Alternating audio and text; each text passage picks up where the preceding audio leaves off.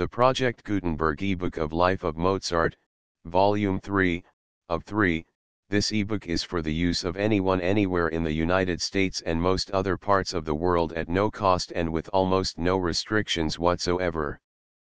You may copy it, give it away or reuse it under the terms of the Project Gutenberg license included with this ebook or online at www.gutenberg.org. If you are not located in the United States, you will have to check the laws of the country where you are located before using this ebook. Title: Life of Mozart, Volume 3, of 3, Author: Otto Jahn. Commentator: George Grove. Translator: Pauline D. Townsend. Release date: August 7, 2013. Ebook number 43413. Language: English. Credits: produced by David Widger. Start of the Project Gutenberg ebook Life of Mozart, Vol. 3, of 3, Life of Mozart by Otto Jahn. Translated from the German by Pauline D. Townsend. With a preface by George Grove, ESQ, DCL. In 3 volumes. Volume 3. London Novello, Ewer & Co. Volume I. Volume 2. FAC Similes. FAC Simile number 1 is of Mozart's letter to Bullinger from Paris, after the death of his mother, see Volume 2, p. 53. FAC Simile number 2 is of the original Ms. of Das Veilchen, now in the possession of Mr. Spire, of Herne Hill, see Volume 2, p. 373. FAC Similes NOS 3 and 4 are sketches illustrative of Mozart's method of composing. Sketch I is described in Volume 2, p. 425. Sketch 2 is a part of Denis's Ode, the words of which are given below. It is noticed in Volume 2, pages 370, 424, O Kalb. Dir Donnerts am Fusse, Doch Blick dein Tausendjähriger Gipfel ruhig auf Welten her. Sie dort wot es sich auf über die Westlichen Wagen her, wolket sich breiter und anender auf es flattert, O Kalb. Segelschwok. Flugelder Hulf. Wie praktig wallet die Fani Britain ens deiner Getruhen verheißeran. Kalb. Sie Waltel aber die Nachsinkt, Sie deckt mit ihren Schwartessen, unholdesten Rabenfittigen Gebirge, Flachen, mir und Bucht und Klippen, wo der Blick Tod des Schiffers, Kiele Spaltand, sitzt. Heinen. Contents Chapter 30. Mozart's Instrumental Music. Chapter XXXV. Mozart as an Opera Composer. Chapter 30. Le Nozze di Figaro. Chapter XXXVII. Mozart in Prague. Chapter 38. Don Giovanni. Chapter 36. Official and Occasional Works. Chapter XL. A Professional Tour. Chapter XLI. Così fan tutte, Chapter XLII. Labor and Poverty. Chapter Slien. Die Zauberflote. Chapter XLIV. Illness and Death. Chapter XLV. The Requiem. Chapter XLVI. At the Grave. Appendix I. Marianne Mozart. Appendix 2. Arrangements of Mozart's church music. Appendix 3. Portraits of Mozart. Appendix 4. List of works and index footnotes. Chapter 30. Mozart's instrumental music. Next to pianoforte music for amateur musical entertainments, the quartet for stringed instruments was the favorite form of chamber music. The performers were occasionally highly cultivated amateurs, but more often professional musicians, thus giving scope for more pretentious compositions. The comparatively small expense involved enabled others besides noblemen, even those of the citizen class who were so inclined, to include quartet playing among their regular entertainments. One Joss Haydn was, as is well known, the musician who gave to the quartet its characteristic form and development. Two other composers had written works for four-stringed instruments, but the string quartet in its well-defined and henceforth stationary constitution was his creation, the result of his life work. It is seldom that an artist has been so successful in discovering the fittest outcome for his individual productiveness. The quartet was Haydn's natural expression of his musical nature. The freshness and life, the cheerful joviality, which are the main characteristics of his compositions, gained ready and universal acceptance for them. Connoisseurs and critics, it is true, were at first suspicious, and even contemptuous, of this new kind of music, and it was only gradually that they became aware that depth and earnestness of feeling, as well as knowledge and skill, existed together with humor in Haydn's quartets. He went on his way, however, untroubled Mozart's instrumental music by the critics, and secured the favor and adherence of the public by an unbroken series of works. Whoever ventured on the same field was obliged to serve under his banner. The widespread popularity of quartet music in Vienna could not fail to impel Mozart to try his forces in this direction. His master was also his attached friend and fellow artist, with whom he stood in the position, not of a scholar, but of an independent artist in noble emulation. The first six quartets belong to the comparatively less numerous works which Mozart wrote for his own pleasure, without any special external impulse. They are, as he says in the dedication to Haydn, the fruit of long and earnest application, and extended over a space of several years. The first, in G major, 387 K, was, according to a note on the autograph manuscript, written on December 31, 1782, the second, in D minor, 421 K, in June, 1783, during Constance's confinement, Volume 2, p. 423, and the third, in E-flat major, 428 K, belongs to the same year. After a somewhat lengthy pause he returned with new zeal to the composition of the quartets. The fourth, in B-flat major, 458 K, was written November 9, 1784, the fifth, in A major, 464 K, on January 10, and the last, in C major, 465 K, on January 14, 1785. It was in February of this year that Leopold Mozart paid his visit to Vienna. He knew the first three quartets, Wolfgang having sent them to him according to custom, and he heard the others at a musical party where Haydn was also present. The warmly expressed approbation of the latter may have been the immediate cause of Mozart's graceful dedication, when he published the quartets during the autumn of 1785, OPU. 3. The popular judgment is usually founded on comparison, and a comparison with Haydn's quartets was even more obvious than usual on this occasion. The Emperor Joseph, who objected to Haydn's tricks and nonsense, Volume 2, Mozart and Klopstock p. 204, requested Dittersdorf in 1786 to draw a parallel between Haydn's and Mozart's chamber music. Dittersdorf answered by requesting the Emperor in his turn to draw a parallel between Klopstock and Gellert, whereupon Joseph replied that both were great poets, but that Klopstock must be read repeatedly in order to understand his beauties, whereas Gellert's beauties lay plainly exposed to the first glance. Dittersdorf's analogy of Mozart with Klopstock, Haydn with Gellert, was readily accepted by the Emperor, who further compared Mozart's compositions to a snuff-box of Parisian manufacture, Haydn's to one manufactured in London. For the Emperor looked at nothing deeper than the respective degrees of taste displayed by the two musicians, and could find no better comparison for works of art than articles of passing fancy, whereas the composer had regard to the inner essence of the works, and placed them on the same footing as those of the, in his opinion, greatest poets of Germany.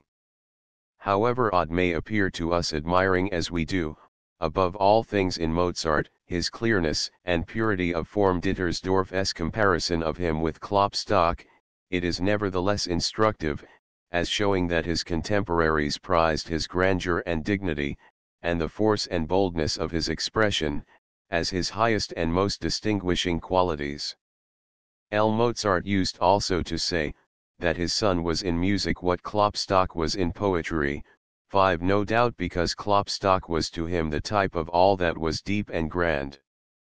But the public did not regard the new phenomenon in the same light. The quality they esteemed most highly in Haydn's quartets was their animated cheerfulness, and his successors, Dittersdorf, Pickle, Pleyel, had accustomed them even to lighter enjoyments.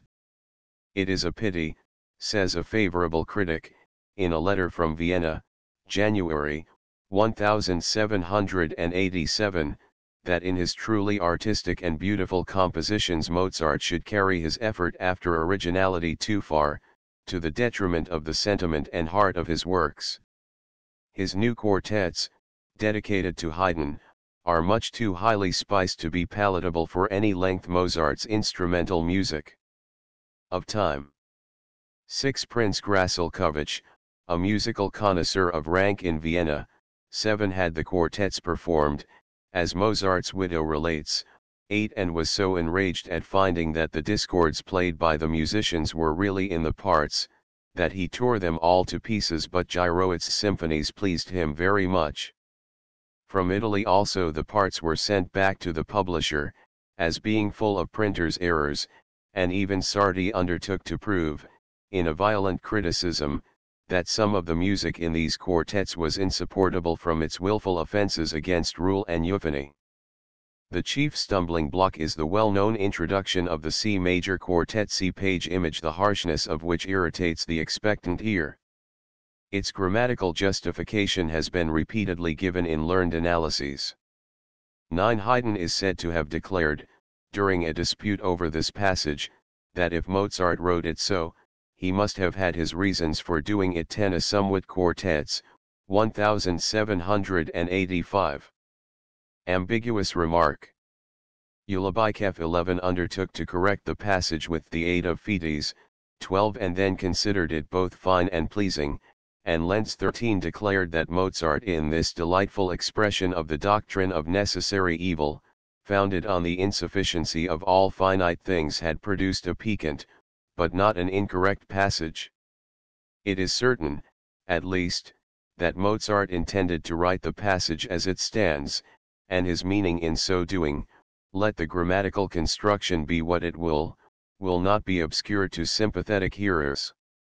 The C major quartet, the last of this first set, is the only one with an introduction. The frame of mind expressed in it is a noble, manly cheerfulness, rising in the andante to an almost supernatural serenity, the kind of cheerfulness which, in life or in art, appears only as the result of previous pain and strife.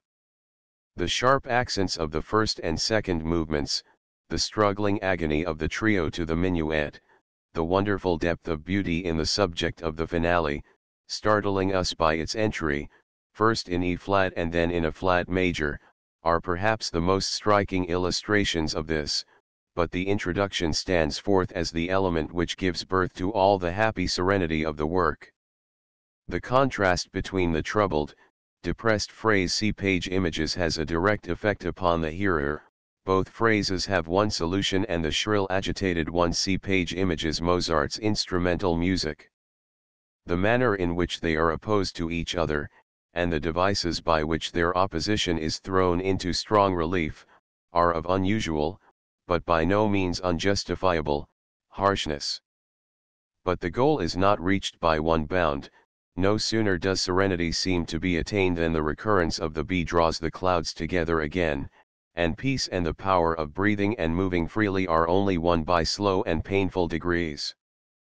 14. Any difference of opinion as to this work at the present day can only exist with regard to minor details, and it will scarcely now be asserted by any one that a piece may be recognized as Mozart's by its rapid succession of daring transitions. 15. We are accustomed to take our standard from Beethoven, and it seems to us almost incredible that a contemporary of Mozart's, the Stuttgart Hofmusikus, Scholl, who acknowledged, it is true, that he belonged to a time when nothing was heard but Italian operas and musicians, should exclaim, 16. What a gulf between a Mozart and a Boccherini! The former leads us over rugged rocks onto a waste, sparsely strewn with flowers, the latter through smiling country, flowery meadows, and by the side of rippling streams. Apart from all differences of opinion or analogies with other works, it may safely be asserted that these quartets are the clear and perfect expression of Mozart's nature. Nothing less is to be expected from a work upon which he put forth all his powers in order to accomplish something that would redound to his master Haydn's honor as well as his own. The form had already, in all its essential points, been determined by Haydn. It is the sonata form, already described, with the addition of the minuet in this application a creation of Haydn's. Mozart appropriated these main Mozart's and Haydn's quartets. Features, without feeling it incumbent on him even to alter them. Following a deeply rooted impulse of his nature, he renounced the light and fanciful style in which Haydn had treated them, seized upon their legitimate points, and gave a firmer and more delicate construction to the whole fabric.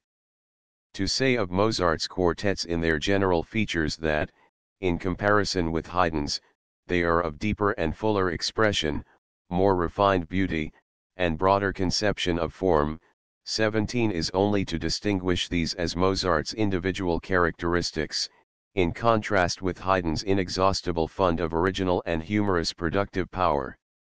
Any summary comparison of the two masters must result in undue depreciation of one or the other, for nothing but a detailed examination would do full justice to them both and explain their admiration of each other. Two circumstances must not be left out of account. Mozart's quartets are few in number compared with the long list of Haydn's. Every point that is of interest in Mozart may be paralleled in Haydn, hence it follows that certain peculiarities found in Haydn's music are predominating elements in Mozart's. Again, Haydn was a much older man, and is therefore usually regarded as Mozart's predecessor, but the compositions on which his fame chiefly rests belong for the most part to the period of Mozart's activity in Vienna, and were not without important influence on the latter. This mutual reaction, so generously acknowledged by both musicians, must be taken into account in forming a judgment upon them. The string quartet offers the most favorable conditions for the development of instrumental music, both as to expression and technical construction, giving free play to the composer in every direction, provided only that he keep within the limits imposed by the nature of his art. Each of the four combined instruments is capable of the greatest variety of melodic construction. They have the advantage over the piano in their power of sustaining the vibrations of the notes, so as to produce song-like effects, nor are they inferior Mozart's instrumental music in their power of rapid movement. Their union enables them to fulfill the demands of complete harmonies, and to compensate by increase of freedom and fullness for the advantages which the pianoforte possesses as a solo instrument.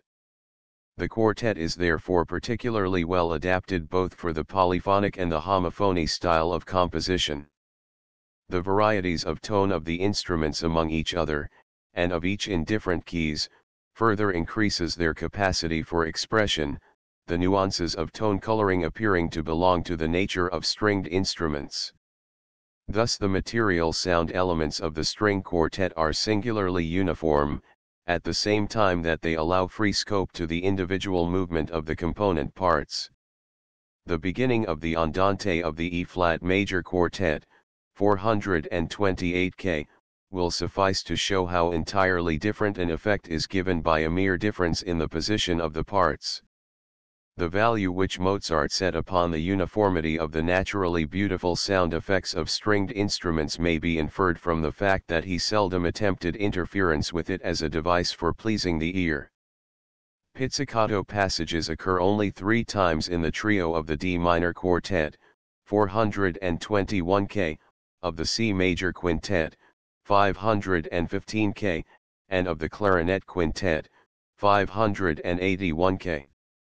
And each time as the gentlest form of accompaniment to a tender melody. He was not prone either to emphasize bass passages by pizzicato, and has done so only in the second adagio of the G minor quintet, 516 K, and in the first movement of the horn quintet, 407 K. Nor is the muting, formerly so frequent, made use of except in the first adagio of the G minor quartet and in the larghetto of the clarinet quintet. It need scarcely be said that an equal amount of technical execution and musical proficiency was presupposed in each of the performers. This is especially noticeable in the treatment of the violoncello. It is not only put on a level with the other instruments as to execution, but its many-sided character receives due recognition, and it is raised from the limited sphere of a bass part into one of complete independence. The favorite comparison of the quartet with a conversation between four intellectual persons holds good in some Mozart string quartets. Degree, if it is kept in mind that the intellectual participation and sympathy of the interlocutors, although not necessarily languishing in conversation, are only audibly expressed by turns, whereas the musical embodiment of ideas must be continuous and simultaneous. The comparison is intended to illustrate the essential point that every component part of the quartet stands out independently, according to its character, but so diffidently that all cooperate to produce a whole which is never at any moment out of view. An effect so massive as to absorb altogether the individual parts would be as much out of place as the undue emphasizing of any one part and the subordination of the others to it.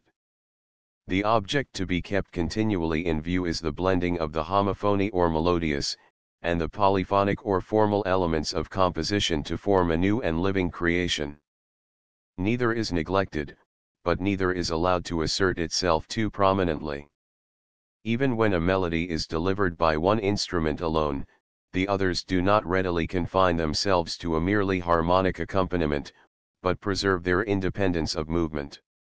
Infallible signs of a master hand are visible in the free and ingenious adaptation of the bass and the middle parts to the melodies, and, as a rule, the characteristic disposition of the parts gives occasion for a host of interesting harmonic details. The severer forms of counterpoint only appear in exceptional cases, such as the last movement of the first quartet, in G major, 387 K. The intention is not to work out a subject in a given form, but to play freely with it, presenting it from various interesting points of view by means of combinations, analysis, construction, and connection with fresh contrasting elements.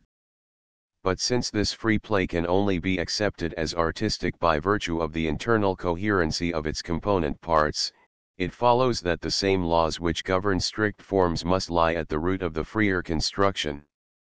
In the same way a conversation, even though severe logical disputation may be studiously avoided, adheres to the laws of logic while letting fall here a main proposition, there a subordinate idea, and connecting apparent incongruities by means of association of ideas.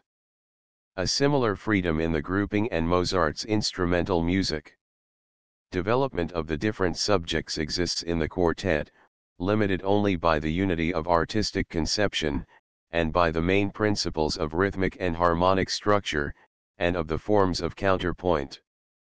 This is most observable when an apparently unimportant phrase is taken up, and by its interesting development formed into an essential element of the whole, as in the first movement of the third quartet, in B-flat major, 458 K, where a figure C page image at the close of a lengthy subject is first repeated by the instruments separately, with a mocking sort of air, and afterwards retained and treated as the germ of numerous freely developed images. In publishing these 6 quartets together, Mozart certainly did not intend them to be regarded in all their parts as one whole. His object was to bring to view the many-sidedness of expression and technical treatment of which this species of music was capable. The first quartet, in G major, 387 K, and the fourth, in E-flat major, 428 K, have a certain relationship in their earnest and sustained tone, but how different is the expression of energetic decision in the first from that of contemplative reserve in the fourth, a difference most noticeable in the andantes of the two quartets.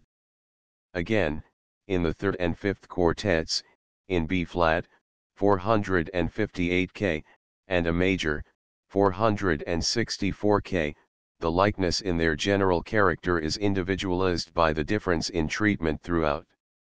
The second quartet, in D minor, 421 K, and the sixth, in C major, 465 K, stand alone, the former by its affecting expression of melancholy, the latter by its revelation of that higher peace to which a noble mind attains through strife and suffering. An equal wealth of characterization and technical elaboration meets us in a comparison of the separate movements. The ground plan of the first movement is the usual one, and the center of gravity is always the working out at the beginning of the second part, which is therefore distinguished by its length as a principal portion of the movement. The working out of each quartet is peculiar to itself.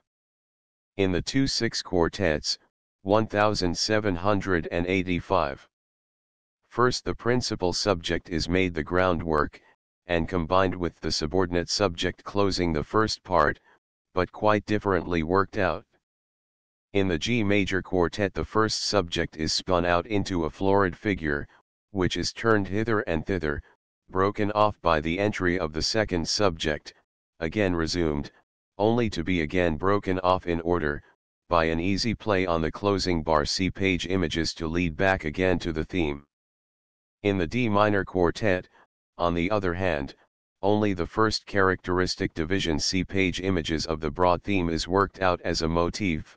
The next division, somewhat modified. See page images, is imitated and adorned by the final figure. See page images. The first part of the third quartet, in B-flat major, has not the usual sharply accented second subject. The second part makes up for this in a measure by at once introducing a new and perfectly formed melody, followed by an easy play. With a connecting passage, this is invaded by the analogous motif of the first part. See page images, which brings about the return to the first part. The peculiar structure of the movement occasions the repetition of the second part, whereupon a third part introduces the chief subject anew, and leads to the conclusion in an independent Mozart's instrumental music way. In the E-flat major quartet the interest depends upon the harmonic treatment of an expressive triplet passage connected with the principal subject. The first subject of the fifth quartet, in A major, is indicated from the very beginning as a suitable one for imitative treatment, and very freely developed in the working out section. In the last quartet in C major also, the treatment of the principal subject is indicated at once, but the importance of the modest theme is only made apparent by the harmonic and contrapuntal art of its working out, leading to the expressive climax of the coda and the conclusion. The slow movements of the quartets are the mature fruit of deep feeling and masterly skill. With fine discrimination the consolatory andante of the melancholy D minor quartet is made easy, but so managed as to express the character of ardent longing, both in the ascending passage. See page image, and in the tendency to fall into the minor key. The andante of the fourth quartet, in E-flat major, forms a complete contrast to this. Its incessant harmonic movement only allows of pregnant suggestions of melodies, and is expressive of a self-concentrated mood, rousing itself with difficulty from mental abstraction. But the crown of them all in delicacy of form and depth of expression is the andante of the last quartet, in C major. It belongs to those wonderful manifestations of genius which are only of the earth in so far as they take effect upon human minds, which soar aloft into a region of blessedness where suffering and passion are transfigured. The minuets are characteristic of Mozart's tendencies as opposed to Haydn's. The inexhaustible humor, the delight in startling and whimsical fancy, which form the essence of Haydn's minuets, occur only here and there in Mozart's. 6 quartets, 1785. They are cast in a nobler mold, their distinguishing characteristics being grace and delicacy, and they are equally capable of expressing merry drollery and strong, even painful, emotion. Haydn's minuets are the product of a laughter-loving national life, Mozart's give the tone of good society. Especially well defined in character are the minuets of the D minor and C major quartets, the former bold and defiant, the latter fresh and vigorous. Delicate detail in the disposition of the parts is common to almost all of them, keeping the interest tense and high, and there are some striking peculiarities of rhythmical construction. Among such we may notice the juxtaposition of groups of 8 and 10 bars, so that 2 bars are either played prematurely, as in the minuet of the first quartet, or inserted, as in the trio of the B-flat major quartet. 18. The 10-bar group in the minuet of the D minor quartet is more complicated, because more intimately blended, and still more so is the rhythm of the minuet in the fourth quartet, where the detached unequal groups are curiously interlaced.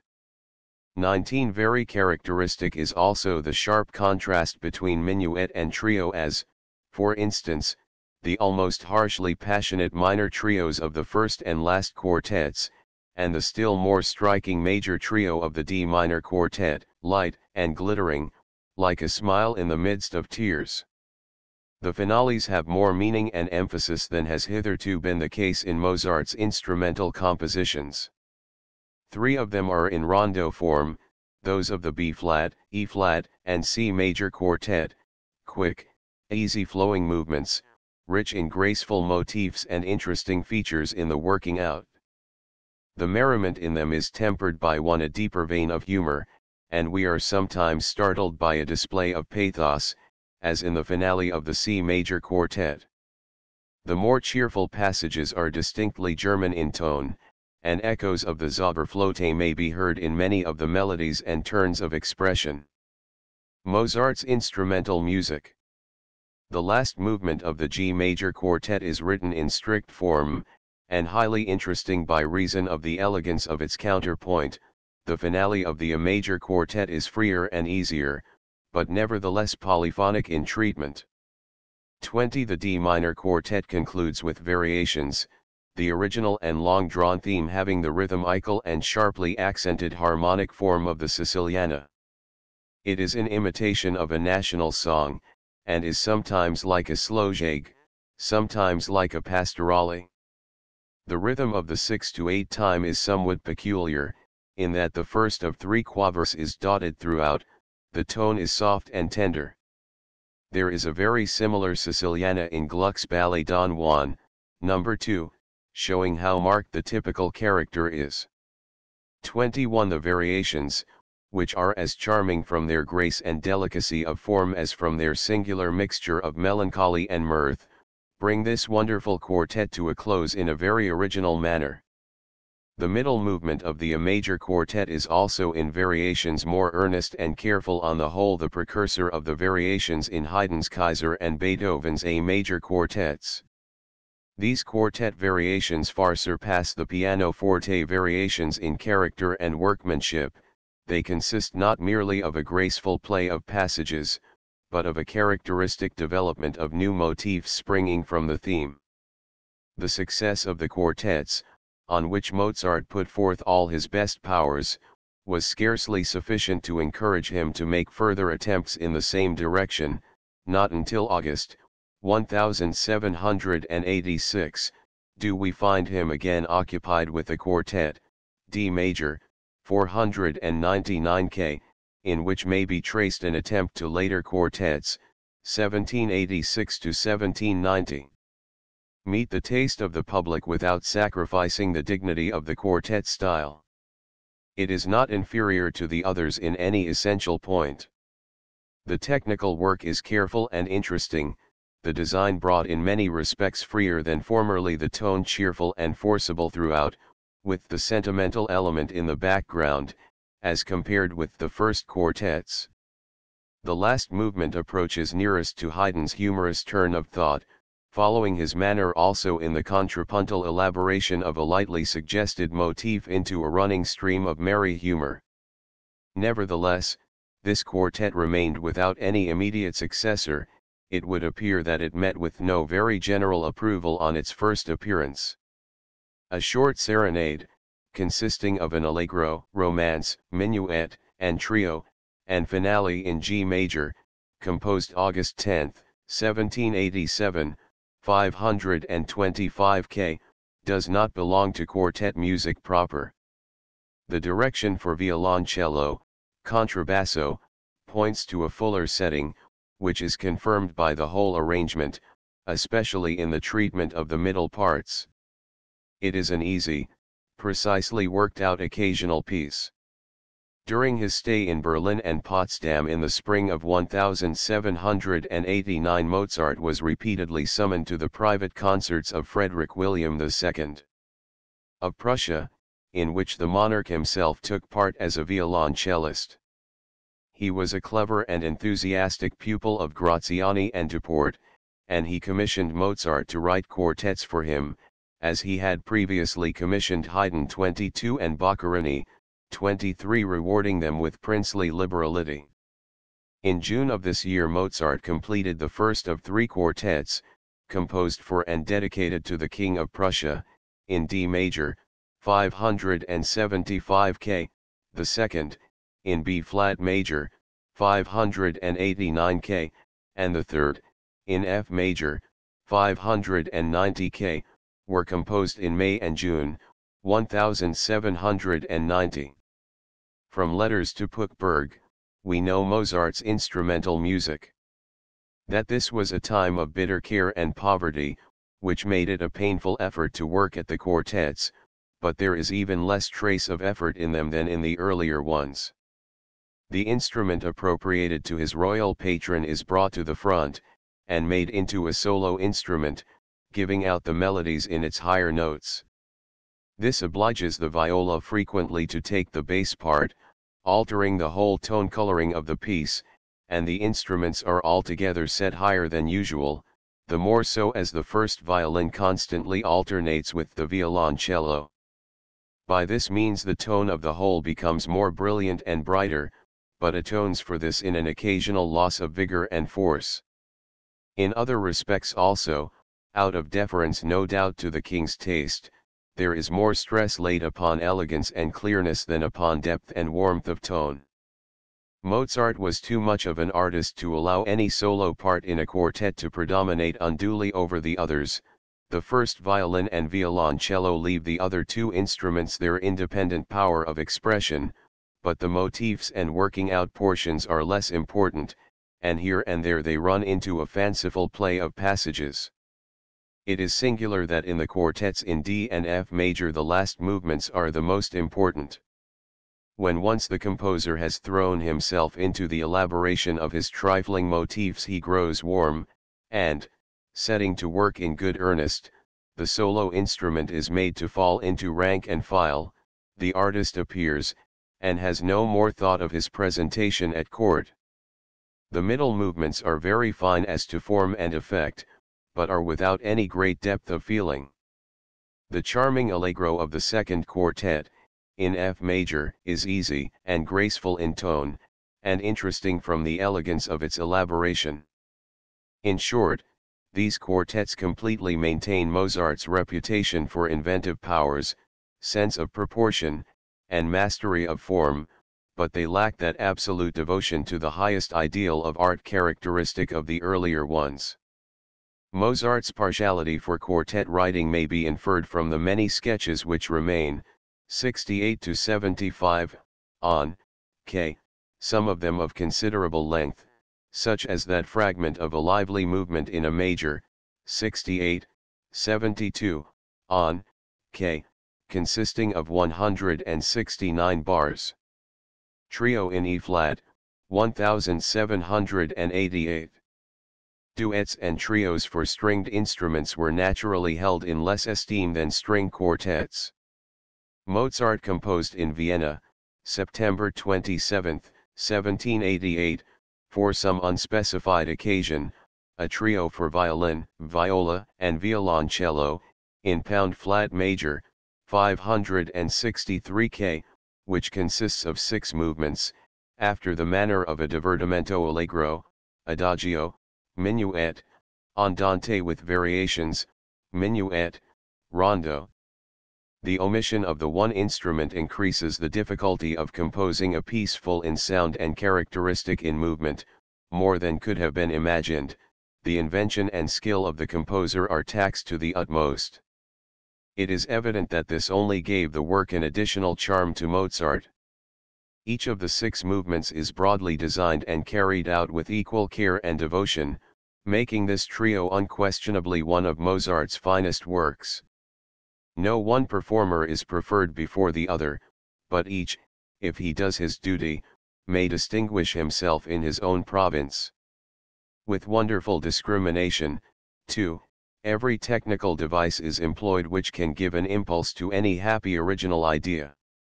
How beautifully, for instance, is the simple violoncello passage which ushers in the Adagio C page images transformed into the emphatic one for the violin coined in due time, with climacteric effect, by the viola and violoncello. The violin jumps in the same Adagio are effective only in their proper position, and all the resources at command are made subservient to the art which is to produce the living work. Mozart's instrumental music. The variations demand special attention. The theme is suggestive of a national melody, and its effect is heightened by the different treatment of each part when repeated, which also gives fullness and variety to the variations. Each of these is artistically worked out in detail and of distinctly individual character. The last is especially remarkable, in which the viola, to a very lively figure, carries out the theme in its simplest enunciation as a true cantus firmus. The whole impression is one of freshness and beauty of conception, elevated and enlivened by the difficulties which offered themselves. Nothing more charming can be imagined than the first trio of the second minuet. Its tender purity charms us like that of a flower gleaming through the grass. Haydn seems to have made no use of the increased resources offered by the quintet, although other musicians, Boccherini, for instance, cultivated this branch. It would appear to have been for some particular occasions that Mozart composed 4 great string quintets, in which he followed the track laid out in the first quartets. 2 were composed in the spring of 1787, after his return from Prague. 24 C major, composed April 19, 1787, 515 K. G major, composed May 16, 1787, 516 K. The other 2 D major, composed December, 1790, 593 K. E flat major, composed April 12, 1791, 614 K. At short intervals, at the earnest solicitation of a musical friend, as the publisher's announcement declares. 25 Mozart doubles the viola. 26 Not like Boccherini in his 155 quintets, the violoncello. 27 Whereby little alteration in tone, color, or structure is effected. The doubling of the violoncello gives it a predominance which its very charm of tone, the quintet, renders all the more dangerous, whereas the strengthening of the less strongly accentuated middle parts by the addition of a viola gives freer scope for a lengthy composition. The additional instrument gives increase of freedom in the formation of melodies and their harmonic development, but it also lays on the composer the obligation of providing independent occupation for the enlarged parts.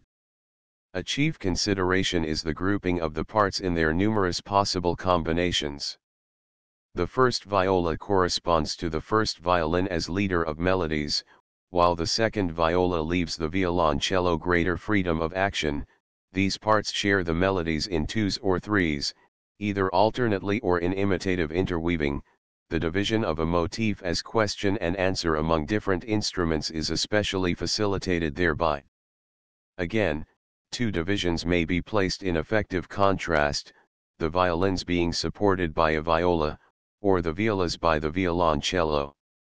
But the device first used by Haydn in his quartets, of giving two parts in octaves, is perhaps the most effective in the quintets, a threefold augmentation being even employed in the trio of the E-flat major quintet, 614 K. Finally, it is easier to strengthen the violoncello by the viola here than it is in the quartet. It is not that all these resources are out of reach for the quartet, but that they find freer and fuller scope in the quintet. The effect of the quintet is not massive, it rests on the characteristic movement of the individual parts, and demands greater freedom in order that this movement of manifold and differing forces may be well ordered and instinct with living power. The increased forces require greater space for their activity, if only on account of the increased mass of sound. If the middle parts are to move freely without pressing on each other, the outer parts must be farther apart, and this has a decided influence on the melodies and the sound effects, the general impression becoming more forcible and brilliant. The dimensions must also be increased in other directions. A theme, to be divided among 5 parts, and a working out which is to give each of them fair play, must be planned from the first. The original motif of the first allegro of the C major quintet, 515 K.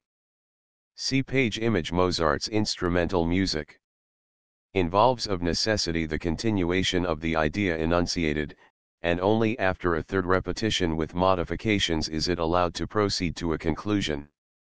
It has thus become too far developed to allow of a repetition of the whole theme. It starts again in C minor, is further developed by harmonic inflections, and after a short byplay on a tributary, it is again taken up and leads on to the second theme. We have thus a complete organic development of the first motif. The second theme is then of course carried out, and finally we have the broadly designed motif which brings the part to a conclusion in a gradually increasing crescendo for all the parts. The whole movement thus gains considerably in dimensions. The motif of the first movement of the E-flat major quintet, 614 K. See page image is precisely rendered. But it is the germ whence the whole movement is to spring, all beyond itself is suggested by this motif, and is important only in relation thereto. The unfettered cheerfulness which runs through the whole of the movement is expressed in these few bars, given by the violas like a call to the merry chase. The opening of the C major quintet prepares us in an equally decided manner for what is to follow. The decision and thoughtfulness which form the ground tone of the whole movement, in spite of its lively agitation, are calmly and clearly expressed in the first few bars. The G minor quintet begins very differently, with a complete melody of 8 bars, repeated in a different key. Few Mozart's G minor quintet. Instrumental compositions express a mood of passionate excitement with such energy as this G minor quintet. We feel our pity stirred in the first movement by a pain which moans, sighs, weeps, is conscious in its ravings only of itself, refuses to take note of anything but itself, and finds its only consolation in unreasoning outbreaks of emotion, until it ends exhausted by the struggle. But the struggle begins anew in the minuet, and now there is mingled with it a feeling of defiant resentment, showing that there is some healthy force still remaining. In the second part a memory of happy times involuntarily breaks in, but is overcome by the present pain. Then the trio bursts forth irresistibly, as if by a higher power, proclaiming the blessed certainty that happiness is still to be attained. One of those apparently obvious touches, requiring nevertheless the piercing glance of true genius, occurs when, after closing the minuet in the most sorrowful minor accents, see page image, Mozart introduces the trio with the same inflection in the major and proceeds to carry it out in such a manner that only a whispered longing may be detected underlying the gently dying sounds of peace. This turn of expression decides the further course of the development. The next movement, Adagio ma non troppo, con sordini, gives us an insight into a mind deeply wounded, tormented with self-questionings, earnest reflection, doubt, resolve, outbreaks of smothered pain alternate with each other, until a yearning Mozart's instrumental music cry for comfort arises, tempered by the confident hope of an answer to its appeal, and so the movement ends in the calm of a joyful peace instead of, as the first, in the silence of exhaustion. The conquered pain breaks out again in the introduction to the last movement, but its sting is broken, it dies away to make room for another feeling. The new emotion is not merely resignation, but joy, the passionate consciousness of bliss, just as inspired, just as restlessly excited as the previous pain. But the exultant dithyramb has not the same engrossing interest for the hearers. Man is readier to sympathize with the sorrows of others than with their joys, although he would rather bear his sorrow alone than his joy. This complete change of mood may well excite a suspicion of fickleness, but it is not the less true that the anguish of the first movement, and the exultation of the last, belong to one and the same nature, and are rendered with absolute truth of artistic expression. We turn involuntarily from the artist to the man after such a psychological revelation as this, and find traces of Mozart's nature unmistakably impressed on his work. But we may seek in vain for any suggestion of the work in his actual daily life. At the time when he wrote this quintet his circumstances were favorable. He had only lately returned from Prague covered with honor and substantial rewards, and he was enjoying an intercourse with the Jacquin family which must have been altogether pleasurable to him. It is true that he lost his father soon after, May 26, but a recollection of the letter which he addressed to him with the possibility of his death in view, Volume 2, p. 323, Mozart being at the time engaged on the C major quintet, will prevent our imagining that the mood of the G minor quintet was clouded by the thought of his father's approaching decease. The springs of artistic production flow too deep to be awakened by any of the accidents of life. The artist, indeed, can only give what is in him and what he has himself experienced, but Goethe's saying holds good of the musician as well as of the poet or painter: he reveals nothing that he has not felt, but nothing as he felt it. The main characteristics of the other quintets are calmer Mozart's quintets, and more cheerful, but they are not altogether wanting in energetic expression of passion. The sharper characterization made necessary by the division of the music among a greater number of instruments was only possible by means of the agitation and restless movement of the parts, even when the tone of the whole was quiet and contained. We find therefore various sharp or even harsh details giving zest to the whole, such, for instance, as the use of the minor ninth and the comparatively frequent successions of ninths in a circle of fifths, and the quintets have apparently been a mine of wealth to later composers, who have made exaggerated use of these dangerous stimulants. Greater freedom of motion stands in close connection with the better defined characterization of the quintets. Polyphony is their vital element. The forms of counterpoint became more appropriate as the number of parts increased. The finales to the quintets in D and E flat major, 573, 614, K, showed that Mozart was able to make use of the very strictest forms upon occasion. Both movements begin in innocent lightheartedness, but severe musical combinations are developed out of the airy play of fancy. Ideas which have only been, as it were, suggested are taken up and worked out.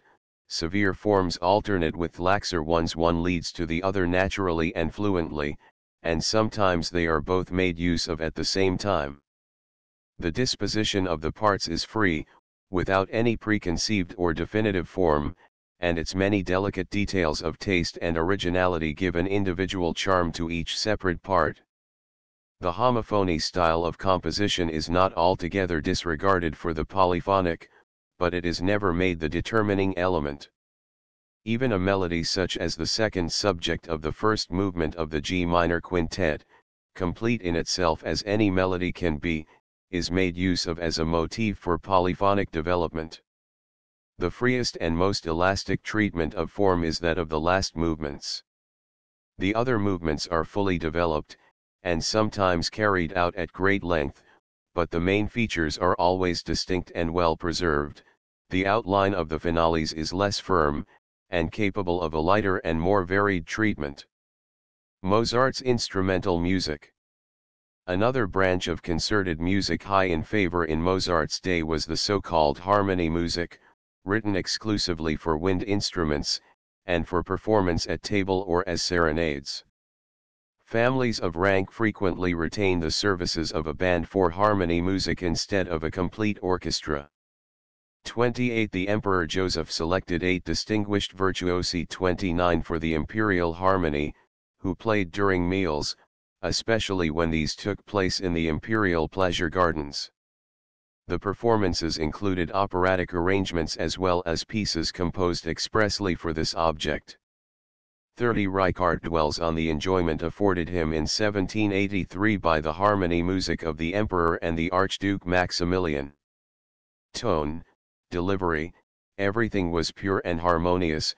Some movements by Mozart were lovely, but unluckily nothing of Haydn's was performed. 31. First-class taverns supported their own harmony bands, in order that the guests might not be deprived of this favorite accompaniment to their meals. 32. Besides the great serenades, intended for public performance, the old custom was still practiced of writing stand-chen, 33 for performance under the window of the person who was to be thus celebrated, and the general desire that such pieces should be new and original provided composers with almost constant employment on them. 34. Wind instruments were most in vogue for this night music. The instruments were usually limited to 2 clarinets, 2 horns, and 2 bassoons, strengthened serenades for wind instruments. Sometimes by 2 oboes. Such 8-part harmonies sufficed both the Emperor and the Elector of Cologne as table music and for serenades, and at a court festival at Berlin in 1791 the music during the banquet was thus appointed. 35. The stand-chen, in Così fan tutte, 21, and the table music, in the second finale of Don Giovanni, are imitations of reality. Mozart did not neglect the opportunities thus afforded him of making himself known during his residence in Vienna.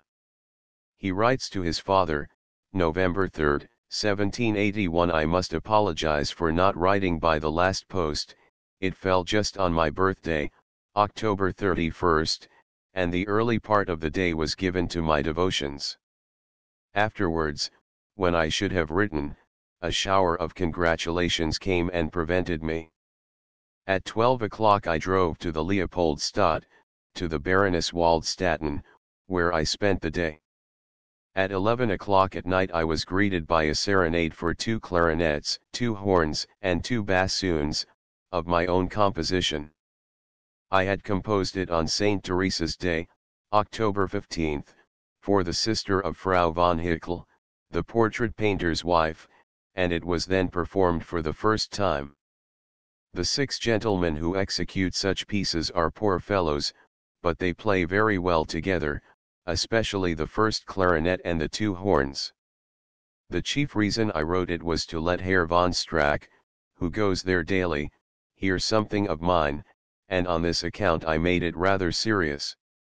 It was very much admired. It was played in 3 different places on St. Teresa's night.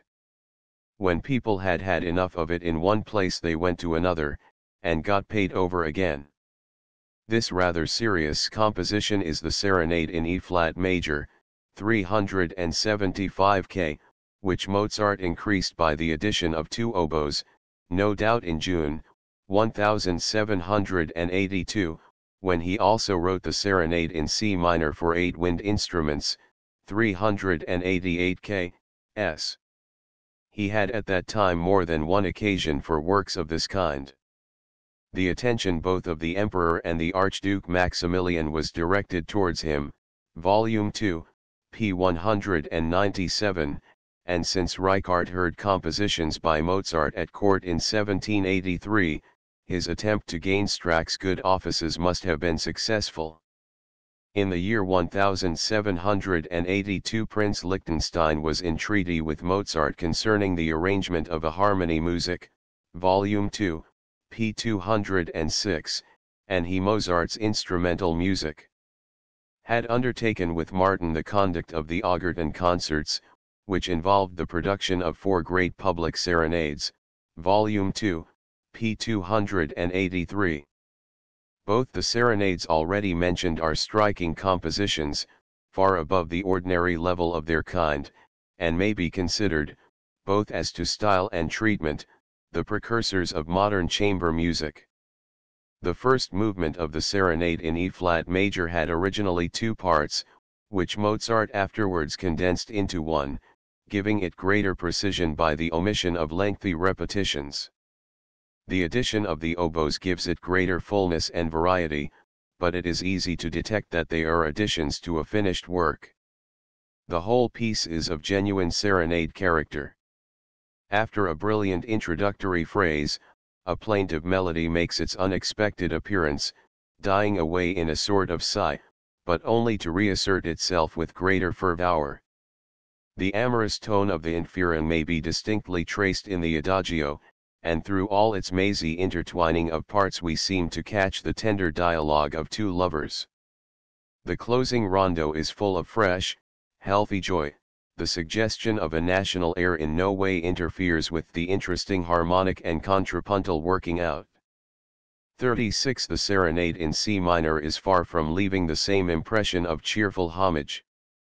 The seriousness of its tone is not that of sorrow or melancholy, but, especially in the first movement, of strong resolution. The second theme is especially indicative of this, its expressive melody being further noteworthy by reason of its rhythmical structure. It consists of 2 6-bar phrases, of which the first is formed of 2 sections of 3 bars each. See page image. After the repetition of this, the second phrase follows, formed from the same melodic elements, but in 3 sections of 2 bars each. See page image. Serenade in C minor. And also repeated. On its first occurrence it forms a fine contrast to the passionate commencement, and lays the foundation for the lively and forcible conclusion of the first part, while in the second part its transposition into the minor prepares the way for the gloomy and agitated conclusion of the movement. The calmer mood of the andante preserves the serious character of the whole, without too great softness or languor of expression. Mozart has perpetrated a contrapuntal joke in the minuet. The oboes and bassoons lead a 2-part canon in octave, while the clarinets and horns are used as 2d parts. In the 4-part trio the oboes and bassoons again carry out a 2-part canon, al rovescio, in which the answering part exactly renders the rhythm and intervals. The latter, however, inverted. See page image. Tricks of this kind should always come as this does, without apparent thought or effort, as if they were thrown together by a happy chance, the difficulties of form serving only to give a special flavor to the euphonious effect. The last movement, variations, passes gradually from a disquieted anxious mood into a calmer one, and closes by a recurrence to the subject in the major, with freshness and force. Mozart's instrumental music. This serenade is best known in the form of a quintet for stringed instruments, to which Mozart adapted it apparently before 1784, 506 K. Nothing essential is altered, only the middle parts, accompaniment passages, and C, are somewhat modified. Some of the passages and movements, however, especially the andante and finale, have lost considerably by the altered tone coloring. Various divertimenti for wind instruments, which have been published under Mozart's name, have neither external nor internal signs of authenticity. 37. An adagio in B-flat major for 2 clarinets and 3 basset horns, 411 K, concerning which little is known, stands alone of its kind. 38. The combination of instruments points here as elsewhere, Volume 2, pages 361, 410, to some special, perhaps Masonic occasion, the more so as a detached and independent adagio could only have been written with a definite object in view.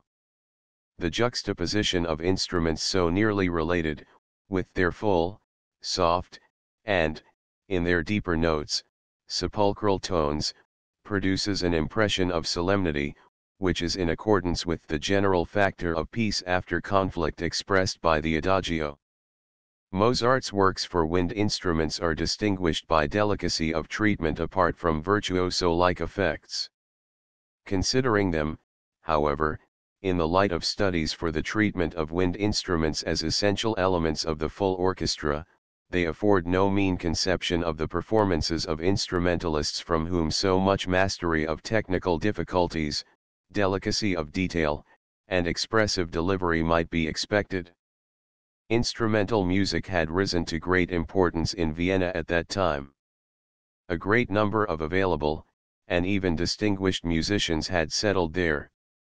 Besides the two admirably appointed imperial orchestras, and the private bands attached to families of rank, there were various societies of musicians ready to form large or small orchestras when required, and public and private concerts were, as we have seen, of very frequent occurrence. The Vienna Orchestra. The appointment was, as a rule, weak, when judged by the standard of the present day. The opera orchestra contained 1 of each wind instrument, 6 of each violin, with 4 violas, 3 violoncelli, and 3 basses. 39 On particular occasions the orchestra was strengthened, Volume 2, p. 173, but most of the orchestral compositions betray by their treatment that they were not intended for large orchestras. The purity and equality of tone and the animated delivery of the Vienna orchestra is extolled by a contemporary, who seems to have been no connoisseur, but to have faithfully rendered the public opinion of the day. 40 Of greater weight is the praise of Nicolai, a careful observer, who compared the performances of the Vienna orchestra with those of other bands. 41 He asserted, when he heard the Munich orchestra soon after, that it had far surpassed his highly wrought expectations of Mannheim, and that he had been perfectly astonished at the commencement of an allegro. 42 It was not a matter of small importance, therefore, that Mozart should have learnt all that could be learnt from the orchestras of Mannheim, Munich, and Paris, and then found in Vienna the forces at command wherewith to perfect this branch of his art. In this respect he had a great advantage over Haydn, who had only the Esterhazy band at his disposal, and never heard great instrumental performances except during his short stays in Vienna. Mozart had much to do with raising the Vienna orchestra, particularly in the wind instruments, to its highest pitch of perfection. Among contemporary composers, who strove to turn to the best account the advantages of a fuller instrumentation, Haydn undoubtedly claims the first rank. It is his incontestable merit to have opened the way in his symphonies to the free expression of artistic individuality in instrumental music, to have defined its forms, and developed Mozart's instrumental music. Them with the many-sidedness of genius, he did not, however, bequeath to Mozart, but rather received from him the well-appointed, fully organized, and finely proportioned orchestra of our day. In his old age Haydn once complained to Kalkbrenner that death should call man away before he has accomplished his lifelong desires. I have only learned the proper use of wind instruments in my old age, and now I must pass away without turning my knowledge to account. 43 The first of the 7 Vienna symphonies is in D major, Part 5, 384 K, likely 385 kDW, and was composed by Mozart, at his father's wish, for a Salzburg fete in the summer of 1782. He wrote it under the pressure of numerous engagements in less than a fortnight, sending the movements as they were ready to his father, Volume 2, p. 211. No wonder that when he saw it again he was quite surprised, not remembering a word of it. For performance in Vienna, March 3, 1783, he reduced it to the usual 4 movements by the omission of the march and of one of the minuets, and strengthened the wind instruments very effectively in the first and last movement by flutes and clarinets. A lively, festive style was called for by the occasion, and in the treatment of the different movements the influence of the old serenade form is still visible. The first allegro has only one main subject, with which it begins. This subject enters with a bold leap see page image and keeps its place to the end with a life and energy enhanced by harsh dissonances of wonderful freshness and vigor. The whole movement is a continuous treatment of this subject, no other independent motif occurring at all. The first part is therefore not repeated, the working out section is short, and the whole movement differs considerably from the usual form of a first symphony movement. The andante is in the simplest lyric form, pretty and refined, but nothing more. The minuet is fresh and brilliant, volume I, p. 219. The D major symphony. The tolerably long drawn-out concluding rondo is lively and brilliant, and far from insignificant, though not equal to the first movement in force and fire. A second symphony was written by Mozart in great haste on his journey through Linz in November, 1783, it was apparently that in C major, Part 6, 425 K, which with another short symphony in G major, Part 6, 444 K, bears clear traces of Haydn's influence, direct and indirect. Note, by M. Haydn the introduction only by Mozart. D.W., several years lie between these symphonies and the next in D major, Part 1, 504 K.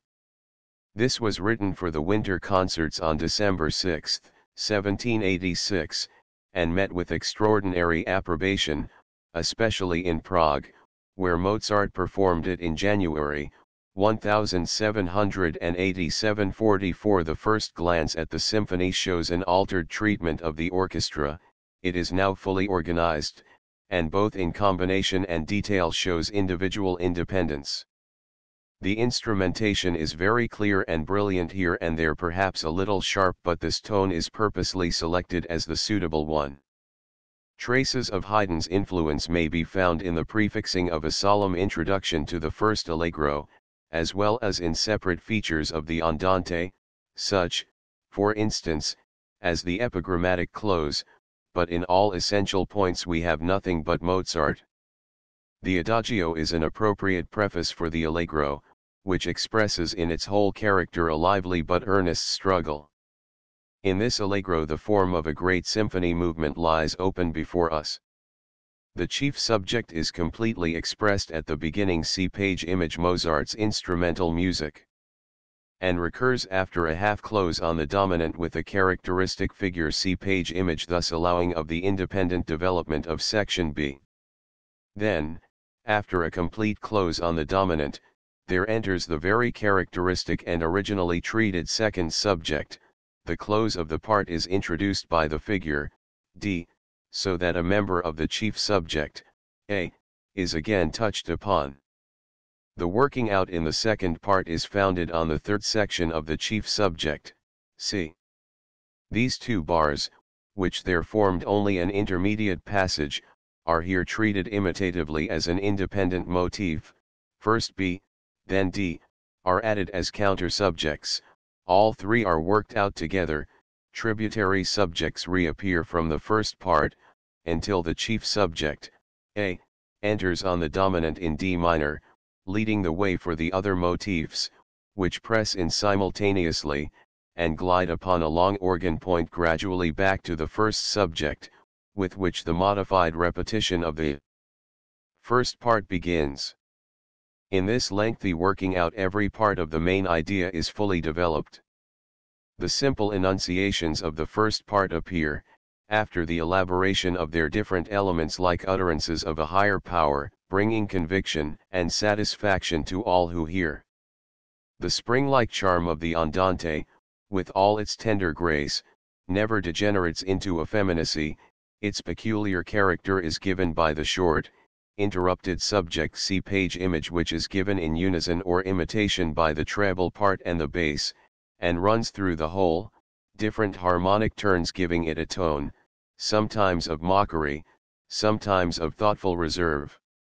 The last movement, for this symphony has no minuet, displays the greatest agitation and vivacity. Symphonies, 1788. Without any license, in this it accords with the restraint which characterizes the other movements.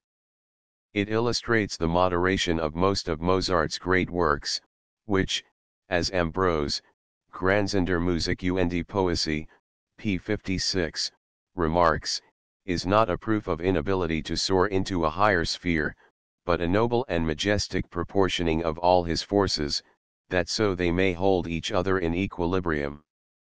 The essence of the work, to borrow the aesthetic expression of the ancients, is ethic rather than pathetic. Character, decision, stability find expression there rather than passion or fleeting excitement. A year and a half passed before Mozart again turned his attention to the composition of symphonies. Then, in the summer of 1788, within 2 months, he composed the 3 symphonies in E-flat major, June 26, G minor, July 25, and C major, August 10, the compositions which most readily occur to us when Mozart's orchestral works come under discussion. The production of such widely differing and important works within so short a space of time affords another proof that the mind of an artist works and creates undisturbed by the changing impressions of daily life, and that the threads are spun in secret which are to form the weft and woof of a work of art. The symphonies display Mozart's perfected power of making the orchestra, by means of free movement and song-like delivery, into the organ of his artistic mood. As Richard Wagner says, the longing sigh of the great human voice, drawn to him by the loving power of his genius, breathes from his instruments. He leads the irresistible stream of richest harmony into the heart of his melody, as though with anxious care he sought to give it, by way of compensation for its delivery by mere instruments, the depth of feeling and ardor which lies at the source of the human voice as the expression of the unfathomable depths of the heart. 45. Mozart's instrumental music. This result can only be attained by the most delicate appreciation of the various capacities of each individual instrument. The very diversity of tone coloring which characterizes these symphonies shows the masterly hand with which Mozart chooses and blends his tones, so that every detail shall come to full effect. It would not be easy to find places in which the sound effect does not correspond with the intention, as he imagined it and willed it, so it sounds, and the same certainty, the same moderation, is apparent in every part of the artistic construction. The Symphony in E-flat major, 543 K, Part 3, is a veritable triumph of euphony. Mozart has employed clarinets here, and their union with the horns and bassoons produces that full, mellow tone which is so important an element in the modern orchestra. The addition of flutes gives it clearness and light, and trumpets endow it with brilliancy and freshness.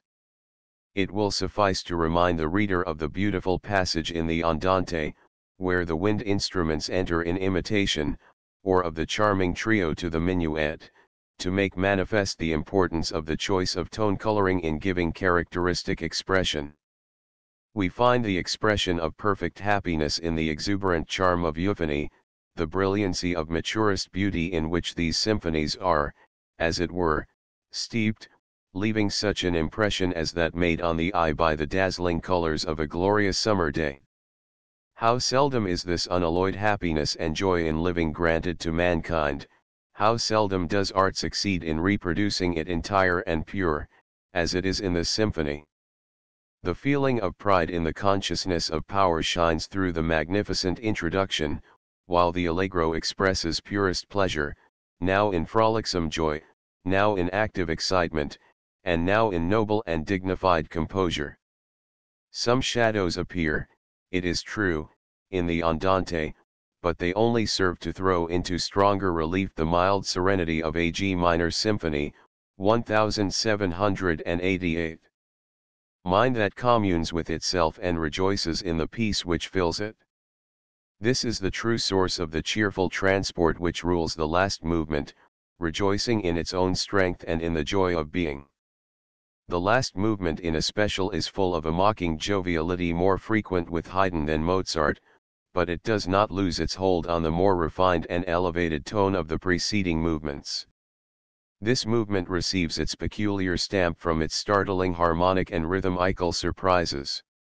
Thus it has an extremely comic effect when the wind instruments try to continue the subject begun by the violins, but because these pursue their way unheeding, are thrown out as it were, and break off in the middle. This mocking tone is kept up to the conclusion, which appears to Nagili, for Lessingen, p. 158, so noisily inconclusive, so stillos unchly ascend, such a bang, that the unsuspecting hearer does not know what has happened to him. 46. The G minor symphony affords a complete contrast to all this, 550 K, Part 2. Sorrow and complaining take the place of joy and gladness. The Pianoforte Quartet, composed August, 1785, and the Quintet, composed May 16, 1787, in G minor are allied in tone, but their sorrow passes in the end to gladness or calm, whereas here it rises in a continuous climax to a wild merriment, as if seeking to stifle care. The agitated first movement begins with a low plaintiveness, which is scarcely interrupted by the calmer mood of the second subject. 47. The working out of the second part intensifies the gentle murmur. See page image Mozart's instrumental music. Into a piercing cry of anguish, but, strive and struggle as it may, the strength of the resistance sinks again into the murmur with which the movement closes. The andante, on the contrary, is consolatory in tone, not reposing on the consciousness of an inner peace, but striving after it with an earnest composure which even attempts to be cheerful. 48. The minuet introduces a new turn of expression. A resolute resistance is opposed to the foe, but in vain, and again the effort sinks to a moan. Even the tender comfort of the trio, softer and sweeter than the andante, fails to bring lasting peace. Again the combat is renewed, and again it dies away, complaining. The last movement brings no peace, only a wild merriment that seeks to drown sorrow, and goes on its course in restless excitement. This is the most passionate of all Mozart's symphonies, but even in this he has not forgotten that music, when expressing horrors, must still be music. Volume 2, p. 239. 49. Goethe's words concerning the Laocoon are applicable here. Werke XXIV, p. 233. We may boldly assert that this work exhausts its subject, and fulfills every condition of art. It teaches us that though the artist's feeling for beauty may be stirred by calm and simple subjects, it is only displayed in its highest grandeur and dignity when it proves its power of depicting varieties of character, and of throwing moderation and control into its representations of outbreaks of human passion. And in the same sense in which Goethe ventured to call the Laocoon graceful, none can deny the grace of this symphony, in spite of much harshness and C major symphony. Keenness of expression.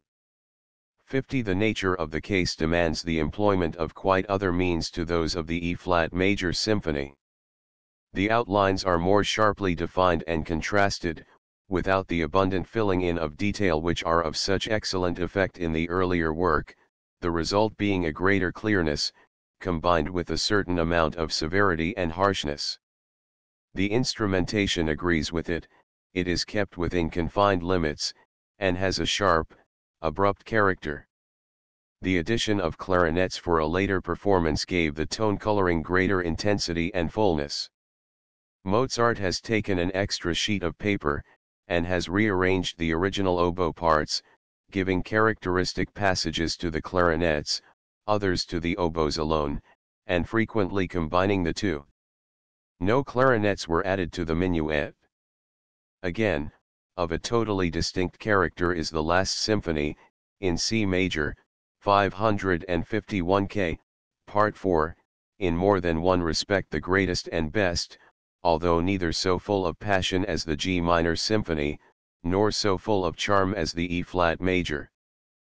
51. Most striking is the dignity and solemnity of the whole work, manifested in the brilliant pomp in the first movement, with its evident delight in splendid sound effects.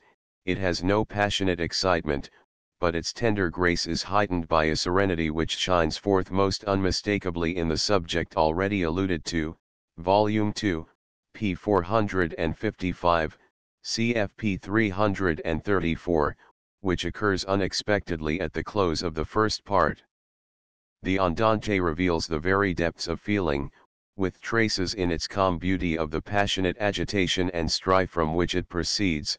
The impression it leaves is one of moral strength, Mozart's instrumental music, perfected to a noble gentleness. The minuet recalls to mind the cheerful subject of the first movement. There is an elastic spring in its motion, sustained with a delicacy and refinement which transports the hearer into a purer element, where he seems to exist without effort, like the Homeric gods. The finale is that masterpiece of marvelous contrapuntal art, which leaves even upon the uninitiated the impression of a magnificent princely pageant, to prepare the mind for which has been the office of the previous movements. We recognize in the principal subject which opens the movement C page images the motif of which Mozart made frequent use even in his youth, Volume I, p. 259, here he seems anxious to bid it a final farewell. He takes it again as a fugue subject, and again inverted, then other motifs join in. 1. In pregnant rhythm asserting itself with sharp accents in all sorts of different ways, and connected with the third motif as a concluding section. All these subjects are interwoven or worked out with other subordinate ideas, both as independent elements for symphonies. Contrapuntal elaboration, and in 2, 3, or fourfold combinations, bringing to pass harmonic inflections of great force and boldness, sometimes even of biting harshness. There is scarcely a phrase, however insignificant, which does not make good its independent existence. 52. A searching analysis is out of the question in this place. Such an analysis would serve, however, to increase our admiration of the genius which makes of strictest form the vehicle for a flow of fiery eloquence, and spreads abroad glory and beauty without stint. 53. The perfection of the art of counterpoint is not the distinguishing characteristic of the symphony alone, but of them all. The enthralling interest of the development of each movement in its necessary connection and continuity consists chiefly in the free and liberal use of the manifold resources of counterpoint. The ease and certainty of this mode of expression makes it seem fittest for what the composer has to say. Freedom of treatment penetrates every component part of the whole, producing the independent, natural motion of each. The then novel art of employing the wind instruments in separate and combined effects was especially admired by Mozart's contemporaries. His treatment of the stringed instruments showed a progress not less advanced, as, for instance, in the free treatment of the basses, as characteristic as it was melodious. The highest quality of the symphonies, however, is their harmony of tone color, the healthy combination of orchestral sound, which is not to be replaced by any separate effects, however charming. In this combination consists the art of making the orchestra as a living organism express the artistic idea which gives the creative impulse to the work, and controls the forces which are always ready to be set in motion. An unerring conception of the capacities for development Mozart's instrumental music. Contained in each subject, of the relations of contrasting and conflicting elements, of the proportions of the parts composing the different movements, 54, and of the proportions of the movements to the whole work, finally, of the proper division and blending of the tone colors. Such are the essential conditions for the production of a work of art which is to be effective in all its parts. Few persons will wish to dispute the fact that Mozart's great symphonies display the happiest union of invention and knowledge, of feeling and taste. We have endeavored also to show in brief outline that they are the characteristic expression of a mind tuned to artistic production, whence their entire organization of necessity proceeds. But language, incapable of rendering the impressions made by the formative arts, is still more impotent in seeking to reproduce the substance of a musical work. 55 points that can be readily apprehended are emphasized disproportionately, and the subjectivity of the speaker or writer intrudes itself upon the consideration of the music. It has been lately questioned, for instance, whether Mozart's compositions were the absolute and necessary results of certain definite frames of mind, and a comparison has been made between him and Beethoven upon this point. If it is intended by this to draw attention to Beethoven's art, as proceeding from his spiritual being, Geist, in contrast to that of earlier composers of Mozart especially which came from the mind, Seal, 56, an important point is indicated. But if this distinction is made exhaustive, or essentially qualitative, the right point of view is thereby disturbed. There can be no doubt that Beethoven has struck chords in the human mind which none before him had touched. That the right meaning of the symphonies. He employs the means at his command with a power and energy of expression unheard before, that by him the true son of his time the strife of passions and the struggle for individual freedom are more powerfully and unhesitatingly expressed than by any of his predecessors. But human nature remains the same, and the genuine impulses of artistic creation proceed from universal and unalterable laws. The artist does but impress his individual stamp upon the composing elements of his work, and if, under certain circumstances, this should fail to be comprehended, it does not therefore follow that the work has no meaning. 57 For neither can the form and the substance of a veritable work of art be divided or substituted the one for the other, nor can such a work take effect as a whole when it is not accepted and grasped in all its parts. 58 It is this wholeness, this oneness, which brings the mind of the artist most clearly before us. Let it be remembered that Mozart's contemporaries covered an exaggerated expression of emotion and an incomprehensible depth of characterization in those very compositions in which our age recognizes dignified moderation, pure harmony, perfect beauty, and a graceful treatment of form sometimes even to the loss of intrinsic force, and it will be acknowledged that much which was supposed to depend on the construction of the work lies really in the changing point of view of the hearers. Those only who come to the consideration of the work with a clear and unbiased mind, taking their standard from the universal and unchangeable laws of art, those only who are capable of grasping the individuality of an artistic nature, will not go astray either in their appreciation or their criticism. Chapter XXXV Mozart as an opera composer. The unexampled success of the Entführung, which brought fame to the composer and pecuniary gain to the theatrical management, justified Mozart in his expectation that the emperor, having called German opera into existence, one would commission him to further its prosperous career.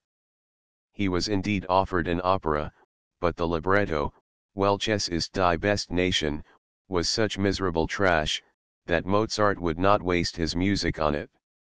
Umlauf composed it, but it was hissed off the stage, and Mozart wrote to his father, December 21, 1782, that he did not know whether the poet or the composer were most deserving of the condemnation the work received. In fact, the impulse given to German operas seemed only too likely to die away without lasting result. Stephanie the Younger too contrived by his intrigues to obtain the dismissal of Müller as conductor of the opera, and the appointment of a committee, whose jealousies and party feelings he turned so skillfully to account that they were all speedily satisfied to leave the actual power in his hands. The incessant disagreements which were the consequence, the hostility between composers, actors, and musicians, disgusted Kienmeyer and Rosenberg, the managers of the opera, and the emperor himself.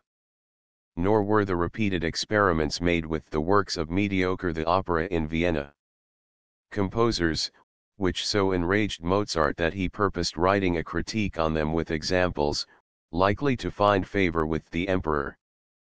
Add to this that his immediate musical surroundings, Salieri at the head of them, were at least passively opposed to German opera, and it will not be thought surprising that the Emperor Joseph angrily renounced German opera, and followed his own taste in the reinstallment of the Italian.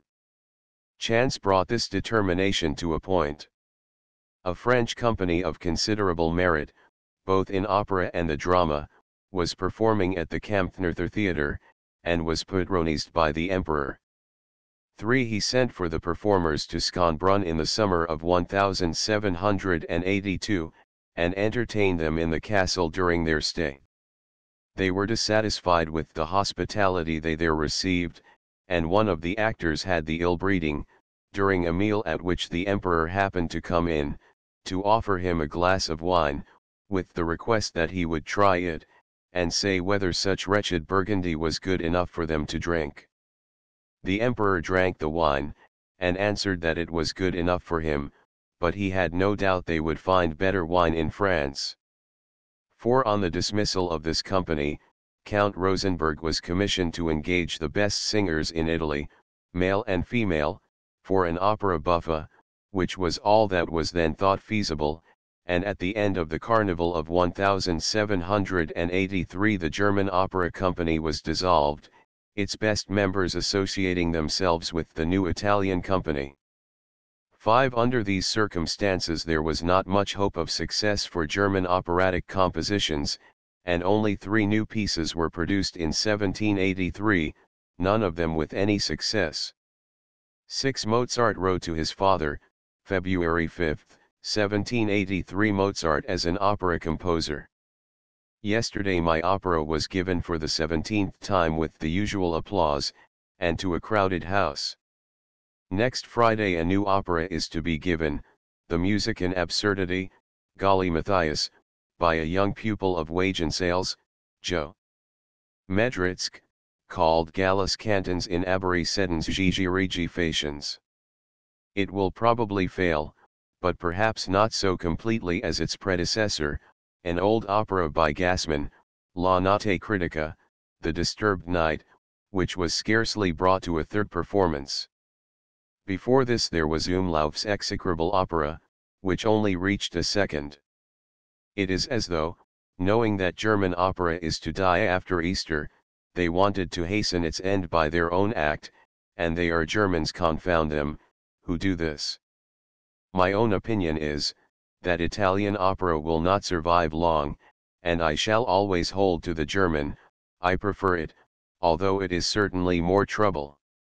Every nation has its opera, why should we Germans not have ours? Is not our language as fit for singing as the French and English? And more so than the Russian? Well, I am writing a German opera all for myself.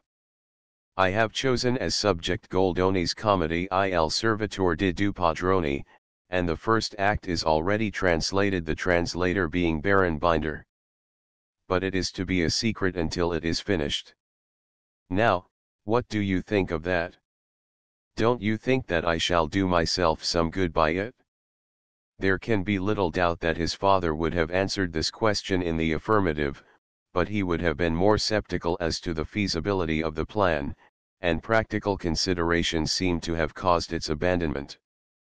2 German airs, preserved in draft score, belong by their handwriting to this period, one for a tenor, indicated as Karl, Must ich auch durch Tausend Drachen, 435 K, and the other for a bass, Warmend, Manner suchen stets zu Nasken, 433 K. No dramatic situation is recognizable, and it cannot therefore be affirmed that they were composed for this opera. The composition of a German opera for which he afterwards received a commission from Mannheim came to nothing. Klein sent him a libretto, doubtless Rudolf von Habsburg, 7, with the request that he would set it to music, whereupon Mozart answered, March 21, 1785-8 Decline of German opera.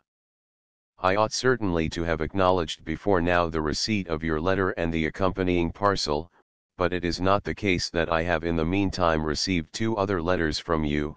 If so, I should certainly have remembered to answer your first as I now do, having received your other 2 letters on the last post day. But I should have had no more to say to you on the subject of the opera than I now have. My dear sir, my hands are so full of work that I have not a moment to myself. You know by experience, even better than I, that a thing of this sort must be read carefully and attentively several times over. Hitherto I have not been able to read it once without interruption. All that I can say at present is, that I should like to keep the peace a little longer, if you will be kind enough to leave it with me. In case I should feel disposed to set it to music, I should wish to know beforehand whether it is intended for performance at any particular place. For such a work ought not to be left to chance. I shall hope for an explanation on this point from you. The reasons for the final rejection of this opera are unknown. Mozart's account of the position of German opera in Vienna is very characteristic. In 1784, it was almost extinct, only Madame Lang selected the Entführung for her benefit on January 25, conducted by Mozart himself, Wiener Zeitung, 1784, number 7, and Adamberger gave Gluck's Pilgrim von Mecca on February 15. Besides these, Benda's melodramas, Ariadne and Medea, Jacquet's chief characters, were performed a few times. But when in the following year the desire for German opera revived, it was decided to reappoint the Kampftheater Theatre, which had been freed from its connection with the court, and to reinstate the German opera in competition with the Italian. On this point Mozart continues, I can give you no present information as to the intended German opera, as, with the exception of the alterations at the Kampftheater Theatre, everything goes on very quietly. It is to be opened at the beginning of October. I do not prophesy a very prosperous result. It seems to me that the plans now formed are more likely to end in the final overthrow of the temporarily depressed German opera, than in its elevation and support. My sister-in-law Lang alone is to be allowed to join the German company. Cavalieri, Adamberger, Tieber, all pure Germans, of whom our fatherland may be proud, are to stay in the Italian theatre, to oppose and rival their own countrymen. German singers at present may be easily counted. And even if they be as good Mozart as an opera composer as those I have named, which I very much doubt, the present management appears to me too economical and too little patriotic to think of paying the services of strangers, when they can have as good or better on the spot. The Italian troupe has no need of them in point of numbers, it can stand alone. The present idea is to employ actors and actresses for the German opera who sing from need. Unfortunately the very men are retained as the directeurs of the theatre and the orchestra who have contributed by their want of knowledge and energy to the downfall of their own edifice. If only a single patriot were to come to the fore, it would give the affair another aspect. But in that case, perhaps, the budding national theatre would break forth into blossom, and what a disgrace it would be to Germany if we Germans once began in earnest to think, or act, or speak and even to sing German. Do not blame me, my dear sir, if I go too far in my zeal. Convinced that I am addressing a fellow German, I give my tongue free course, which unfortunately is so seldom possible that after such an outpouring of the heart one feels that one might get drunk without any risk of injuring one's health. The performances of the new German opera, which opened on October 16, 1785, with Monsini's Felix, were in no respect equal to those of the Italian opera. Mozart, whose Entführung maintained its place in the repertory until March 1788, when the house was again closed, was not further employed as composer. 9. Only on one occasion did the emperor seem to recollect that Mozart was the only opera composer of German birth who could rival the Italian Salieri. At a festival in honor of the Governor-General of the Netherlands, dramatic performances were commanded by the emperor in the Orangerie at Schönbrunn, on February 7, 1796. The most distinguished actors and singers, both Italian and German, were engaged.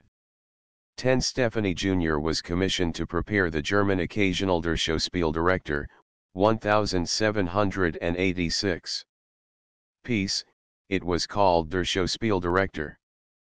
11. The dramatis persona were as follows. See page image. The plot consists in the difficulties of Frank, the manager, in engaging a company for a theater he has received permission to open in Salzburg.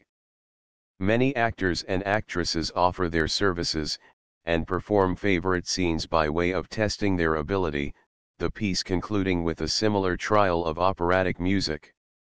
The piece was loosely put together, and its main interest consisted in allusions to the passing events in the theatrical world. These are sometimes too palpable and rather coarse. Casti's Little Italian Opera, written for the same occasion, Prima la musica e poi le parole, is, on the contrary, really witty and amusing, and allows the composer scope for a genuine musical work. Salieri, whose music, according to Mozart, was tolerable, but nothing more, 12 thus gained a great advantage over Mozart, to whom was entrusted the musical portion of the German piece. There could here, of course, be no question of dramatic interest and individual characterization. The two singers bring their airs with them as prepared trials of skill. The object was to mark the contrast between them. The two songs are alike in design, with one slow and one agitated movement, and they further resemble each other in their mixture of sentimentality and gaiety, and in the number of bravura passages, Mozart as an opera composer, which sometimes go to a considerable height. It is in the details that everything is different, even to the instrumentation, and that the sharpest possible contrast is maintained both in the parts and style of delivery. There is no great liveliness of movement until the manager, being perplexed to make his choice between the two, they fall to quarreling, each of them reiterating with increasing warmth, "Ich bin die best Sängerin." Thereupon the tenor comes to the rescue, and seeks to allay the irritation of the enraged ladies, giving occasion for a comic terzet full of life and humor. This was composed by Mozart, probably because it amused him, on January 18, 1786, although the play was not finished until February 3. Although the situation in itself cannot be said to possess much interest, there is a certain charm in the piece, and the forms which are usually only of artistic significance have here a substantial basis.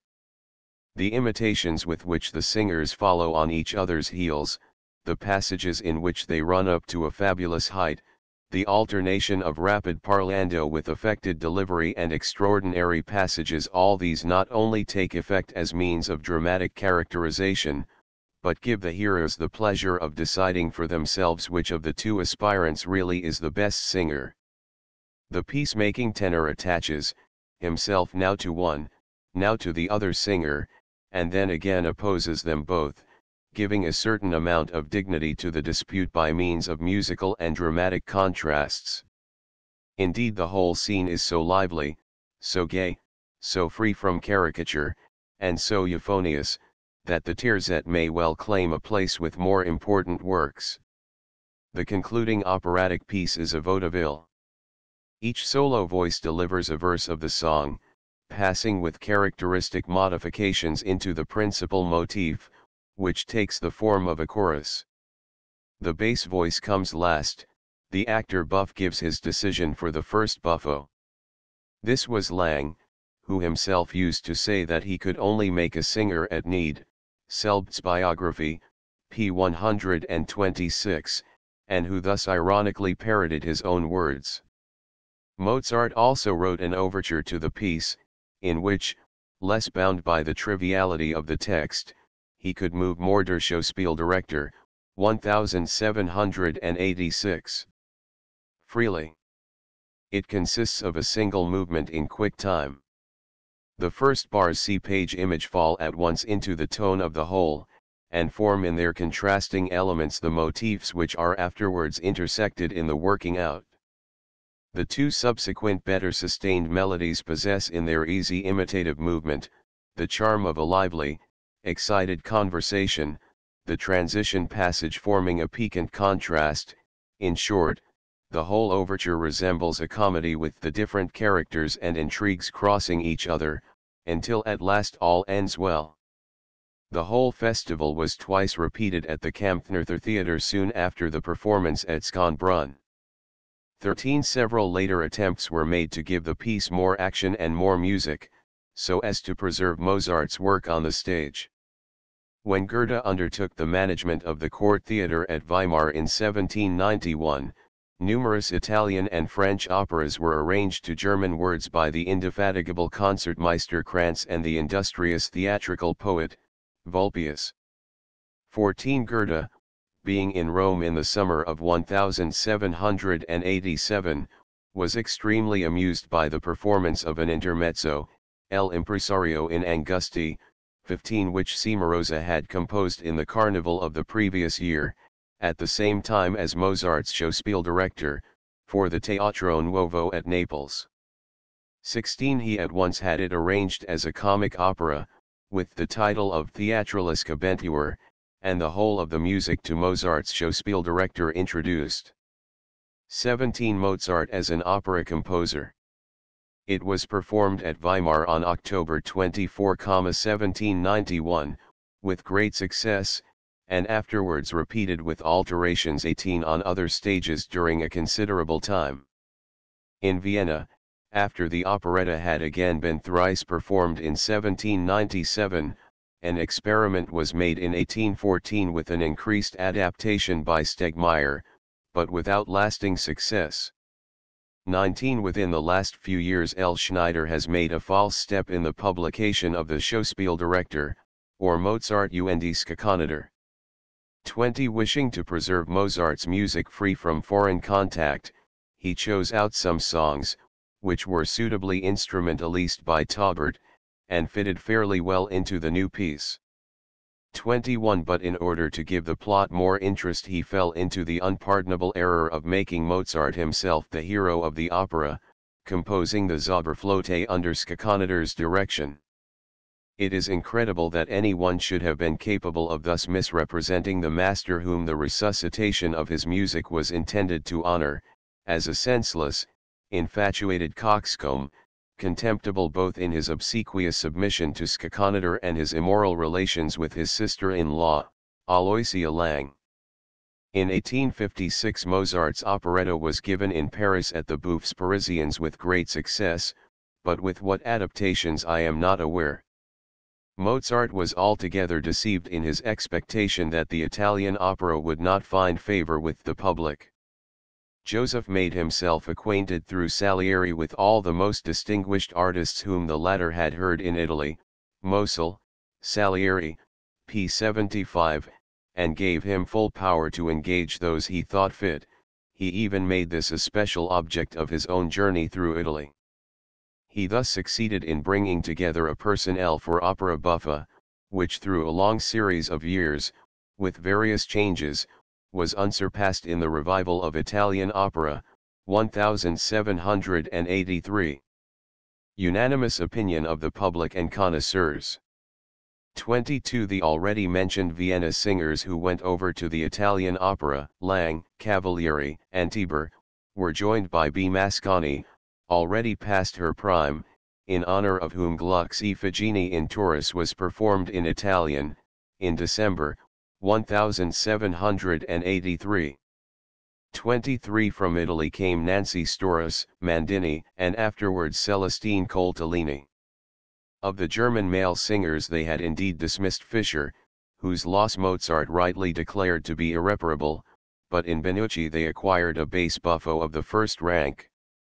True, he left Vienna the same year, but Marcassini, who replaced him, was not nearly so popular, and Benucci was recalled the following year.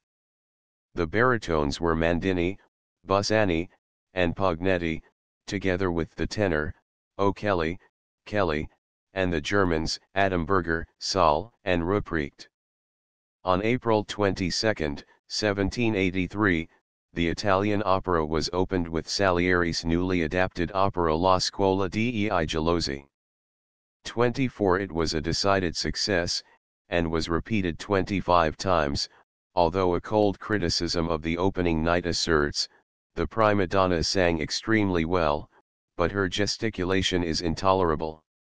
The buffo bore away the palm for natural acting. The other performers are unworthy of notice. 25 The next opera, by Cimarosa, L'Italiana in Londra, May 5, was not so well received, but on the other hand Sardi's opera, Fra due litiganti il terzo god, May 25, excited extraordinary enthusiasm. 26 Schroeder writes on July 26, 1783, the Italian opera is much sought after, and the German Mozart as an opera composer. Theatre is empty. 27 Earnestly as Mozart desired to be employed upon a German opera, he could not fail to be excited by the performances and success of the Italian opera, and his overpowering love of the drama urged him again to employ his genius in the field best fitted for its efforts.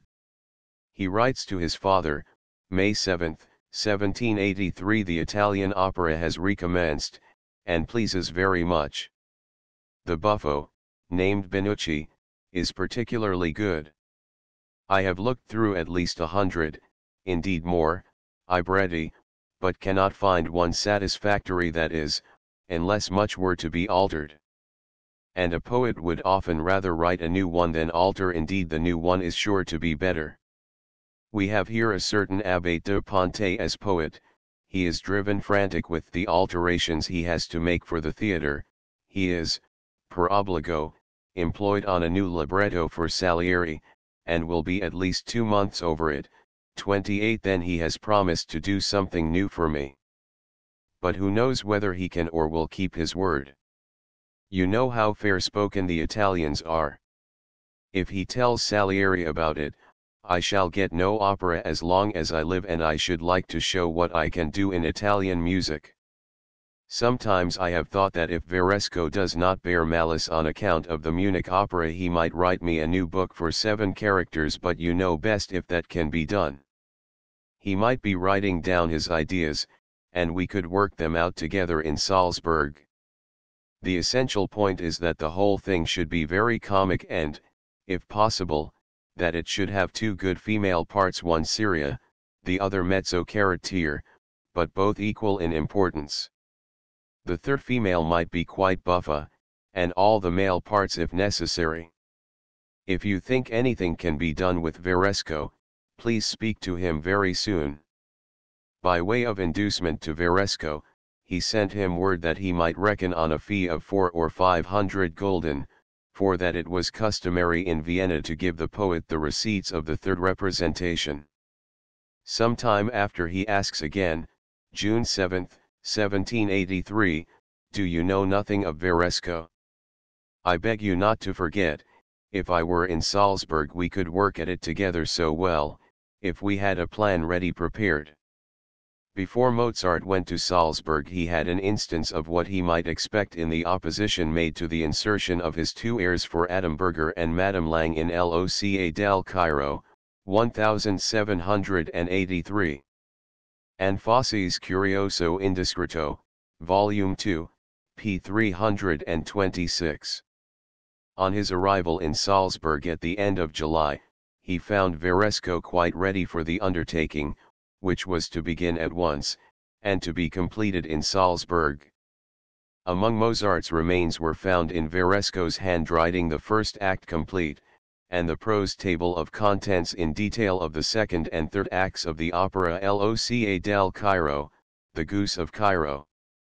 The dramatis personae are as follows. The contents are briefly these: Don Pippo, Marchese di Rapasica, a vain and haughty fool, has by his ill treatment forced his wife, Donna Pantia, to leave him, he believes her dead, but she is living, concealed at a place over the seas. Biondello, hated by him, loves his daughter Calidora, whom he intends to marry to Count Lionetto di Casavoota. He himself has fallen in love with her companion Lavina, who has come to an understanding with Calandrino, Biondello's friend and Pantia's relative.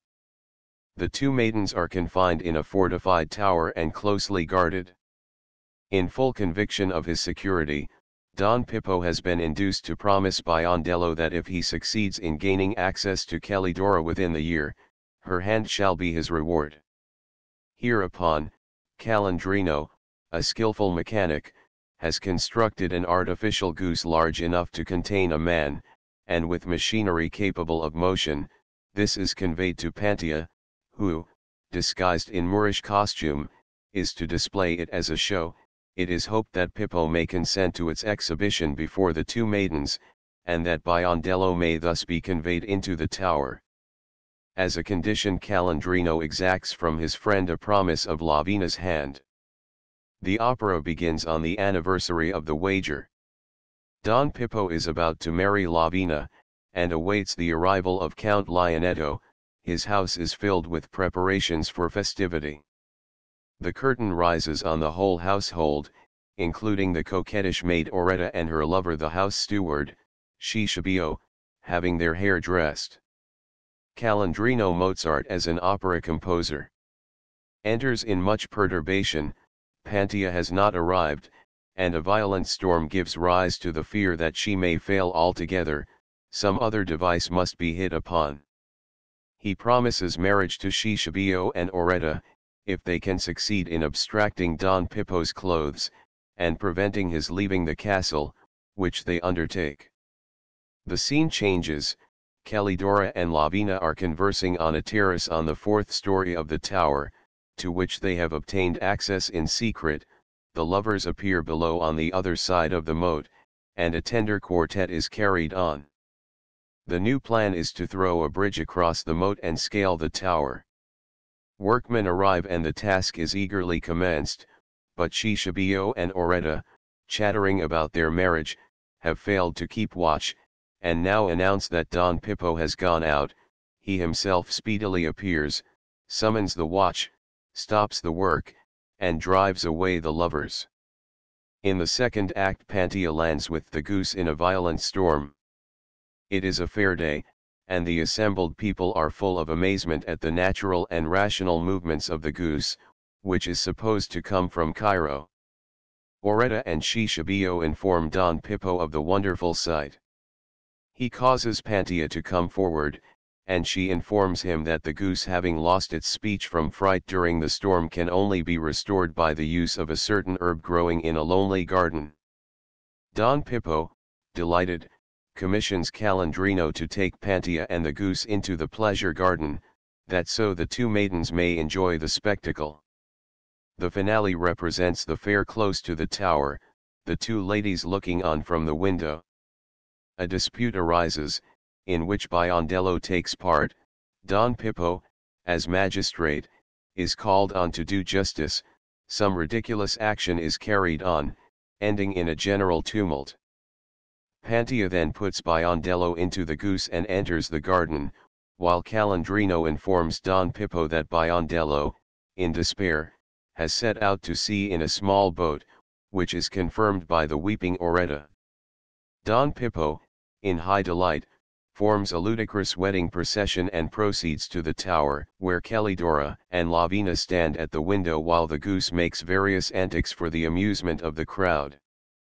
Finally, Don Pippo appears in the great hall of the tower, accompanied by the two maidens and the goose, in full confidence of his triumph, and only waiting the arrival of Count Lionetto to celebrate the wedding. Cicciabeo enters with an uncourteous refusal from the Count. As Don Pippo is in the act of giving his hand to Lavina, Pantia advances in her true person, the goose begins to speak, opens, and Biondello steps out. Don Pippo is beside himself, and is ridiculed by them all. He ends by promising to amend his ways, and the three couples are made happy. No doubt this summarized account has omitted to take note of many comic and effective touches, but on the other hand it has suppressed many absurdities. The general impression of a fantastic and senseless plot not being affected. Loca del Cairo, 1783. By the treatment of the details. In the first glow of delight at having a new libretto, Mozart set to work composing at once in Salzburg, and after his return to Vienna he anticipated different scenes that interested him, but he was soon seized with misgivings that the opera could not be put on the stage without important alterations. He wrote on the subject to his father, December 6, 1783. Only 3 more airs, and the first act of my opera is finished. With the aria buffa, the quartet, and the finale I can safely say I am perfectly satisfied, in fact, quite delighted. So that I should be sorry to have written so much good music in vain, which must be the case unless some indispensable alterations are made. Neither you, nor the Abbate Varesco, nor I, reflected that it would have a very bad effect indeed, would ruin the opera if neither of the 2 principal female characters were to appear on the stage until the last moment, but were to be always wandering about on the ramparts or terraces of the tower. 1 act of this might pass muster, but I am sure the audience would not stand a second. This objection first occurred to me in Linz, and I see no way out of it but to make some scenes of the 2nd act take place in the fortress Camera della Fortezza. The scene where Don Pippo gives orders to bring the goose in might be the room in which Calidora and Lavina are. Pantia comes in with the goose. Biondello pops out, they hear Don Pippo coming. In goes Biondello again. This would give an opening for a good quintet, which would be all the more comic because the goose sings too. I must confess to you, however, that my only reason for not objecting to the whole of the goose business is that 2 men of such penetration and judgment as yourself and Varesco see nothing against it. But there would still be time to think of something else. Biondello has only undertaken to make his way into the tower, whether he does it as a sham goose, or by any other trick, makes no difference at all. I cannot help thinking that many more comic and more natural scenes might be brought about if Biondello were to remain in human form. For instance, the news that Biondello had committed himself to the waves in despair, might arrive quite at the beginning of the 2nd act, and he might then disguise himself as a Turk, or something of the kind, and bring Pantia in as a slave, Moorish, of course.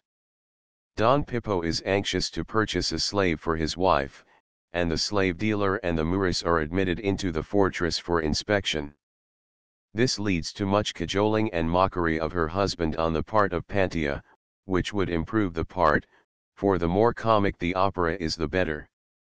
I hope you will explain my opinion fully to the Abbate Varesco, and I must beg him to set to work in earnest. I have worked hard enough in the short time. Indeed, I should have finished the 1st act, if I did not require some alterations made in some of the words, but I would rather you did not mention this to him at present. Mozart as an opera composer. In the postscript he again begs his father to consult Varesco, and hurry him on. On further consideration, however, he thought he had still conceded too much, and a few days afterwards he wrote, December 10, 1783. Do all you can to make my book a success. I should like to bring the ladies down from the ramparts in the 1st act, when they sing their airs, and I would willingly allow them to sing the whole finale upstairs. Varesco was quite willing to make the alteration, which was easily to be effected by a change of scene. The altered version exists, together with the original text, but we know nothing further on the subject. Mozart seems to have made more extensive demands. He wrote to his father, December 24, 1783. Now, for what is most necessary with regard to the opera. The Abbate Varesco has written after Lavina's cavatina, a cui servero la musica della cavatina antecedent, that is of Celidora's cavatina, but this will not do. The words of Celidora's cavatina are hopeless and inconsolable, while those of Lavina's are full of hope and consolation. Besides, making one character pipe a song after another is quite an exploded fashion, and never was a popular one. At the best it is only fitted for a soubrette and her lover in the ultime partie. My idea would be to begin the scene with a good duet, for which the same words, with a short appendix for the coda, would answer very well. After the duet, the conversation could proceed as before, e quando esod il campanello della custode. Mademoiselle Lavina will have the goodness to take her departure instead of Calidora, so that the latter, as prima donna, may have an opportunity of singing a grand bravura air.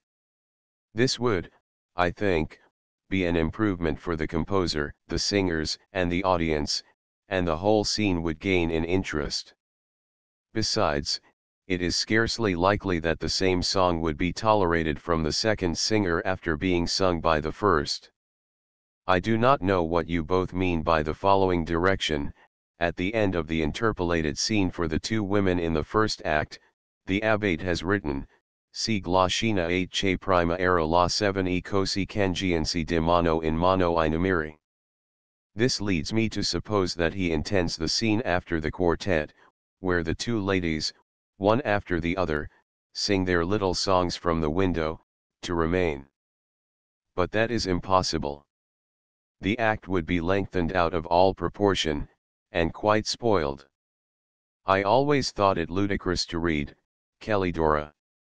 Tu chi emittendi, arnica. Alla custode farmi vider voglio, si I andre I tu piet. Lavina, si dolce arnica, addio. Calidora part. Lavina sings her song. Calidora comes back and says, Eccomi, or van, and si, and then out goes Lavina, and Calidora sings her air, they relieve one another, like soldiers on guard. It is much more natural Loca del Cairo, 1783. Also that, being all together for the quartet, to arrange their contemplated attack, the men should go out to collect the necessary assistance, leaving the two women quietly in their retreat. All that can be allowed them is a few lines of recitative. I cannot imagine that it was intended to prolong the scene, only that the direction for closing it was omitted by mistake. I am very curious to hear your good idea for bringing Biondello into the tower. If it is only comical enough, we will overlook a good deal that may be unnatural. I am not at all afraid of a few fireworks, all the arrangements here are so good that there is no danger of fire. Medea has been given repeatedly, at the end of which half the palace falls in ruins while the other half is in flames. Whether Varesco refused to give up the goose business, whether he was afraid of further endless emendations, or what his reasons were, who can tell? In any case no radical change was made in the text, and, much against his will, Mozart was forced to lay the opera aside. Besides a recitative and the cursory sketch of a tenor air, 6 numbers of the first act are preserved in draft score, 422 with, as usual, the voice parts and bass completely written out, and the ritornelli and accompaniment more or less exactly indicated for the different instruments. 4 numbers belong to Auretta and Sciascia. The comparison with Figaro is an obvious one, and though Sciascia is far from being a Figaro, Auretta approaches much nearer to Susanna. The situation of her air, too, is not badly imagined. Calandrino, hearing from Auretta that Sciascia is very jealous, embraces her in jest and says, "What would Sciascia say if he saw us?" Thereupon that personage enters, and Auretta, pretending not to observe him, sings Se foschi nascoso quel argo mio geloso, oh, poverina me. Dirb, o mailed etta, pedigola, frash etta. La fidelta davi. Persono innocente, se fos present, dirb tra se, O chi non ce pericolo, un caso si ridicolo goder si diviv. Mozart as an opera composer. The musical apprehension of the contrasts contained in the words is remarkably humorous and graceful, and especially the point to which the whole tends. O chi non ce pericolorado is as charmingly roguish as anything in Figaro. Scipiio's comic air, 3, is in the genuine style of Italian buffo, and consists of a rapid parlando. After the direction to close with the ritornello, it acquires some originality of color from the instrumentation. In the shorter of the two duets between Auretta and Scipio, the orchestra was also intended to play a prominent part. The first duet, 1, however, is more important and more broadly designed. Auretta provokes Scipio's jealousy in the traditional manner, and then seeks to appease it. The whole piece, with its shifting humors, is lively and amusing, and the subject page image carried out by the orchestra and toyed with by the voice parts, is of a mingled grace and intensity truly worthy of Mozart. Then there are sketches of two great ensembles. The quartet, 6, in which the lovers converse from afar, has less of a buffo character and more true feeling. The two pairs of lovers are clearly distinguished, and their characteristics sharply defined. The finale, 7, on the other hand, is altogether in the liveliest buffo tone. At the beginning the lovers are full of eagerness and hope at the building of the bridge, then follows the excitement of suspense, and when Don Pippo actually appears a general tumult breaks out. It does not lie in the nature of this situation to make the same display of rich variety, nor of the dignity of deep emotion, which we admire so much in other finales. It is calculated rather to excite wonder at the long continuation of spirited movement and ascending climax. In the last presto, especially, this is quite extraordinary.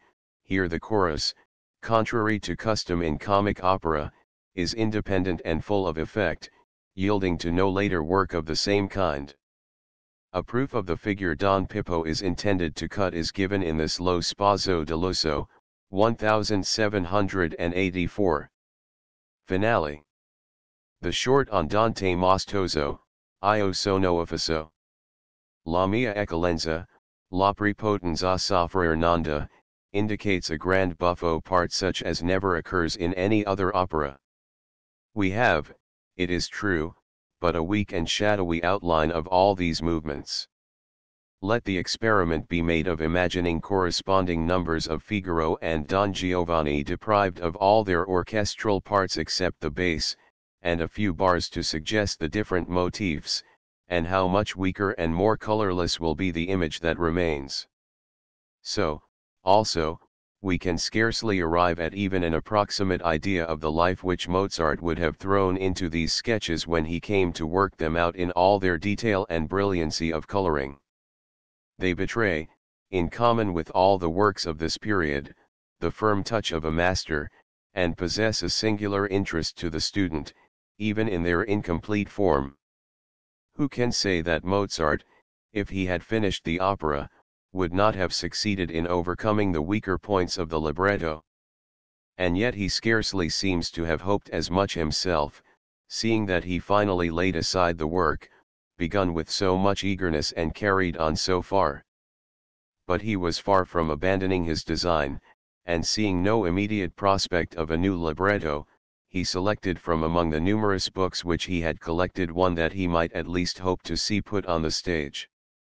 This was Lo Sposo deluso, Der Gefoppt Bräutigam, probably the same opera which was produced at Padua in the winter of 1787, with music by Cav Pato.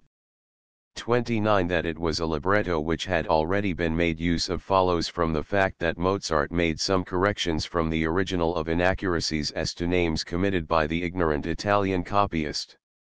It is not necessary for the comprehension of the portions composed by Mozart, 430 k, to transcribe the whole of the complicated contents of the book. The list of characters, with the names of the singers to whom Mozart allotted the various parts, will suffice to show the drift of the plot. The dramatis personae, then, are as follows. See page image. Mozart as an opera composer. The time at which Mozart was at work on this libretto falls within that during which Nancy Storace performed as Signora Fischer. She had been induced to marry an English violinist, a Dr. Fischer, at Vienna, who ill-treated her, and was thereupon sent out of the country by the emperor. This was in the year 1784-30, and as Nancy Storace never afterwards bore the name of her husband, she could only have been so described by Mozart shortly after her marriage. As the opera begins, Bacconio, awaiting his bride, is discovered giving the finishing touches to his toilet. His friend Pulcherito, the woman-hater, is present, and jeers at him, so do Don Asdrubal and Bettina, who declares that if her uncle does not provide her with a husband without delay, she will give him and his wife no peace. While he is defending himself, the arrival of the bride is announced, the confusion increases, for he is not yet ready, and the others all torment him the more. Mozart has connected this quartet with the overture, which leads into the first scene without a break. We have a merry flourish of trumpets and drums, taken up by the whole orchestra, and at once we are in the midst of wedding festivities and joyous excitement. The plan of the Lo Sposo deluso, 1784. Overture, though without any actual allusion, reminds us of that to Figaro, but falls short of it in spirit and refinement. The merriment is interrupted by a tender andante 3-8, in which strings and wind instruments alternate, prefiguring the amorous emotions which are to have a place in the drama. The flourish is heard again, the curtain rises, and the andante is repeated in its main points, the instrumental movement serving as a foundation for the free motion of the voices. The different points are more sharply accented, and the hearer's enjoyment is intensified by the richer and more brilliant working out of the movement, which shows itself, as it were, in an altogether new light. The ensemble is inspired with cheerful humor, full of dramatic life, and showing distinctly Mozart's own art of giving independence and freedom to the voices and orchestra, as members of one perfect whole. The draft is worked out somewhat beyond the first design, the stringed instruments being almost written in full, and the principal entrances of the wind instruments at least indicated. We are thus enabled to form a sufficient idea of the movement, which, had it been completed, would have been so brilliant an introduction to the opera. Two airs are preserved in the customary sketch form: voices and bass entire, and detached indications for the violin. In the soprano air, 3, however, the outline is so characteristic that but a small effort of imagination suffices to endow it with the effect of full instrumentation.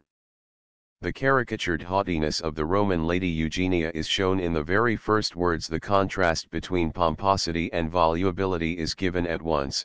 The object is to balance one with the other, so that they may appear natural displays of a consistent character. The moderation of tone thus obtained is all the more necessary from the character being a female one, since a woman cannot be caricatured to the point of being revolting, as a man can, without injury to the comic effect. Naci all'ora triunfal, del Romano Campidoglio e non trovo per le scale, che mi venga ad incontrar. Mozart as an opera composer. Caricature, which emphasizes certain characteristic features of an individual at the cost of others less striking, must always be an objectionable mode of musical representation. The external features which can be exaggerated by the musician are limited and soon exhausted.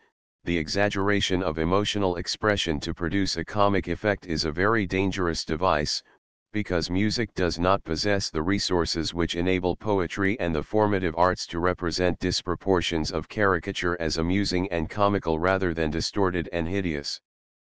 Mozart takes as the foundation for his musical representation a genuine pride, which is only led by chance impulses to express itself in an exaggerated and distorted manner, and it is this temporary self-contradiction which produces the comic effect. The musical device he employs for the purpose is the composition of the air in the traditional heroic form of opera seria, which is opposed to the situation of the moment as well as to the fault-finding words. The compass and employment of the voice show that Mozart had Storace in view, for whom he afterwards composed Susanna. Pulcherio's second air, 4, is much more sketchily delineated. Eugenia and Bacconio, after their first meeting, are not on very good terms with each other, and the obliging friend seeks to reconcile them.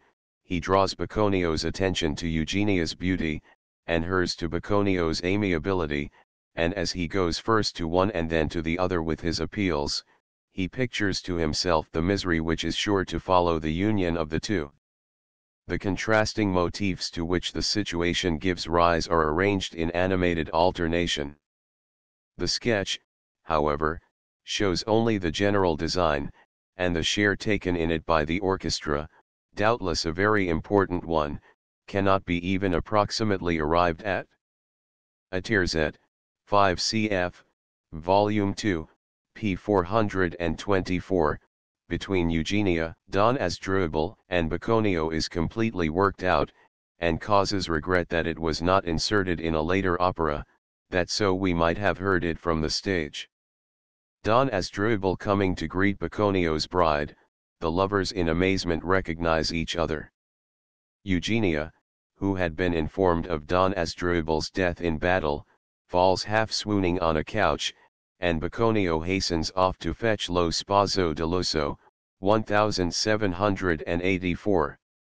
Restoratives.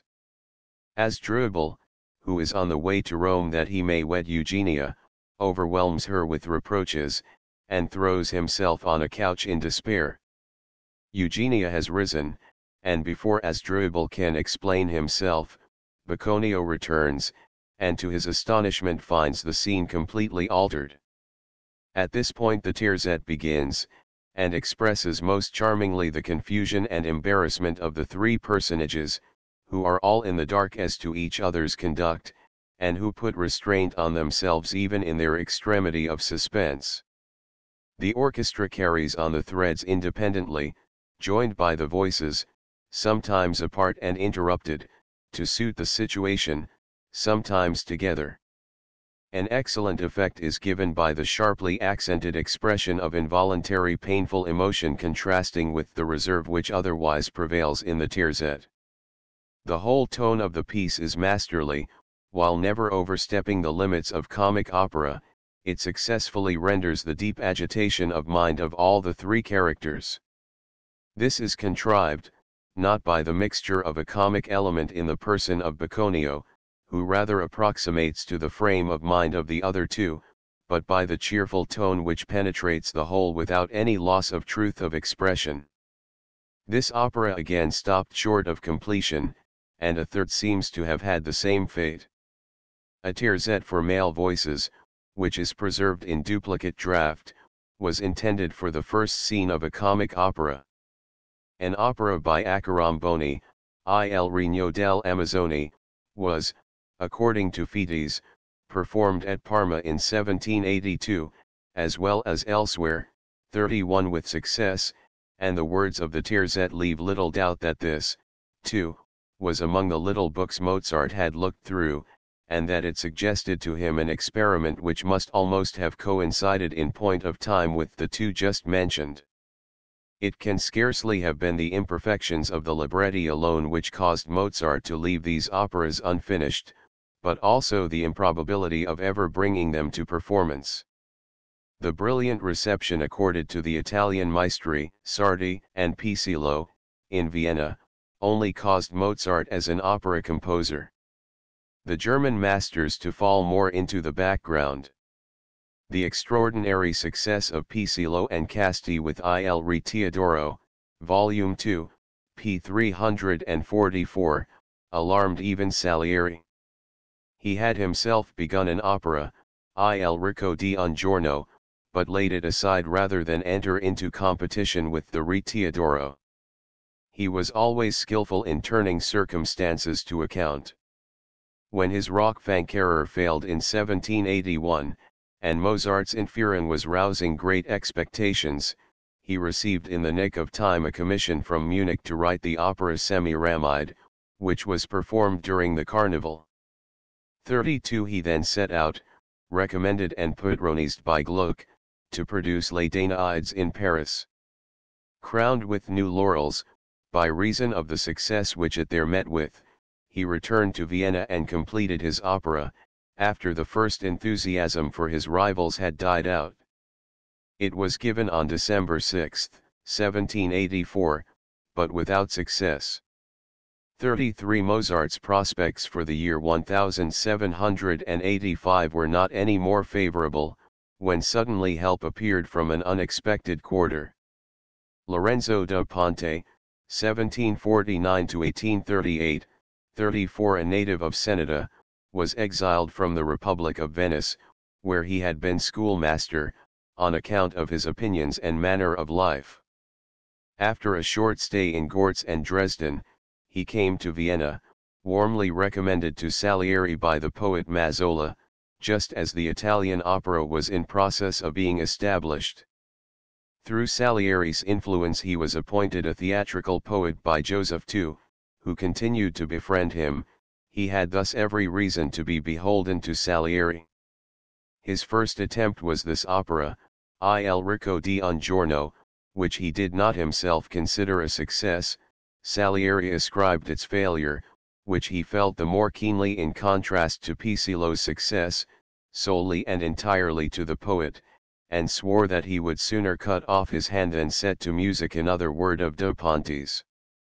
He had no difficulty in obtaining a libretto Casti da Ponte. From Casti, La Grotta di Trofano, and this opera, which was first given on October 12, 1785, was a great success. 35 Da Ponte now saw himself threatened in his position, for Casti was his declared rival and opponent. Casti had long been famous as a witty and gallant verse-maker. He was acquainted with the most influential men of the day, and was ambitious of succeeding Metastasio as Poeta Cesario. The rise of Da Ponte, who had to some extent taken Metastasio's place in the theatre, would be altogether against his interests. He sought therefore both by praise and blame to bring his rival into discredit, and ridiculed him personally in his operetta, Prima la Musica, Volume 3, p. 47.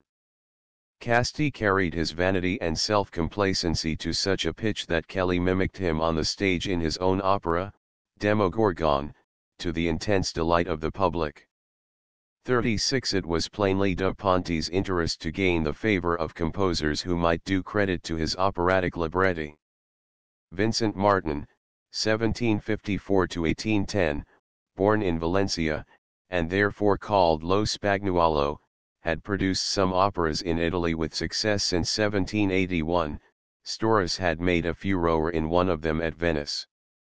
37 This caused him to repair to Vienna in 1784, where the wife of the Spanish ambassador took him under her powerful protection. At the command of the Emperor Da Ponte adapted for him the opera, Il Berbero di Boncoeur, after Goldoni's comedy, which was performed for the first time on January 4, 1786, with complete success, but his next operas, Il Finto Cieco, composed by Gazzaniga, and Il Demogorgon, composed by Rini, were not particularly successful. Not satisfied with these composers, he cast his eyes on Mozart, to whom he had promised a libretto as early as 1783.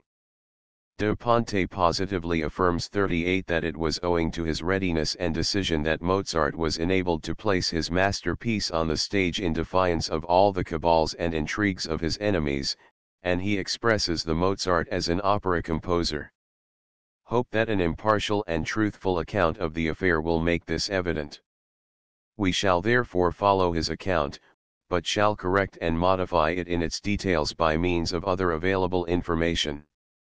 39 Baron Wesler, a great lover of music, in whose house Mozart had lived for a time, Volume 2, p. 304, had brought about the acquaintance between the latter and da Ponte, and proved himself a munificent patron on the occasion. On Mozart's expressing anxiety lest an opera composed by him should not be allowed to appear, Wesler engaged to pay the librettist a suitable fee, and to bring about the performance of the opera in London or Paris if the obstacles in Vienna proved insurmountable. Confiding in the favor and discernment of the emperor, da Ponte declined this offer. In discussing a suitable subject, Mozart expressed the wish that da Ponte would adapt Beaumarchais' comedy, Le Mariage de Figaro, which, after a prolonged struggle, had been given for the first time on April 27, 1784, and was now occupying public attention. The adaptation would be an easy matter, but the emperor had forbidden the production of the piece at the National Theatre on account of its freedom of tone. Da Ponte, however, hoped to overcome this difficulty. He agreed with Mozart to keep the undertaking a secret. They set to work, da Ponte writing the libretto, and Mozart composing it gradually as he received it. In 6 weeks the whole was finished. Fortunately there was a dearth of new operas at the time. Da Ponte, without consulting anyone, went straight to the emperor, and told him what had happened. The emperor had misgivings both as to Mozart, who, though an excellent instrumental composer, had written an opera which was no great success, non era gran cosa, and as to the piece which he had already suppressed. Da Ponte declared that he would be answerable for Mozart as well as for the piece, which he had adapted in such a manner as to be perfectly fit for representation. The emperor gave way, summoned Mozart before him with the score, and after adaptation of Figaro, 1785. Hearing some portions of it, commanded that it should be performed and put into rehearsal at once. This caused much displeasure to Mozart's opponents, Casti and Count Rosenberg, a sworn enemy of the Germans, who would listen to nothing that was not Italian, 40 and who made as many difficulties as he could. Da Ponte relates one instance of the kind. The manager, Busani, the singer who was cast for the part of Bartolo, told Count Rosenberg that in the third act of Figaro, during the wedding festivities, while Susanna is conveying the letter to the Count, a ballet was to be introduced. Rosenberg sent for the poet, reminded him that the emperor would not allow a ballet, and turning a deaf ear to his remonstrances, tore the scene out of the book.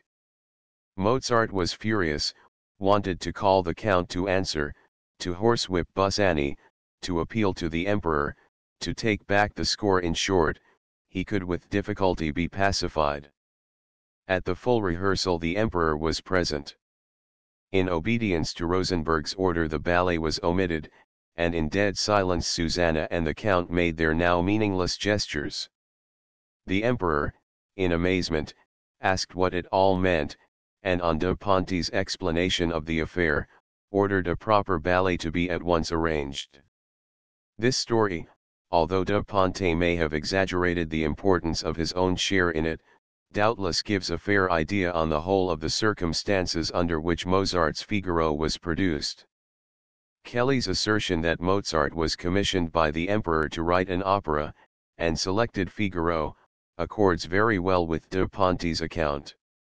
Mozart began his work in the autumn of 1785, as we learn from a letter of his father's to Marianne, November 11, 1785. At last, after 6 weeks' silence, I have received a letter from your brother of November 2, containing quite 12 lines. His excuse for not writing is that he has been over head and ears at work on his opera, Le Nozze de Figaro.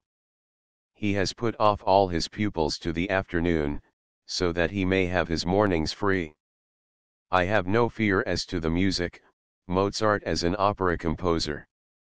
But there will no doubt be much discussion and annoyance before he can get the libretto arranged to his wish, and having procrastinated and let the time slip after his usual fashion, he is obliged now to set to work in earnest, because Count Rosenberg insists upon it. This contradicts de Ponte's account of the secrecy with which the opera was prepared, and it may be doubted also whether it was really written in 6 weeks.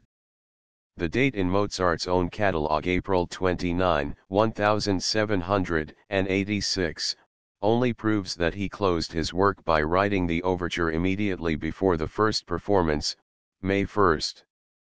41. De Ponte may have exaggerated somewhat for the sake of effect. Mozart's thematic catalogue shows what he was capable of accomplishing even while at work upon Figaro. There is a hiatus in the catalogue from July 5, 1785, to November 5.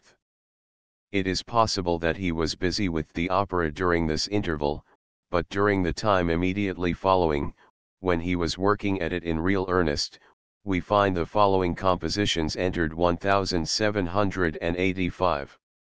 November 5. Quartet to the Villanella Rapida, Volume 2, p. 331. November 21. Terzet I, 479, 480 k. December 12. Sonata for piano and violin in E-flat major, 481 k. December 16. Pianoforte Concerto in E-flat major, 482 k. 1786 January 10. Pianoforte Rondo in D major, 485 k. January 18. Terzet from the Schauspiel Director. February 3. Schauspiel Director, 486 k. March 2. Pianoforte Concerto in A major, 488 k. March 10. Duet and air for the private performance of Idomeneo, 489, 490 k. March 24. Pianoforte Concerto in C minor, 491 k. April 29. Le Nozze di Figaro, 492 k. To these may be added the Lent concerts, which were also then occupying him. There were other difficulties to be overcome before the performance, of which we hear nothing from de Ponte, but which are related by Kelly. There were 3 operas now on the tapis, one by Rini, U Demogorgon, another by Salieri, La Grotta di Trofano, and one Intrigues against Figaro by Mozart, by special command of the Emperor. Mozart chose to have Beaumarchais' French comedy, Le Mariage de Figaro, made into an Italian opera, which was done with great ability by de Ponte. These 3 pieces were nearly ready for representation at the same time, and each composer claimed the right of producing his opera for the first. The contest raised much discord, and parties were formed. The characters of the 3 men were all very different. Mozart was as touchy as gunpowder, and swore that he would put the score of his opera into the fire if it was not produced first. His claim was backed by a strong party. Rini, on the contrary, was working like a mole in the dark to get precedence. The third candidate was Maestro di Capella to the court, a clever, shrewd man, possessed of what Bacon called crooked wisdom, and his claims were backed by 3 of the principal performers, who formed a cabal not easily put down. Every one of the opera company took part in the contest. I alone was a stickler for Mozart, and naturally enough, for he had a claim on my warmest wishes, from my adoration of his powerful genius and the debt of gratitude I owed him for many personal favors. The mighty contest was put an end to by His Majesty issuing a mandate for Mozart's Nozze di Figaro to be instantly put into rehearsal. A slight error has crept in here, for Salieri's opera was given first on October 12, 1785, but this account confirms the fact of the Emperor's interference. Mozart's claims were supported by the distinguished company of amateurs who arranged a representation of Idomeneo at the Auersperg Theatre in March, Volume 2, p. 289. The fact that his friends Count Hatzfeld, Volume 2, p. 291, and Bridie, Volume 2, p. 359, took his part in the dispute shows that it was intended to put Mozart forward as a composer of Italian operas, and that powerful support was considered necessary for the purpose. His father had cause therefore to write to his daughter, April 18 on the 28th, Le Nozze di Figaro is to be put on the stage for the first time. It will mean much if it succeeds, for I know that there has been a surprisingly strong cabal against it. Salieri and all his adherents will move heaven and earth against it.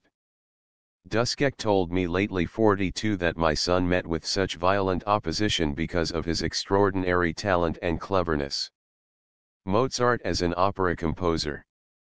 Niemetschek, p. 37, goes so far as to assert that it was commonly reported that the Italian singers did all they could to ruin the opera on its first performance by intentional mistakes and carelessness, and that they had to be sternly reminded of their duty by the emperor, to whom Mozart appealed in despair at the end of the first act. Kelly says nothing of this. He maintains, on the contrary, that never was opera so strongly cast, and that all the subsequent performances he had seen were no more to be compared to the original one than light is to darkness. 43 All the original performers had the advantage of the instruction of the composer, who transfused into their minds his inspired meaning. I never shall forget his little animated countenance, when lighted up with the glowing rays of genius. It is as impossible to describe it as it would be to paint sunbeams. I remember at the first rehearsal of the full band Mozart was on the stage with his crimson pelisse and gold-laced cocked hat, giving the time of the music to the orchestra.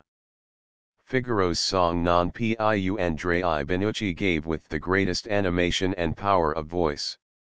I was standing close to Mozart, who, sotto voce, was repeating, "Bravo! Bravo, Benucci," and when Benucci came to the fine passage, "Cherubino, alla Vittoria, alla Gloria Milita," which he gave out with stentorian lungs, the effect was electricity itself, for the whole of the performers on the stage, and those in the orchestra, as if actuated by one feeling of delight, vociferated, "Bravo! Bravo, Maestro! Viva, viva, grande Mozart!" Those in the orchestra I thought would never have ceased applauding, by beating the bows of their violins against the music desks. The little man acknowledged by repeated obeisances his thanks for the distinguished mark of enthusiastic applause bestowed upon him. The following was the cast of the first performance.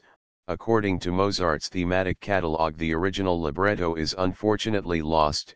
44 See page Images Performance of Figaro. The reception of the opera by the public on its first performance, May 1, 1786, was such as to justify the most favorable anticipations. 45 Never was anything more complete, says Kelly, than the triumph of Mozart and his Nozze di Figaro. The house was crowded, and many pieces were encored, so that the opera lasted twice the usual time, but that did not prevent long continued applause and repeated calls for Mozart at the close of the performance. L. Mozart wrote to his daughter on May 18, "At the second performance of your brother's opera, May 3, 5 pieces were encored, and on the 3rd, May 8, 7, one little duet had to be sung 3 times. 46 The opera, therefore, was a decided success, too much so, indeed, for many people, and the emperor was persuaded, after the first performance, to forbid any piece to be encored, under the pretense of sparing the singers and the conductor."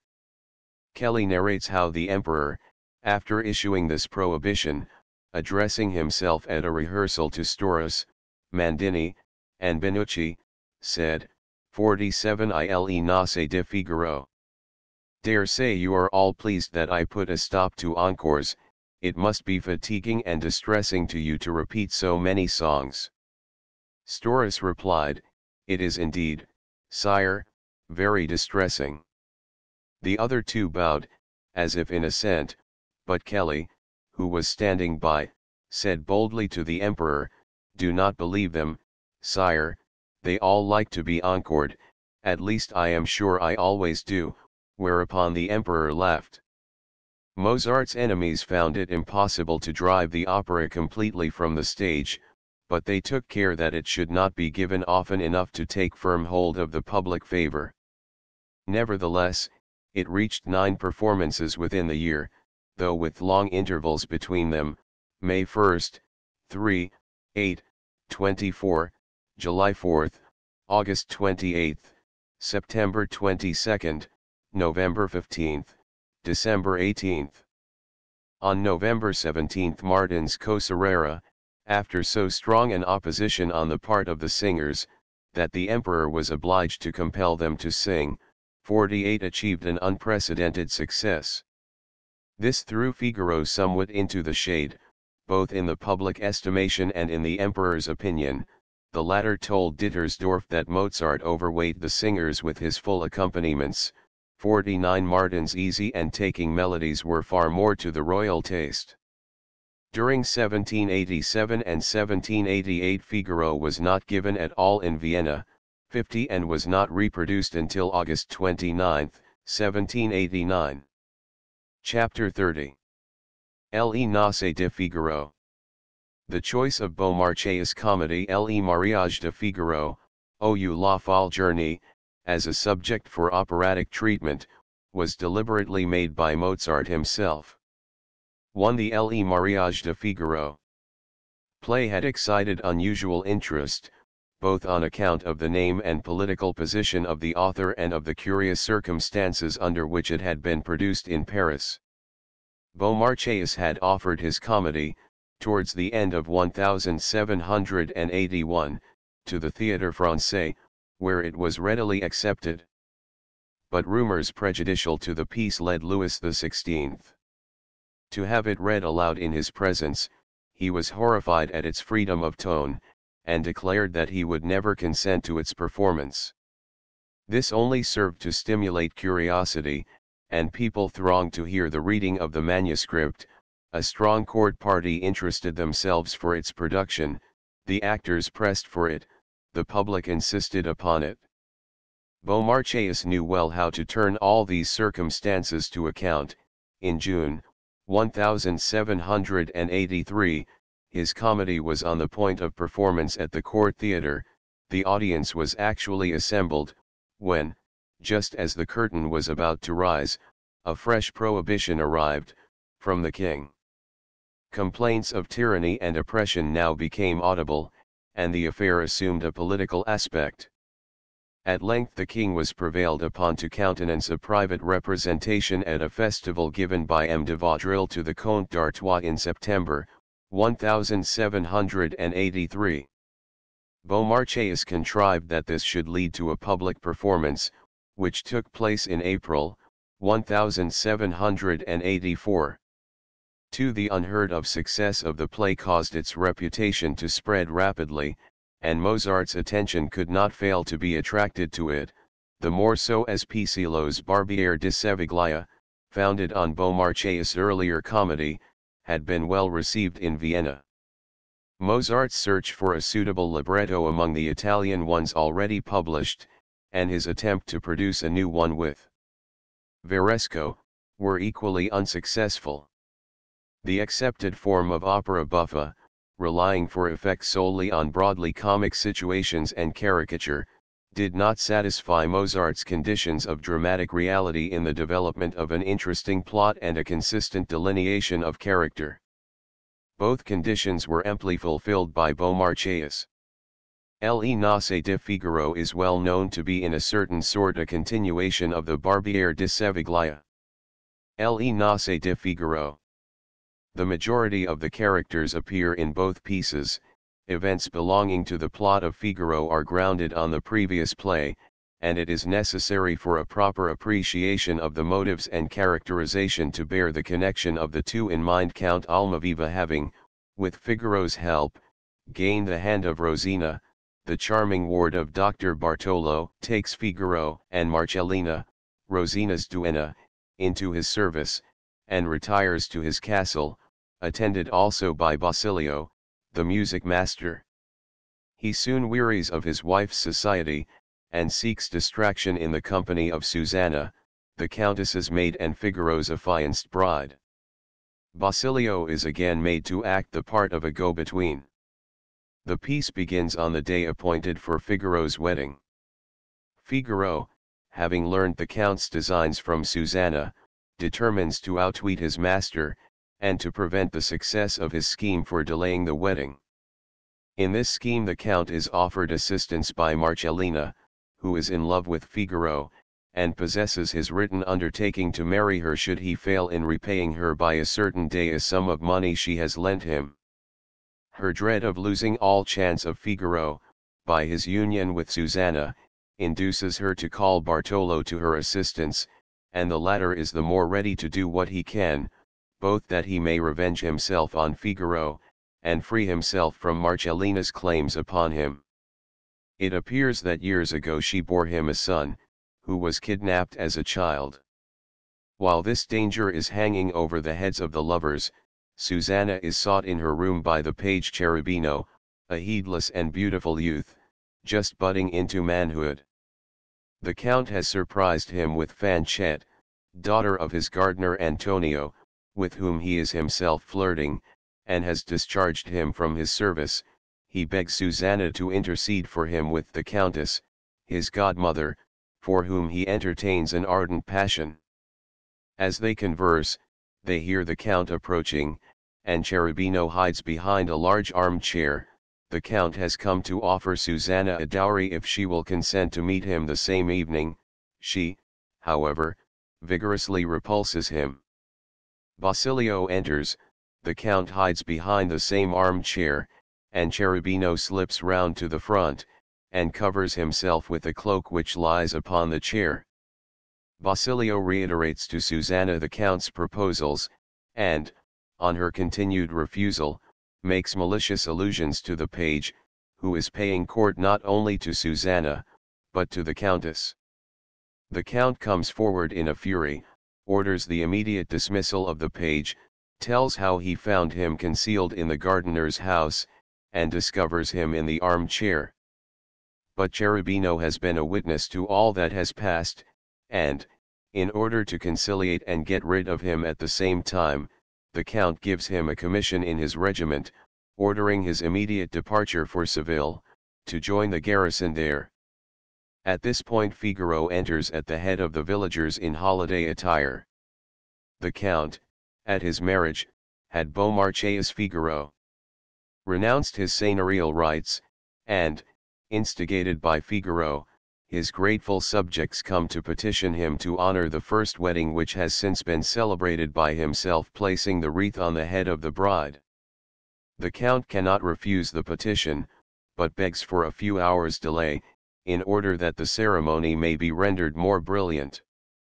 Figaro in the meantime is plotting a double intrigue against the count, with the cooperation of the countess, who has been kept informed of all that is going on by her devoted Susanna.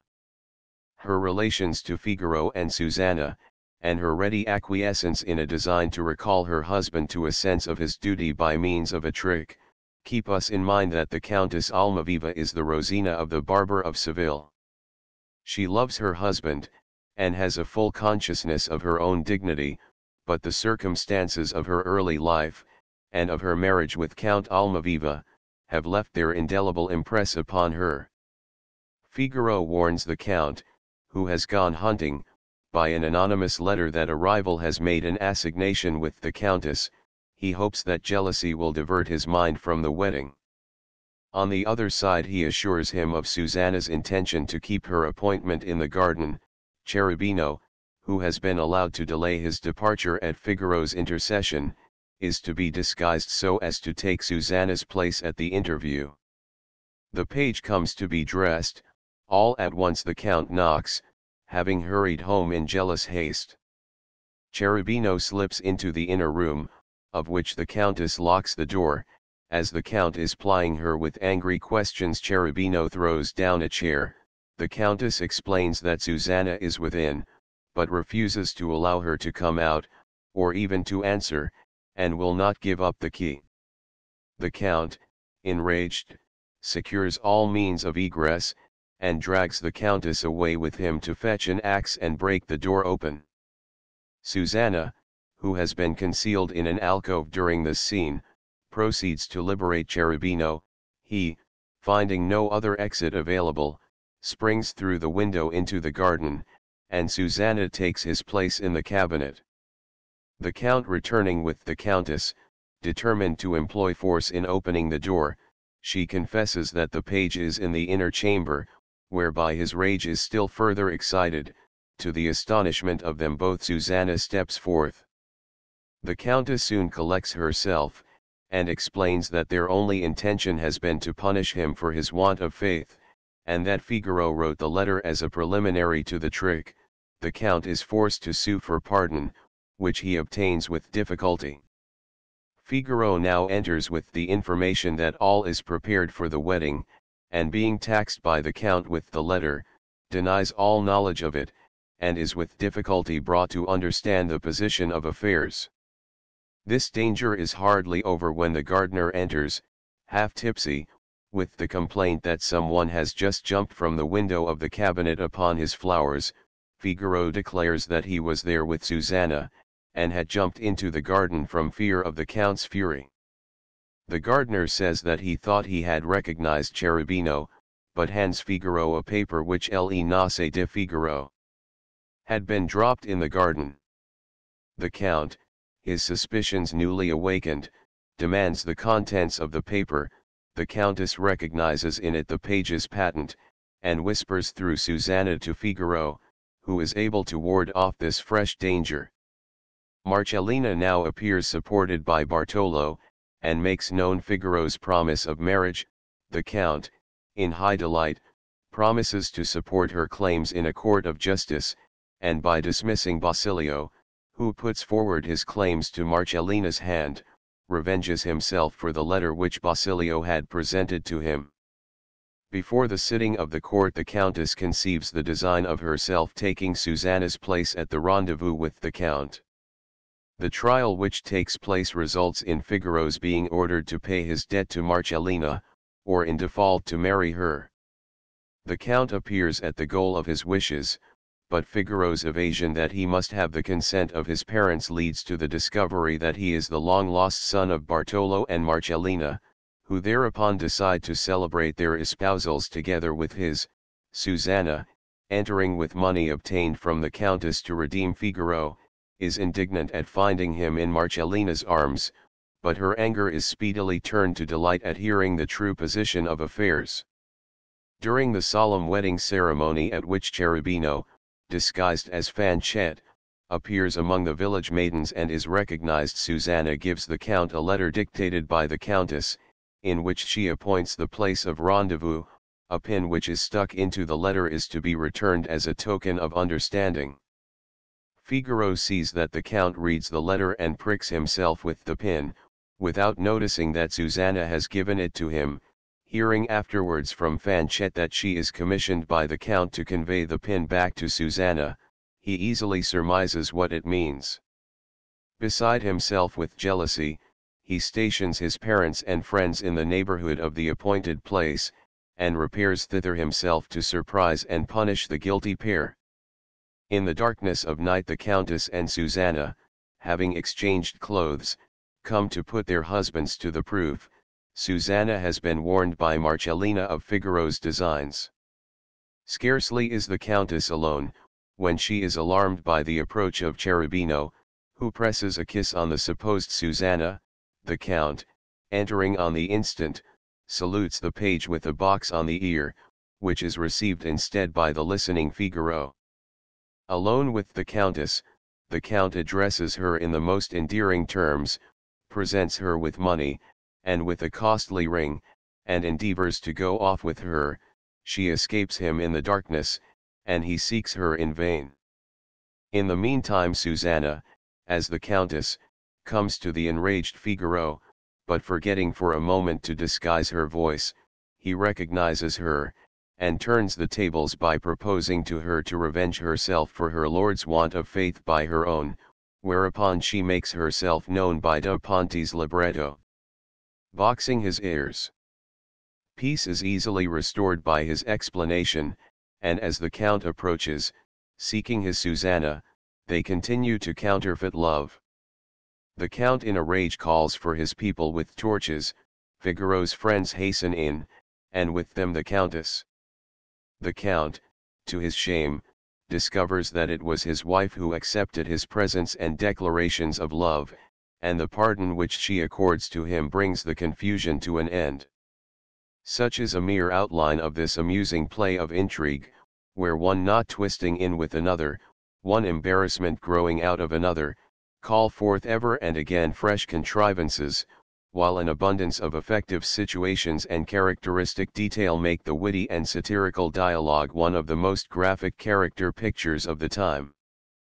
3. Da Ponte has arranged his libretto with much skill, having no doubt received important aid from Mozart himself. The progress of the piece is left almost unaltered, the necessary abbreviations being judiciously made.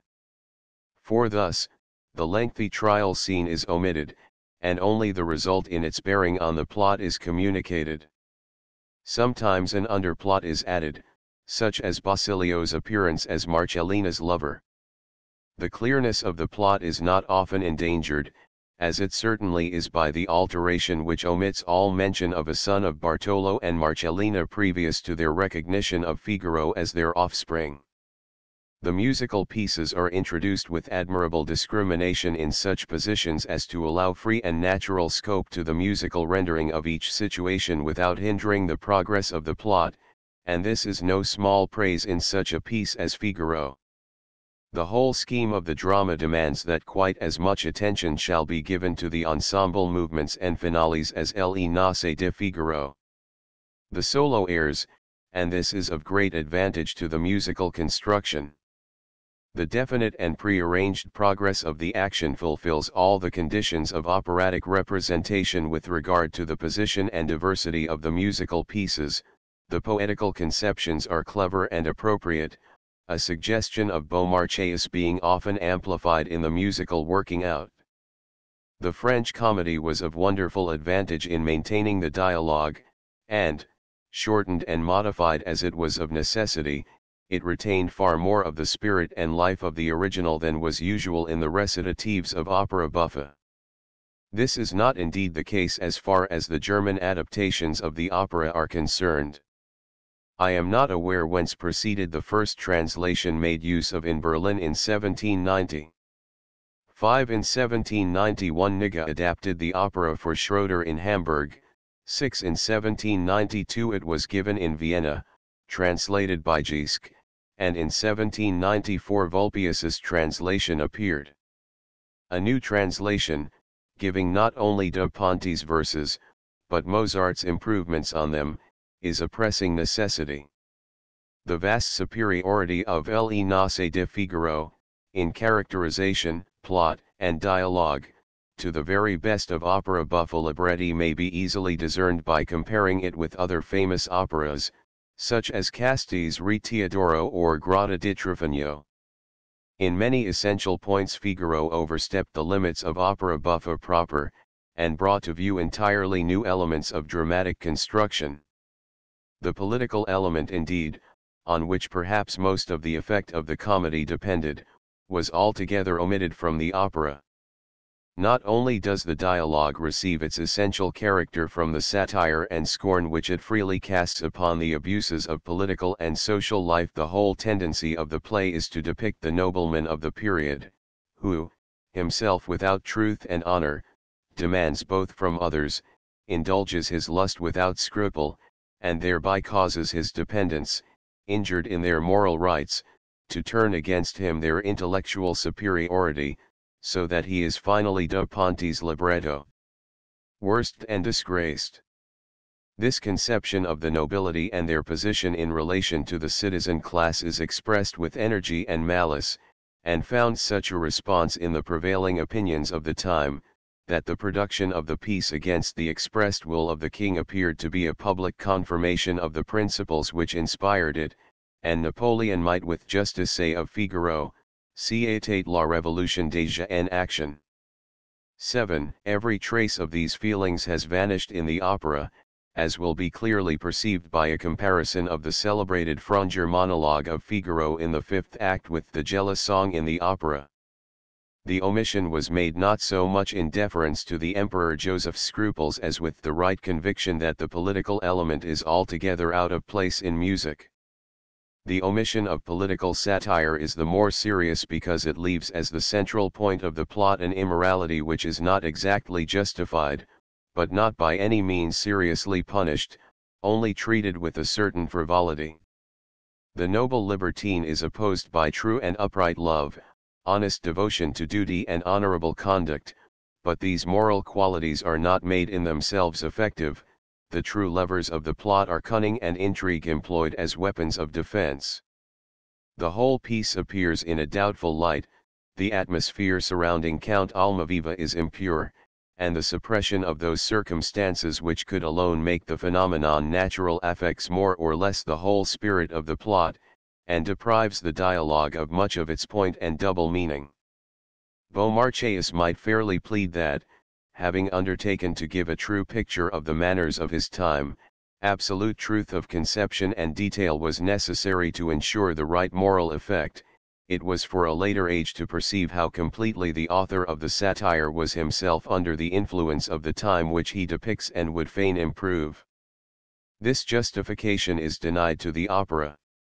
It has no title to be considered as a picture of morals, neither can it pretend to exercise any direct influence, whether moral or le nace de Figaro, political, on the minds of men. The dialogue is undoubtedly in many respects purer than in the comedy, but the plot and its motives, the chief situations, the whole point of view, become all the more decidedly frivolous. How came it, then, the Mozart could choose such a subject for his opera, and that the public could accept it with approbation? It must in the first place be borne in mind that the facts on which the plot is founded, and the point of view from which these facts are regarded, had at that time substantial truth and reality. Men were not shocked at seeing on the stage that which they had themselves experienced, and knew to be going on in their own homes. A later age is disgusted by the contrast between semblance and reality, and at the representation of immorality in all its nakedness. The taste of the time demands that it shall be shown after another form and fashion. A glance at the entertaining literature, and even at the operas of the last half of the 18th century, shows clearly that representation of immorality plays an important part therein in a form which bespeaks the temper and spirit of the time, and further, that a desire for the representation of moral depravity is an infallible symptom of moral disease. It cannot, therefore, be wondered at that a picture of the moral corruption which penetrated all classes, from the highest to the lowest, and which had brought all social and political relations to the verge of dissolution, should have been regarded with eager approbation and enjoyment. The age which produced and enjoyed Figaro took a lighter view of sensual gratification and the moral turpitude connected therewith than that which seems right to a generation grown serious by reason of higher aims and nobler struggles. It need not here be discussed how far manners and opinions which change with the times are to be regarded as absolute morality. The point we are proving is undeniable, and is apparent, often painfully so, in all the light literature and memoirs of the day. Caroline Pickler writes in reference to this very period, 8 Moral tendency of Figaro. There prevailed a taste for all that was beautiful and pleasant in Vienna at that time. The mind had freer movement than at present, and anything might be written and printed which was not in the strictest sense of the word contrary to religion and the state. There was not nearly so much stress laid upon good manners. Plays and romances of a tolerably free tendency were admitted and discussed in good society. Kotzebue was very much thought of. His pieces, as well as Gemmengen's Deutscher Hausvater, Schroeder's Ring, and many others which are sunk in oblivion, together with a number of tales and romances, Meissner's sketches above all, were founded on indecent subjects. They were read without scruple or concealment by all the world, and every young girl. I myself saw and read them all repeatedly. Oberon I knew well, and Meissner's Alcibiades. No mother felt any scruple at allowing her daughter to become acquainted with such works, and indeed living examples of what we read moved before us with so little concealment of their irregular and immoral doings, that it would not have been possible for any mother to keep her daughter in ignorance on these points. It is sufficient to refer to the reading of Wieland's works. What can be more repugnant to our ideas than to find a young girl writing to her lover, "I hope you will soon get the new Amatus, it is the funniest, most whimsical book. I wonder how you will like Olinda. Master Amatus is a little too like butter, he melts in every sunbeam." Our wonder increases when we reflect that this young girl is Caroline Flaxland, and her lover is Herder. 9. There can be no doubt that in this respect Mozart was a child of his time, that he willingly allowed himself to glide along the pleasant stream of life in Vienna, and that his merrier moods were often productive of free and even coarse jests. The frivolous element in Beaumarchais' comedy was not, therefore, likely to repel him, although it would be unfair to assert that it mainly attracted him. He accepted it, as others did, as the sauce which was most likely to be of acceptable flavor. His chief concern was doubtless the gradual unfolding and continual interest of the plot, and the graphic delineation of character, qualities which were entirely overlooked by the ordinary opera buffa. Any approach to probability or analogy with actual life was not thought of, and was le nasse de Figaro. Not often replaced even by a fanciful poetic vein of humor, attempts to give consistency to the caricatures of individuals and situations only served to bring their irreconcilable contrasts into stronger relief. In Figaro, on the contrary, the interest depends upon, the truth, the representation of actual life. The motives of the actors are serious, they are carried out with energy and intellect, and from them the situations are naturally developed. Only the light in which they are all portrayed is that of Beaumarchais' strongly accented gaiety, which is by no means innocent, and in its essence nothing less than musical. It is one of the strongest proofs of Mozart's genius that he should have undertaken, moved as he was by the dramatic signification of the piece, to infuse a new soul into it by his musical treatment. So sure was he that whatever came home to his mind might be used as the germ of a living creation. The musical representation, however, could only be a true one by relying entirely on the emotions which alone are capable of being expressed in music. 10. The whole piece is raised to a higher sphere by the subordination of the powers of understanding and intellect, which Beaumarchais had made the chief factors in his design. Beaumarchais' aim was to preserve his plot and characters from vulgarity or caricature. The point of view whence the musical reconstruction proceeded led inevitably to an ennobling of the whole representation. In depicting emotions, whether as the impulse to action, or as giving significance even to the least commendable promptings of the mind, the musician was in his own element, and the musical treatment of the drama. Wealth of dramatic situations and characters was a pure gain to an artist who knew how to turn it to account. The piercing eye of genius finds materials for its finest performance where a more superficial view reveals nothing but difficulties. If each of the characters, pursuing the interests they have at heart, are to express their inner sentiments at every point in conformity with their nature, it follows that the aim of dramatic characterization in its true sense must be the representation of individuality, sharp and precise in form, true and pure as to its source. Thus only will the exaggeration of caricature be avoided. This holds good of all the chief characters in Figaro, of the Count and Countess, Figaro, Susanna, and Cherubino. They are so entirely governed by their emotions and passions, so completely involved in the complications proceeding therefrom, that an artistic representation must depend on the depicting of these emotions in their fullest truth.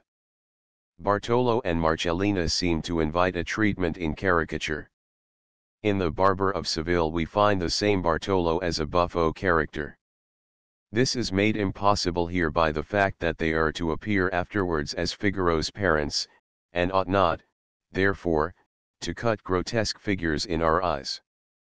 Beaumarchais' point, that Marcellina gives herself airs of superiority to Susanna, parce qu'elle a fait quelques études et tourmente la jeunesse de madame, is not available for musical characterization, but Mozart brings it out skillfully in another way.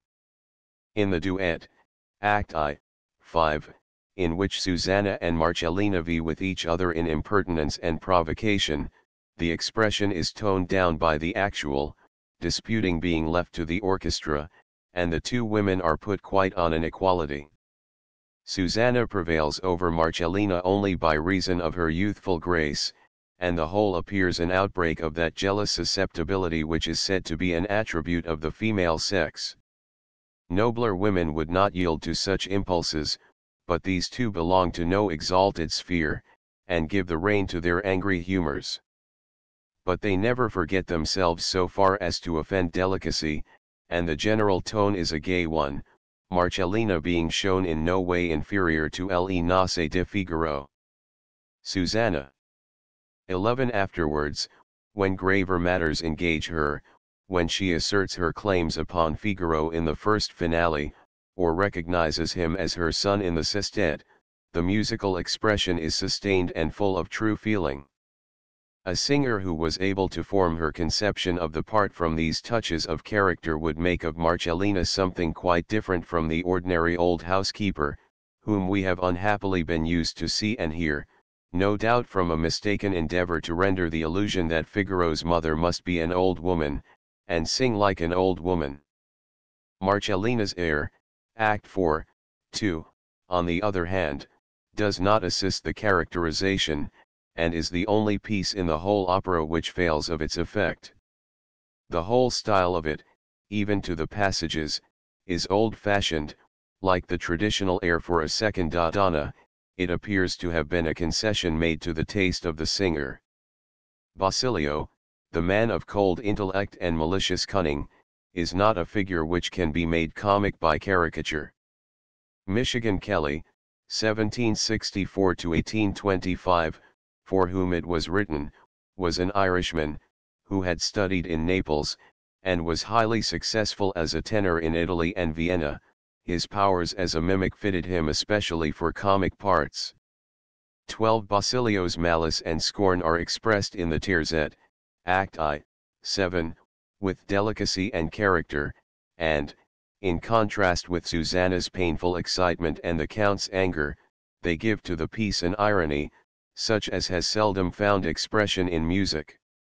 The point justly noted by Ulubikov, 2, p. 45, that Basilio, in his attempts to pacify the Count after finding the page in the armchair, repeats the words, del pagaio col ho detto era solo un mio sospetto, a fifth higher, brings out in a striking degree his character of refined malice.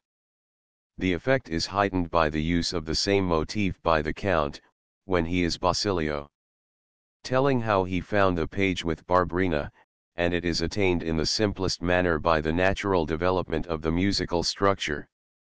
Basilio falls into the background in the course of the opera, the comic way in which Beaumarchais makes him banished by the Count, and his courtship of Marcellina, would have afforded good operatic situations, but abbreviation and simplification were absolutely necessary, and much that was not essential had to be sacrificed. The air which is given to Basilio in the last act, Act 4, 3, scarcely affords compensation. De Ponte, deprived of Beaumarchais' guidance in this place, makes Basilio illustrate by the fable of the ass's skin that those who can flatter and deceive succeed in the world. The musical rendering follows the story, the orchestra giving the characteristic detail. The expression of ease and self-complacency, and above all the incomparable idea, deservedly noticed by Ulubikef, of turning the last sentence of the heartless poltroon, aunt, pericoli, fergogna e mortio el cuajo diacino fugger sipio, into a sort of parody of a triumphal march, give the air a character of its own. Executed with humor and delicate mimicry, it becomes in fact an epitome of Basilio's character, with its utter want of genial qualities. But tone painting occurs only in such touches as those of the storm, the yelping dog, the hurried retreat, and never comes to the foreground. This means of effect, elsewhere so favorite a device in opera buffa, is always sparingly used by Mozart. The din-din, don, don, in the duet between Susanna and Figaro, Act I, 2, can scarcely be called tone painting any more than it can be said to be word painting. It is hardly more than an interjection, which has the advantage in its musical rendering of being incorporated as a motif in the structure of the piece. Nor can the term be justly applied to the march-like tone of Figaro's Non più Andrei, Act I, 9. Certain forms and phrases have developed themselves in music as expressions of warlike ideas, and they are employed as a matter of course where these ideas occur. Figaro, describing to the page the military life before him, has it mirrored as it were by the orchestra. Mozart wisely guards against entering le nasse di Figaro upon any musical details in the picture, which would have led to a distorted tone painting. He confines himself to the barest and most general allusions produced by association of ideas. It is often difficult to decide how far the association of ideas contributes to the partly involuntary, partly conscious construction of the musical expression. For instance, in the first duet between Figaro and Susanna, Act I, 1, the motif for the bass C page image with the corresponding one for the first violins, goes very well with Figaro's measuring of the room, the diminutions expressing clearly enough his repeated stretches. It cannot be doubted that the situation has suggested the motif, but whether Mozart intended to express the action of measurement is far less certain, and any idea of tone painting is out of the question. The subordinate characters of the drunken gardener Antonio and the stuttering judge Don Curzio might under other circumstances have been made into caricatures in the sense of opera buffa, but they appear in situations which have so decided a character of a totally different kind that they could not have departed from it without serious injury to that harmony of the whole which none knew better than Mozart how to preserve.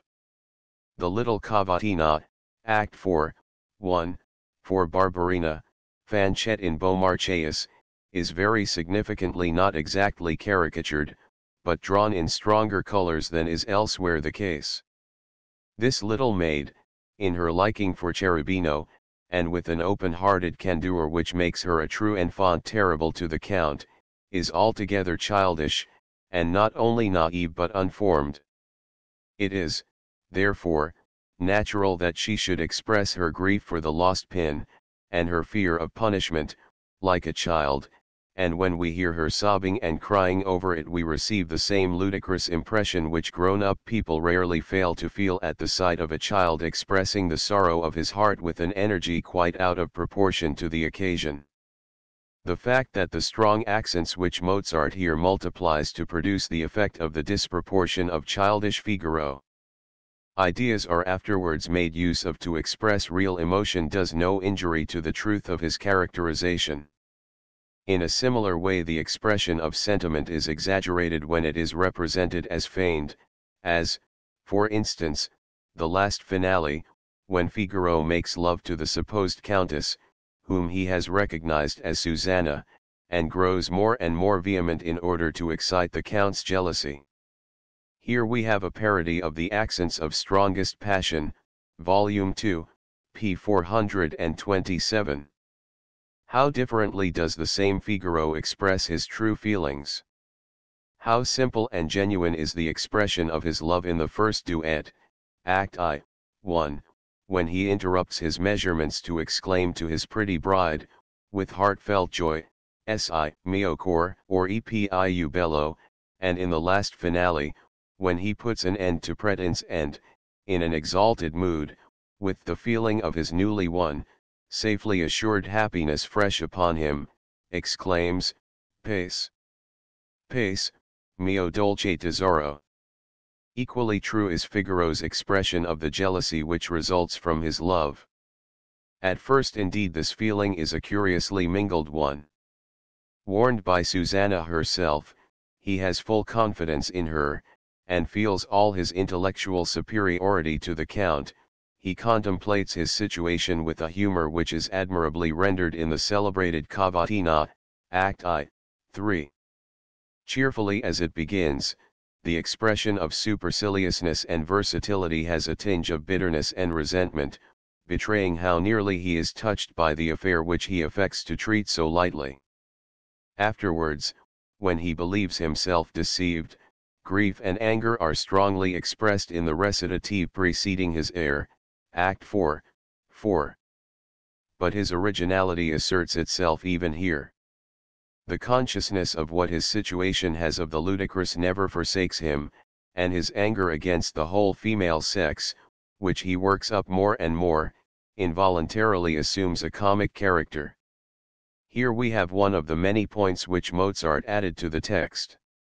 Le Nase di Figaro. The somewhat unflattering description of womankind runs questiamate di sunstrigice incantino per farsi pinar, sirene che cantano per farsi affogar, civit che alettano per trarsi l'epium, comet che brillano per togliesi il lume and so on, until at the end amore non sentin pieta il resto non dico, gia onano lo esse. He has no sooner pronounced the fatal il resto non dico, when he seems unable to get out any more, and so it runs sunstrigice incantino il resto non dico sirene che cantano il resto non dico, and c giving opportunity for a corresponding musical treatment of the words. At last Mozart makes the horns strike in unexpectedly and finish the phrase for him in a manner full of musical fun. As the consciousness grows upon Figaro that he is himself the injured party, his signs of grief and pain grow stronger and more animated. The blending of warm feeling with the involuntarily comic expression of intellectual reaction is psychologically true, and in such a character as Figaro's inevitable, it is embodied in the music in a form very different to that of an ordinary buffo aria. Not less true to nature is Figaro's resigned expression of disappointed love further on, when, having the evidence of his own senses that Susanna has been unfaithful to him, he ejaculates, tutto e tranquillo. But such a mood as this could not be a lasting one with Figaro, and changes at once upon Susanna's entrance. Benucci, for whom Mozart wrote Figaro, possessed an extremely round, full, fine bass voice. He was considered a first-rate actor as well as singer, and had the rare merit of never exaggerating. 13. The individual characterization is still more sharply defined when several personages appear together in similar situations. Immediately upon the air where Figaro declares war upon the Count, Act I, 3, follows Bartolo's air, Act I, 5, 14, in which the latter announces his approaching victory over Figaro. He also is altogether in earnest. Figaro has cruelly deceived him, and the long-looked-for Bartolo. Opportunity of vengeance is close at hand, tutta Sevilla conis Bartolo, il Burbo Figaro vinto sera. He is full of pride and self-consciousness. La vendetta e un piacer serbato e I sagi, l'oblier l'ont, gl oltragi e bassezza, e ognor vilta, and the air begins with the forcible and impulsive expression of the self-consciousness enhanced by rapid instrumentation. Bartolo feels the injury done to him, and his obligation in honor to avenge himself, and the sincerity of this feeling invests him with a certain amount of dignity. But his character has none of the elements of true greatness. As soon as he begins to descant on the way in which he is to outwit Figaro, his groveling spirit betrays itself, he excites himself with his own chatter, and complacently announces his own triumph beforehand. Bartolo's dignity is not, however, a parody on his true self. The comic element consists in the contrast of the pride which lays claim to dignity and the small-mindedness which unwittingly forfeits the claim. The German translations lose the chief point of the characterization. Capitally expressed is the original, col astucia, col argousia, col giudizio, col criterio, si potreb. Here the orchestra takes up the motif of the word si basetza, as if to edge him on, but soon subsides, as he recollects himself, si potreb, suddenly interrupted by il fatto e serio, to which the whole orchestra responds with a startling chord. Thereupon he resumes with calm self-confidence, ma credit, si farà, and then launches into the flood of trivialities, with which he seeks to bolster up his courage. Stefano Mandini, the original Count Almaviva, was considered by Kelly as one of the first buffos of the day. 15 and Coron used to hold him up to his scholars as his ideal of a singer. 16 At the moment when Susanna has hearkened to his suit, he infers from a word let fall by her that she has le nace de Figaro deceived him. Injured pride, disappointed hope, and jealousy of his happier rival, excite him to a pitch of passion which breaks out in true cavalier fashion with the words, Act 3, 2. Vidro, mentre sospiro, felice un servo mio. What a world of expression Mozart has thrown into these words. While disappointed but unvanquished passion presses its sting deep into his heart, injured pride flares up prepared to give place to no other feeling than that of revenge.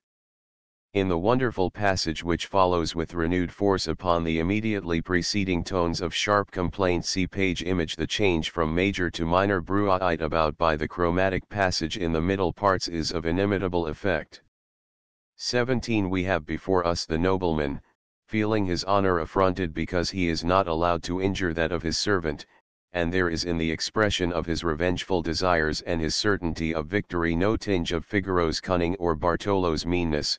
The stream of passion flows full and unmingled, and the noble position of the Count gives it a certain amount of composure. His weakness excites regret rather than contempt or even ridicule.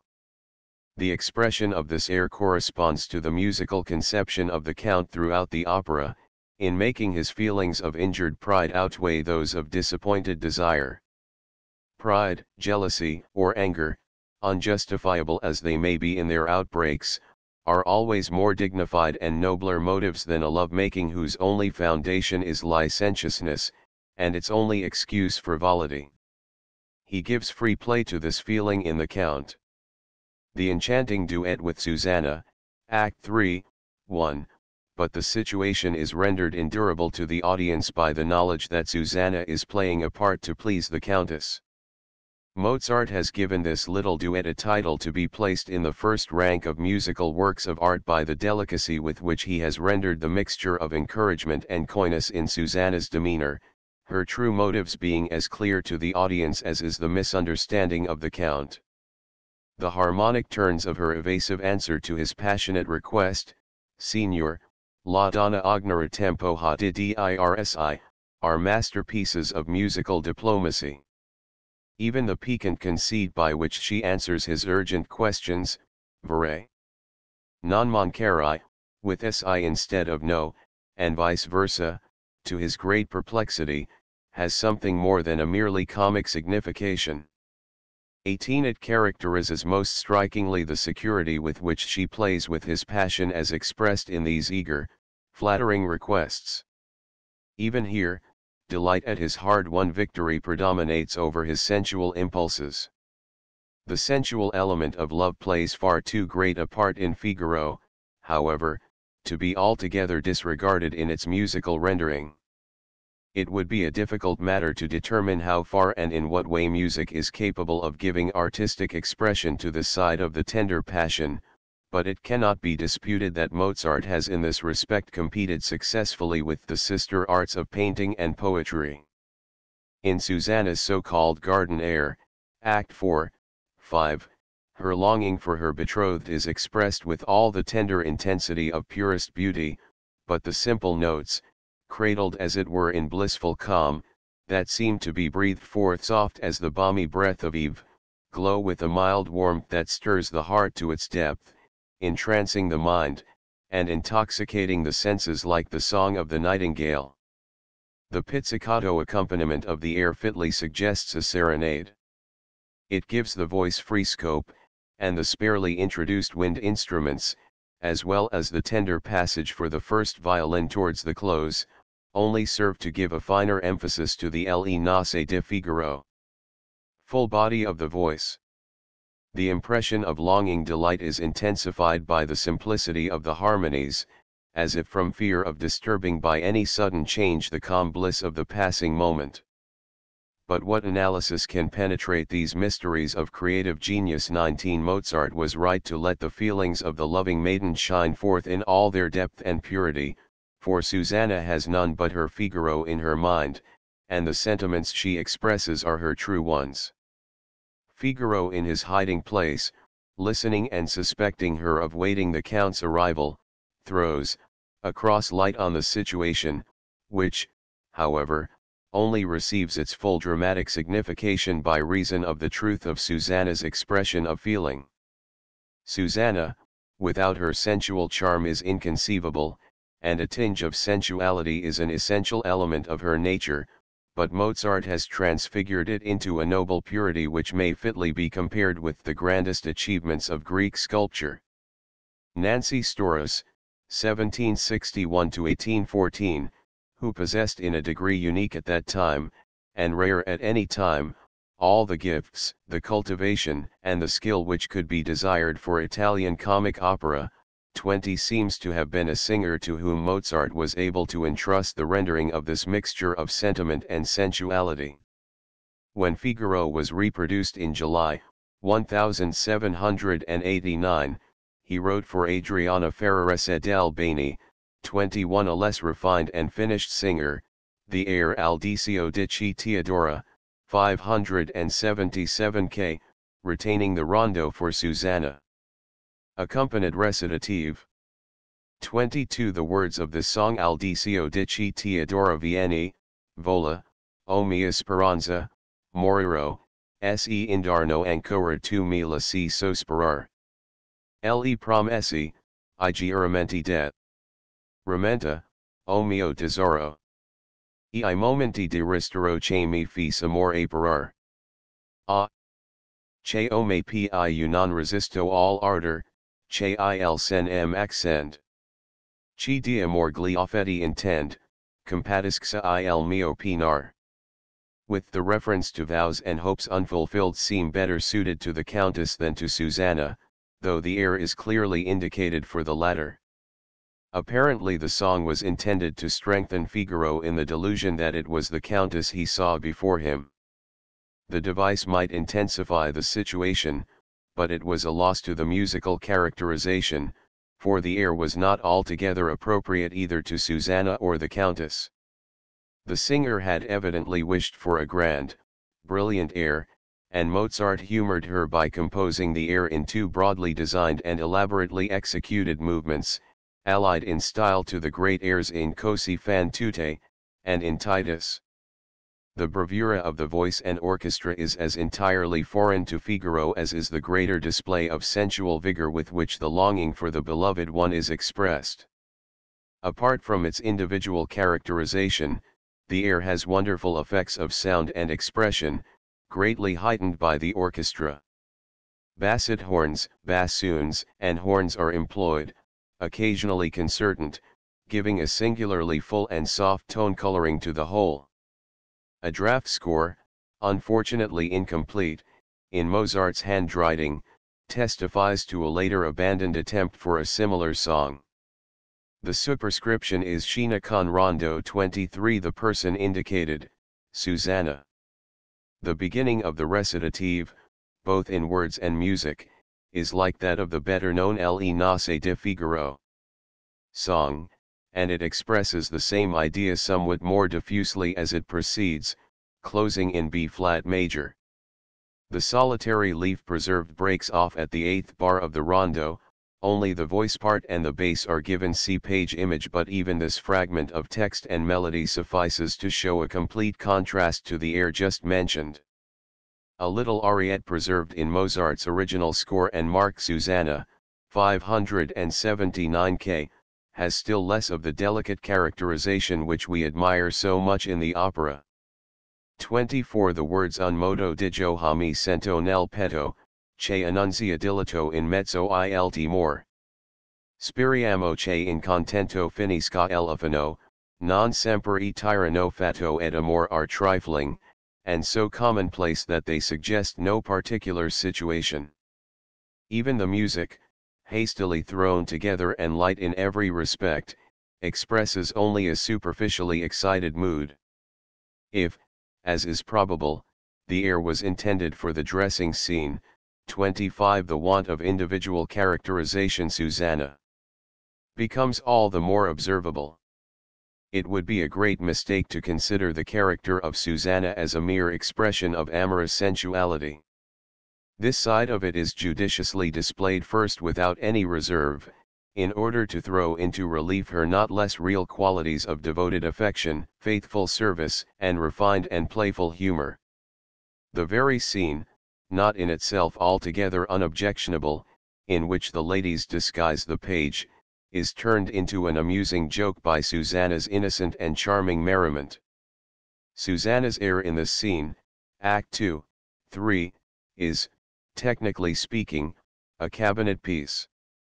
The orchestra executes an independent piece of music, carefully worked out and rounded in most delicate detail, which admirably renders the situation, and yet only serves as a foil to the independent voice part. A tone of playful humor runs through the whole long piece from beginning to end. It is the merriment of youth, finding an outlet in jest and teasing, expressed with all possible freshness and grace. But the high spirit of youth does not exclude deeper feelings where more serious matters are concerned. In the Terzet, Act 2, 4, where Susanna in her hiding place listens to the dialogue between the Count and Countess, she displays deep emotion, and expresses her sympathy with truth and gravity. Mozart has indeed grasped this painful situation with a depth of feeling which raises the Terzet far above ordinary opera buffa. 26 In her relations to Figaro, Susanna displays now one, now the other side of her nature. It is judiciously arranged that immediately succeeding her first heartfelt, though not sentimental expression of love, Act I, 1, the second duet, Act I, 2, should display her merry humor. Her consciousness of superiority over Figaro, who learns the Count's designs first through her, combined with the ease of her relations towards them both, resulting from the honesty of her love, enable her to carry off the difficult situation with Le Nozze di Figaro. A spirit and youthful gaiety which contrast with Figaro's deeper emotions. He begins indeed with unrestrained merriment, but the same motif, mockingly repeated by Susanna, becomes a warning which has so serious an effect upon him that not even her endearments can quite succeed in chasing the cloud from his brow. 27 The ground tone of the duet, the intercourse of affianced lovers, is expressed with the utmost warmth and animation, and places us at once in the possession of the true state of affairs. Before the end comes, however, we see the couple testing each other's fidelity and measuring their intellectual strength against each other, as when in the last finale Susanna, in the Countess's clothes, puts Figaro to the proof, and he, recognizing her, takes his clue accordingly. This duet sparkles with life and joviality, rising, after the explanation, to the most winning expression of tender love. The characters of the Countess and Cherubino are much less complicated than that of Susanna. The Countess is represented as a loving wife, injured by a jealous and faithless husband. The musical characterization gives no suggestion of any response, however faint and soon stifled, to the page's advances, but is the most charming expression of ideal purity of sentiment. She suffers, but not yet hopelessly, and the unimpaired consciousness of her own love forbids her to despair of the Count's. Thus she is presented to us in her two lovely songs.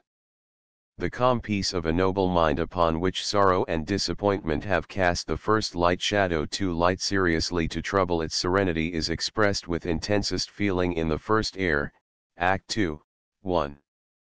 The second, Act 3, 4, when she is on the point of taking a venturous step to recall the Count to her side, is more agitated, and, in spite of the melancholy forebodings which she cannot quite repress, gives expression to a joyful hope of returning happiness. There is no strong passion even here, the Count's affronts Cherubino excite her anger, and the dilemma in which she is placed awakens her youthful pleasure in teasing. This reminiscence of Rosina in earlier years, combined with the consciousness of her true feeling, so finely expressed by the music, may in some measure supply the motive for the deceit which she thinks herself justified in using towards the Count.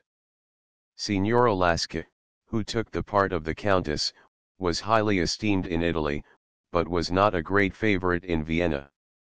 28 Signora Busani, on the other hand, who appeared for the first time as the page, although not a singer of the first rank, was much admired by the public for her beautiful figure and unreserved acting, 29 or as de Ponte says, for her smorfie and pagliacciate. 30 Cherubino is undoubtedly one of the most original of musical dramatic creations. Beaumarchais depicts a youth, budding into manhood, feeling the first stirrings of love, and unceasingly occupied in endeavoring to solve the riddle which he is to himself. Count Almaviva's castle is not a dwelling favorable to virtue, and the handsome youth, who pleases all the women he meets, is not devoid of wanton sauciness. Tu sais trop bien, he says to Susanna, kjenos pauser.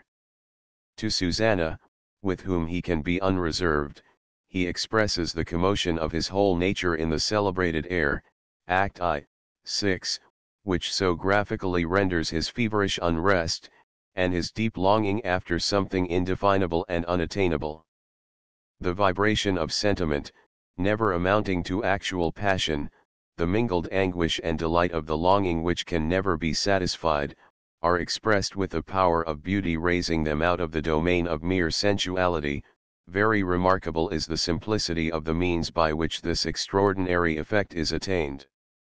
A violin accompaniment passage, not unusual in itself, keeps up the restless movement.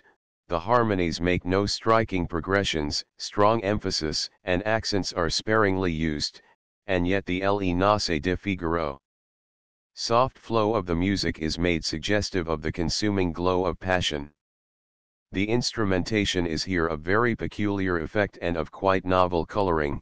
The stringed instruments are muted, and clarinets occur for the first time and very prominently, both alone and in combination with the horns and bassoons.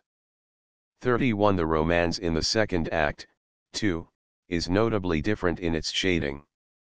Cherubino is not here directly expressing his feelings, he is depicting them in a romance, and he is in the presence of the Countess, towards whom he glances with all the bashfulness of boyish passion. The song is in ballad form, to suit the situation, the voice executing the clear, lovely melody, while the stringed instruments carry on a simple accompaniment pizzicato, to imitate the guitar.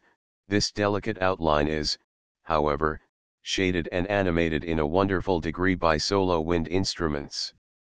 Without being absolutely necessary for the progress of the melodies and the completeness of the harmonies, they supply the delicate touches of detail reading between the lines of the romance, as it were, what is passing in the heart of the singer. We know not whether to admire most the gracefulness of the melodies, the delicacy of the disposition of the parts, the charm of the tone coloring, or tenderness of the expression. The whole is of entrancing beauty. Unhappily we have lost a third air written for Cherubino. After the sixth scene of the second act, in which Barberina requests the page to accompany her, the original draft score contains the remark, Segue Arietta di Cherubino, Dopo l'arietta di Cherubino viene scena 7, ma che un recitativo istrumentato con aria della confessa, this arietta is not in existence, and probably never was, a change in the arrangement of the scenes having rendered it superfluous. This is to be regretted. Cherubino's intercourse with Barberina would have supplied an essential feature which is now wanting in the opera. But even as it is, the image of Dance March Cherubino is so attractive, so original, that it must unquestionably be reckoned among the most wonderful of Mozart's creations. Thus we see all the dramatis personae live and move as human beings, and we unconsciously refer their actions and demeanor to their individual natures, which lie before us clear and well defined. So great a master of psychological characterization was under no necessity of calling accessories of costume or scenery to his aid, and declined even to remind us by the use of peculiar musical forms that the action was laid in Spain. This device is only once resorted to. The dance which is performed during the wedding festivities in the third act, Act 3, 8, p. 377, reminds us so forcibly of the customary melody for the fandango, 32 that there can be no doubt this dance was known in Vienna at the time. Gluck has employed the same melody in his ballet of Don Juan, produced at Vienna in 1761. If Mozart's adaptation be compared with the other two, it will be perceived that he has formed a free and independent piece of music out of some of the characteristic elements of the original, combining dignity and grace in a singular degree, the treatment of the bass and middle pans, and the varied combinations of the wind instruments heighten the effect of the unusual coloring. At the exclamation of the Gottant, who has pricked himself with a pin, the bassoon strikes up in plaintive tones. See page image, which are comically appropriate.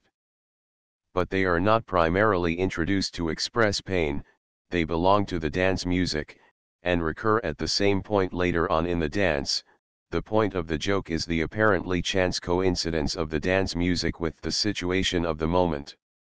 The fine march preceding the ballet, the gradual approach of which produces a very effective climax, Volume 2, p. 154, note, takes its Le Nozze di Figaro.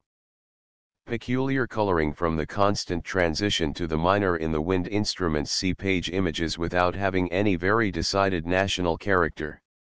Neither are the choruses sung on the same occasion by female voices, or male and female together, particularly Spanish in tone, any more than the chorus in the first act, Act I, 8, they are gay, fresh, very graceful, and exactly fitted to the situation. Hitherto we have attempted an exposition only of the musical dramatic characteristics of the opera, the psychological conception which makes the actions of the characters correspond with their individual nature. Not less important are the events and circumstances which give rise to the combined action of the different characters. In the opera this is displayed in ensemble movements. The prevailing principle is here again truth in the expression of feeling, but the juxtaposition of the different characters necessitates a greater stress to be laid on individual peculiarities, and again, these characteristics of detail must be subordinated to the main idea of producing a well-formed whole. A due balance of parts can only be produced by compliance with the conditions of a musical work of art. The substance and form of these ensemble movements are of course subject to many modifications. Many of them are nothing more than a detailed and fuller exposition of some definite situation or mood, and their whole design is therefore simple. Such are the duets between Figaro and Susanna, Act I, 2, between Susanna and Marcellina, Act I, 5, the riding duet, Act 3, 5, and the duet between the Count and Susanna, Act 3, 1. They are distinguished from airs more by their form than their nature.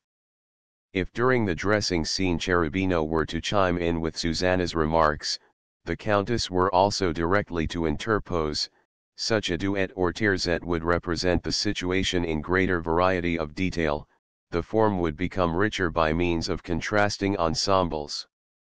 Elements, but the musical matter would not differ essentially from that to which we are accustomed in solo airs. The terzet in the second act is of this character, a situation or a mood is maintained, and only variously mirrored in the various personages. Here, then, is the point of departure for unity in the grouping of the whole, and the ordinary resources of musical construction, such as the repetition of a motif in different places, the elaboration and combination of the motifs, for the most part lend themselves to the situation. The difficulty of the task increases in proportion as the music forms part of the plot. We have an instance of this in the duet between Susanna and Cherubino, Act 2, 5, when the latter tries to escape, and finally jumps out of the window. The simple situation gives rise to an expression of fear and disquiet, in short, interrupted motifs, and the prevailing characteristic is an agitation almost amounting to action _ in progress.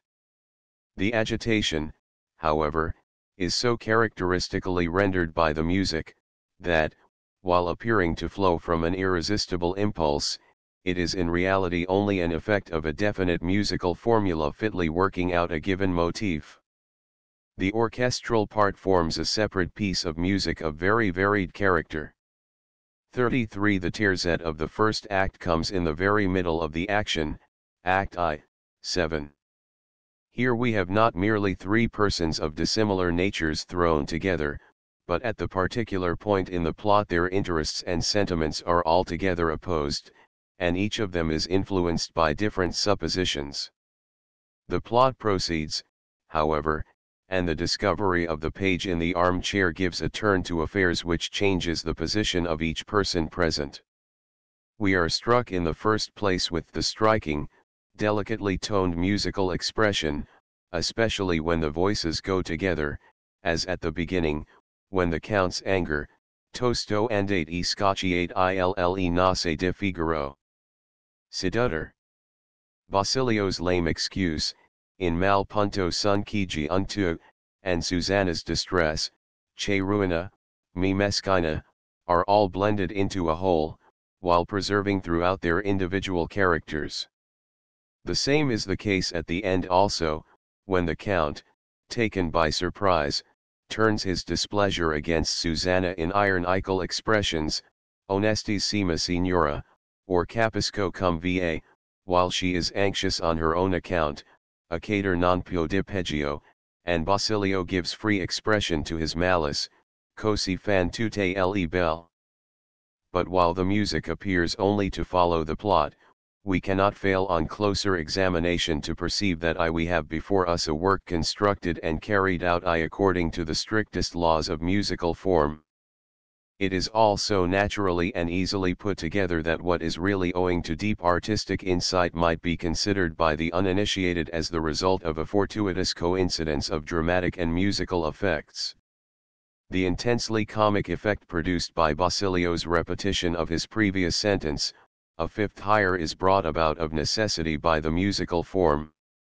A similar effect is produced when, at the point where a return to the original key leads us to expect a recurrence of the principal subject, the Count, with the same notes in which he had exclaimed, full of resentment at Susanna's intercession, Parda, parda il Dame Reno, now turns to Susanna herself with the words, onestissima signora, or capisco cum va, the point being brought out by the change from forte to pianissimo.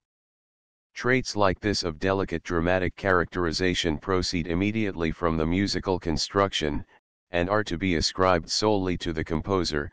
The text does not by any means directly suggest them. The dramatic interest reaches a far higher level in the two great finales. The finale to the second act is judiciously constructed, as far as is compatible with musical exigences, out of the elements already existing in Beaumarchais. The dramatic interest rises with the increasing number of persons taking part in the action, and grows to a climax, while new developments proceeding from the unraveling of each complication bring the actors into ever-varying relations with each other. The different situations afford the most finales. Animated variety, moving onwards in close connection, but each one keeping its ground long enough to give ample scope for musical elaboration. 34. The situations thus give rise to the 8 movements, distinct in design and character, which form the finale. The masterly combination of the different movements is more effective than would be any amount of emphasis laid on particular points of characterization. The finale opens with a manifestation of intensest passion, the Count glowing with rage and jealousy, the Countess, wounded to the heart, trembling at the consequences of her imprudence. In no other part of the opera is the pathetic element expressed so prominent, the conflict being so strongly expressed that a serious catastrophe appears inevitable. But Susanna's unexpected appearance brings about an explanation, which could not be more aptly expressed than by the rhythmical motif of the second movement. 35. Susanna's mocking merriment, which for a moment rules the situation, is in some degree moderated by the uncertainty of the 2 others. The want of repose of the following movement alters the character again, while the chief characters have to adapt themselves to their change of relative position. The Count has to propitiate his wife, without being altogether convinced himself. The Countess's anger and forgiveness both come from the heart, but she feels that she is not now quite in the right. Susanna is exerting herself to bring about explanation and reconciliation, and in so doing takes involuntarily, as it were, the upper hand of the Countess. It is a mimic war, carried on in the most courteous manner, every emotion is broken and disturbed. Now let us turn to the music. A succession of short motifs, each of which characterizes a particular element of the situation, are loosely put together, none of them independently worked out, one driving out the other. But the Le Nozze di Figaro. Motifs occur in every case just where dramatic expression demands, and each repetition throws a new light upon the situation, turning the apparent confusion into a well-formed musical whole. Figaro brings an element of unrestrained gaiety into the midst of this troubled atmosphere. The G major following immediately on the E-flat major breaks away from all that has gone before. His merriment is truly refreshing, but even he feels some constraint knowing that his secret is betrayed, without being aware of what has led to it. The eagerness with which the Count interrupts him, the anxiety with which the women seek to put him in the right way, his alternate holding back and yielding, give the scene a diplomatic sort of tone, wonderfully well rendered by a tinge of dignity in the music, which only here and there betrays, involuntarily as it were, more animation. The closing ensemble gives to each of the 4 voices a mysterious character which is quite inimitable. A complete contrast to this delicate play is afforded by the half-drunken gardener with his denunciation. This opponent requires quite a different treatment. The musical characterization becomes more lively and broader, the different features more strongly marked.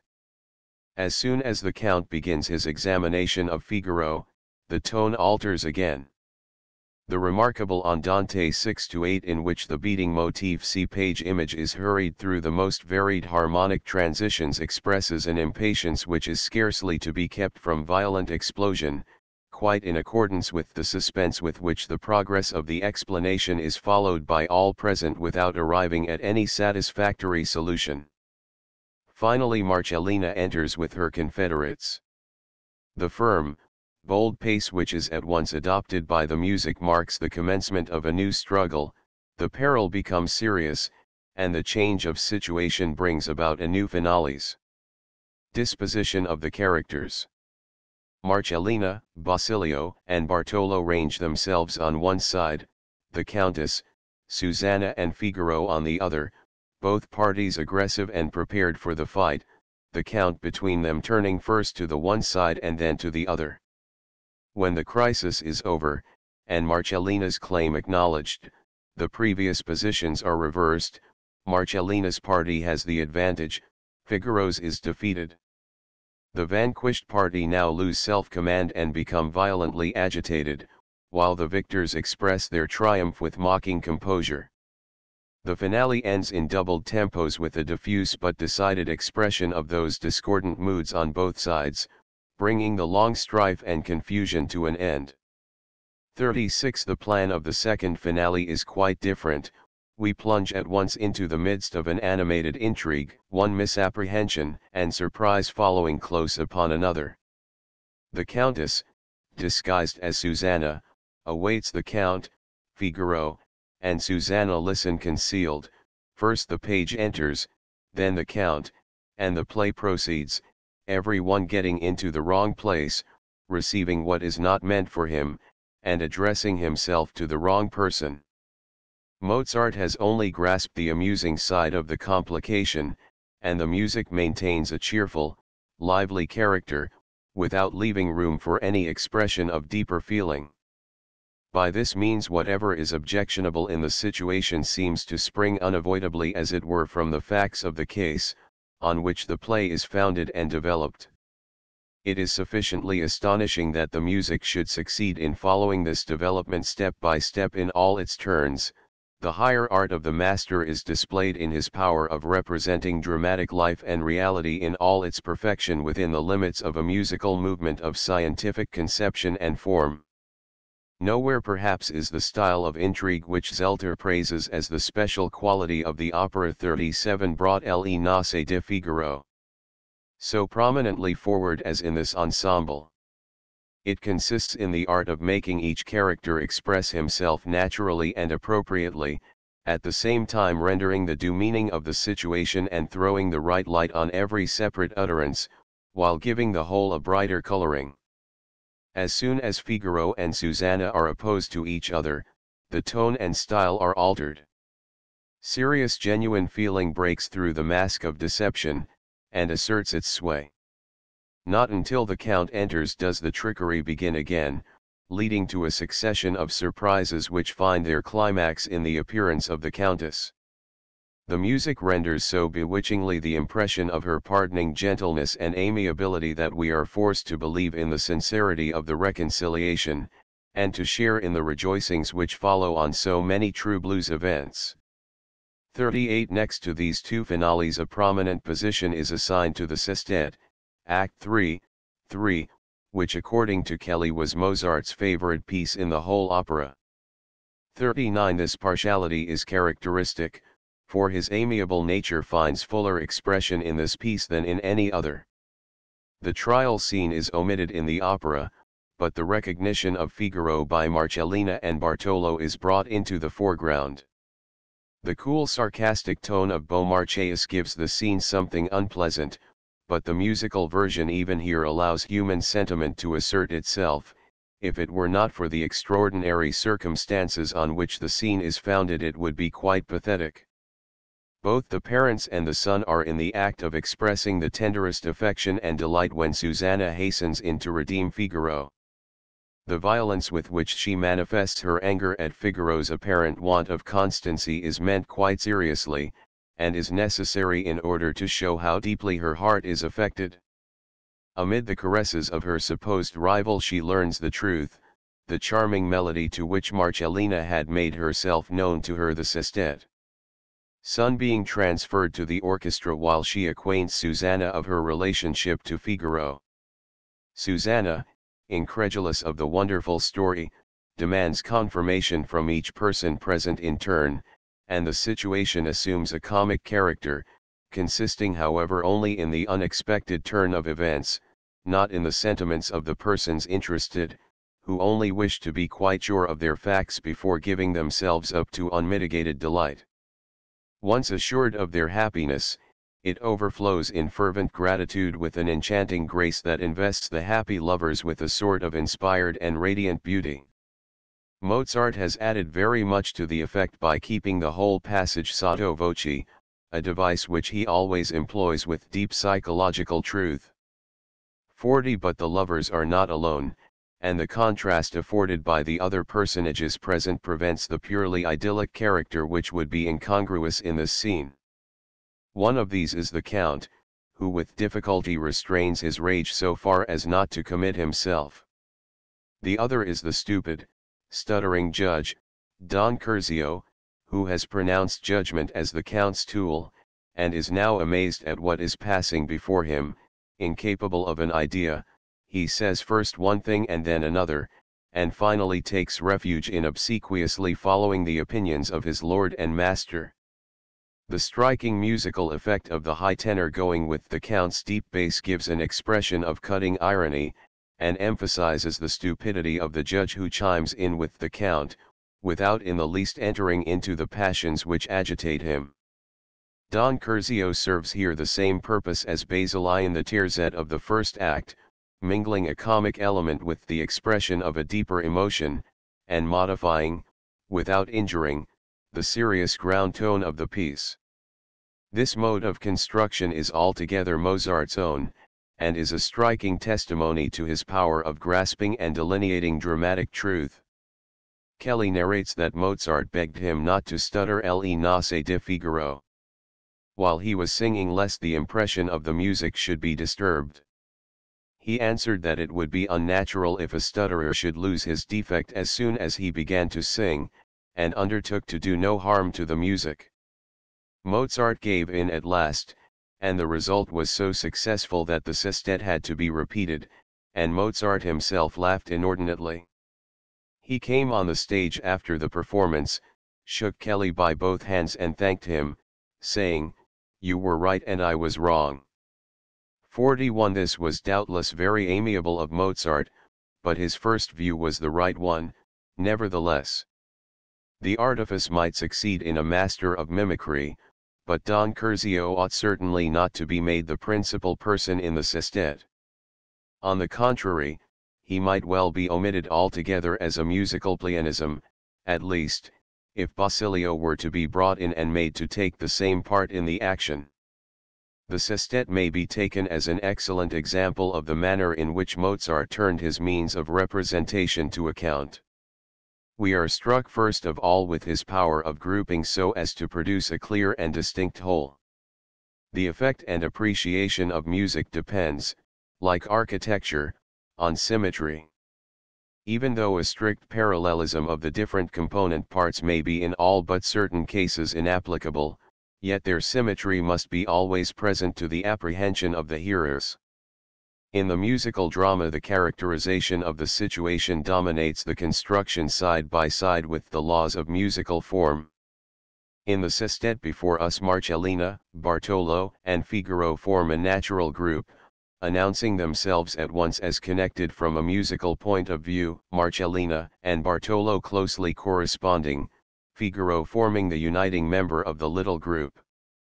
Opposed to them we have the Count and Don Curzio, who also keep together, but with greater freedom of independent movement.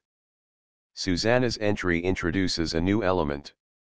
At first she opposes Figaro, and allies herself to the Count, and we have then two strongly characteristic groups of three persons, each with a construction and treatment of the voice parts. Movement of its own. The explanation which ensues necessitates the dissolving of the ensemble into a monologue, after which the situation is changed. Susanna goes over to Figaro, Marcellina, and Bartolo, and fresh group is formed, with Susanna as the chief member, though the others do not by any means renounce their independence. Against this concentrated force the discontented minority gives expression to additional energy and resentment, coming to an end in unison. These hints will suffice to show with what a firm mind of the hearers an impression of the perfect freedom of dramatic action, within the limits of strict and simple musical form. The great stress laid upon dramatic reality necessitated in general simple forms and moderate execution in the musical part of the work. In the airs the traditional form of two elaborate movements is only exceptionally employed, the cavatina or rondo form being in most cases preferred and treated freely, although with considerable precision. The majority of the duets are similar in design, Mozart having usually written over them duettino, arietta, but neither confined limits nor dramatic interest have been made a pretext for the neglect of well-constructed, well-rounded form. He never fails to hit upon the right point, whence a whole may be organized. Thus, Every separate passage in the finale heightens the contrast, and leads by a natural process of development to a conclusion for which plus helps to prepare the way. What has been said in general terms may be applied to the treatment of details, and primarily of the voices. The dramatic characterization necessitates perfect freedom in the employment of every source of effect, long-drawn cant-I-lean shorter melodious phrase, well-marked motifs requiring elaborate working out, declamatory delivery merging into an easy conversational tone, all are employed in their right place, often in rapid alternation and varied combination. It is not sufficient, however, that each separate device should be employed effectively. The essential point is that they should be placed in right relations with each other, and with the whole of which hand the musical edifice is put together so as to leave on the le nase de Figaro. They form parts. The unhesitating use of the resources of the voice, and the harmony of the effect, are admirable alike in the great ensemble movements and in the smallest passage to be sung. The sestet and the second duet may be brought forward as essentially differing in style and subject, yet each in its place distinguished by delicacy of detail and striking effect. Great simplicity in the treatment of the voices is a noteworthy consequence of this tendency. Song is merely the means adopted for expressing emotion of different kinds. Homely simplicity not only corresponds to truth of expression, it is necessary for the combination of heterogeneous motives, which would otherwise be incomprehensible. This simplicity, however, is not of the kind that reduces all expression to the same level, and abjures ornament and grace. Rather is it the simplicity of a nature which draws its inspiration from the depths of the heart, and excludes all merely virtuoso-like displays which would serve but to glorify the singer. 42. An important aid to characterization and coloring was found by Mozart in the orchestra.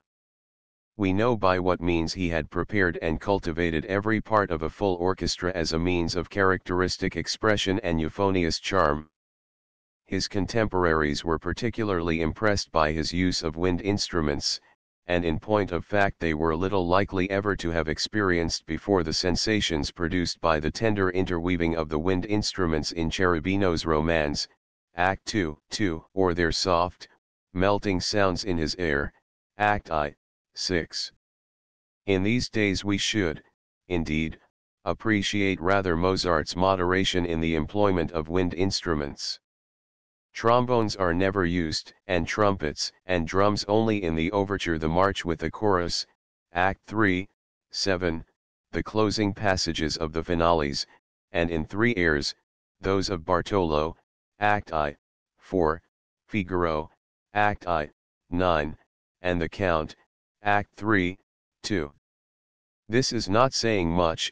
True moderation consists, not so much in the orchestra abstaining from certain methods, as in the way in which those which are employed are held in check. Equally admirable is the masterly treatment of the stringed instruments which form the groundwork of the orchestra, at the same time that the independent movements of the separate instruments develop a fresh and ever varied vivacity. Mozart has striven above all to preserve a healthy balance of sound effects, and a unity of treatment which never aims at brilliant effects brought about either by an ostentatious extravagance or an exaggerated economy in the use of his resources. The right effect is produced at the right point, and in the simplest manner, regard being always had to the laws of climax. The simplicity of the voice parts necessitates a corresponding simplicity in the instrumental parts. Most distinctly appreciable where they occur obbligato. A comparison with Idomeneo and the Inferior in this respect will bring out the difference very strongly. The orchestra in the Inferior is treated more easily and simply than in Idomeneo. In Figaro the highest degree of clearness is united with abundant fullness and intensive force of instrumental coloring. The position here accorded to the orchestra may be regarded as not so much an improvement on earlier operas as an essentially new conception of its powers and functions. 43. The orchestra appears for the first time not only as an integral part of the whole, but as one with equal rights, taking an independent and active part in the musical dramatic representation. Such a conception could only be realized when the orchestra and instrumental music had been developed and cultivated as they were by Haydn and Mozart. In this independent position it is neither above nor in opposition to the voices, but each is indispensable to the due effect of the other. The orchestra is no longer to be looked upon as a mere accompaniment to the voices, but as an independent and cooperating means of representation. And as such we find it in Figaro.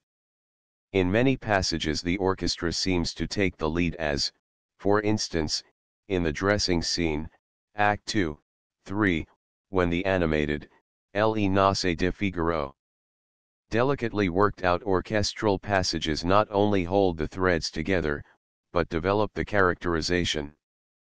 At other times the orchestra forms the foundation in the working out of motifs upon which the voices are suffered to move freely, as in the duet between Susanna and Cherubino, Act 2, 5, and in different passages of the finales, the Andante 6-8 of the first finale and the first passage of the second. There are, indeed, few numbers in which the orchestra does not temporarily undertake one or the other office, in order to assist the characterization. The orchestra is never employed in this way with better effect than in the so-called writing duet, Act 3, 5. At the close of the recitative the Countess dictates the title, Canzonetta Sol Aria, and as soon as Susanna begins to write, the oboes and bassoons take up the ritornello, and undertake to tell, as it were, what Susanna is writing when she is silent and the Countess dictates. 44 There is a trace here of a subsequent editorial alteration. Instead of the present closing bars of recitative, which are inserted in the original score by a strange hand, there were originally quite different ones, to which the little duet in B-flat major could not have immediately succeeded. They probably served as an introduction to a lively scene between the Countess and Susanna, similar to that in Beaumarchais' dialogue. This is confirmed by the first sketch of the writing duet, which, with the title Dopo il duettino, only prefixes the words of the Countess as recitative, or via, scrivi cor mio, scrivi. Gia tutto io prendo su me stessa. So close an approximation of two duets was most likely the cause of the rejection of the first, with the words of the recitative which called it forth. Detached features of the orchestral treatment, important as they may be, however, do not constitute its peculiar character. Many of them had been previously and successfully attempted by other musicians. The essential point consists in the orchestra taking part, as it were, in the action, so that more often than not the instrumental parts with the orchestra overture form a complete and satisfying whole without any voice parts at all. The orchestra, of course, frequently executes the same melodies as the voices, but it treats them in an original manner, producing a constant flow of cross effects with the voices. Sometimes again it works out its own independent motifs, and adds shading and detail to the outlines furnished by the voices. It is not possible to overestimate the share thus taken by the orchestra in maintaining the main conception of the situation, in increasing the dramatic reality and interest of the plot, and in strengthening the impression made upon the audience. The capabilities of instrumental music in this direction are most strikingly displayed in the overture, in composing which Mozart appears to have kept before him the second title of Beaumarchais' play, La Folle Journée. He has made one very characteristic alteration in the course of the overture. At first the rapid impetuous presto was interrupted by a slower middle movement. In the original score the point where the return to the first subject is made, P13, is marked by a pause on the dominant seventh, followed by an andante 6-8 in D minor, of which, however, only one bar is preserved. See page image Le Nozze di Figaro. The leaf on which its continuation and the return to the presto was sketched is torn out, and the portion between 6 and a crossed through. 45 It is plain that Mozart altered his mind when he came to the instrumentation of the overture, which he had sketched in the usual way. Perhaps a middle movement beginning like a Siciliana did not please him. In any case, he thought it better not to disturb the cheerful expression of his opera by the introduction of any foreign element. And in very truth the merry, lively movement pursues its uninterrupted course from the first eager murmur of the violins to the final flourish of trumpets. One bright, cheerful melody succeeds another, running and dancing for very lightness of heart, like a clear mountain stream rippling over the pebbles in the sunshine. A sudden stroke here and there electrifies the motion, and once, when a gentle melancholy shines forth, the merriment is as it were transfigured into the intensest happiness and content. A piece of music can hardly be more lightly and loosely put together than this. There is an entire want of study or elaboration. Just as the impulses of a highly wrought poetic mood exist unobserved, and pass from one to the other, so here one motif grows out of the other, till the whole stands before us, we scarce know how. A not less important office is undertaken by the orchestra in assisting the psychological characterization, not only by giving light and shade and coloring through changes of tone coloring and similar devices unattainable by the voices, but by taking a positive part in the rendering of emotion. No emotion is so simple as to be capable of a single decided and comprehensive expression. To the voices is instead the task of depicting the main features, while the orchestra undertakes to express the secondary and even the contradictory impulses of the mind, from the conflict of which arise emotions capable of being expressed in music alone of all the arts. We can scarcely wonder that Mozart's Figaro as an opera buffa. Contemporaries, surprised at the novelty of his orchestral effects, failed to appreciate their true meaning. 46 Nor that his imitators confined themselves to the material result, and failed to perceive the intellectual significance of the improved instrumentation. 47 The freedom with which Mozart employs voices and orchestra together or apart to express dramatic truths can only exist as the highest result of artistic knowledge and skill. The independence with which each element cooperates as if consciously to produce the whole presupposes a perfect mastery of musical form. True polyphony is the mature fruit of contrapuntal study, although the severe forms of counterpoint are seldom allowed to make themselves visible. To sum up, there can be no doubt that Mozart's Figaro must be ranked above the ordinary performances of opera buffa on higher grounds than its possession of an interesting libretto, a wealth of beautiful melody, and a careful and artistic mechanism.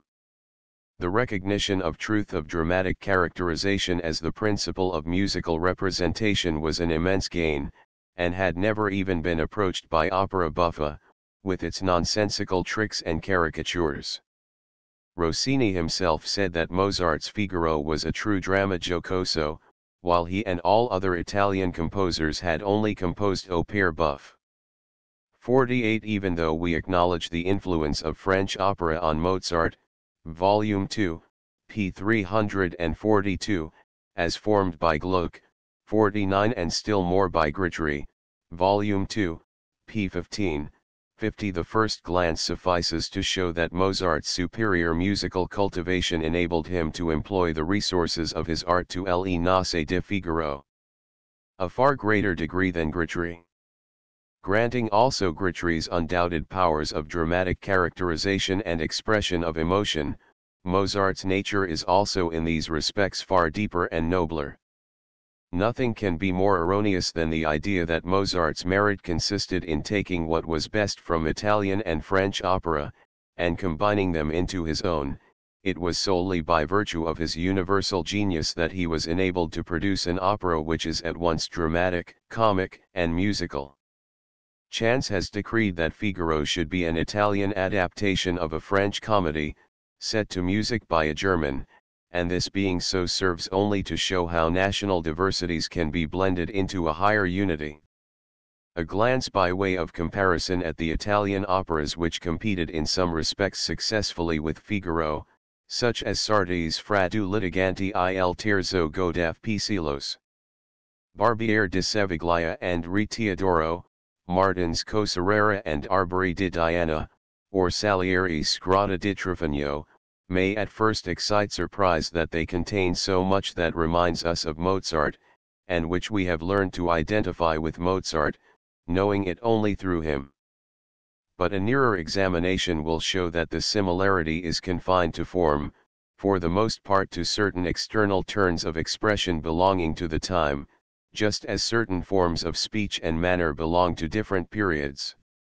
In all essential and important points, careful study will serve only to confirm belief in Mozart's originality and superiority. All the operas just mentioned have qualities deserving of our recognition. They are composed with ease and cleverness, with a full knowledge of theatrical effect and musical mechanism, and are full of life and merriment, of pretty melodies, and capital intrigue. But Mozart fails in none of these qualities, and only in minor matters do these other works deserve to be placed side by side with his. None of them can approach him even in some matters of detail, such as the treatment of the orchestra, or the grouping of the ensembles. What is much more important, however, they fail altogether in that wherein consists Mozart's true preeminence, in the intellectual organization, the psychological depth, the Vienna, 1786.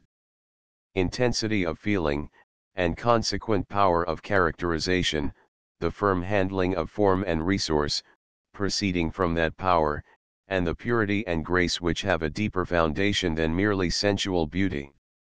Those operas have long since disappeared from the stage, because no amount of success in details will preserve in being any work uninteresting as a whole. Mozart's Figaro lives on the stage, and in every musical circle, youth is nourished on it, age delights in it with ever-increasing delight. It requires no external aid for its apprehension, it is the pulse beat of our own life which we feel, the language of our own heart that we catch the sound of, the irresistible witchery of immortal beauty which enchains us. It is genuine, eternal art which makes us conscious of freedom and bliss. Chapter XXXVII. Mozart in Prague. The success of Figaro did not materially improve Mozart's position in Vienna. He lived, it is true, in very pleasant intercourse with a large circle of friends, especially with the members of the Jacquin family, Volume 2, p. 357, but the necessity he was under of earning his living as a music teacher and virtuoso was very galling to him. "You happy man," said he to Gyrowetz, who was setting out on a journey to Italy, "as for me, I am off now to give a lesson, to earn my bread." A glance at the thematic catalogue of his compositions succeeding Figaro shows that they were probably suggested by his position as a teacher and in musical society. 1786. June 3. Quartet for piano, violin, viola, and violoncello, in E-flat major, 493 K. June 10. Rondo for piano in F major, 494 K. June 26. Concerto for the French horn for Lutjeb in E-flat major, 495 K. July 8. Terzet for piano, violin, and violoncello, in G major, 496 K. Mozart in Prague. 1786 August 1. Piano Sonata for four hands in F major, 497 K. August 5. Terzet for piano, clarinet, and violin, in E-flat major, 498 K. August 19. Quartet for two violins, viola, and violoncello, in D major, 499 K. September 12. And 12 variations for the piano in B-flat major, 500 K. November. Variations for the piano for four hands in G major, 501 K. November 18. Terzet for piano, violin, and violoncello, in B-flat major, 502 K. Then follow 3 compositions intended for the Winter Concerts 1786. December 4th. Pianoforte Concerto in C major, 503 K. December 6th. Symphony in D major, 504 K. December 27th. Scena con Rondo with Pianoforte Solo, for MDLLE. Storace and Myself, in E flat major, 505 K. We cannot wonder that he turned a willing ear to the entreaties of his English friends, that he would leave Vienna in the autumn of 1786, his wife having presented him on October 27, 1786, with their third son, Leopold, who died the following spring, and visit England. This plan was seriously considered, and only abandoned upon his father's strong opposition to it. Volume 2, p. 274. There soon after reached him an invitation from another quarter, giving still greater prospect of success and encouragement. Figaro made its way but slowly to most of the other great towns of Europe, too, but in Prague, where the Inferno had left a very pleasing impression, it was performed at once, and with the greatest success. The national taste for music which early distinguished music in Bohemia. The Bohemians, and which they retain to the present day, arrived at a high stage of development during the last century. 3. The zealous attention bestowed upon church music both in town and country, and the cultivated taste of the nobility, gave to talent an easy recognition, and no available forces, either vocal or instrumental, were suffered to remain in neglect. It was the custom and obligation for every head of a school to write at least one new mass during the year, and to perform it with his scholars. Any youth who distinguished himself was placed in an institution where he was able to continue his musical education. There was no lack of patrons ready to support him until he found a situation in the musical establishment of a prince, a prelate, or a monastery. For the families of Mortony, Hardeggi, Chimeni, Mansfeldi, Netoliski, Picta, and C, were the patrons of many young men. They took them from the village schools on their territories and brought them to the capital to swell the ranks of their private musical establishments. They wore a livery, and formed part of their retinue of servants. Riflemen were not allowed to wear a uniform until they could blow the bugle perfectly. Many noble families in Prague required their livery servants to have a knowledge of music before being considered competent for service. Under these circumstances, music, and all connected with it must have been held in high estimation at Prague, where the aristocracy were wont to congregate during the winter. A permanent Italian opera, especially intended for opera buffa, was founded by Bustelli, who had also obtained a license in Dresden in 1765. From that time until 1776 he gave performances at both places with a select Mozart in Prague company, and acquired great fame thereby. 5. His successor was Pascal Bondini, who afterwards gave performances in Leipzig during the summer. 6. And who was able to uphold the ancient fame of the Italian opera in Prague. First-rate artists, such as Jos Kuchertz and Jos Strabach, were engaged as operatic conductors, and other distinguished musicians were engaged, as, for instance, Jo. Kozlik, a relation of Mozart's opponent living in Vienna, Leopold Kozlik, Wenzel Prochner, Vincenz Maskek, and C.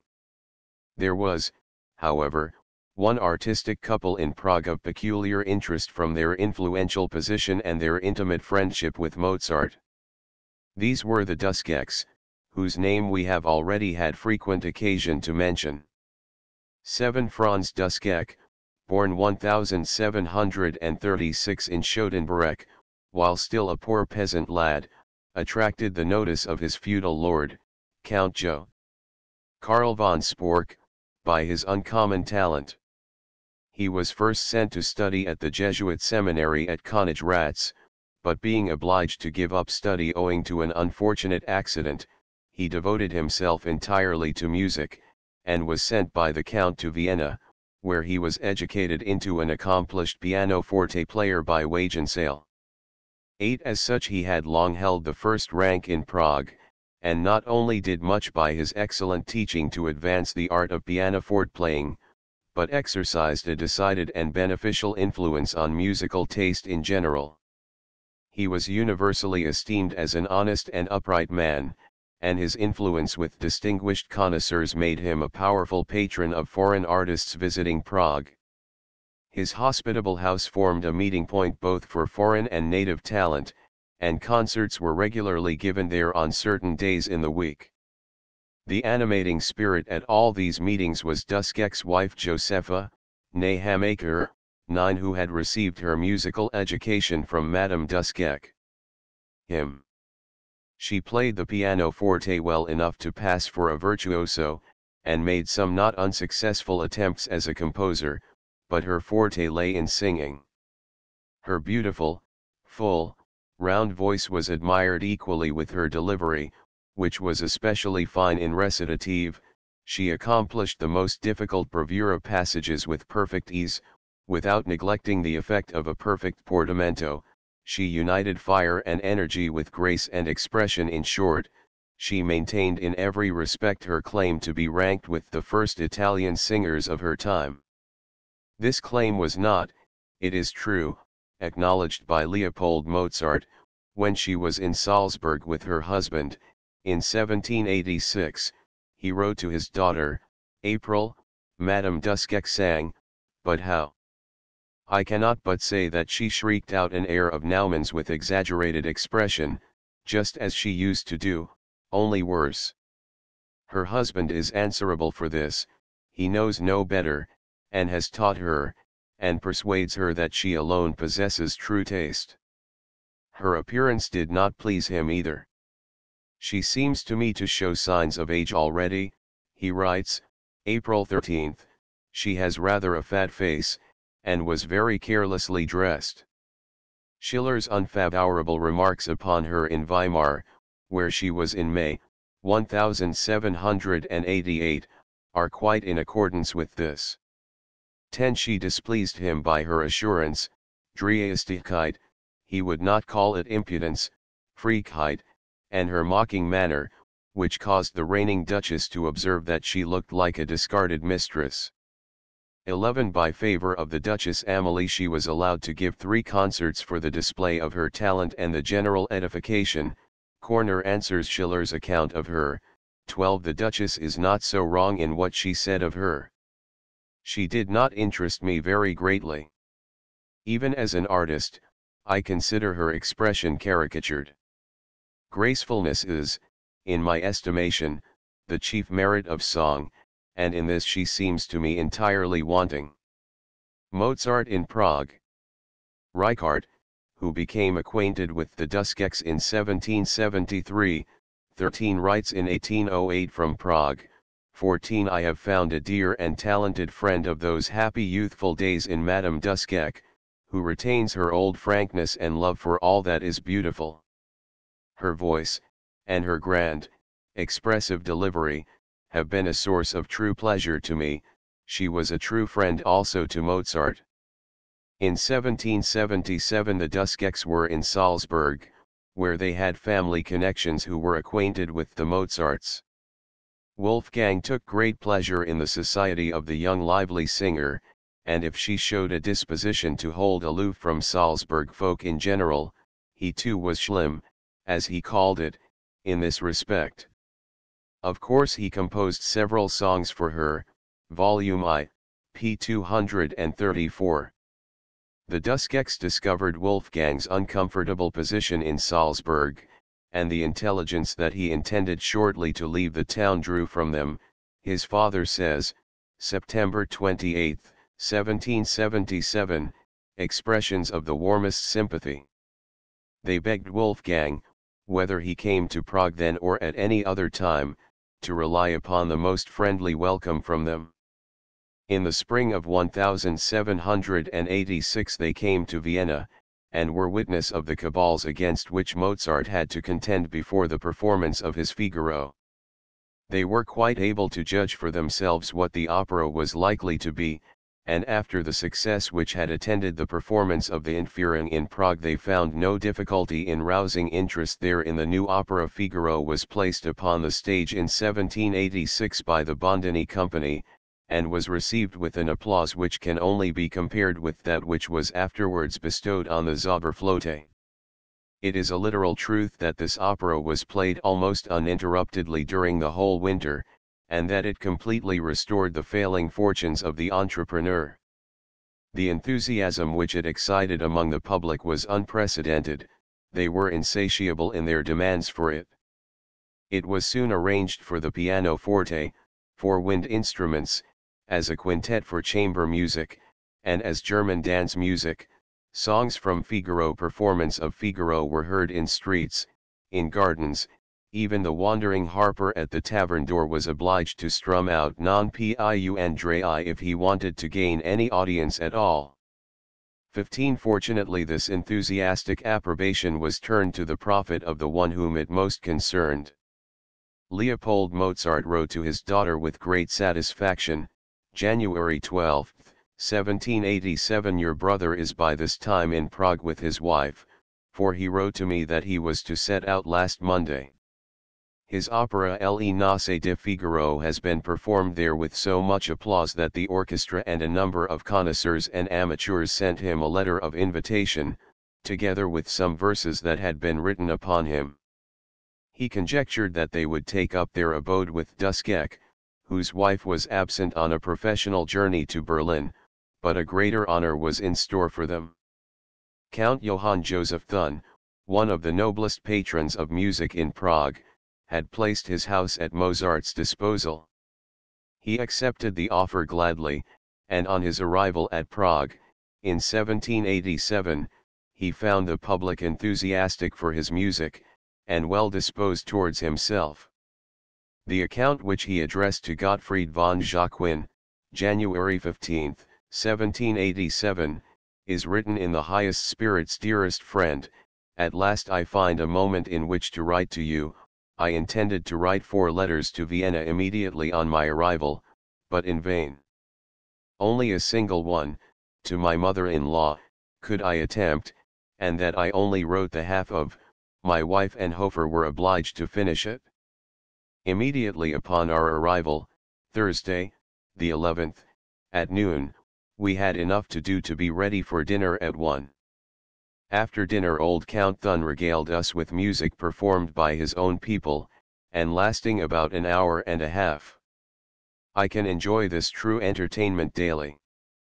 At 6 o'clock I drove with Count Canal to the so-called Breitfeld Ball, where the cream of Prague beauty are wont to assemble. That would have been something for you, my friend.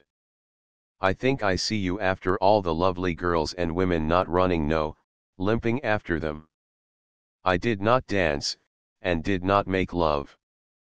The first because I was too tired, and the last from my native bashfulness, but I was quite pleased to see all these people hopping about to the music of my Figaro turned into waltzes and country dances. Nothing is talked of here but Mozart in Prague. Figaro, no opera is cared for but Figaro, always Figaro, truly a great honor for me. Now to return to my diary. As I returned late from the ball, and was tired and sleepy from my journey, it was only natural that I should sleep long, and so it was. Consequently the whole of the next morning was sine linea. After dinner we had music as usual, and as I have a very good pianoforte in my room, you can easily imagine that I did not allow the evening to pass without some playing. We got up a little quartet in Caritatis Camera, and the Schoen Bandelhammer, Volume 2, p. 362, among ourselves, and in this way the whole evening again passed sine linea. I give you leave to quarrel with Morpheus on my account. He favored us wonderfully in Prague. Why, I cannot tell, but we both slept well. Nevertheless, we were ready at 11 o'clock to go to Pater Unger, and to give a passing glance at the Royal Library and at the seminary. After we had looked our eyes out, We felt a small menagerie in our insides, and judged it well to drive to Count Canal's to dinner. The evening surprised us sooner than you would believe, and we found it was time for the opera. We heard Le Gardien Rose, by Pisilo. As to the performance, I can say little, for I talked all the time. The reason I did so, against my usual custom, must have been because but basta this evening was again spent al solito. Today I am fortunate enough to find a moment in which to inquire after your welfare and that of your parents, and of the whole family of Jacquin. Now farewell. Next Friday, the 19th, will be my concert at the theatre. I shall probably be obliged to give a second, and that will lengthen my stay here. On Wednesday I shall see and hear Figaro, at least if I am not deaf and blind by that time. Perhaps I shall not become so until after the opera. At the performance of Figaro, Mozart was received by the numerous audience with tumultuous applause. He was so pleased with the representation, especially with the orchestral part of it, that he expressed his thanks in a letter to Strabach, who conducted it. The Prague orchestra was not strongly appointed, 16, nor did it shine through the names of celebrated virtuosi, but it contained clever and well-schooled musicians, full of fire and of zeal for what was good, the best guarantee of success. Strabach often asserted that he and his orchestra used to get so excited by Figaro that, in spite of the actual labor it entailed, they would willingly have played it all over again when they came to the end. 17 Concerts and Commissions. The 2 concerts which Mozart gave in Prague were also highly successful. The theatre was never so full, and delight was never so strongly and unanimously roused as by his divine playing. We scarcely knew which to admire most, his extraordinary compositions or his extraordinary playing. The two together made an impression on our minds comparable only to enchantment. 18 We have already given an account of the enthusiasm excited by Mozart's extemporising, Volume 2, p. 438. The other compositions which he performed were all loudly applauded, especially the lately written symphony in D major. The pecuniary gain corresponded to the warmth of this reception, and Storace was able to announce to L. Mozart that his son had made 1,000 florins in Prague. The social distractions which Mozart describes so graphically to his friend appear to have continued.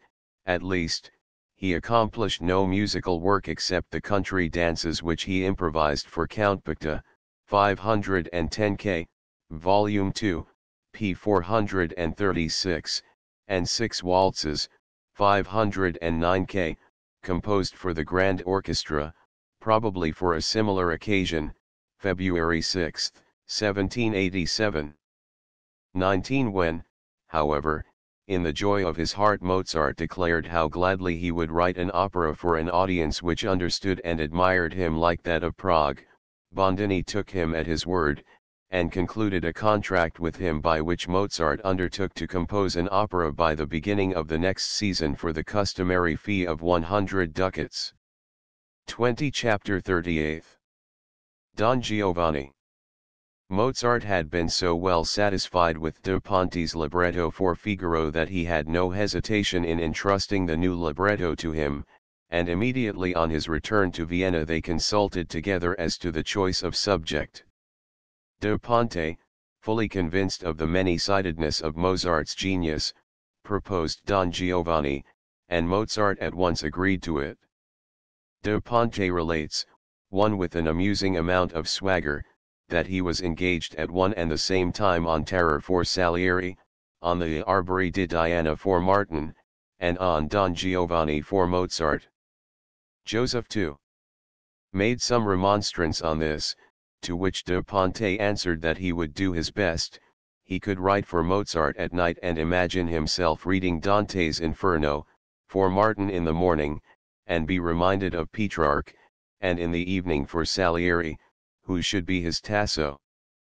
Thereupon he set to work, a bottle of wine and his Spanish snuff-box before him, and his hostess's pretty daughter by his side to enact the part of inspiring muse. The first day, the two first scenes of Don Giovanni, two scenes of the Arbori di Diana, and more than half of the first act of Terror were written, and in 63 days the whole of the first two operas and two-thirds of the last were ready. Unfortunately, we have no certain information either of the share taken by Mozart in the construction of the text, nor of the manner in which his composition was carried on. The warmth of his reception at Prague made the contrast of his position in Vienna all the more galling to him. On the departure of Storrs, Kelly, and Atwood for England, in February, 1787, he had seriously entertained the idea of following them as soon as they had found a situation worthy of his acceptance. Vienna, 1787. Dittersdorf. In London, the bass singer Fischer, who was visiting Vienna, too wrote in Mozart's album on April 1, 1787, the following verses, more well-meaning than poetical: Die Holde Gott in Harmonie der Ton und der Seelen, ich dacht wohl, sie sollten nie die Musen sonnenfällen, doch oft ist hers und Mund verstimmt, dort singen Lippen Honig, wo doch denades fewer Glimt Glog mehr, es gebe wenig Freunde die den Stempel trugen der True, Rechtschaffenheit. The lines throw a light on Mozart's relations to his fellow artists, and the hint contained in Barisani's album verses, written on April 14, 1787, that the Italian composers envied him his art, Volume 2, p. 306, leaves no doubt as to whose envy, in the opinion of himself and his friends, he had to dread. A musical connoisseur, visiting Vienna on his return from Italy in the spring of 1787, found everybody engrossed with Martin's Coserera, which, Storr's departure having rendered its performance in Italian impossible, was being played in a German adaptation at the Marinelli Theatre with success. Dittersdorf's success in German opera had also the effect of throwing Mozart completely into the shade. Dittersdorf, 1739–1799, came to Vienna during Lent, 1786, 5 to produce his oratorio of Job at the concerts of the Musical Society, and he afterwards gave 2 concerts in the Augarten, at which his symphonies on Ovid's Metamorphoses were performed. The genuine success of these compositions led to his being requested to write a German opera. Steffani Jr., theatrical director at the time, provided him with the incredibly dull libretto of the Doctor und Apotheker, which was played for the first Don Giovanni. Time on July 11, 1786, and 20 times subsequently during the year. That which had not been attained by the success of the Entführung, happened in this case. Dittersdorf was at once requested to write a second opera, Betrug durch Aberglauben, which was performed on October 3, 1786, with not less applause than the first. It was followed by a third Die Liebe im Narrenhaus, also very well received on April 12, 1787. On the other hand, an Italian opera by Dittersdorf, Democrito Corretto, first performed on January 2, 1787, was a complete failure. Dittersdorf's brilliant triumph over such composers as Umlauf, Hanke, or Ruprecht, is not to be wondered at. His operas rapidly spread from Vienna to all the other German theaters, and he acquired a popularity far in excess of most other composers. 6. True merit was undoubtedly at the bottom of this. He was skillful in appropriating the good points both of opera buffa and of French comic opera, and his finales and ensemble movements are specially happy in effect. He was not only thoroughly experienced in the management of voices, but, being a fertile instrumental composer, he had learned from the example and precedent of Haydn to employ his orchestra independently, and with good effect. His easy flow of invention furnished him with an abundance of pleasing melodies. A considerable amount of comic talent showed itself in somewhat highly flavored jokes, and his music had an easy-going, good-tempered character, which, though often sinking into philistinism, was, nevertheless, genuinely German. Far behind Gritry as he was in intellect and refinement, he decidedly excelled him in musical ability.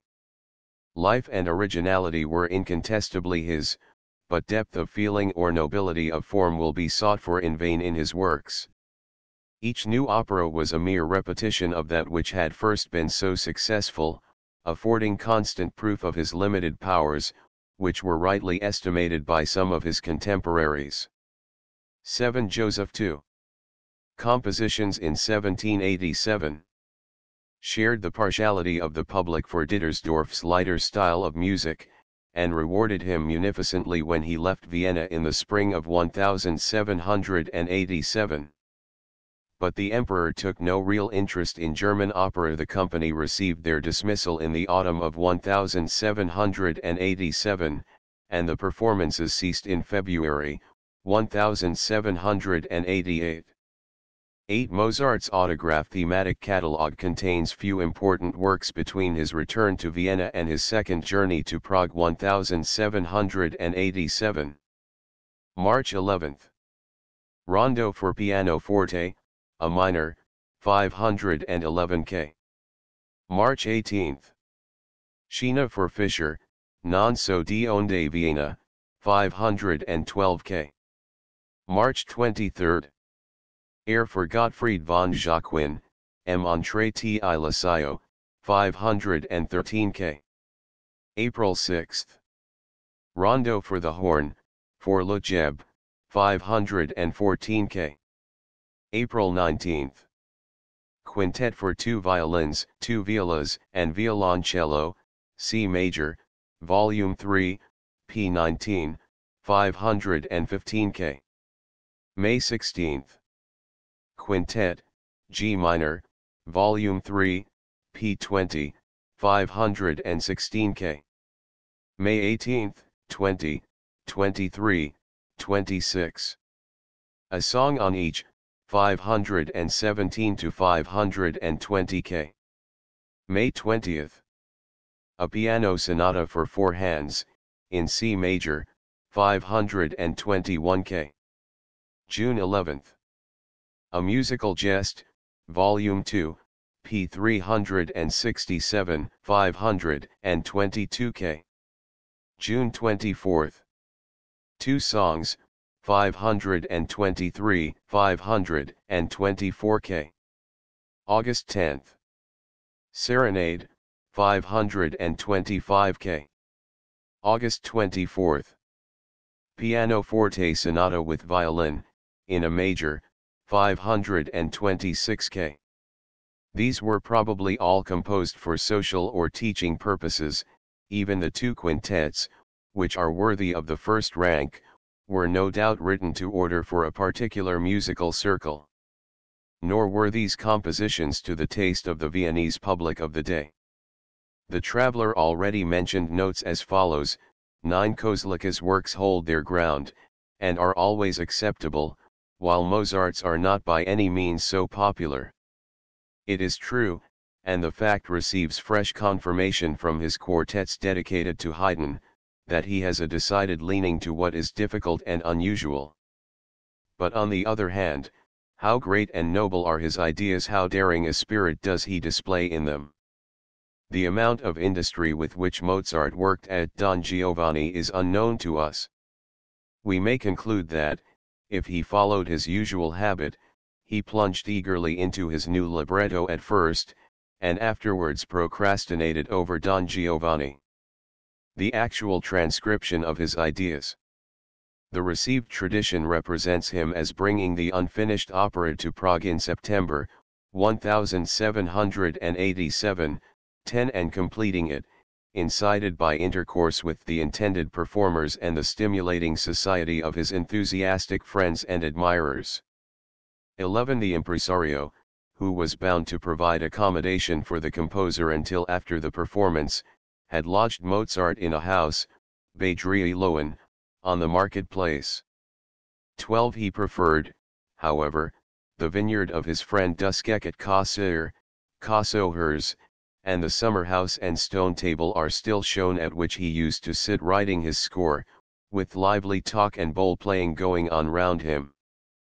13. All such stories as those of the delicate diplomacy with which Mozart apportioned the several parts to the satisfaction of the performers, of his having been obliged to appease El Bassi, indignant at Don Giovanni having no proper grand air to sing, of his having composed La ci darum la mano 5 times before he could satisfy the singers. 14. Repose on the same foundation as those of his performance in Prague, 1787. Love-making with the female performers. 15. As to this, we know his relations with the Duskeks. Teresa Saporethi is said to have expressed her surprise that so great an artist should be so insignificant in appearance, whereat Mozart, touched on his weakest point, diverted his attentions from her and bestowed them on Miceli or Bondini. There were no other female artists in Prague at that time. We are unfortunate in having no information as to the influence exerted on the details of the composition by the idiosyncrasies of the singers and other circumstances.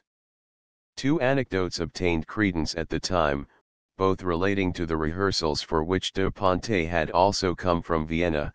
16. He was lodged at the back of the Inzumplattees, and the poet and composer could converse with each other from their respective windows.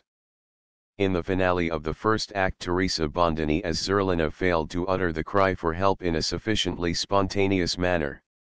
After many vain attempts, Mozart went himself onto the stage, had the whole thing repeated, and at the right moment gave the singer so unexpected and severe a push that she shrieked out in alarm. "That's right," he exclaimed, laughing, "that is the way to shriek." The words of the commendator in the churchyard scene were originally, it is said, accompanied only by the trombones.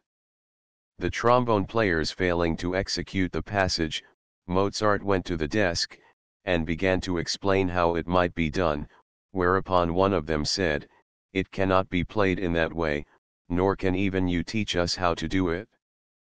Mozart answered, laughing, "God forbid that I should teach you to play the trumpet, give me the parts, and I will alter them."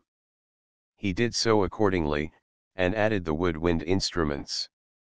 17. Don Giovanni. A good omen for the reception of the new opera was afforded by a brilliant performance of Figaro on October 14, 18 under Mozart's direction, in honor of the bride of Prince Anton of Saxony, the Archduchess Maria Theresa of Toscana, who was passing through Prague on her wedding tour. 19. Nevertheless, Mozart himself felt far from secure of the success of Don Giovanni, and after the first rehearsal, while taking a walk with the orchestral conductor Kuchertz, he asked him in confidence what he thought of the opera, and whether it was likely to achieve so decided a success as that of Figaro. Kuchertz answered that he could entertain no doubt of the success of such fine and original music, and that anything coming from Mozart would meet with ready recognition from the Prague public. Mozart declared himself satisfied with such an opinion from a musician, and said he was ready to spare neither pains nor labor to produce a work worthy of Prague. 20. Thus approached the day of performance, October 29, not November 4, 1787, and on the previous evening the overture was still unwritten, to the great consternation of Mozart's assembled friends.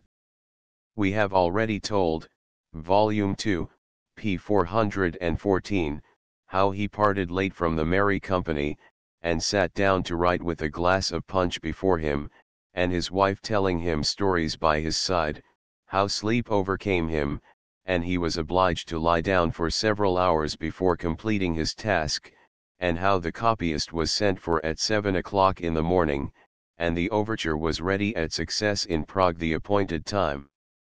21. There was barely time to write out the parts before the beginning of the opera, which indeed was somewhat delayed on this account.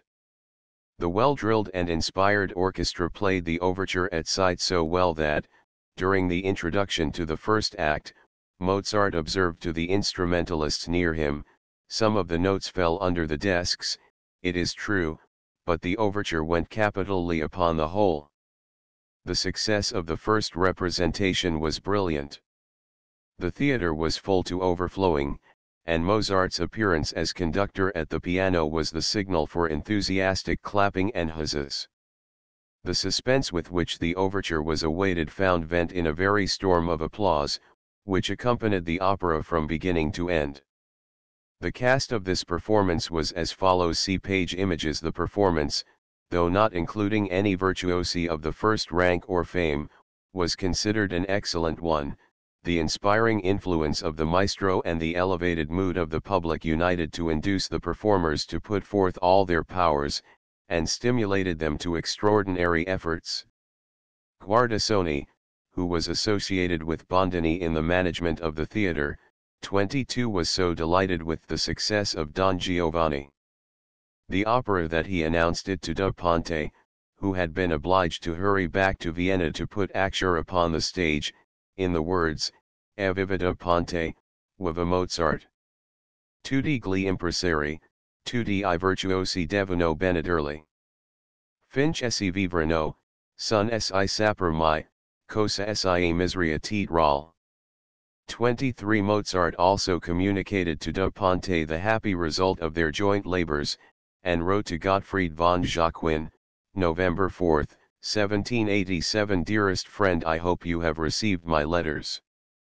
On October 29, my opera, Don Giovanni, was put in Scena, with the most unqualified success. Yesterday it was performed for the 4th time, for my benefit. I intend to leave here on the 12th or 13th, and as soon as I arrive in Vienna you shall have the airs to sing. And between ourselves, I only wish my good friends, particularly Bridie and yourself, could be here for a single evening to share in my triumph. Perhaps it will be performed in Vienna. I hope so. They are trying all they can here to persuade me to remain 2 months longer, and write another opera, but flattering as the proposal is, I cannot accept it. 24. Mozart met with constant and unequivocal proofs of esteem on all sides during his visit to Prague, an esteem, too, not of mere fashion or prejudice, but founded on a genuine love of art. He gave himself up unreservedly to the pleasure afforded him by intercourse with his friends and admirers, and many of these retained long after, as Niemitzschek says, p. 93, the memory of the hours passed in his society. He was as artless and confiding as a child, and overflowing with fun and merriment. It was difficult for song for Madame Duskek, 1787. Strangers to realize that they were in the society of the great and admired artist. Mozart had promised his friend, Madame Duskek, that he would compose a new concert air for her. As usual, however, he could not be brought to the point of transcribing it. One day she locked him into a summer house on the Weinberg, and declared she would not let him out until he had finished the air. He set to work at once, but having completed his task, retorted that if she could not sing the song correctly and well at first sight, he would not give it to her. 25. In truth, the words, "Questo fino, questo passo e terribile," in the andante of this song, Bella mia fiamma, 528 k, Part 2, are rendered after a highly characteristic manner, and the intervals for the voice, not easy in themselves, become, by their harmonic disposition, a severe test of pure and correct intonation. Altogether, this is one of the most beautiful of Mozart's concert airs. It makes no great claims on the singer's powers of execution, but it requires a soprano voice of considerable compass and power, and a grand and expressive delivery. It is interesting to observe how this song, animated and energetic as it is in expression, yet differs essentially from the properly dramatic music of Don Giovanni. Unconnected with any plot, and not designed for the stage, the situation adopts a modified character, the concert singer being in a totally different position from the actor, and the form in which the composer clothes his conception is suitably modified also. On November 15, 1787, immediately after Mozart's return to Vienna, Gluck died, and the success of Don Giovanni in Prague may have contributed to induce Joseph to retain Mozart in Vienna by appointing him Chambermusician, Kammermusikus, on December 7, 1787. For the present, however, there was no prospect of a performance of Don Giovanni in Vienna. Salieri had produced his opera of terror in Paris, in June, 1787, Beaumarchais having spared no pains to create Don Giovanni. An effect by a lively and exciting plot, by lavish decorations and costumes, and by political and philosophical allusions. The public was at first somewhat disappointed, and the music was considered inferior to that of the Danaides, produced in 1774, but the extraordinary piece made in the end a great effect, and attracted large audiences. 26. The emperor was exceedingly pleased with the music, and commissioned da Ponte to prepare Italian words for it upon the occasion of the marriage of the Archduke Francis with the Princess Elizabeth. This Italian opera of Axure retained only the groundwork of the original, both the words and the music being completely remodeled. Da Ponte gave fresh proof of his dexterity, and Salieri, finding his task far more congenial than before, did not grudge the trouble of recomposition. 27. On January 8, 1788, the festival opera Axure was performed as a free spectacle, the betrothal of the distinguished pair by the Archduke Maximilian having taken place on January 6. 28. At first the audience were somewhat taken aback by the traces of the French terror in the Italian Axure, but very soon they felt the lively, brilliantly appointed plot, and the freer development of musical forms to be additional charms bestowed on the essentially Italian music. Several representations, following in quick succession, increased the favor in which this opera came to be held in Vienna, 29 especially by the Emperor Joseph, 30 and very soon on every stage in Germany. 31 The present, therefore, was no time for Don Giovanni. Mozart catered for the amusement of the Viennese by the dances, 534 to 536 K, which he wrote in January, 1788, for the balls in the Redutensaal, and he indulged his patriotic feelings by a song on the Turkish War, which Baumann sang at the theatre in the Leopoldstadt, 539 K. He performance in Vienna, 1788. Appears also to have given a concert during Lent, for which he wrote his pianoforte concerto in D major, 537 K. But Joseph too commanded the production of Don Giovanni, and there was no more to be said. It was given on May 7, 1788, 32, and was a failure. Everybody, says Da Ponte, 33 except Mozart, thought it a mistake. Additions were made, airs were altered, but no applause followed. Nevertheless Da Ponte took Mozart's advice, and had the opera repeated several times in quick succession, so that people grew accustomed to what was unusual, and the applause increased with every representation. 34 The cast of the opera in Vienna was as follows. See page image. There was no reason, as will be acknowledged, to ascribe the tardy success of Don Giovanni to the inferiority of its performance. 35 Da Ponte appears also to have Don Giovanni exaggerated with respect to the frequent alterations.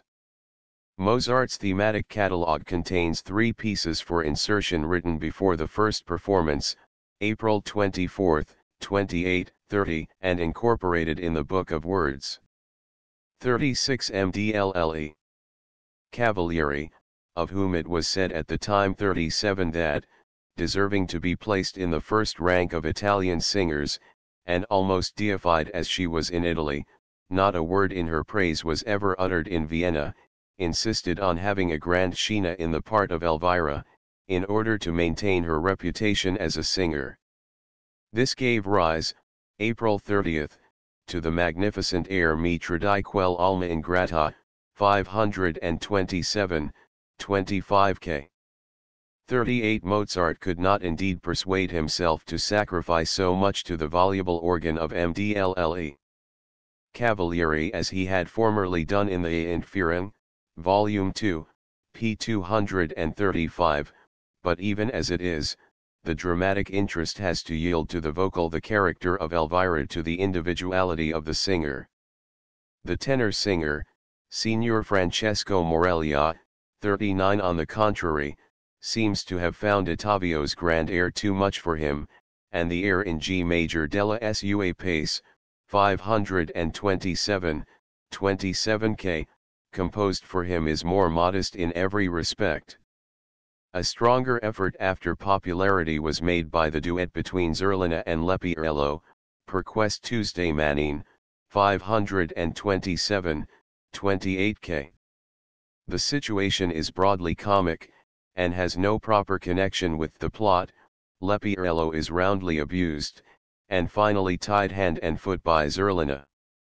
It was probably intended as a sacrifice to the taste of the audience, who expected an opera buffa to make them laugh heartily.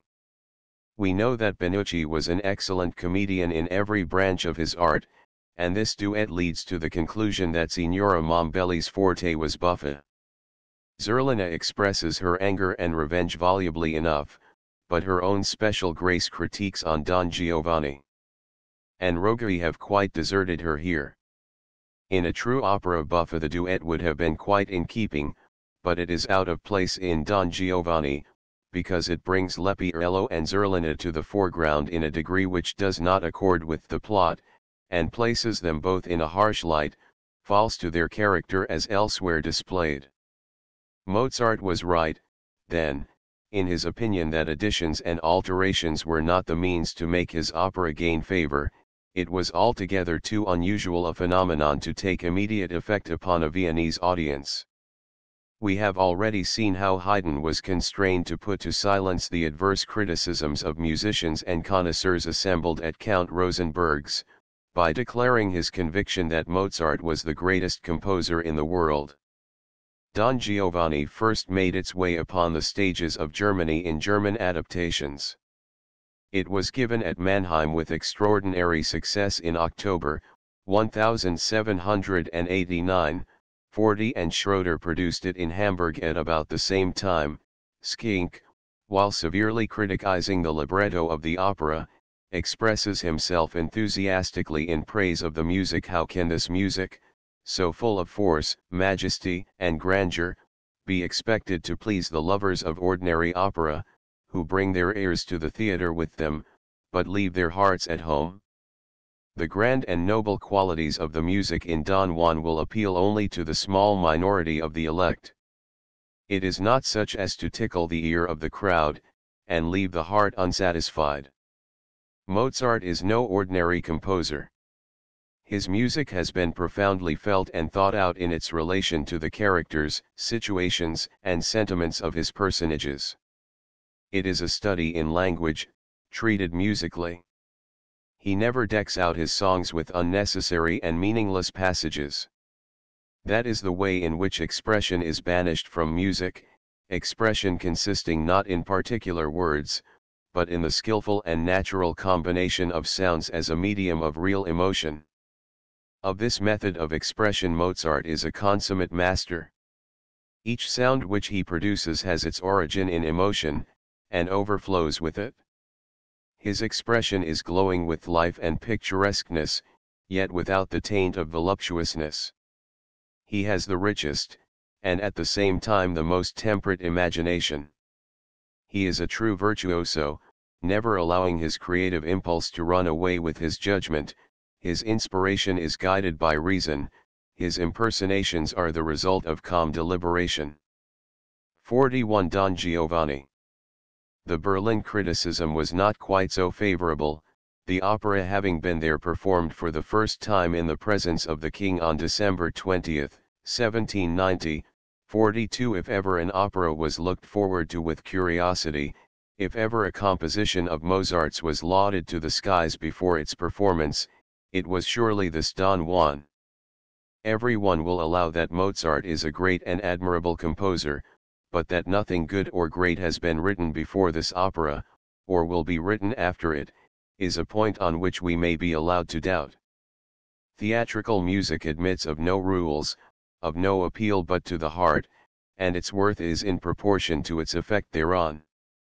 No amount of art in heaping up instrumental effects will make a great musician or render his name immortal, unless he can give utterance to the passions and emotions of the heart. Gritry, Monsini, and Philidor are instances to the point. Mozart has aimed at writing something extraordinary, something inimitably grand in his Don Juan. The extraordinary is there, certainly, but not the inimitably grand. Vanity, eccentricity, fancy, have created Don Juan, not the heart, and we should have preferred being called upon to admire the highest capabilities of music in one of his oratorios or solemn church compositions than in his Don Juan. 43. The extraordinary success of the opera 44 is attested by a notice of it 45 which proceeds to prove that this musical drama satisfies the eye, enchants the ear, does violence to the intellect, offends against morals, and suffers vice to trample upon virtue and good feeling. The author of the criticism accounts for the popularity of the opera by the quality of the music, which is beyond all expression grand. If ever a nation might be proud of one of its children, Germany may be proud of Mozart, the composer of this opera. Never was the greatness of the human mind more perceptible, never did music reach so high a level. Melodies which an angel might have conceived are accompanied by divinest harmonies, and those whose souls are in any degree susceptible to what is truly beautiful will agree with me in saying the ear is bewitched. At the same time he cannot refrain from the pious wish. See page Image critiques on Don Giovanni. Oh, that he had not so wasted the energies of his mighty mind, that his judgment had been brought to the aid of his imagination, and had shown him a less miry path to fame. How can it please him that his name should appear set in diamonds upon a golden tablet, and the tablet suspended on a pillory?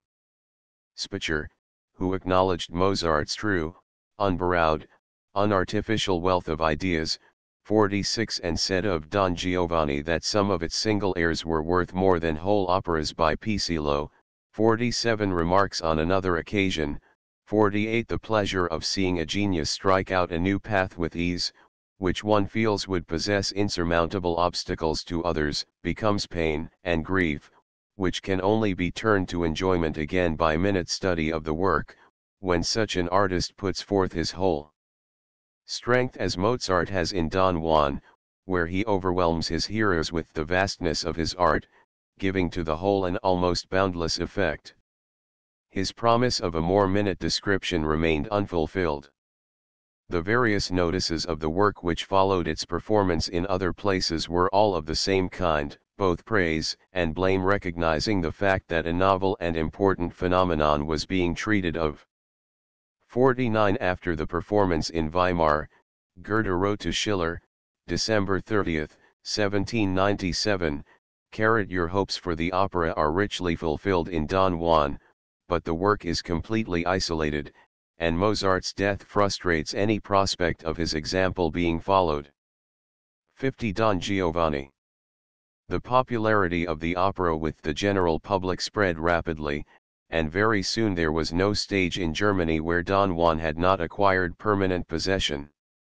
According to Sunleithner's calculation, Don Giovanni had been performed 531 times at Vienna at the end of the year 1863, at Prague, Stepanek asserts that 116 representations took place during the first 10 years, and 360 before 1855-51 at the celebration of the 50th anniversary of Don Giovanni at Berlin, in 1837.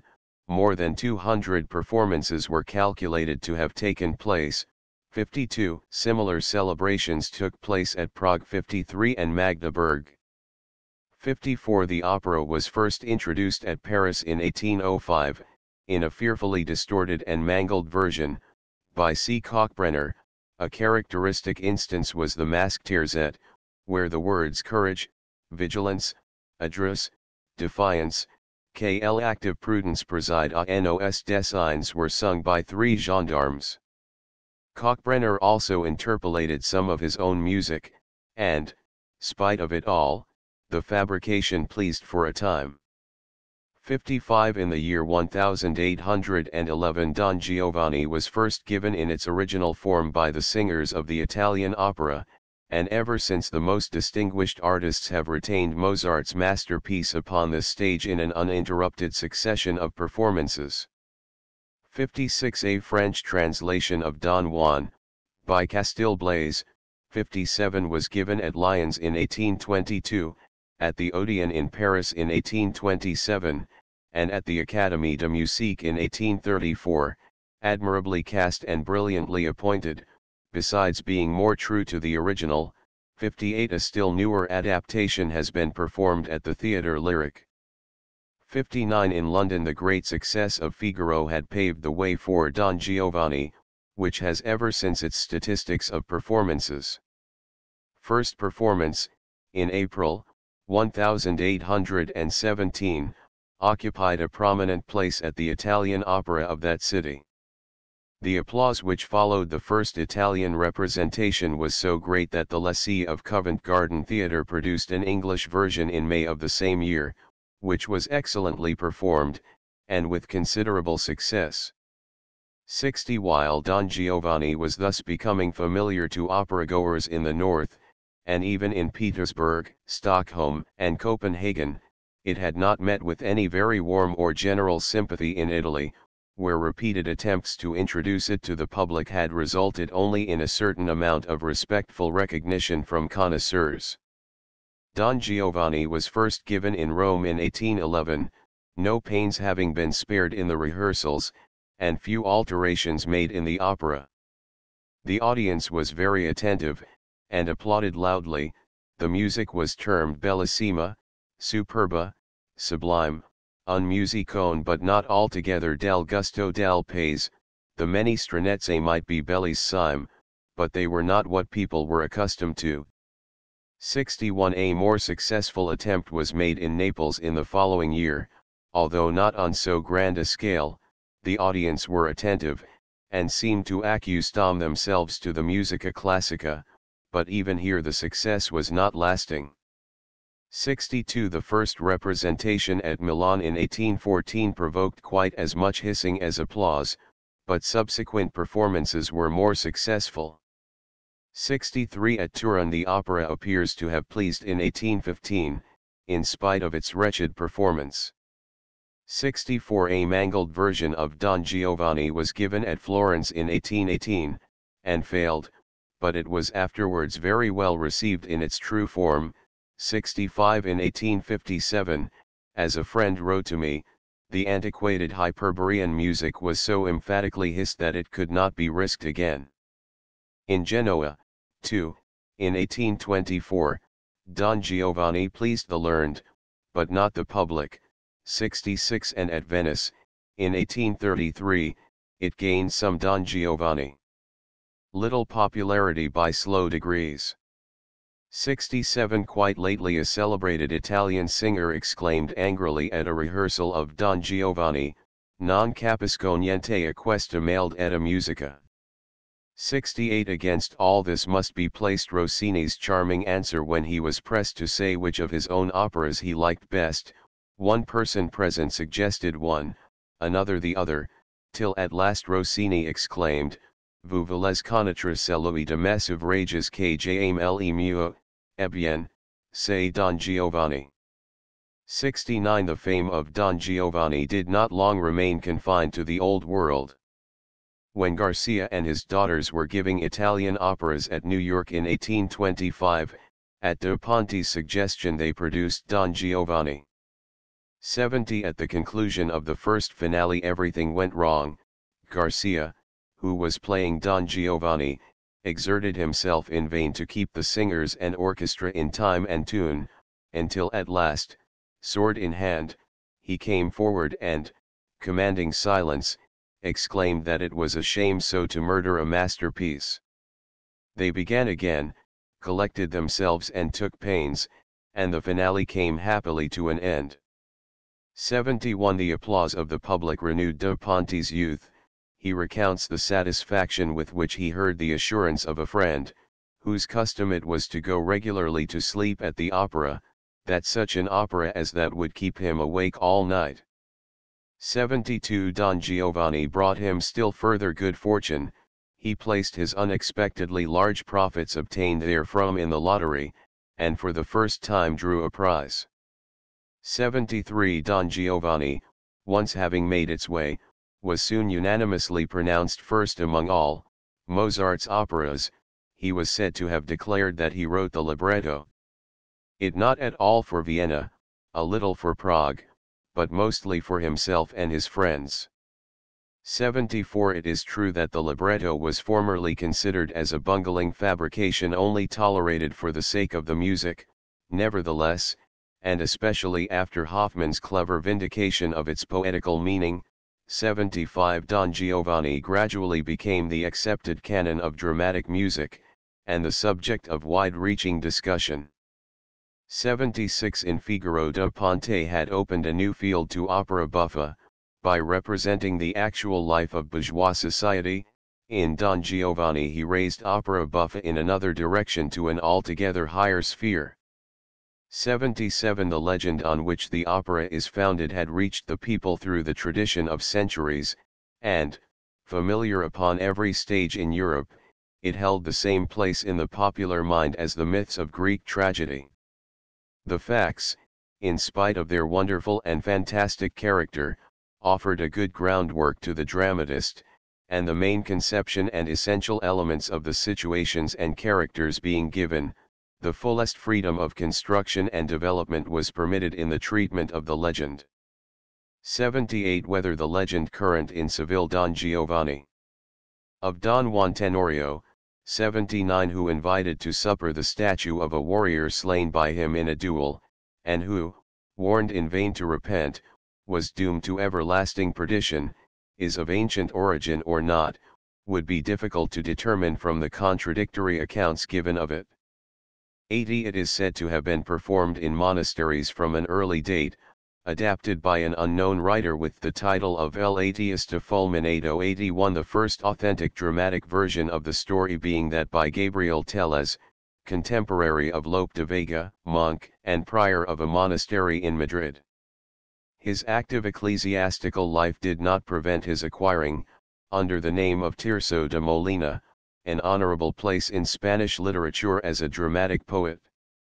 82 His Burlader de Sevilla y Convidado de Pedro belongs, according to Schack, both in design and workmanship to his most fugitive pieces, but contains portions which could only have been written by a poet of the first rank. 83 The plot is briefly as follows. First day the scene is laid in Naples. The Duchess Isabella is having a parting interview with her lover, Duke Ottavio, when she discovers that Don Juan has stolen into her apartment in Ottavio's stead. Her cries for assistance bring the king, who gives Don Juan into the custody of his uncle, Don Pedro Tenorio, the Spanish Tirso de Molina's Convidado de Pedra. Ambassador, the latter, discovering his relationship with his prisoner, allows him to escape, and denounces Don Ottavio to the king as Isabella's seducer. Don Pedro is thereupon commanded to arrest Don Ottavio, to whom, however, he declares that a man having been found with Isabella, she reported him to be Ottavio. The lover believes himself to be deceived and betrayed, and Don Pedro connives at his escape. Coast scene in Tarragona. Catalinon, Don Juan's servant, bears his shipwrecked master lifeless to shore, where they are discovered by Tisbe, a fisher girl. Don Juan awakes to consciousness upon her bosom, and they fall violently in love with each other. 84 Their love-making is interrupted by a scene in which the commandant, Don Gonzalo de Ulloa, gives Don Albiso, King of Castile, an account of his diplomatic mission to Portugal. Then the story returns to Tisbe, who is deceived and deserted by Don Juan, and left to her passion of despair.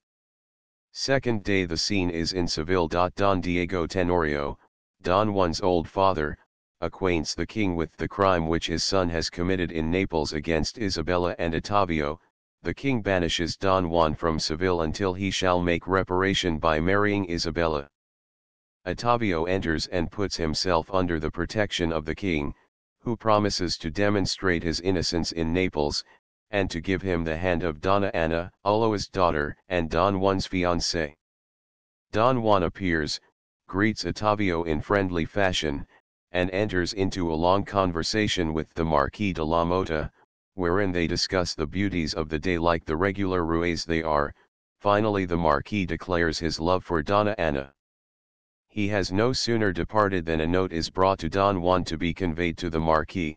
He opens it, and finding that in it Donna Anna appoints an interview, determines to keep the appointment himself, and he acquaints de la Mota, who returns, with the invitation, but names a later hour. He is as indifferent to his father's sentence of banishment as to his repeated exhortations, and upon the arrival of the Marquis to serenade Donna Anna, he borrows his mantle, ostensibly to enable him to visit one of his many sweethearts, but really that he may gain access to Donna Anna herself. Discovering the deceit, she cries for help.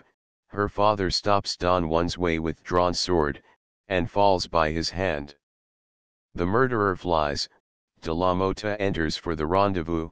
The king, hurrying in with his guards, takes him for the murderer, and delivers him to judgment, commanding a magnificent funeral for the commandant, and the erection of a monument in his honor. Country scene.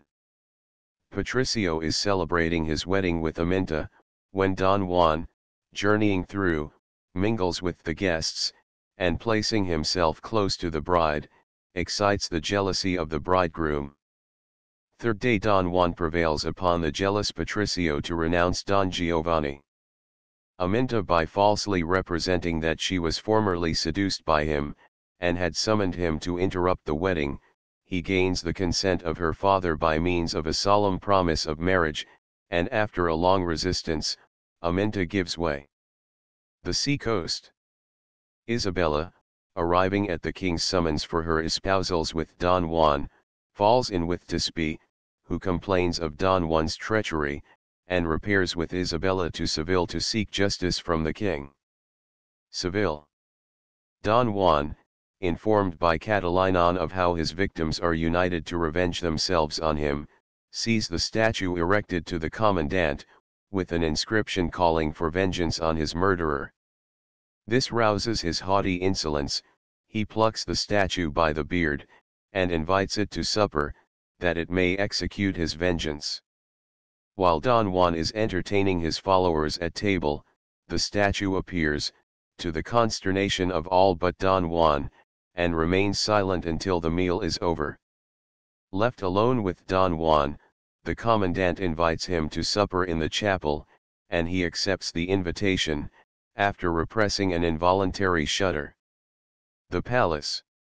The king promises Don Diego that he will create Don Juan Count of Lebrija, and bestow Isabella upon him, at the same time pardoning the Marquis at Donna Anna's request, and uniting the two in marriage. Don Ottavio requests the king's permission to fight a duel with Don Juan. His father proposing to judge between the two, the king commands a reconciliation. As he goes out, Aminta enters with her father, to acquaint the king with her claims on Don Juan's hand, and Ottavio promises her his support. The street. Don Juan, pardoned by the king, and on the point of wedding Isabella, prepares to keep his appointment with the commandant, and enters the church where Ulloa has spread a meal for him and Catalinon.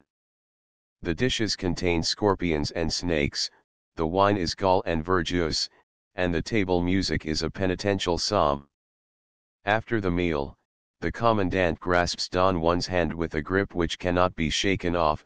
85 Thou art summoned to the eternal judgment seat, exclaims the commandant, thy reward shall be fitted to thy deserts.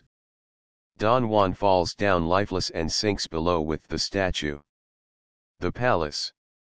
The king wishing to see the nuptials celebrated, Isabella, Aminta, and Tisbe come forward to make good their claims to Don Juan's hand, and the Marquis reveals the treachery practiced on him by Don Juan.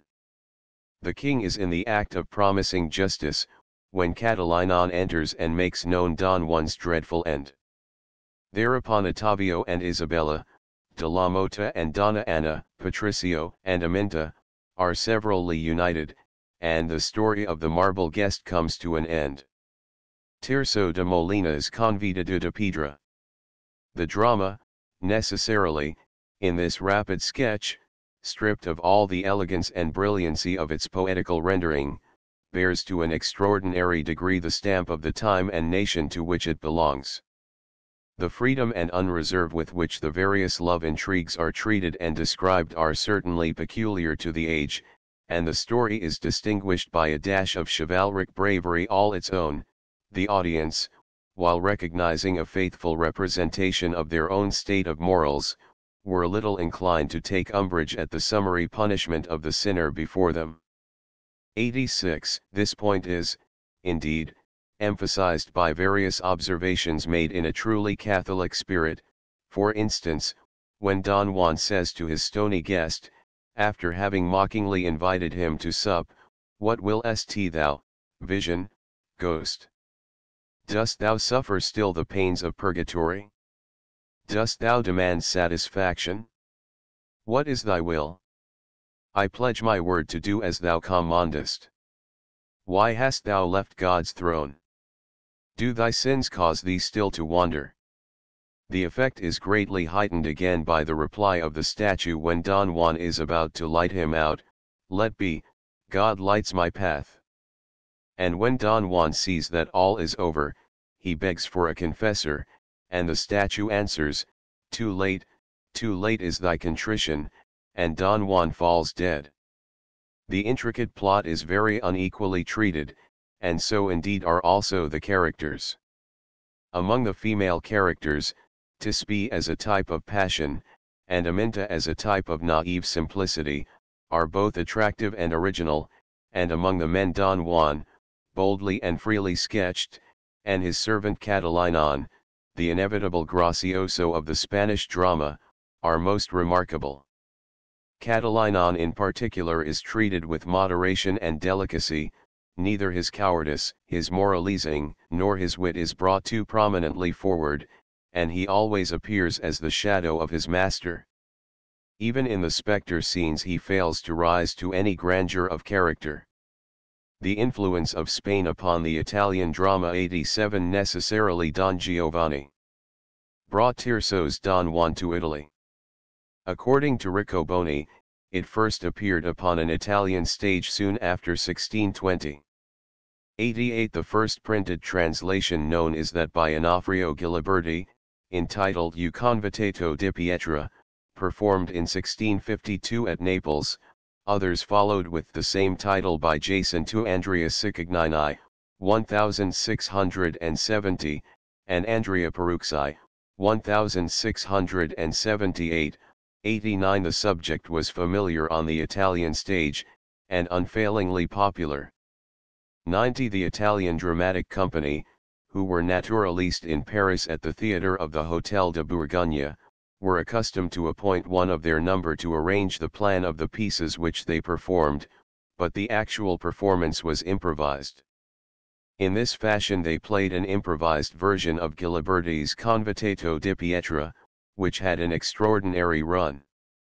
91. The chief situations of the Spanish drama, much simplified and coarsened, are compressed into 5 acts, and Arlecchino, who appears here as Don Juan's servant, is brought into the foreground and made the mouthpiece of a great deal of very questionable badinage. The first act represents Isabella's seduction in Naples. Don Pedro, her father and Don Juan's uncle, agrees with her to denounce Ottavio, her lover, as her seducer, which causes the latter to take flight. 92. In the second act Don Juan and Arlecchino swim to shore, a very favorite scene, richly garnished with jokes, and Don Juan's love passages with the lovely fisher maiden Rosalba take place. On her claiming his promise of marriage, he mockingly refers her to Arlecchino, who unrolls the long list of his master's mistresses. It was customary to allow the end of the roll to fall, as if by chance, into the pit, and the audience delighted themselves by looking for the names of their friends or connections in the list. Rosalba, in despair, casts herself into the sea. 93. The Italian Convitato di Pietra. The third act shows Ottavio in great favor at the court of Castile, on the point of marriage with Donna Anna. He is attended by Pantaloon, who carries on the usual byplay with Arlecchino. Don Juan intercepts the letter in which Donna Anna summons Ottavio, steals into her, Arlecchino keeping watch outside, and slays the commandant, her father, who surprises them. In the fourth act Donna Anna demands justice from the king, a reward of 6,000 thalers is placed upon the head of the murderer, and Arlecchino is greatly tempted to gain it, which gives rise to much jesting between him and Pantaloon. In the fifth act Don Juan is discovered before the statue of the commandant, which he mocks. Arlecchino is made to invite it to supper, whereupon it nods, and, upon Don Juan's repetition of the invitation, answers him in words.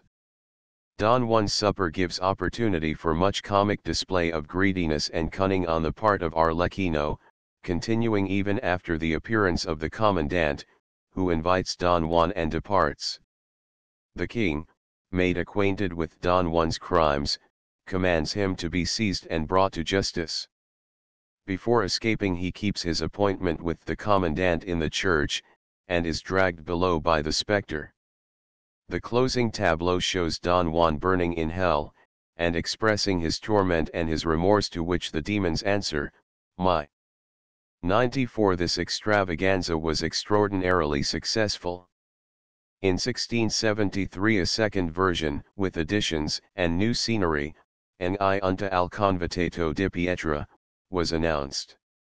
95. The new Italian company of the Duke of Orleans replaced the improvised Convitato di Pietra upon the stage in 1717, and it was revived in 1743.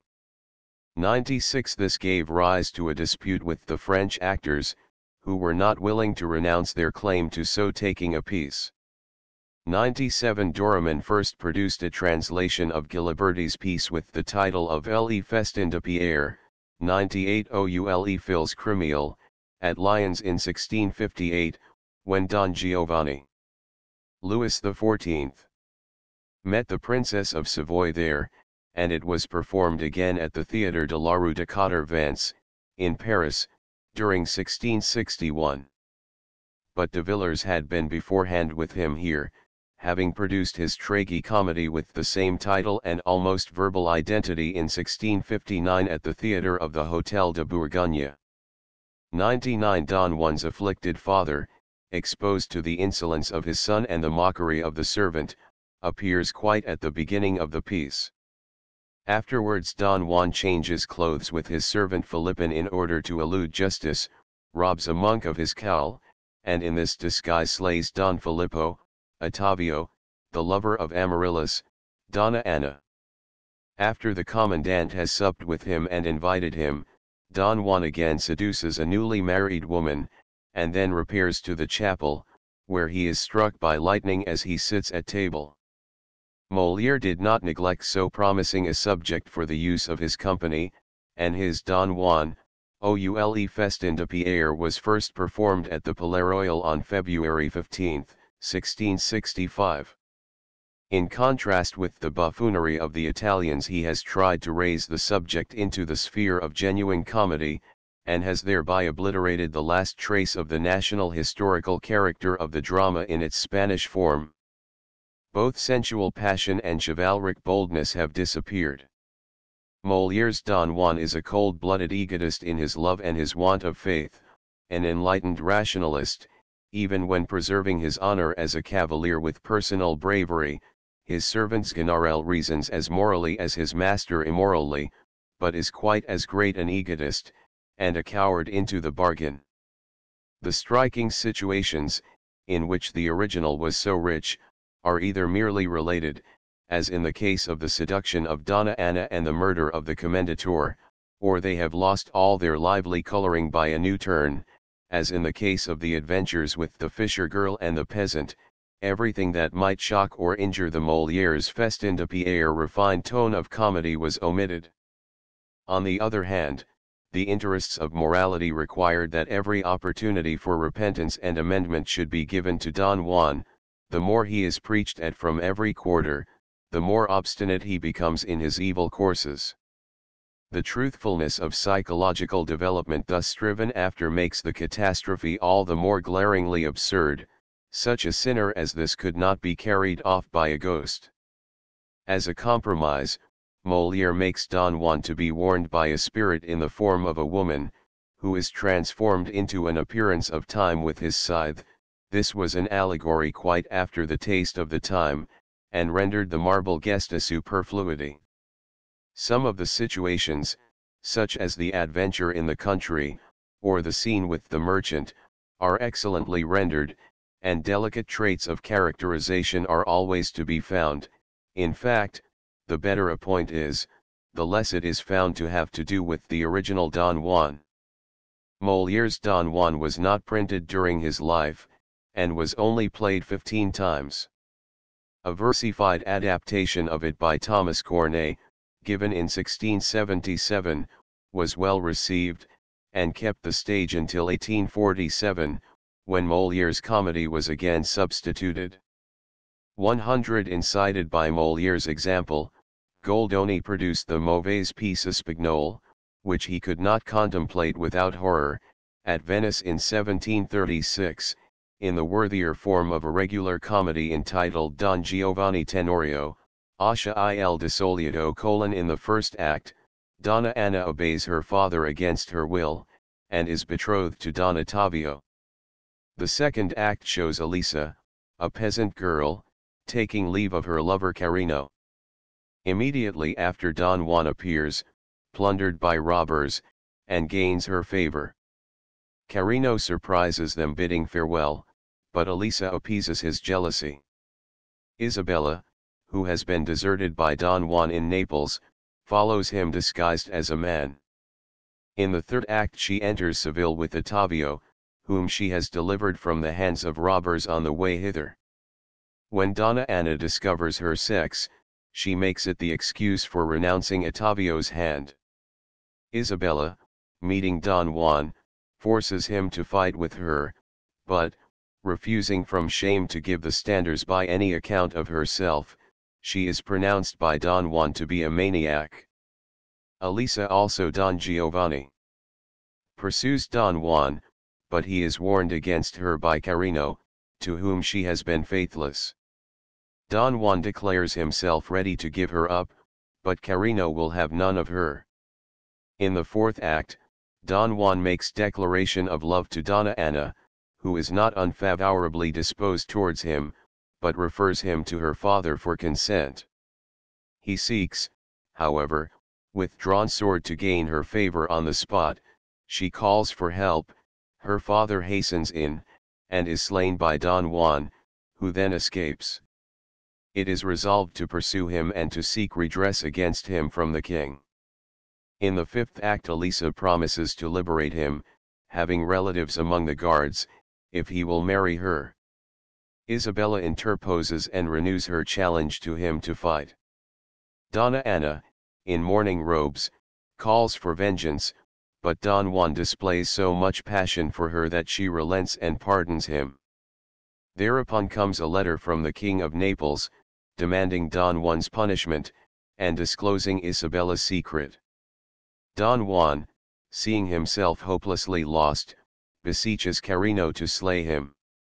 A thunderbolt from the mausoleum of the murdered commendator strikes him dead. Goldoni asserts 101 that the public were astonished at first, and did not know que volait dire cet air de noblesse que l'auteur avait donné à une ancienne bouffonnerie. But it soon became known that the coquettish Elisa was an actual portrait of the actress, Elizabeth Passalacqua, who played the part, and that Goldoni had chosen this way of being revenged on her for bestowing her favors simultaneously on him and on the actor Vitalba. This roused interest in the piece, and convinced people que le comique raisonné était préférable au comique trivial. Rosimond looked at the subject from quite another point of view in his tragi-comedy Le Festin de Pierre, ou l'Atheiste Foudroyé, produced in 1669 at the Théâtre du Marais. This theatre was then noted for its brilliant decoration and spectacle pieces, which often necessitated high prices of admission. Such a piece was this of Rosimond's, and he had been careful to lay the plot in heathen times, that his atheism might vaunt itself with impunity. 102 again, in 1746, Le Grand Festin de Pierre was given in Paris as a pantomime, 103 and has always been popular on village and marionette stages. Don Juan in England and Germany. In England also Don Juan was put on the stage at about the same time. Whether in his Libertine Destroyed, which was produced in 1676, Thomas Shadwell followed the Spanish original or the French or Italian version, I cannot pretend to determine.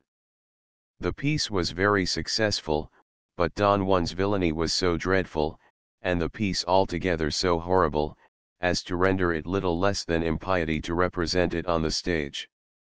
104 in 1725 Antonio de Zamora, Chamberlain to King Philip V of Spain, adapted the same subject under the title, Non he dudique no se peg y convidado de Pedra. This adaptation, displaying much talent and skill, is cast almost in the same form as the opera. The earlier adventures of Don Juan in Naples are omitted, and Zamora, like the author of the libretto, begins with the murder of the commandant. 105 in Germany, Don Juan, Oder das Steinerne Gastmahl, belonged to the standing repertory of the improvising actor from the beginning of the 18th century. Prehauser, the celebrated buffoon of the Vienna theatre, made his first dramatic attempt in 1716 as Don Filippo in the Steinerne Gastmahl. 106 Schroeder appeared in Hamburg, in 1766, as General in Don Juan, and surpassed all expectation. 107 This may have been a version of Molière's Don Juan, but as early as 1746 an afterpiece entitled Don Juan was on the repertory of Ackermann's company. 108 and in 1769 the pantomime ballet of Don Juan was given by them. 109 At Vienna, up to 1772, an improvised Steinerne Gastmahl was regularly given during the octave of All Souls. 110 A proof that Don Juan's dissolute life was contemplated with pleasure, and that morality was considered as abundantly vindicated by his being carried off by the devil after a long penitential Don Giovanni speech. 111 The traditions of this burlesque degenerate into a mere puppet show. Hanswurst becomes the chief personage, and Don Juan's love adventures are made subservient to his deeds of blood. Both the names and situations point to the French version of the Italian piece as the principal source, but many additions have been made, and these, for the most part, not happy ones.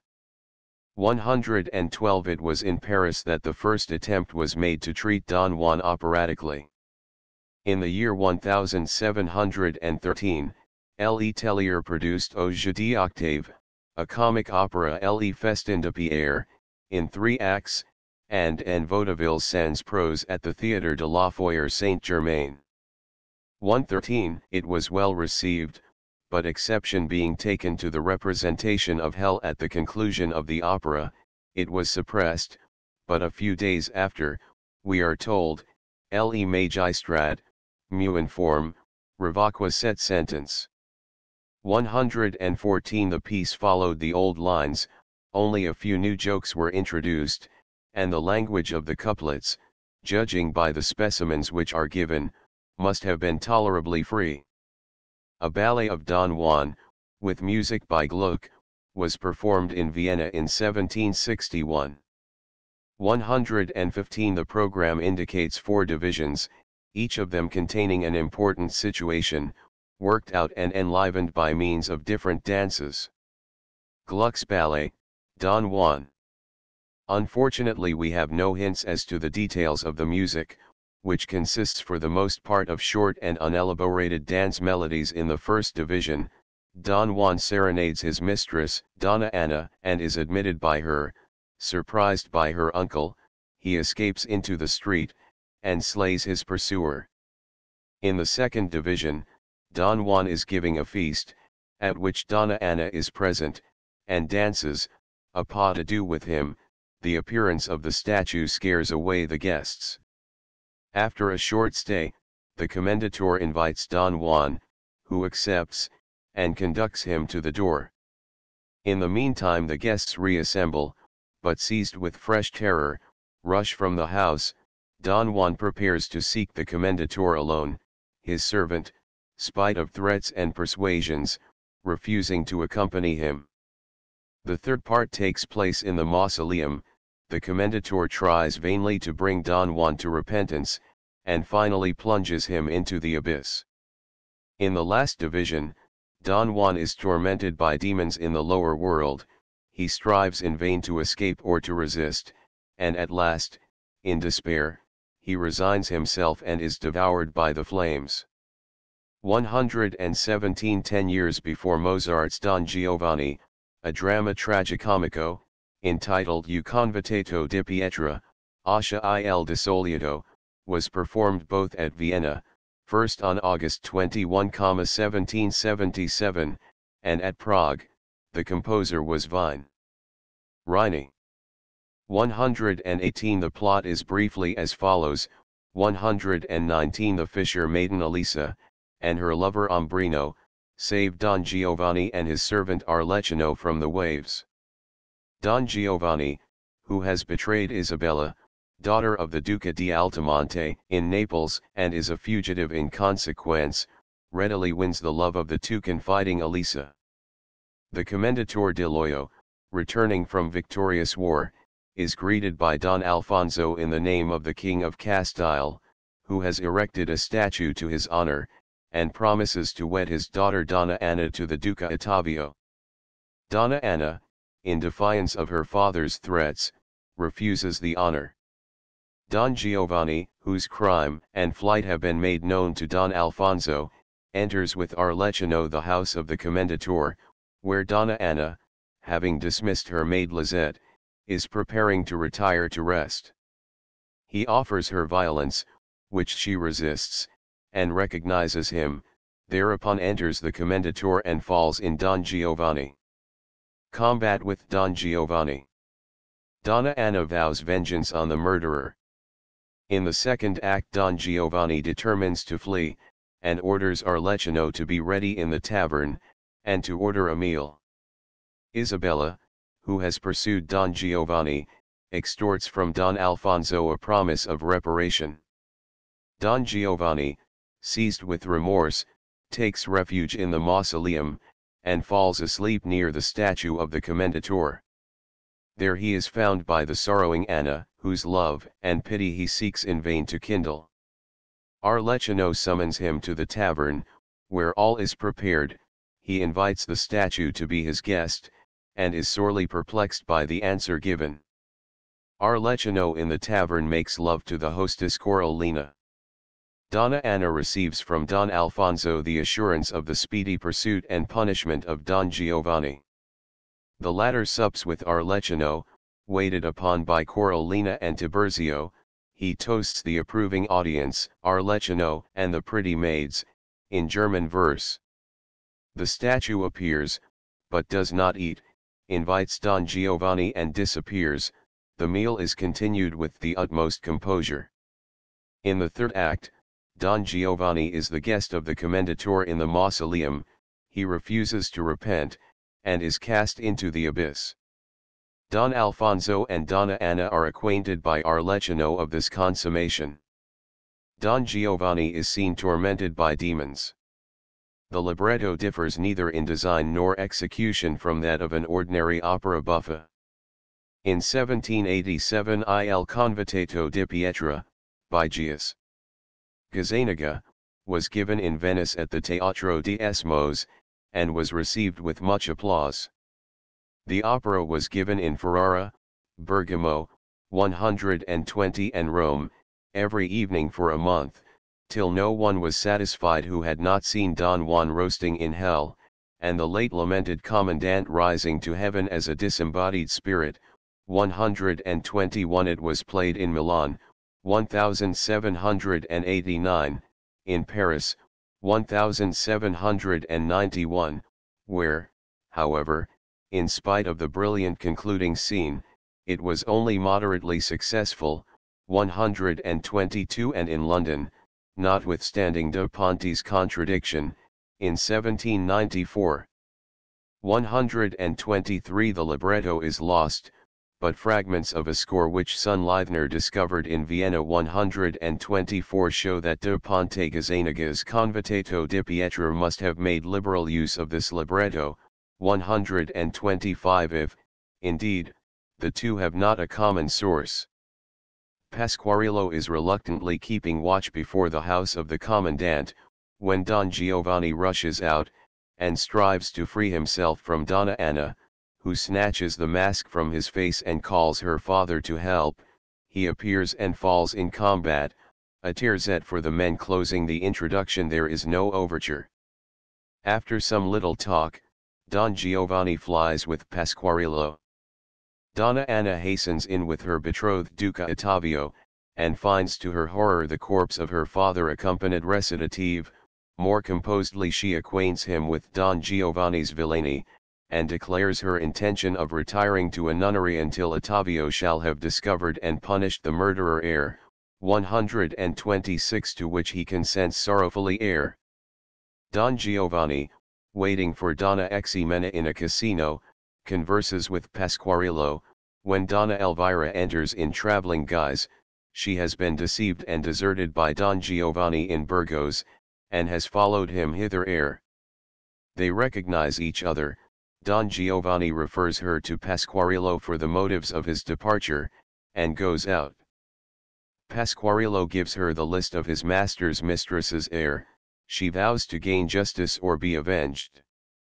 Don Giovanni enters in loving converse with Ximena, and satisfies her jealous doubts of his fidelity.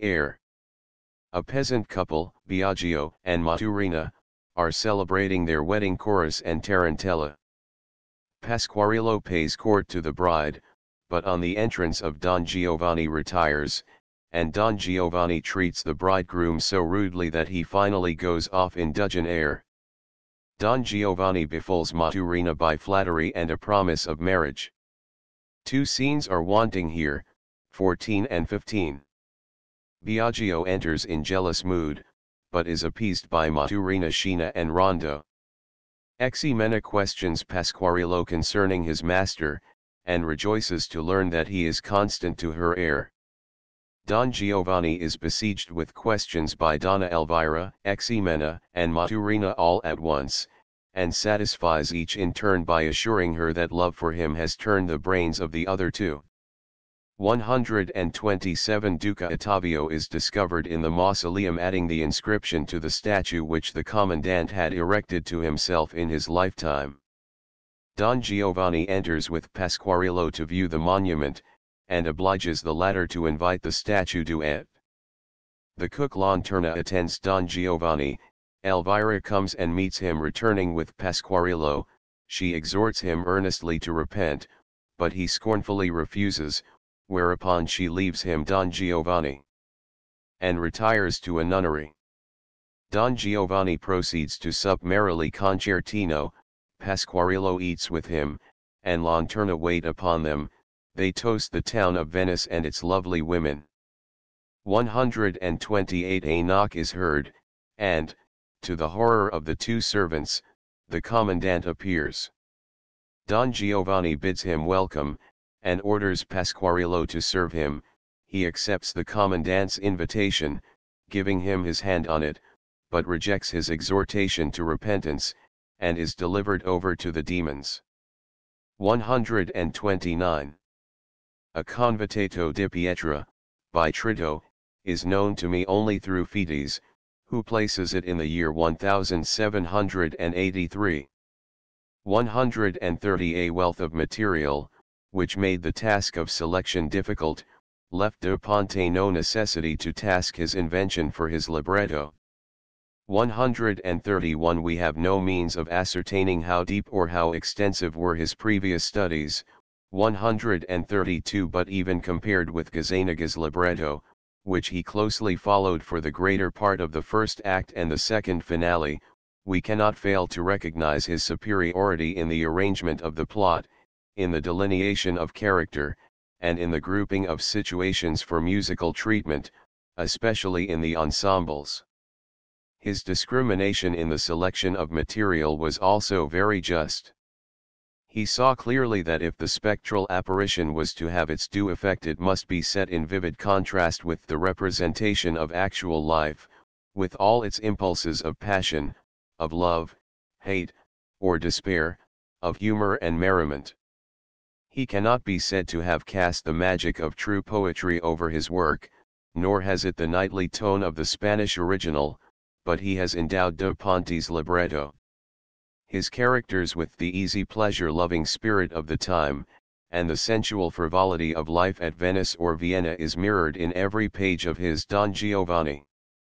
The language displays a versatility almost amounting to gracefulness, and, remembering to what a low level of vulgarity the treatment of the subject had been brought, we shall be the more ready to recognize the effort to raise the dialogue to a more sensible and refined standard.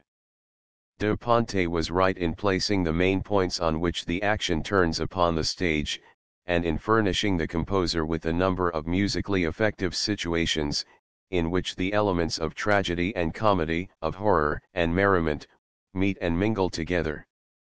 This curious intermixture of ground tones, which seldom allows expression to any one pure and unalloyed mood, is the special characteristic of the opera. Mozart grasped the unity of these contrasts lying deep in human nature, and expressed them so harmoniously as to open a new province to his art, for the development of which its mightiest forces were henceforward to be concentrated. Great as has been the progress of music in the expression of this inner life of man since Mozart's time, he has not yet been surpassed in his power of creating living forms instinct with artistic beauty, and endowed with perfect dramatic truth. When Goethe declared that Mozart would have been the man to compose his Faust, 133, he was thinking of Don Giovanni, but it could scarcely have been the merely external manipulation of the plot, however skillful, which directed his opinion.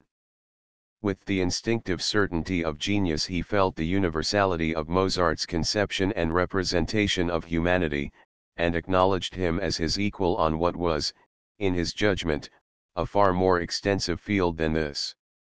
The commencement of the opera 134 sets us at once in the midst of the action, the passionate intensity of the first Don Giovanni.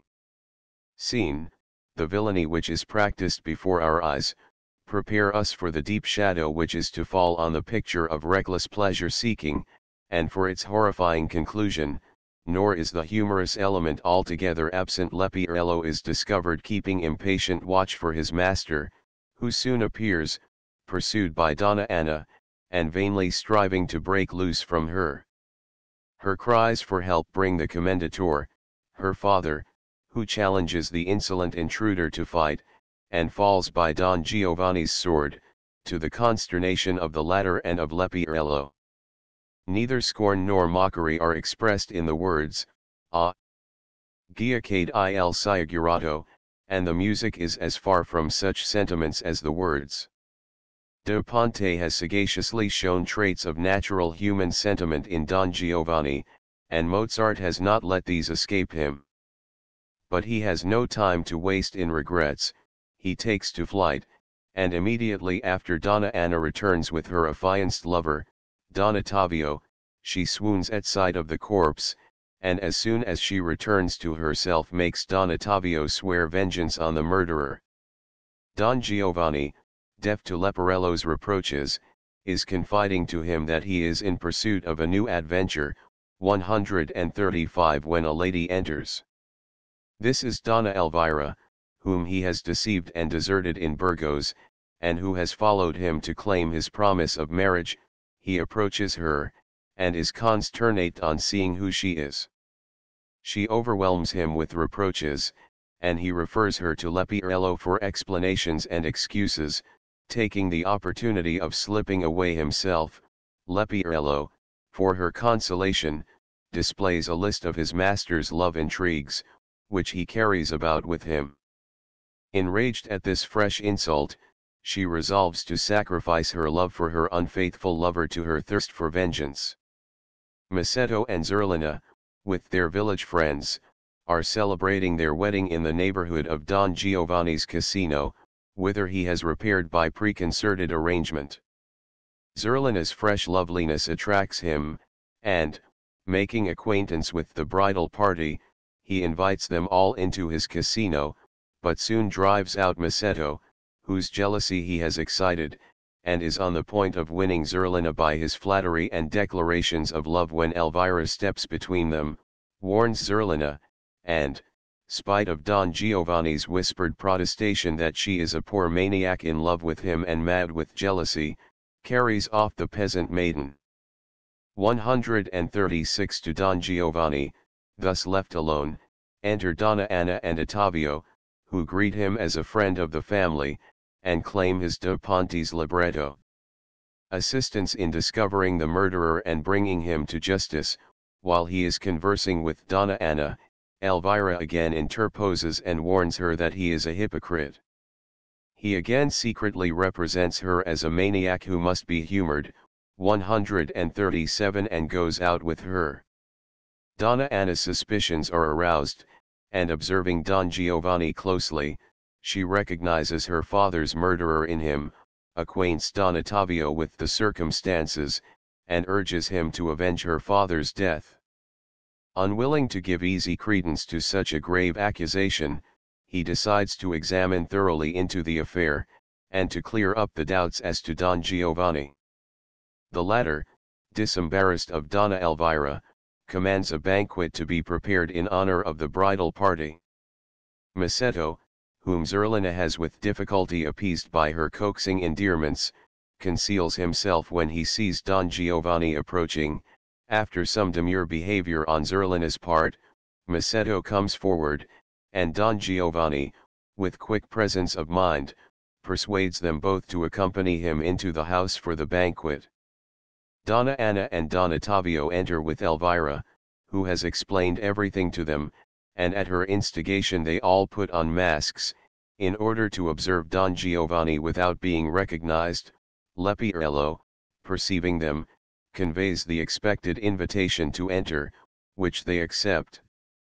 It was at that time customary in Venice to go about masked, and strangers thus disguised were invited to enter where any festivities were going on, thus heightening the frolic of the masquerade.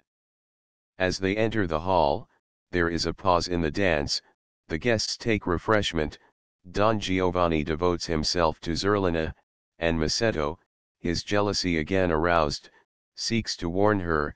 Then the masked strangers become the center of observation, are politely greeted, and the dance begins again. Donna Anna and Don Ottavio tread a minuet, the dance of the aristocracy. 138 Donna Anna with difficulty restrains her conflicting emotions, which vent themselves in occasional interjections, while Don Ottavio exhorts her to remain calm. Elvira follows every movement of Don Giovanni, the latter invites Zerlina to dance, and Leporello forces Masetto to dance with him in order to distract his attention from Zerlina. At the right moment Don Giovanni carries off Zerlina. Leporello hurries after to warn him, her cries for help are heard, and all rush to her rescue. Don Giovanni meets them, dragging in Leporello, whom he gives out to be the culprit, and threatens with death, but he is surrounded on all sides, the masks are thrown off, and he finds himself in the midst of his victims, Don Giovanni. Intent on revenge. For one moment his presence of mind forsakes him and he is at a loss how to extricate himself, but his courage speedily returns, and he boldly and irresistibly makes his way through his enemies. This momentary dismay and confusion is psychologically correct, and brings an important feature into the situation, which Mozart has effectively seized in his musical characterization of it. Don Giovanni and Leporello, with the storm of voices surging round them, sing sotto voce, and highly characteristic is the submission to Leporello's opinion, to which Don Giovanni here condescends. Only with the words "Ma non manca in me coraggio" does he gather his senses together, and strike at once a different key, in which Leporello cannot follow him. 139. The first act must be allowed to have a well-constructed and interesting plot, but the second consists of situations without cohesion or connection, although capable of being made musically very effective. It wants a leading motive to hold the parts together, the incessant pursuit of Don Giovanni not by any means answering the purpose. The comic tone also degenerates into coarseness. Don Giovanni, having appeased the incensed Leporello with money and fair words, confides to him that he is courting Elvira's pretty waiting maid, and changes clothes with him in order to gain easier access to her. This is scarcely accomplished when Elvira appears at the window. In order to get out of the affair with a good grace, Don Giovanni renews his addresses to her with pretended passion, and she is weak enough to give ear to him.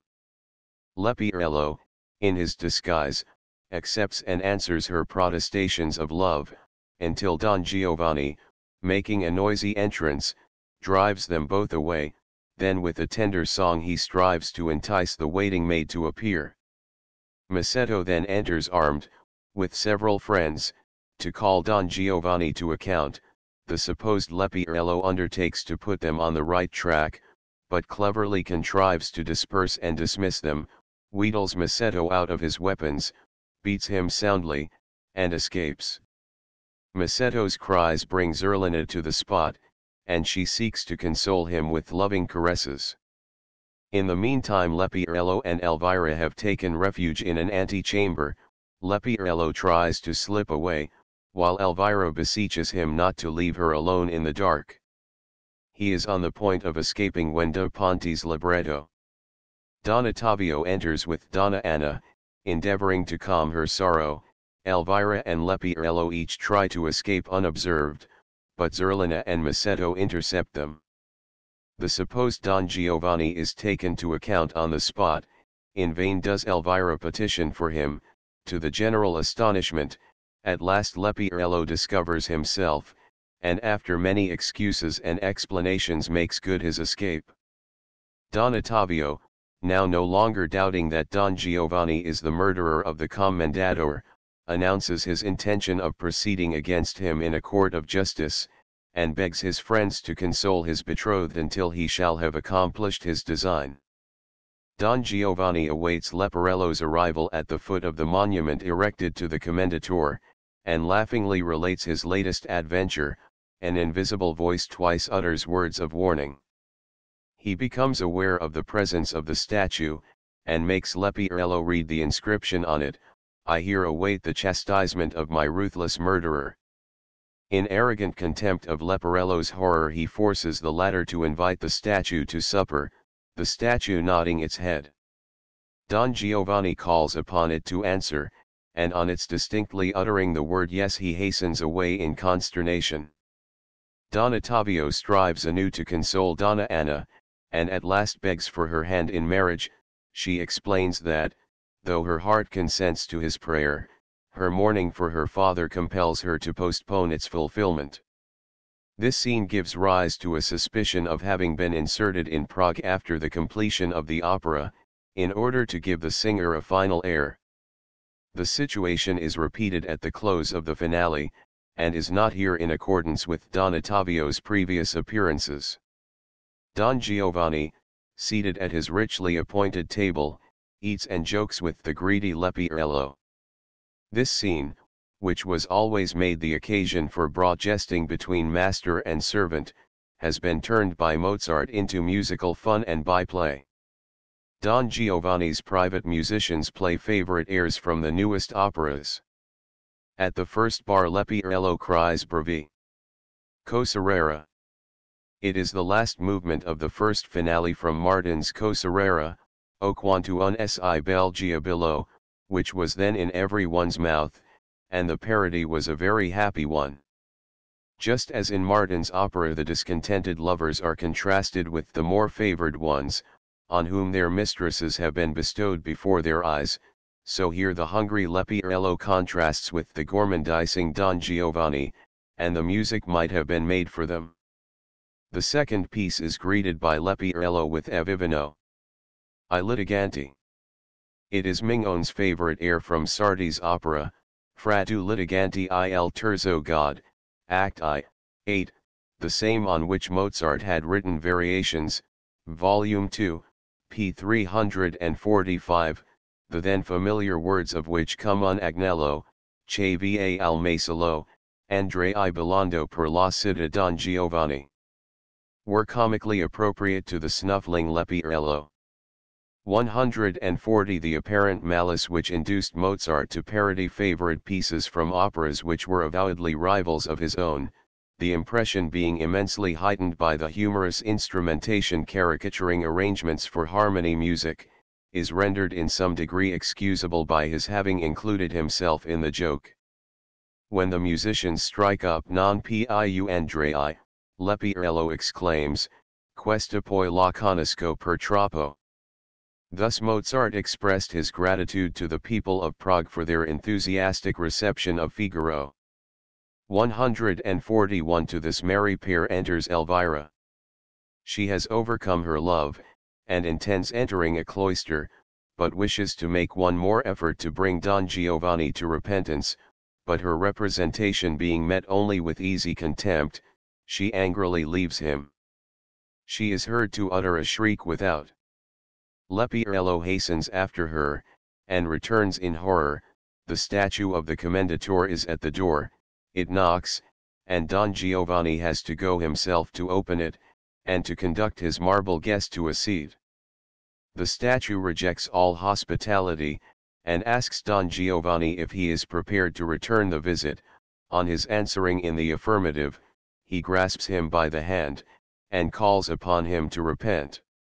Don Giovanni repeatedly and defiantly refuses, and the statue leaves him. Night comes on, flames burst from the earth, invisible spirit voices are heard, demons surround Don Giovanni, who sinks into the abyss. Don Ottavio and Donna Anna, Elvira, Masetto, and Zerlina enter to drag the offender to justice, but find that human revenge has been anticipated. Leporello, who has witnessed the dreadful scene with every sign of horror, relates his master's fearful end. Relieved from anxiety, and restored to their natural relations, they unite in the words of the old song Questo il fin di chi fa mal, e de perfidi la mort alla vita e semper ugual. No doubt the serious moral appended to the gay and easy-going tone of the opera was a reminiscence of the custom of considering the piece, on account of its ready practical application, as a sort of religious drama.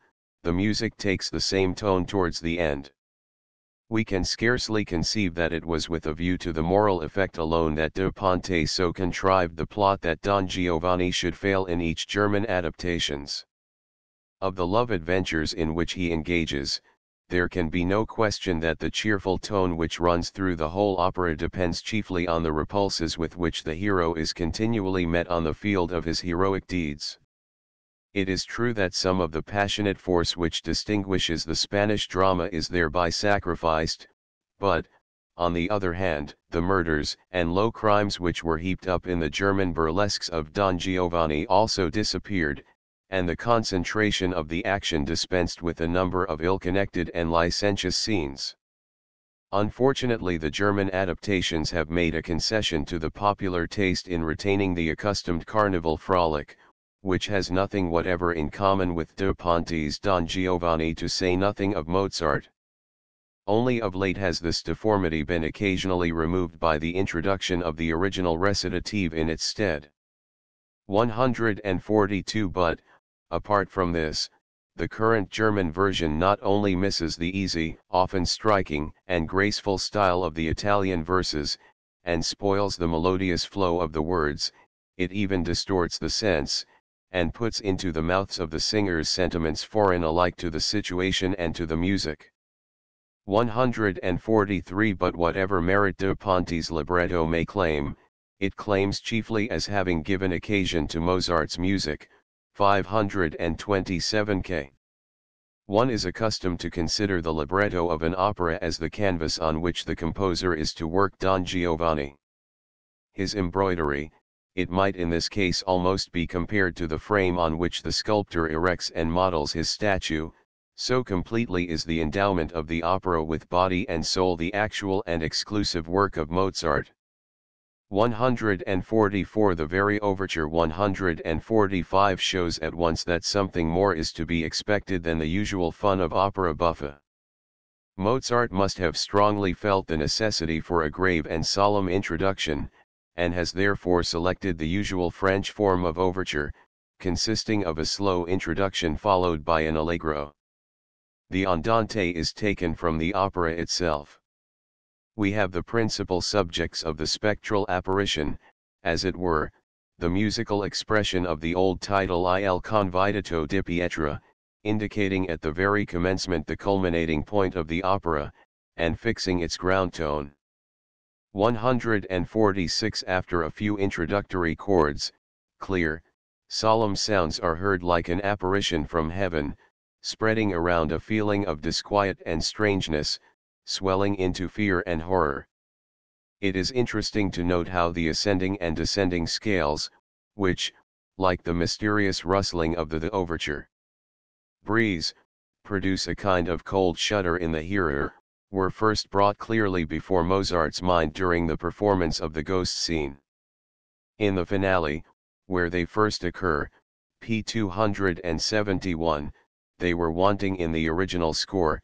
Mozart inserted them subsequently, and, room being scarce, wrote them in diminutive little notes, which often extend into the following bar, but the second time they occur, and in the overture, they are duly written down.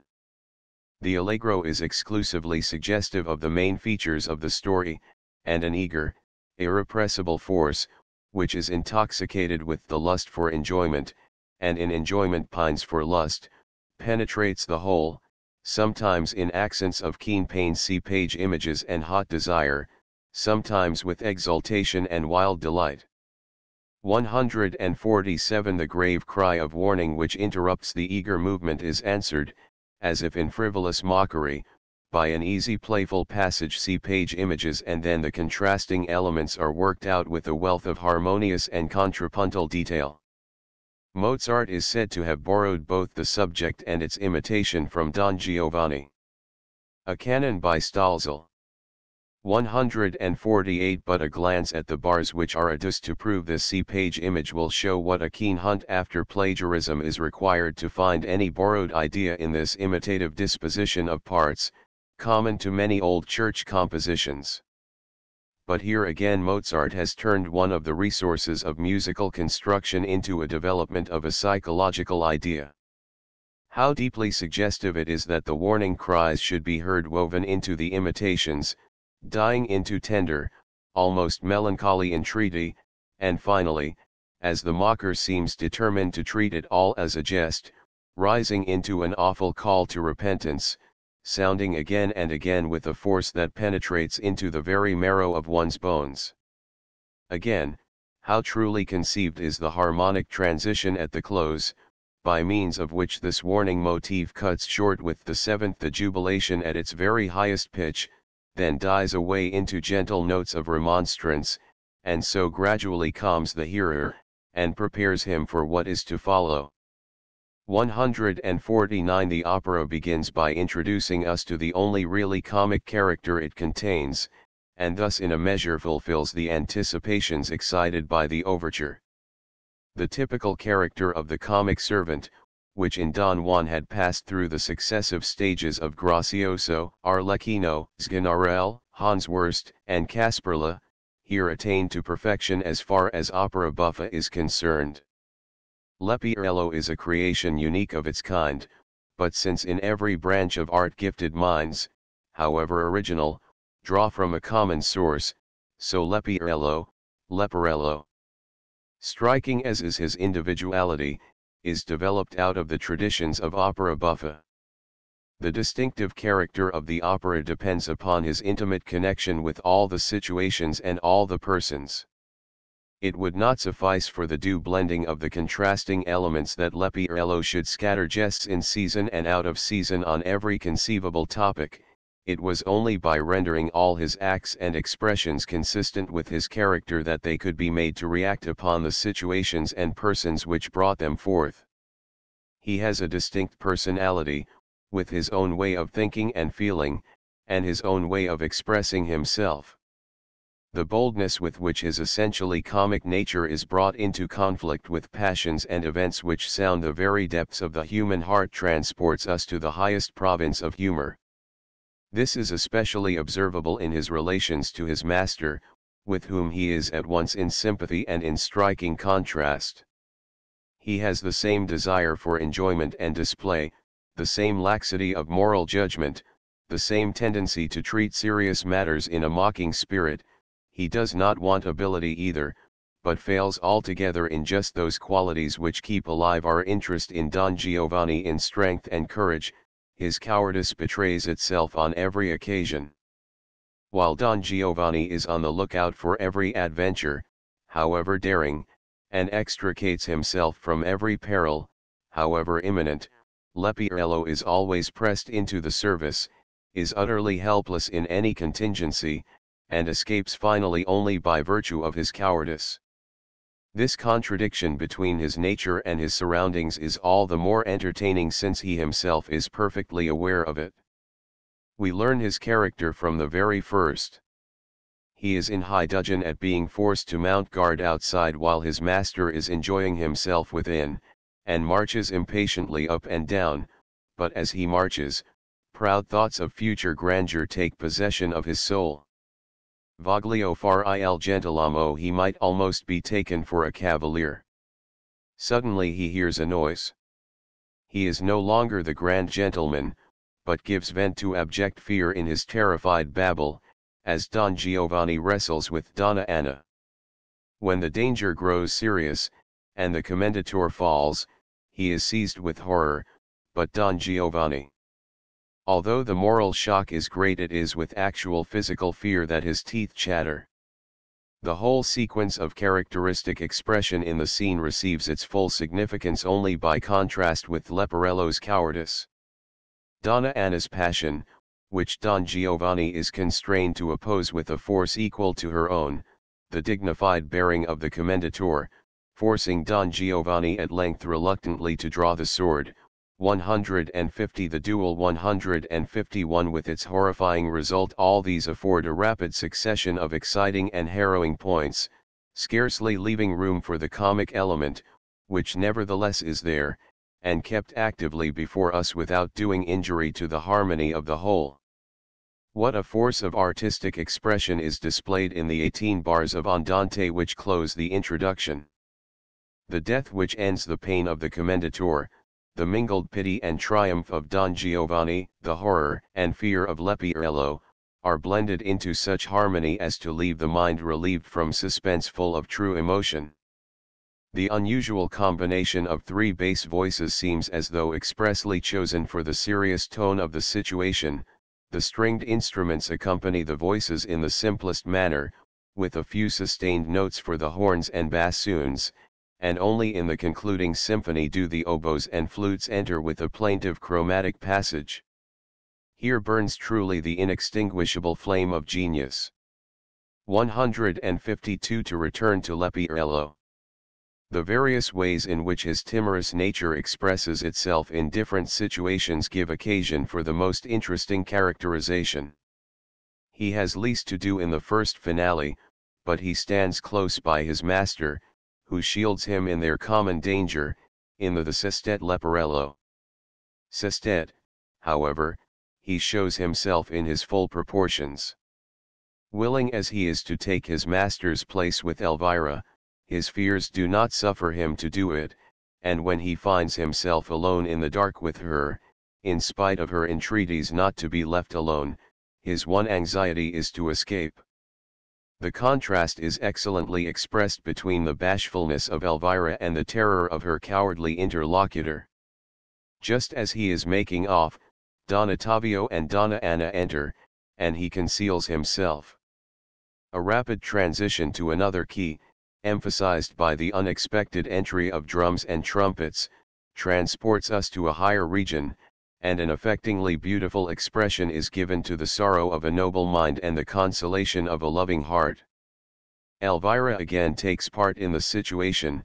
She is full of anxiety for the supposed Don Giovanni, and the expression of her fear becomes more material, lowering her to the level of Leporello, who seeks anew to escape, and repeats his former motif, but more despondently, and in the minor key. Then Zerlina and Masetto enter and run against him. Don Ottavio and Donna Anna also become aware of his presence, and, to their intense surprise, Elvira interposes a petition for Don Giovanni. Her former motif expressive of anxiety is taken up and maintained by the orchestra, becoming the nucleus of the situation, the surprise of the other serving only to give light and shade. When her petition is finally rejected, Leporello throws off his disguise. His timidity has become mortal fear. He knows that his insignificance alone can shield him, and he cannot reiterate too strongly that he is in very truth Leporello, and not Don Giovanni. The general surprise at this discovery is of course expressed in far stronger fashion than that at Elvira's sudden change of mind. What is to be done? At first they are all at a loss. With regard to Leporello, though he has more or less injured some of them, their position is in common. He is not the Don Giovanni on whom they have vowed vengeance.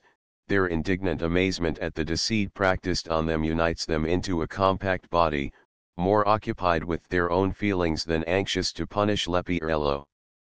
The latter thinks only of the Don Giovanni danger which threatens him, and, try as he may to collect himself, fear gets possession of him. He mumbles to himself, cries aloud, and makes a final appeal for mercy before he runs away. The perplexity which seizes them all at the discovery of Leporello is the point of union of the situation, the truth and energy with which the nature of each person is expressed giving it the stamp of life and power. 153 Leporello's position is totally different when Don Giovanni arrogantly orders him to invite the statue of the Commendatore to sup with them, Act 2, 9. The mysterious sounds which he has just heard, and the marble figure, terrify him, but his master threatens with drawn sword. One fear overmasters the other, and he now persuades himself to address the statue now turns in terror to his master. The musical expression of fear by means of intervals of 7th C page image, but how characteristic is the difference between this cringing appeal for pity, and the former energetic cry extorted, as it might be, on the rack. The terror increases at each successive attempt to address the statue, while the energy of each address decreases, and dies away at last into a plaintive parlando. The orchestra at the same time adds the expression of insolent mockery, which is not less characteristic of the situation, in a playful but sharply accented duet Leporello passage, wherein the flutes are made especially effective. As soon as Leporello's fears are verified and the statue actually moves, he succumbs to his terror, and Don Giovanni steps forward. Fear is a stranger to him. He sees the statue nod its head, and demands a more distinct answer. He puts his question plainly and decidedly. The statue answers by si. Leporello behaves as though struck by a thunderbolt, and has no idea but flight. Even Don Giovanni is affected, and feels the supernaturalness, but he retains his self-possession, and, in the expression of trembling haste with which it hurries on the conclusion, the orchestra mingles something of the humorous impression which is given by the unexpected denouement of the situation. The harmonic construction is here masterly in the extreme. From the beginning carried to this point only the principal key and the one next related to it have been used, but now the interrupted cadence upon C major transports us to another atmosphere, and the altered movement of the orchestra is expressive of energetic activity. A few chords, however, lead Don Giovanni's questions at once back to the dominant of the principal key, and the forcible SI of the commendator answers with the tonic, the clear calm of which is destroyed at once by Leporello's C. The real conclusion is only arrived at circuitously. Very different in effect on both occasions is the occurrence of the same C in the bass. The first time, when C major follows decidedly on B major, it makes a fresh, elevating impression. The second time, when C follows the sustained E as the third below, and forms the basis for the chord of the third, fourth, and sixth, it gives a shock to the ear. The vivid reality with which the two contrasting individualities are made to express themselves in so unusual a situation has necessitated the free form of the duet. Detached musical phrases, complete in themselves, follow the play of the emotions without the elaboration or repetition of any of the subjects. Only Leporello's cry of terror recurs several times, and serves to a certain extent as a connecting link. Mozart has judiciously refrained from bringing the horror of a spectral apparition objectively before his hearers. Their imagination has been sufficiently worked upon by the Don Giovanni. Awful and imposing words of the commendator, 154, and their attention ought not to be diverted from Don Giovanni and Leporello. The freedom which permits of a playful treatment of Leporello's double fear and of Don Giovanni's consternation reposes mainly on the half-light in which the ghostly element is viewed. The spectator is impelled to accept the mixture of the horrible as a flavoring to the humorous. He is not in the least absorbed by horror.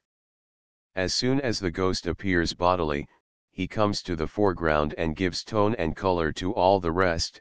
It is of advantage to the effect that none of the resources of musical delineation are employed to heighten this point. The true economy of an artist not only concentrates his resources on one point, but finds its truest expression in his appearing to disdain their use at another. The main point here was the audible voice of the statue, and Mozart gave it no support but the vibration of the horn note. This necessitated the greatest simplicity in the whole musical rendering of the situation. The appearance of the commendator in the last finale is led up to in truly masterly fashion. First we have the display of the luxurious living which has erased from Don Giovanni's mind all remembrance of what has passed. Leporello's greediness, with the jests upon it which were customary in this part of the piece, are made subservient to the more delicate humor of the table music. The entrance of Elvira heightens the situation, and the contrast of her deeply moved feelings and Don Giovanni's frivolous excitement introduces a new turn, and prepares for the catastrophe. Leporello feels, indeed, that Elvira is in the right, but dares not oppose his master, and so introduces no dissonant tone into the strongly marked character of this scene. But when the catastrophe draws near, it is Leporello who, as he opened the action at the beginning of the opera, now announces the dread apparition at its close. Although the commendator terror he has hitherto been a prey to is as nothing compared with his mortal anguish at the sight of the marble guest, and even to the commands of his master he answers only with cries of terror, we feel that, ludicrous as the gestures of the cowardly fellow may be, something must have happened that would have alarmed anyone, however courageous. Then there enters the commendator, accompanied by soul-harrowing sounds. 155. No human passion, no anger, no pity speaks from his awful tones. The inflexible decree of an eternal law is embodied in all its sublimity in music. The warning words pursue their measured course, now tarrying upon one note with varied chords, now moving in forcible intervals, the heavy weight accumulating till it threatens to annihilate the culprit. The orchestra is calmer and quieter even than before, but adds many finely shaded touches to the image of the apparition. At one time it strengthens the weighty tread of the sustained sounds by the sharp rhythm of dotted notes, then again it falls in dissonant chords upon strongly accented notes, or gives expression to the curdling horror which seizes the hearer, by means of rapid ascending and descending scales. In face of this dread apparition Don Giovanni summons all his strength together. At first, indeed he is consternate, and the orchestra gives expression to his horror, but he soon collects himself, becomes more and more decided as the commendator continues to urge him, the call to repentance serving merely as a challenge to his defiance.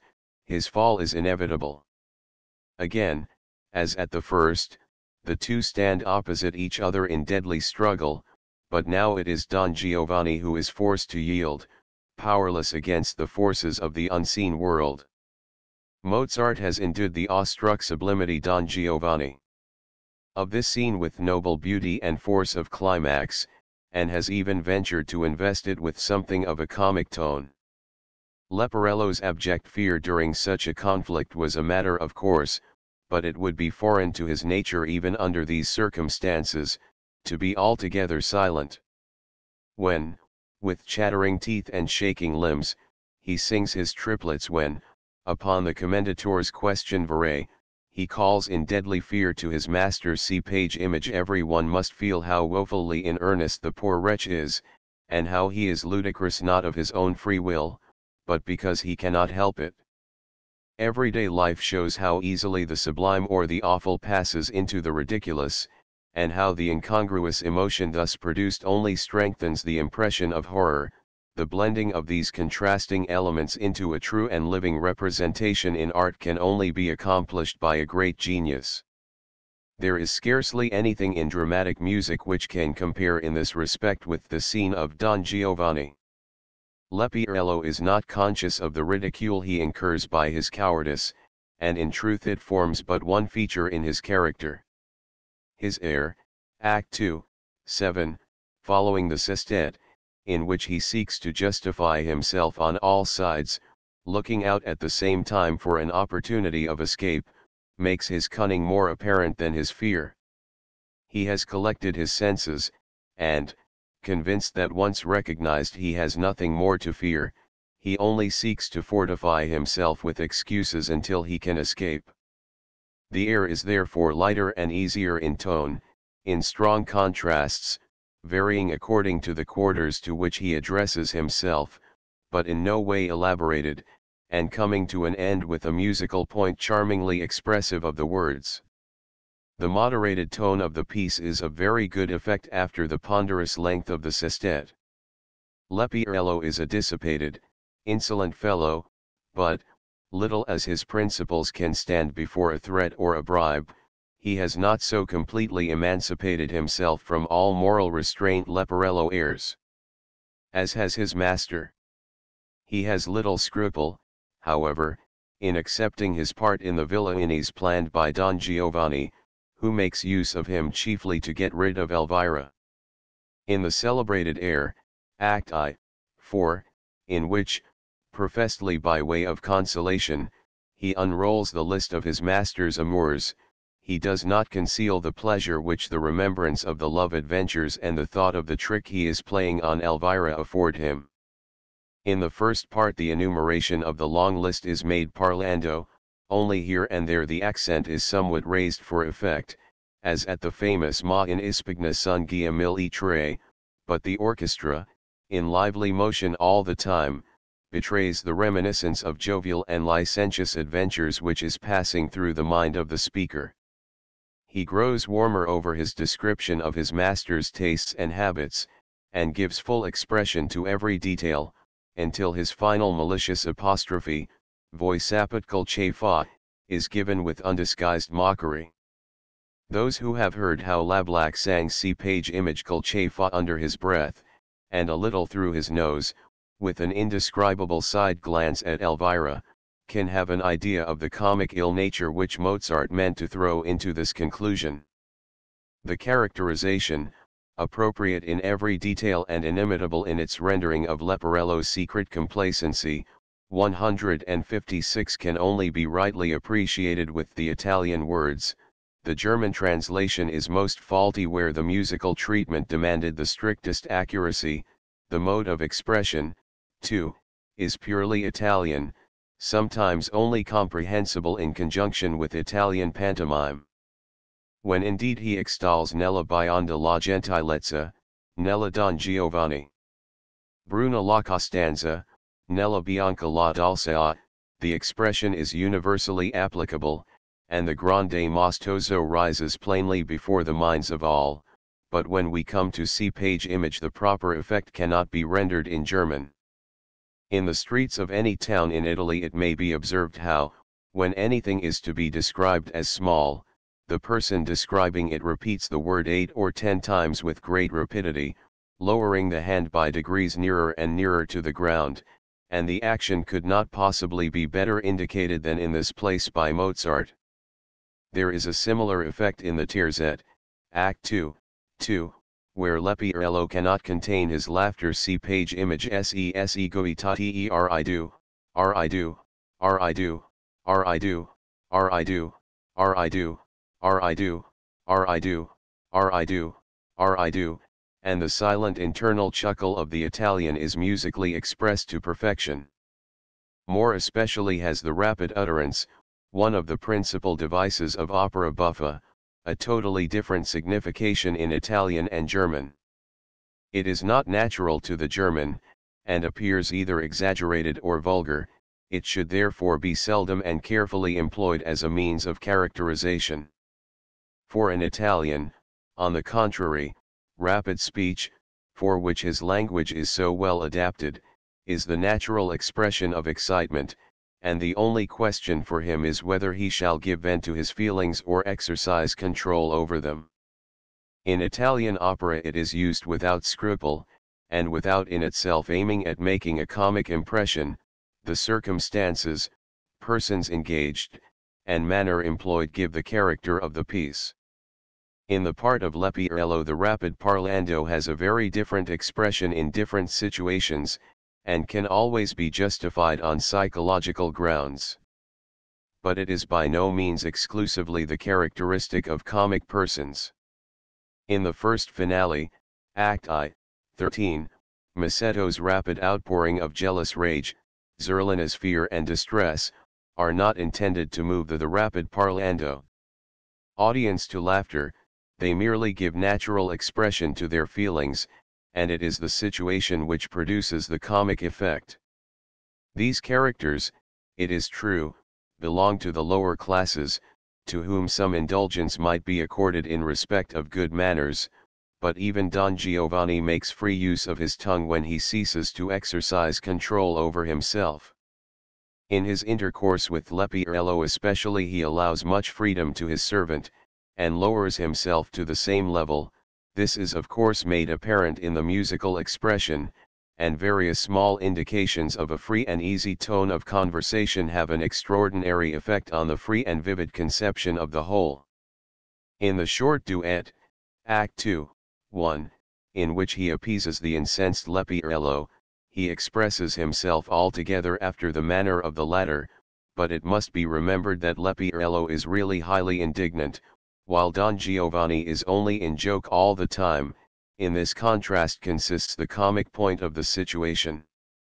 Again, too, in the first finale, when he loses presence of mind for a moment, he falls into this rapid utterance with the words, "E confusa la mia testa," which, as soon as he has collected himself, ceases again with the words "Ma non manca in me coraggio."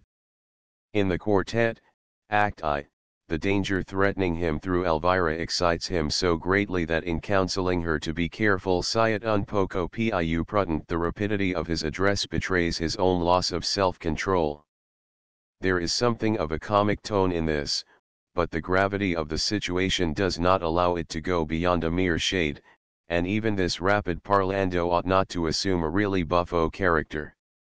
Elvira herself, with the unbridled passion of her nature, gives vent to her anger in winged words, which are certainly not calculated to produce a comic effect.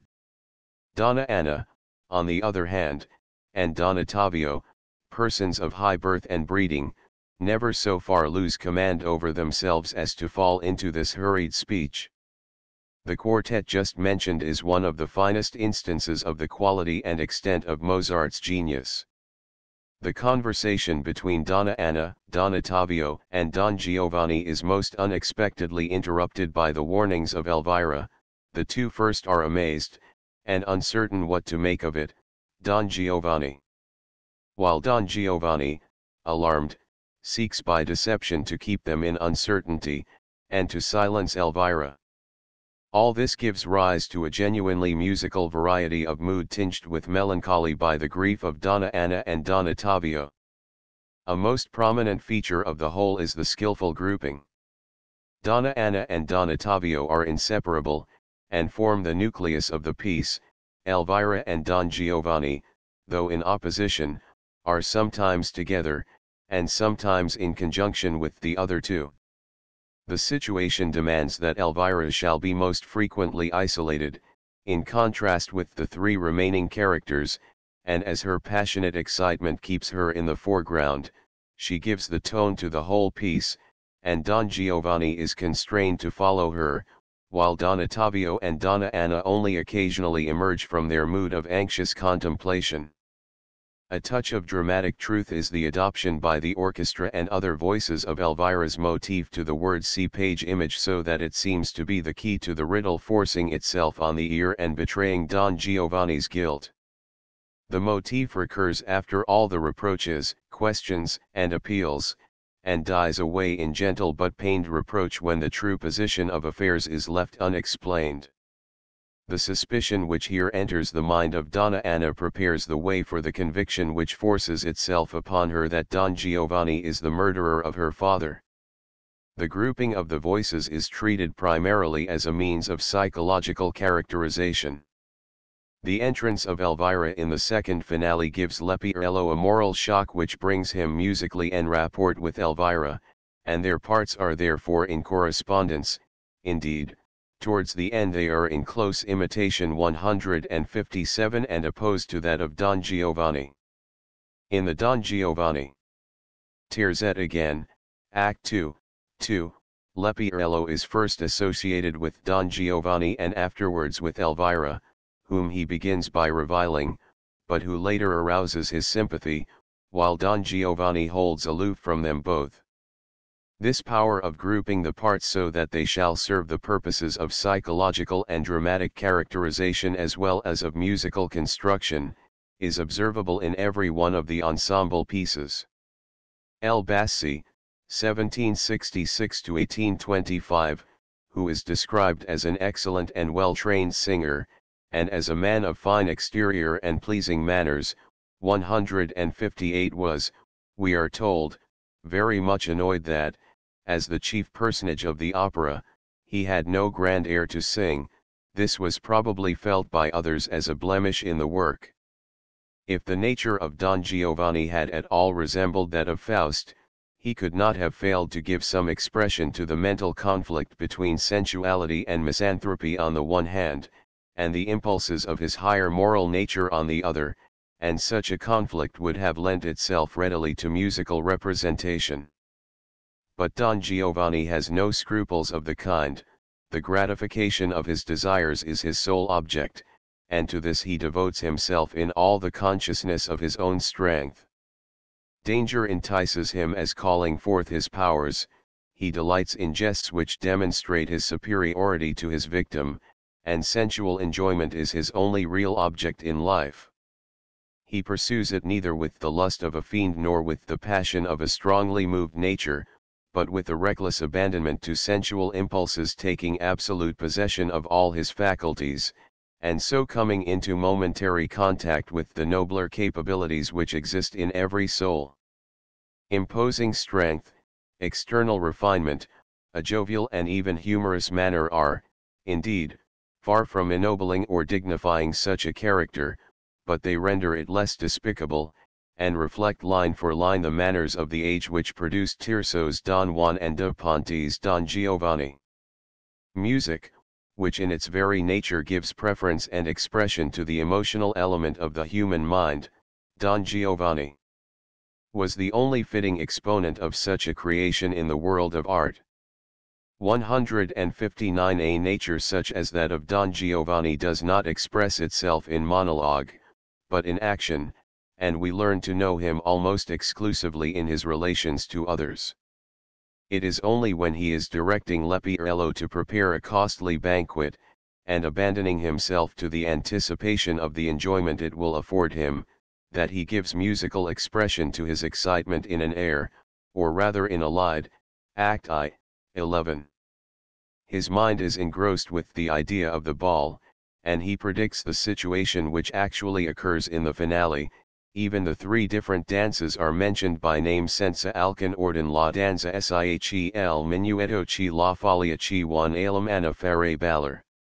Starting with this idea, Mozart has given him a simple and very lively dance song to sing, in which nothing of the higher passions and still less either of demoniacal lust or noble sentiment can be traced, but only a very powerful expression of sensual impulse in a sort of fleeting paroxysm.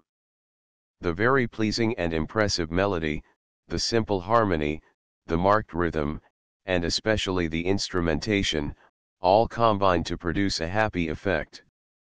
The flutes and violins, which lead the melody almost without interruption, maintain the dance-like character of the song, and the uniformly rapid movement of the accompaniment produces a singular degree of excitement, enhanced by the strong accents of the wind instruments. So again, the digression into the minor key, making the sting of Don Giovanni airs. Unbridled passion to be felt in the very indulgence of it, is of very striking effect. The serenade, Act 2, 3, is of a totally different character. Mozart has written canzonetta against it. Don Giovanni here pours out the whole warmth of his feelings towards the fair one whose heart he hopes to win.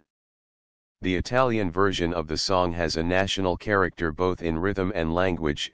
It is of little consequence whether Don Giovanni is supposed to be singing a well-known song, or improvising one. The irresistible, insinuating flattery of this song, the state of voluptuous longing which it expresses, have the same sort of effect upon us as the dazzling color and intoxicating perfume of some rare exotic flower. There is nothing, even in Mozart, which can be compared to it. The effect of the charming melody, and of the well-chosen harmonies, is much enhanced by the pizzicato mandolin accompaniment supported by the stringed instruments. The tender, curiously vibrating tone of the metal strings of the mandolin seems inseparable from the sweet gracefulness of the song. The instrument was then in common use. Mozart has written several songs to the mandolin, Volume 2, p. 371, note, and its effect was thus all the more characteristic. 160. The only real air which Don Giovanni sings, he sings not as Don Giovanni, disguised as Leporello, he is giving Masetto and his companions directions for catching himself, and the musical characterization must therefore approach burlesque. This air, Act 2, 4, Meta di voi qua vadano, belongs undoubtedly to those original conceptions which one admires without exactly understanding how they have been brought about. The situation in itself affords no proper musical impulse. It treats merely of the posting of scouts, of communication by signals, the speaker himself being thrown into a dubious light by reason of his disguise, and none Don Giovanni.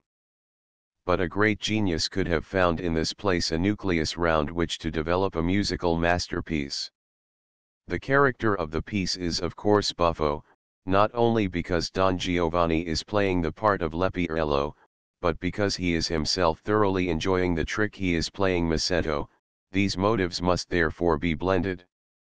It is only necessary to compare this song with those of Leporello, Act I, 4, 2, 7, to appreciate the essential difference in their style. The rapidly spoken passages give a tone of vulgarity, which is relieved by occasional involuntary expressions of greater dignity. Passages such as "See page image" could not have been sung by Leporello, they show us the cavalier beneath his disguise. In accordance with the situation the voice is kept parlando, and the orchestra to which the constructive detail is intrusted is so independently treated that it might without injury dispense with the voice, although each is in fact the necessary complement of the other. The mysterious importance and the apparent confidence of Don Giovanni, which form the fundamental motif of the situation when contrasted with the earnest attention and curiosity of the country people, are humorously conceived, and the orchestra renders every turn of what is passing in the minds of all concerned. But, in spite of this, the musical characterization can only be made fully effective by suitable pantomime on the part of all the characters, even of those who do not speak, except through the orchestra. Don Giovanni's true character, however, is not displayed until he comes in contact with the other, and more especially with the female, characters of the opera. His seductive powers are first practiced towards Zerlina. She is represented as a simple village Zerlina maiden, and the little duet, Act I, 5, which she sings with her affianced lover amid the joyful acclamations of their friends, expresses innocent gladness in the simplest possible manner and with quite a popular tone.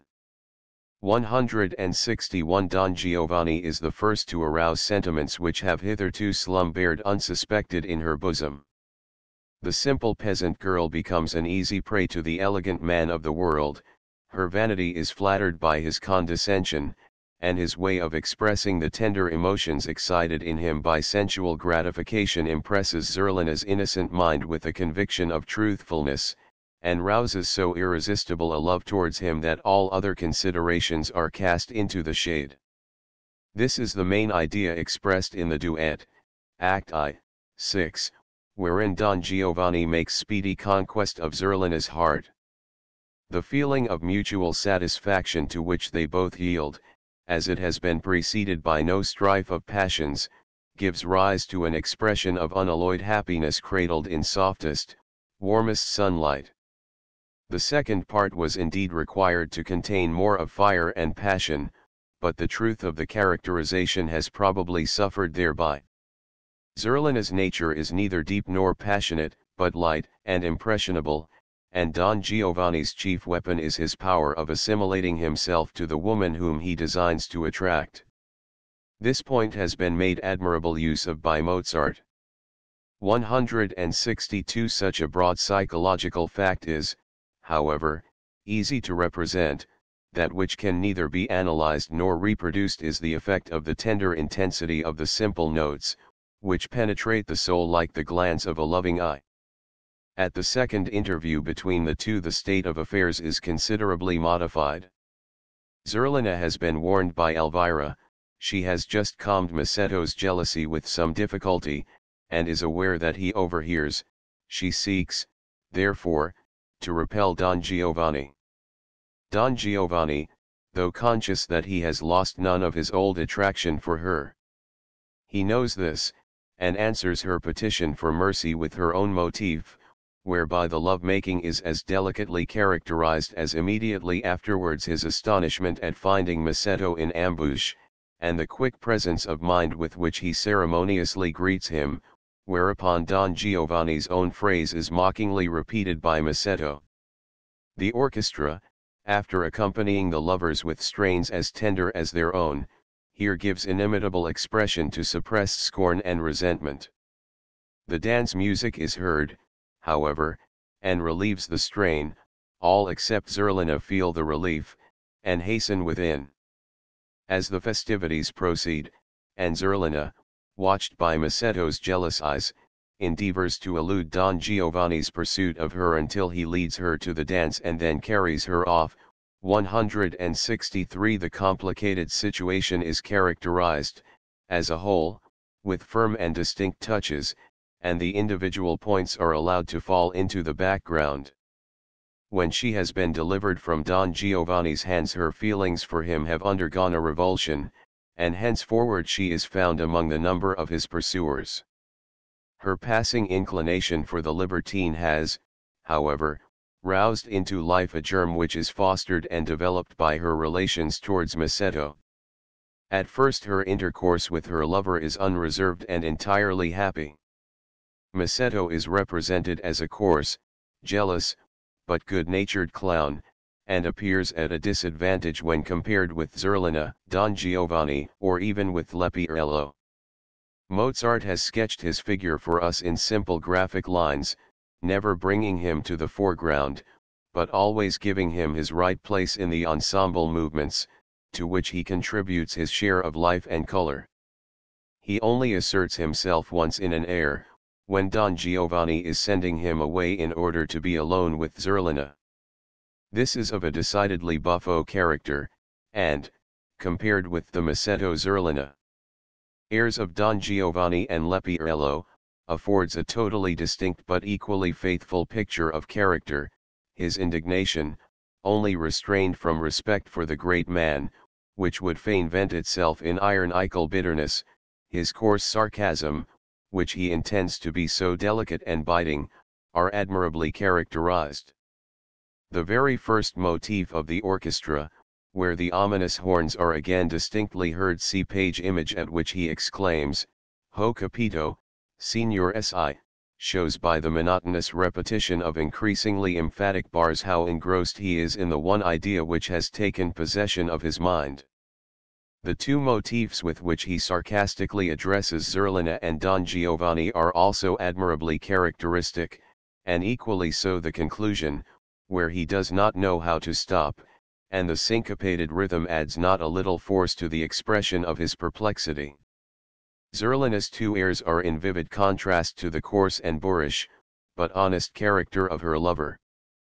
They express neither affection nor tenderness, but rather the consciousness of her own superiority, which her intercourse with Don Giovanni has revealed to her. Hers is one of those easy natures which are volatile without being actually untrue, whose feelings are the children of the passing moment, and whose charm is enhanced by the excitement of the moment. The master has inspired this lovely and graceful form with a breath of warm sentiment, without which she would be cold, and her roguish smile saves her from the reproach of mere sentimentality. The first air, Act I, 12, takes its tone from Zerlina's desire to pacify Masetto, but there is no trace of a need for forgiveness of the consciousness of an unlawful love. She disarms her lover's wrath with caressing tenderness, and gives him glimpses of bliss which he is far too weak to resist. It would be impossible to conceive a more charming love-making, and no false note of sentimentality mars the graceful picture. The obbligato violoncello lends itself in a singular degree to the individual characterization, its restless Don Giovanni. Movement and soft low sounds standing in happiest contrast to the clear fresh voices, the accompaniment completes what the singer leaves unsaid. It portrays the anxious hesitation in the minds of both the lovers, and not until the second part does the motion flow free and full, till all resentment dies away in gentle murmurings. The second air, Act II, 5, corresponds to a different situation. Masetto has been beaten, and Zerlina tries to console him.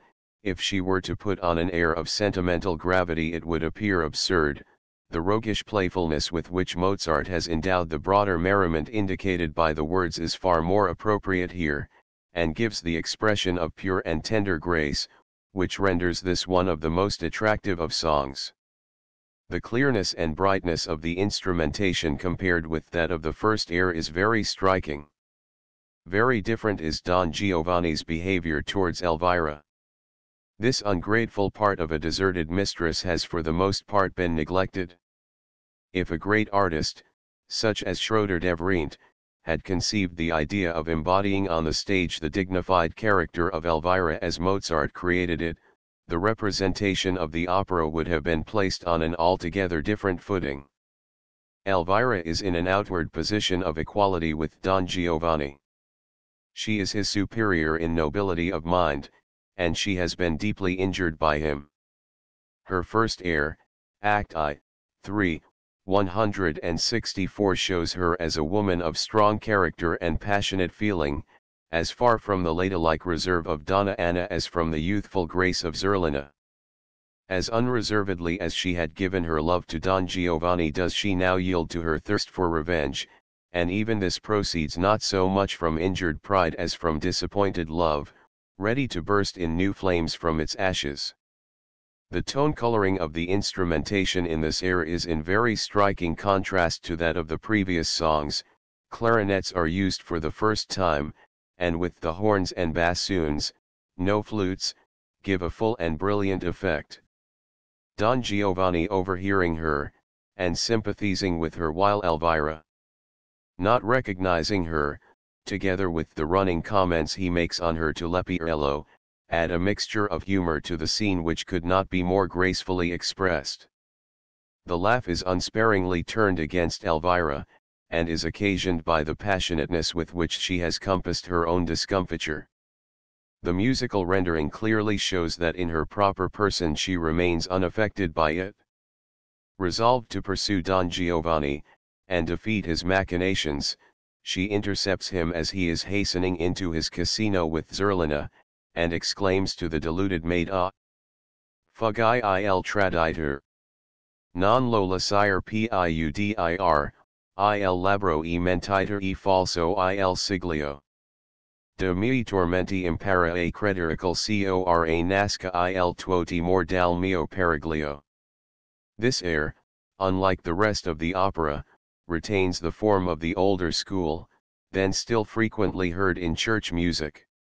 165. Apparently Mozart made use of the severe, harsh form which at once suggests the idea of sacred music to the hearer, in order to give the impression of a moral lecture, and to emphasize the contrast with the gay intoxication of self-forgetfulness of the rest of the scene. 166. This mode of address was appropriately and suggestively employed towards the peasant maid, but Elvira adopts quite another tone when she returns and finds Don Giovanni in close converse with Donna Anna. In the quartet, Act I, 8, likely 9, DW, her warning, in accordance with the exalted rank of the mourners, takes a plaintive tone, and her passion only flares up again when roused by Don Giovanni's duplicity. Then she comes forward, and her energetic tone predominates in the ensemble movements, although the silent power of true nobility and grief exerts a moderating influence on her expressions of passion. She makes a similar impression Don Giovanni. In the first finale, Act I, 13. She has explained herself to Donna Anna and Don Ottavio, and they are leagued together to watch and to expose Don Giovanni. When they appear masked in front of the casino, she encourages them to act boldly. Don Ottavio chimes in with her, but Donna Anna is seized with maidenly fears face to face with such an adventure. All this is expressed in the most admirable manner, and a few touches suffice to place the two women before us in all the dissimilarity of their natures. The accompaniment, too, is unusually characteristic. In sharp contrast to the cheerful excitement in which Don Giovanni, Zerlina, and Masetto make their exit stands the mournful accompaniment to Elvira, while Don Ottavio's powerful tenor notes are infused with additional energy by the accented passage. For the wind instruments, the accompaniment, without altering its essential character, adopts at Donna Anna's entrance an anxious plaintive tone expressive of the purity and elevation of her mind. After a short colloquy with Leporello, who invites them to enter, the three, confident in the justice of their cause, prepare for their difficult enterprise. After the restless energy of the previous scene, this clear and composed expression of a deeper emotion diffuses a sense of calm beneficence. The construction of the movement places Donna Anna and Don Ottavio in close juxtaposition. Elvira is placed in opposition to them and, in accordance with her character, she is more animated and energetic. Here again the desired effect is much strengthened by the support of the orchestra. It was unusual to make use of the wind instruments alone in accompaniments, and in addition to this the full soft sound of the extended chords contrasts strikingly with the deep tones of the clarinets, heard now for the first time. What a contrast it forms, too, to the tone coloring of the preceding movement. One feels for the moment transported to another world. Scarcely have the last echoes died away when the sharp attack of the orchestra on the following movement brings us down to earth again. In the scene which follows it is Elvira who is ever on the watch, who with Don Ottavio intercepts and Elvira Terzet unmasks Don Giovanni. After that she falls into her place with the rest. Implacable as Elvira shows herself in her pursuit of revenge on Don Giovanni, her love for him has taken such deep root in her heart, his personality exercises such a magic power over her, that she is ready to forget all that is past, and to trust herself to him again. Poetry could only make this visible by means of a chain of connecting links. Music is happier in its power of rendering the most hidden springs of human action, once let the right key be struck, and the state of mind to be represented is there. And seldom has a frame of mind incapable of verbal description been so truly and beautifully expressed as in this Terzet, Act 2, 2. A short ritornello places the hearer in a frame of mind which enables him to give credence to what he is about to learn. Elvira, alone in the twilight, comes to the window. Old memories awaken old feelings, which, while she deplores them, she cannot escape. Don Giovanni, who is present, resolves to turn this softened mood to account. He wishes to drive Elvira away, and a fresh triumph over her affections is a satisfaction to his arrogant vanity. Leporello in his master's hat and cloak is made to advance, and Don Giovanni, concealed behind him, addresses Elvira tenderly in the very notes which have just issued from her mouth. Don Giovanni's appeal comes to her like an echo of her own thoughts. She interrupts him with the same lively reproaches which she has already uttered to herself, while he prays for her pity with the most melting tenderness.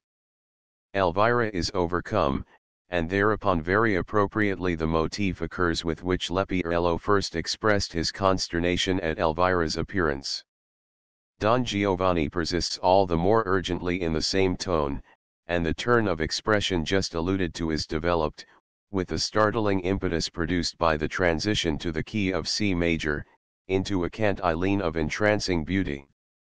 167 Don Giovanni.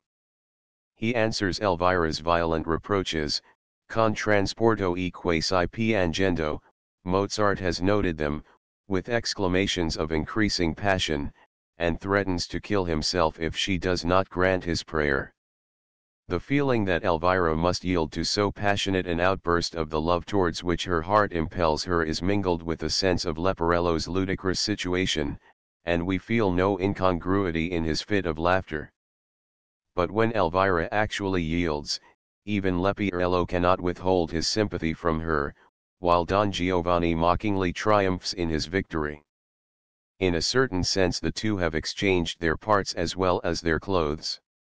This Terzet may safely be cited as an example of how simplicity of design and regularity of construction may unite with perfect beauty and truth of expression into a piece of genuine dramatic characterization, but who can express in words the tender fragrance of loving desire which breathes from the music like the perfumes from an evening landscape? If we are to infer Don Giovanni's character from the duet with Zerlina, Act I, 6, the Serenade, Act 2, 3, and this Terzet, we have the picture of an engaging and amiable personality which strikes every tone of affection and desire with bewitching grace and delicacy, and with an accent of such true feeling that it is impossible for the female heart to withstand him. This is not the whole of Don Giovanni's character, however.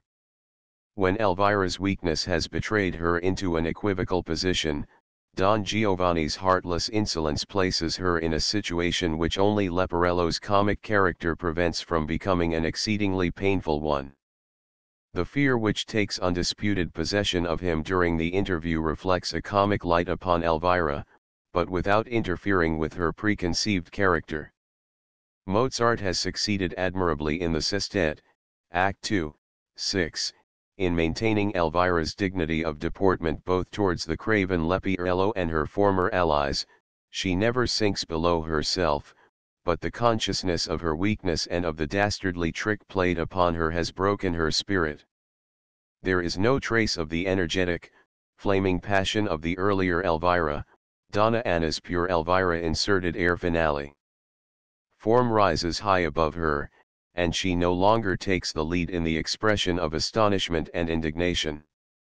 After the sestet, when Leporello had escaped from the hands of Zerlina, there was inserted in Vienna an air for Elvira, in which the violence of her passion is moderated to a degree almost incredible. The softened mood in which the feeling of her inextinguishable love is expressed no longer as anger against the traitor, but as pity for the lost sinner, is, when rightly delivered, 168 most admirably represented, but the dignity and nobleness which have stilled the waves of sorrow and revenge are not really consistent with the fire and force of the true Elvira. Then, also, the accents of disappointed love, which Mozart knew how to evoke with such masterly insight, are scarcely present at all in this air. Nevertheless, considered musically it is of great beauty, and the voices are most effectively supported by obbligato solo instruments, which are never elsewhere used in exactly the same way by Mozart. This charming piece is not inappropriate in its own place, but it does not render either situation or character with the same breadth or accuracy which Mozart elsewhere displays in Don Giovanni. Any idea of a closer connection with Don Giovanni being now out of the question, Elvira, feeling also that her own existence is rendered worthless, resolves to enter a convent. But her character and her undying affection forbid her to part forever from Don Giovanni without calling him to repentance and amendment. Her entrance in the second finale interrupts the merriment of Don Giovanni and Leporello at table, and, like a landscape in changing lights, the whole tone of the music is altered at a stroke. 169 Her warning here is very different to that which she addressed to Zerlina. A stream of glowing words comes from the very depths of her love-tossed heart, and beats in vain against the overweening pride of her heartless betrayer. At first he seeks to treat her appeal as a jest, which may be humored, and when her prayers, her tears, her dismay are thereby Don Giovanni redoubled, he mocks at her with all the frivolity of his pleasure-seeking nature. This is too much even for Leporello. He sympathetically approaches Elvira, and the effect is very fine, when the same notes which seem to threaten annihilation by their weight at Elvira's entrance are heard from the mouth of Leporello. Don Giovanni's overbearing insolence increases and calls down upon him the fate to which, now that even Elvira has left him, he is doomed to hasten. This scene is again a very masterpiece of high dramatic art. A flow of passionate emotion, like a lava stream down the mountainside, succeeds to the loosely connected musical jests of the supper table. The very change of tone coloring is of the greatest significance. The first noisy and brilliant movement, with its trumpets and drums and lively passages for the stringed instruments, is succeeded by the arranged harmony music, against which the full orchestra, with the combined strength of wind and stringed instruments, stands in bold relief. Don Giovanni and Elvira are here for the first time opposed on equal terms. Her passionate emotion is purified and ennobled without any loss of strength or reality, and he displays an energy and keen enjoyment of life which would have something great in it if it were directed to higher aims, but which here excites only horror. It prepares us for the resistance which he is to make to the spectral apparition, but the insolent scorn with which he hardens himself against Elvira's prayers is more shocking to the feelings than his determined resistance to the horrors of the nether world, wherein we cannot but grant him our sympathy. Sharply accented as are the mocking tone of mind and the sensuality of Don Giovanni, we never find him vulgar or revolting. This is due to the combination of strength and boldness with beauty of form in the music allotted to him.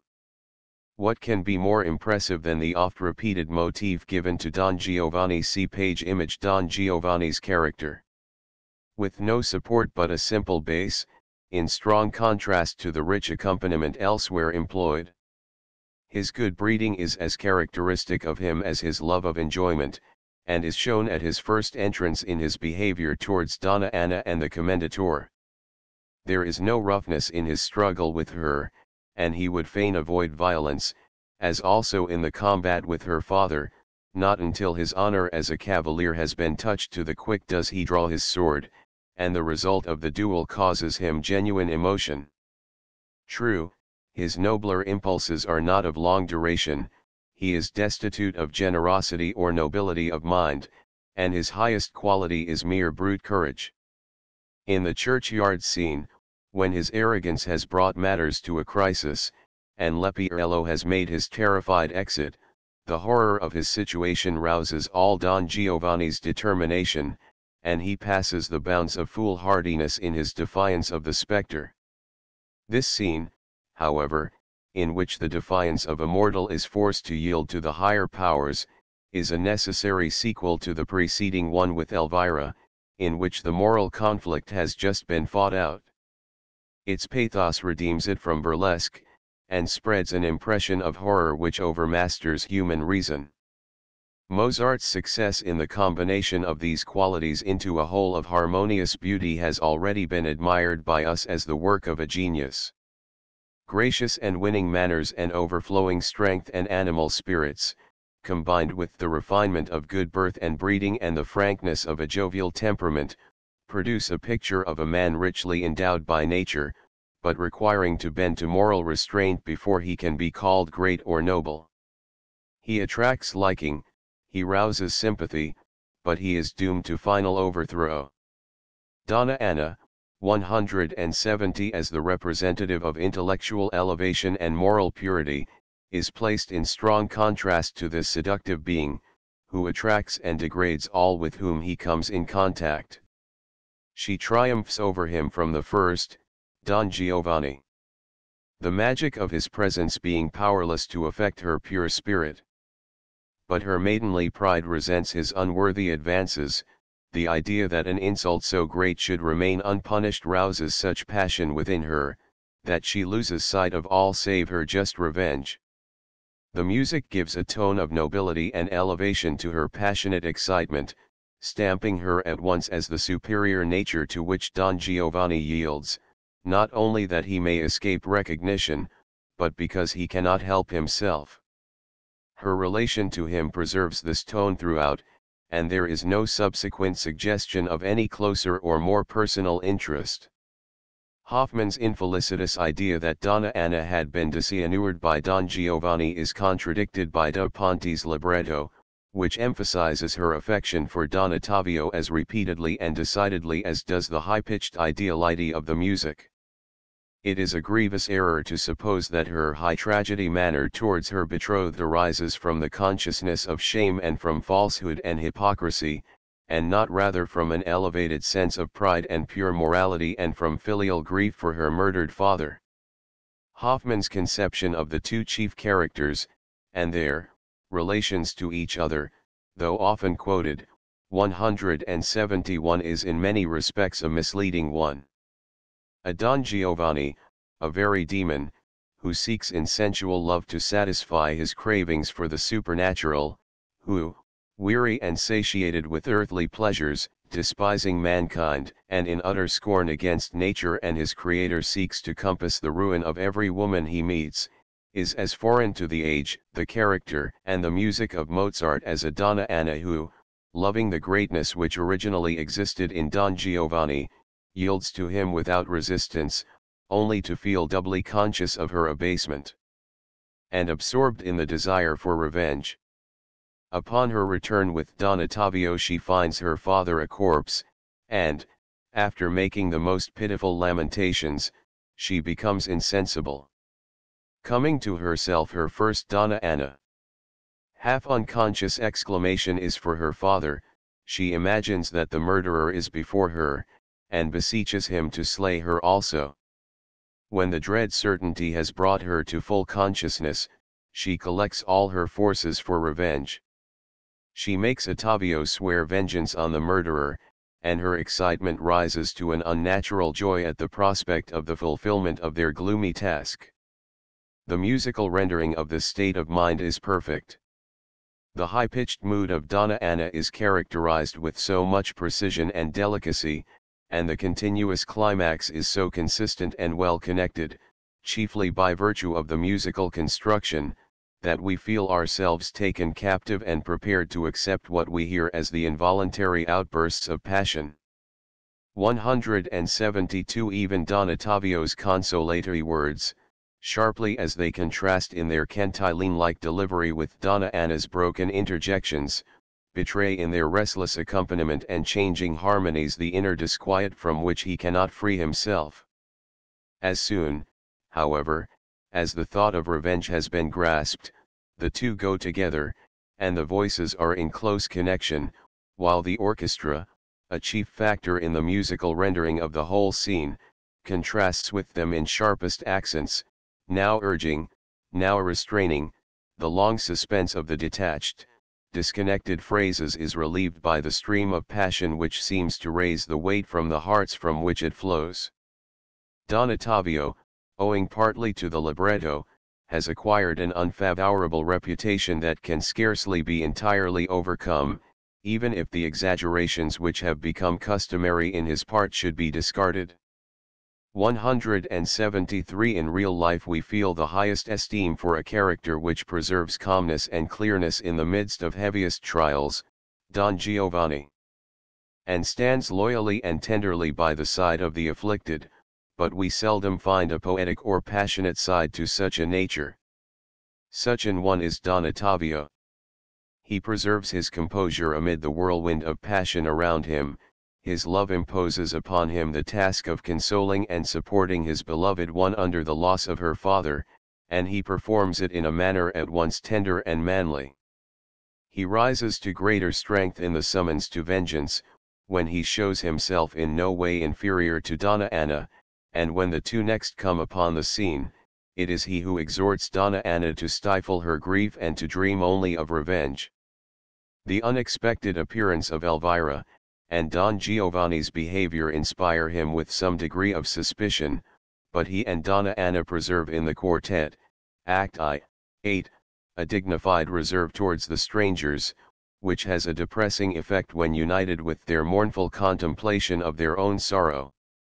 Here they are entirely at one with each other, and so the music renders them. Their superiority of birth and demeanor has its effect on the other two characters, and gives the tone to the whole. Don Giovanni's entrance, his glance and tone, inspire Donna Anna with the certainty of his being her father's murderer.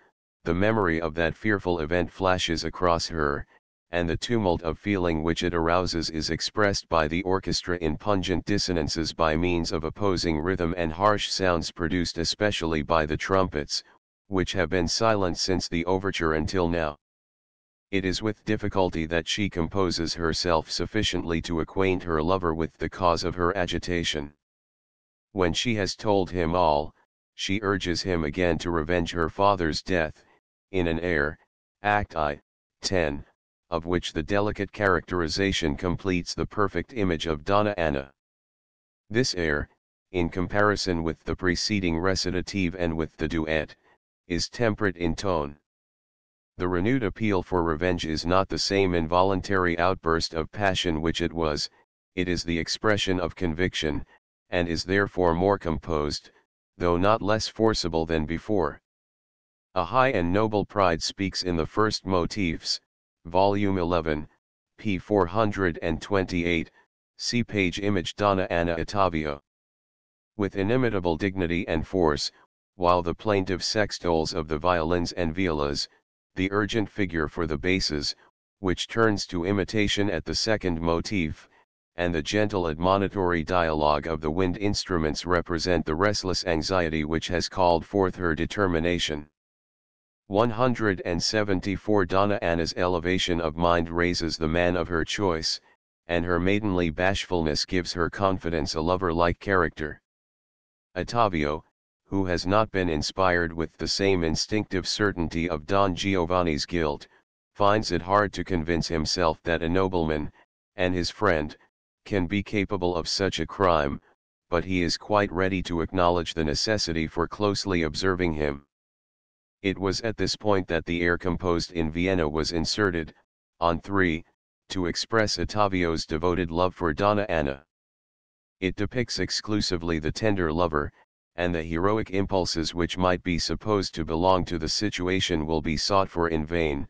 The contrast with Donna Anna's high-spirited air is very striking. No doubt the insertion of the song was, in some measure at least, a concession to the individual singer and to the preference of the public for sentimental lovers. Granting this, however, it is simple and true in sentiment, tender without sickliness, and of purest melody. Besides the clear and lovely chief melodies, parts here and there, such as the transition to B minor and the return to D major at the words, E non ho bene sl non el ha, have a very striking effect. But the song Don Giovanni is below the level of the situation, and, for want of a counterbalancing force, it injures the conception of Don Ottavio's character. The masked terzet expresses in a very pure and noble manner the contrast between an affection based on moral constancy, such as that of Donna Anna and Don Ottavio, and the unwholesome passions of the other characters. Donna Anna, entering masked to play the spy on Don Giovanni, is seized with alarm at the danger which threatens them all, especially her lover Tima pel caro sposo. She sings with her own melting, plaintive tones, and she calms her fears with difficulty. In the ballroom, where noisy merriment is at its height, their dignified appearance gives the assembly a certain air of solemnity. Leporello and Don Giovanni greet them respectfully, they answer somewhat ceremoniously, and join in the cry, Viva la Libertà, but with a sort of dignified reserve which stamps them as of superior rank to the crowd of country people round them. This is a faithful reflection of the manners of the time, so also is the subordination of the chorus in this scene. It was customary for country people to keep at a respectful distance before persons of rank. When the dance recommences, it is Donna Anna again who finds her feelings so hard to master that she almost betrays herself. Zerlina's cry for help is the signal for an outbreak of general excitement, and henceforth they are all avowedly ranged against Don Giovanni. Don Ottavio acts as the mouthpiece and champion of the women, and calls Don Giovanni to account for the murder of the commendatore. But he makes no attempt to take the punishment of the crime into his own hands, and Don Giovanni is allowed to beat a retreat from the presence of his former friends and now determined opponents. No chorus is introduced in the last movement of the first finale, and indeed none is conceivable. 175 What would be gained in material sound effects would be lost in true dramatic effect. The buona gente do not presume to take part in the Donna Anna Ottavio dispute of their lords, and, as the affair grows serious, the dancers and musicians leave the ballroom hastily, and the principal characters remain in possession of the scene. 176 Hitherto Don Ottavio has shown himself as a man deserving of Donna Anna's affection and confidence, loyal and devoted, cautious and determined, and preserving throughout the lofty demeanor which distinguishes him from Don Giovanni. But from this point we are in expectation that he will put his resolutions into action, and that the second act gives him no opportunity of doing so is a serious blemish. The loose and disconnected plot of the second act sacrifices Donna Anna and Don Ottavio in especial. Elvira, Zerlina, and Masetto are woven not unskillfully into its intricate meshes, but the other two are altogether left out. In the sestet, Act 2, 6, the earlier motif of consolatory assurance is repeated without any definite occasion, and only the exalted purity of the music can cover this defect. Their presence is in no way necessary either to the exposure of Leporello's trickery. It is amply justified from a musical point of view, however, for the noble and dignified tone, which contrasts with Leporello's comic fright and gives the character of the ensemble, is the result of their participation. Don Giovanni's new villainy having removed all doubt of his guilt from Don Ottavio's mind, the latter no longer hesitates to call him to account. his conduct has rendered him unworthy of giving the ordinary satisfaction of a nobleman, and Ottavio resolves to deliver him over to justice, taking upon himself the risk of encountering so bold and formidable an adversary. As he turns to depart, his thoughts naturally turn to Donna Anna, who has left the scene after the sestet, and he entreats his friends to console her during his absence, until he shall return with the tidings of a completed revenge. This feeling is natural and true, and the air, Act 2, 8, expressing it is in every way appropriate. His appeal for the consolation of Donna Anna is made in one of the loveliest cantilene which has ever been written for a tenor voice, but the second part is not quite on the Don Giovanni same level. Mozart has rightly refrained from expressing the desire for revenge in a grand heroic movement, which would have introduced a false tone, but has limited it to a middle movement, rendered characteristic mainly by the rapid and forcible motion of the orchestra. The purely musical effect of this part is excellent, but the voice part has not force or brilliancy proportionate to the sweetness and fullness which it has just displayed. The idiosyncrasies of the singer Baglioni may, in some degree, have occasioned this treatment. He was specially celebrated for his artistic and finished delivery. 177. The course of the plot justifies Don Ottavio in his conduct towards Don Giovanni, and when the reprobate has been called before a higher than any earthly tribunal, Ottavio claims Donna Anna's hand, not as a tender lover, but as a faithful protector summoned by fate to her side. Donna Anna's postponement of their union until the year of mourning for her father shall have expired is a realistic trait, and reflects the ordinary rules of society and mode of thought then in vogue too faithfully to be at all poetic. But there can be no doubt of the intention to represent the love of Donna Anna and Don Ottavio as deep and sincere, and it argues a misapprehension of tragic ideality to consider the postponement either as an excuse to conceal her aversion to her lover, or as the result of her determination to renounce earthly love and seek refuge in a convent or the grave. 178. It is to the disadvantage of Don Ottavio, however, that he is made to re-enter and entreat Donna Anna to consent to an immediate union, without any previous intimation that he has carried out his design of bringing Don Giovanni to justice. This is uncalled for, and shows him in the light of an amorous weakling destitute of energy.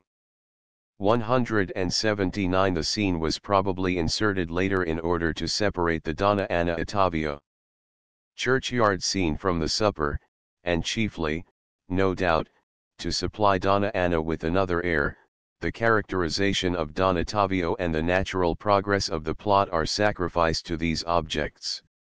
On the other hand, the air itself, Act 2, 10, is a grateful task for the singer, and affords important aid to the musical dramatic characterization of Donna Anna.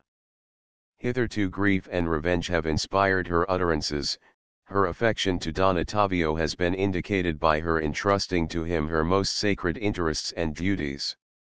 Here, at last, her love breaks forth without reserve, and although she still rejects his petition, it is with a maidenly coyness and an expression of regret which add a new and individual interest to her character. The air is introduced by a recitative, and consists of two independent movements in different tempi. In form and treatment, especially in the employment of wind instruments almost solo, and in the bravura voice passages, it more closely resembles the traditional Italian aria than any other of the original songs in Don Giovanni, but, in spite of this, it renders important service to the characterization. 180. The regularity of the musical form corresponds very well to the refined and not only noble but well-bred demeanor of Donna Anna. Deep and sincere emotion is expressed with maidenly tenderness, infused with just the tinge of melancholy which invests the whole representation of her character. The characters which have been occupying our attention are so accurately and minutely delineated, and every detail is so admirably blended into the conception of the whole, that though a comparison with Figaro may doubtless show many superficial points of resemblance, a closer examination reveals the complete independence of the two works. No one figure resembles another even distantly, each has its own life, its own individuality, preserved in the minutest particulars, as well as in the general conception. Not less remarkable than this is the art with which the different Don Giovanni elements, in all their force of energy and truth, are combined into an harmonious and comprehensive whole. As regards the dramatic force and reality of the situations, especially in the ensembles, Figaro has the advantage over Don Giovanni. The introduction to the first act is admirably planned, both musically and dramatically, in the quartet, Act I, 8, and Terzet, Act 2, 2, the situation and prevailing tone are simple, but well chosen and sustained, and the idea of giving Don Giovanni and Leporello a share in Elvira's first air, Act I, 3, is productive of excellent effect. The sestet, Act 2, 6, on the other hand, is very loosely put together. The characters are grouped round Leporello suitably enough, it is true, but their encounter is not the natural result of the situation, and the climax is a purely external one.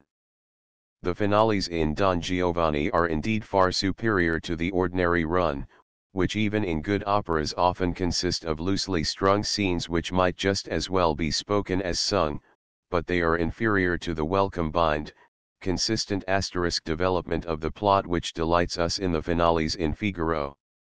The first finale begins in lively style with the quarrel between Misetto, whose jealousy is newly awakened, and the terrified Zerlina, who seeks to avoid an outbreak. The insidious ever-recurring motif for both voice and orchestra see page image in contrast with the quickly uttered notes and sharp accents of anger, is highly expressive of suspicion. Suggestive in another way are the beating notes for the trumpets which are interposed in Misetto's speech, and afterwards taken up by the flute's first finale. When Zerlina asserts herself, rising gradually to impatient quavers for the violin see page image while the principal subject pursues its quiet course.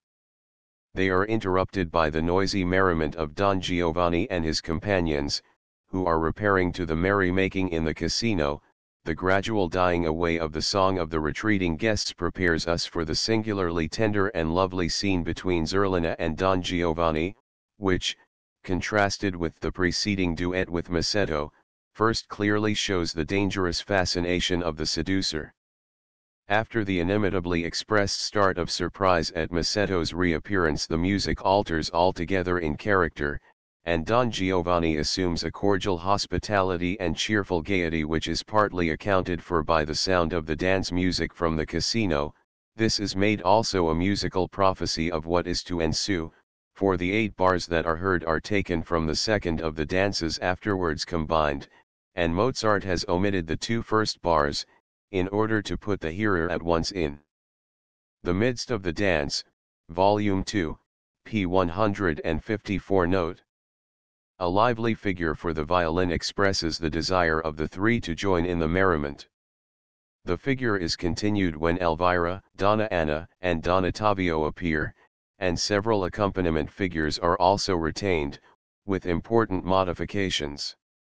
The minor key for the first time occurring, and the totally different treatment of the orchestra give an impression of a mysterious and gloomy shadow cast upon the noisy merriment of the scene. Leporello, opening a window by chance, sees the masks, and is ordered by his master to invite them to enter. The open window causes the dance music to be more plainly heard, and prepares for what is to follow. This time a minuet is played, which is heard entire, for as long as the window remains open the orchestra is silent, and conversation is carried on parlando. The unusual treatment of the scene prepares the way for the ball, but it is quite as consistent with the adagio which intervenes with surprising and profound effect. Don Giovanni. The grave and elevated tone betokening the presence of higher moral forces is additionally impressive after the unquiet, passionate activity which precedes it. For the first time in this finale the voices put forth all their power and beauty, and they receive powerful assistance from the accompanying wind instruments.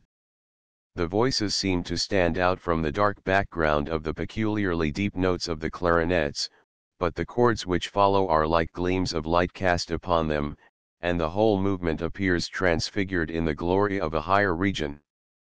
The scene changes, as was not unusual in finales, and we find ourselves in the ballroom. The dance ended, the guests disperse for refreshment, and Don Giovanni and Leporello, as hosts, Zerlina unable to escape Don Giovanni's observation, and Masetto, jealously watching her, come to the front. The orchestra plays the principal part in the lively movement, 6-8, which portrays this situation. Rhythm, melodies, and instrumental coloring, all are stamped with voluptuous excitement, and we seem to breathe the heated air of the ballroom. The voices move freely, either joining in the orchestral subjects or going their own way in easy parlando or prominent melodies, grouped according to the requirements of the situation. The entrance of the masks gives, as has already been observed, a different tone to the scene. The stranger guests are courteously greeted, and Don Giovanni's summons to the dance places fully before the spectators the ballroom scene, which has so often been suggested. The real motive of the scene being musical, the dramatic representation is skillfully made the object of the musical construction. The company is a mixed one, and different dances are arranged to suit the taste of all. Thus also Don Giovanni is provided with the means of freeing himself of those persons who come in the way of his design.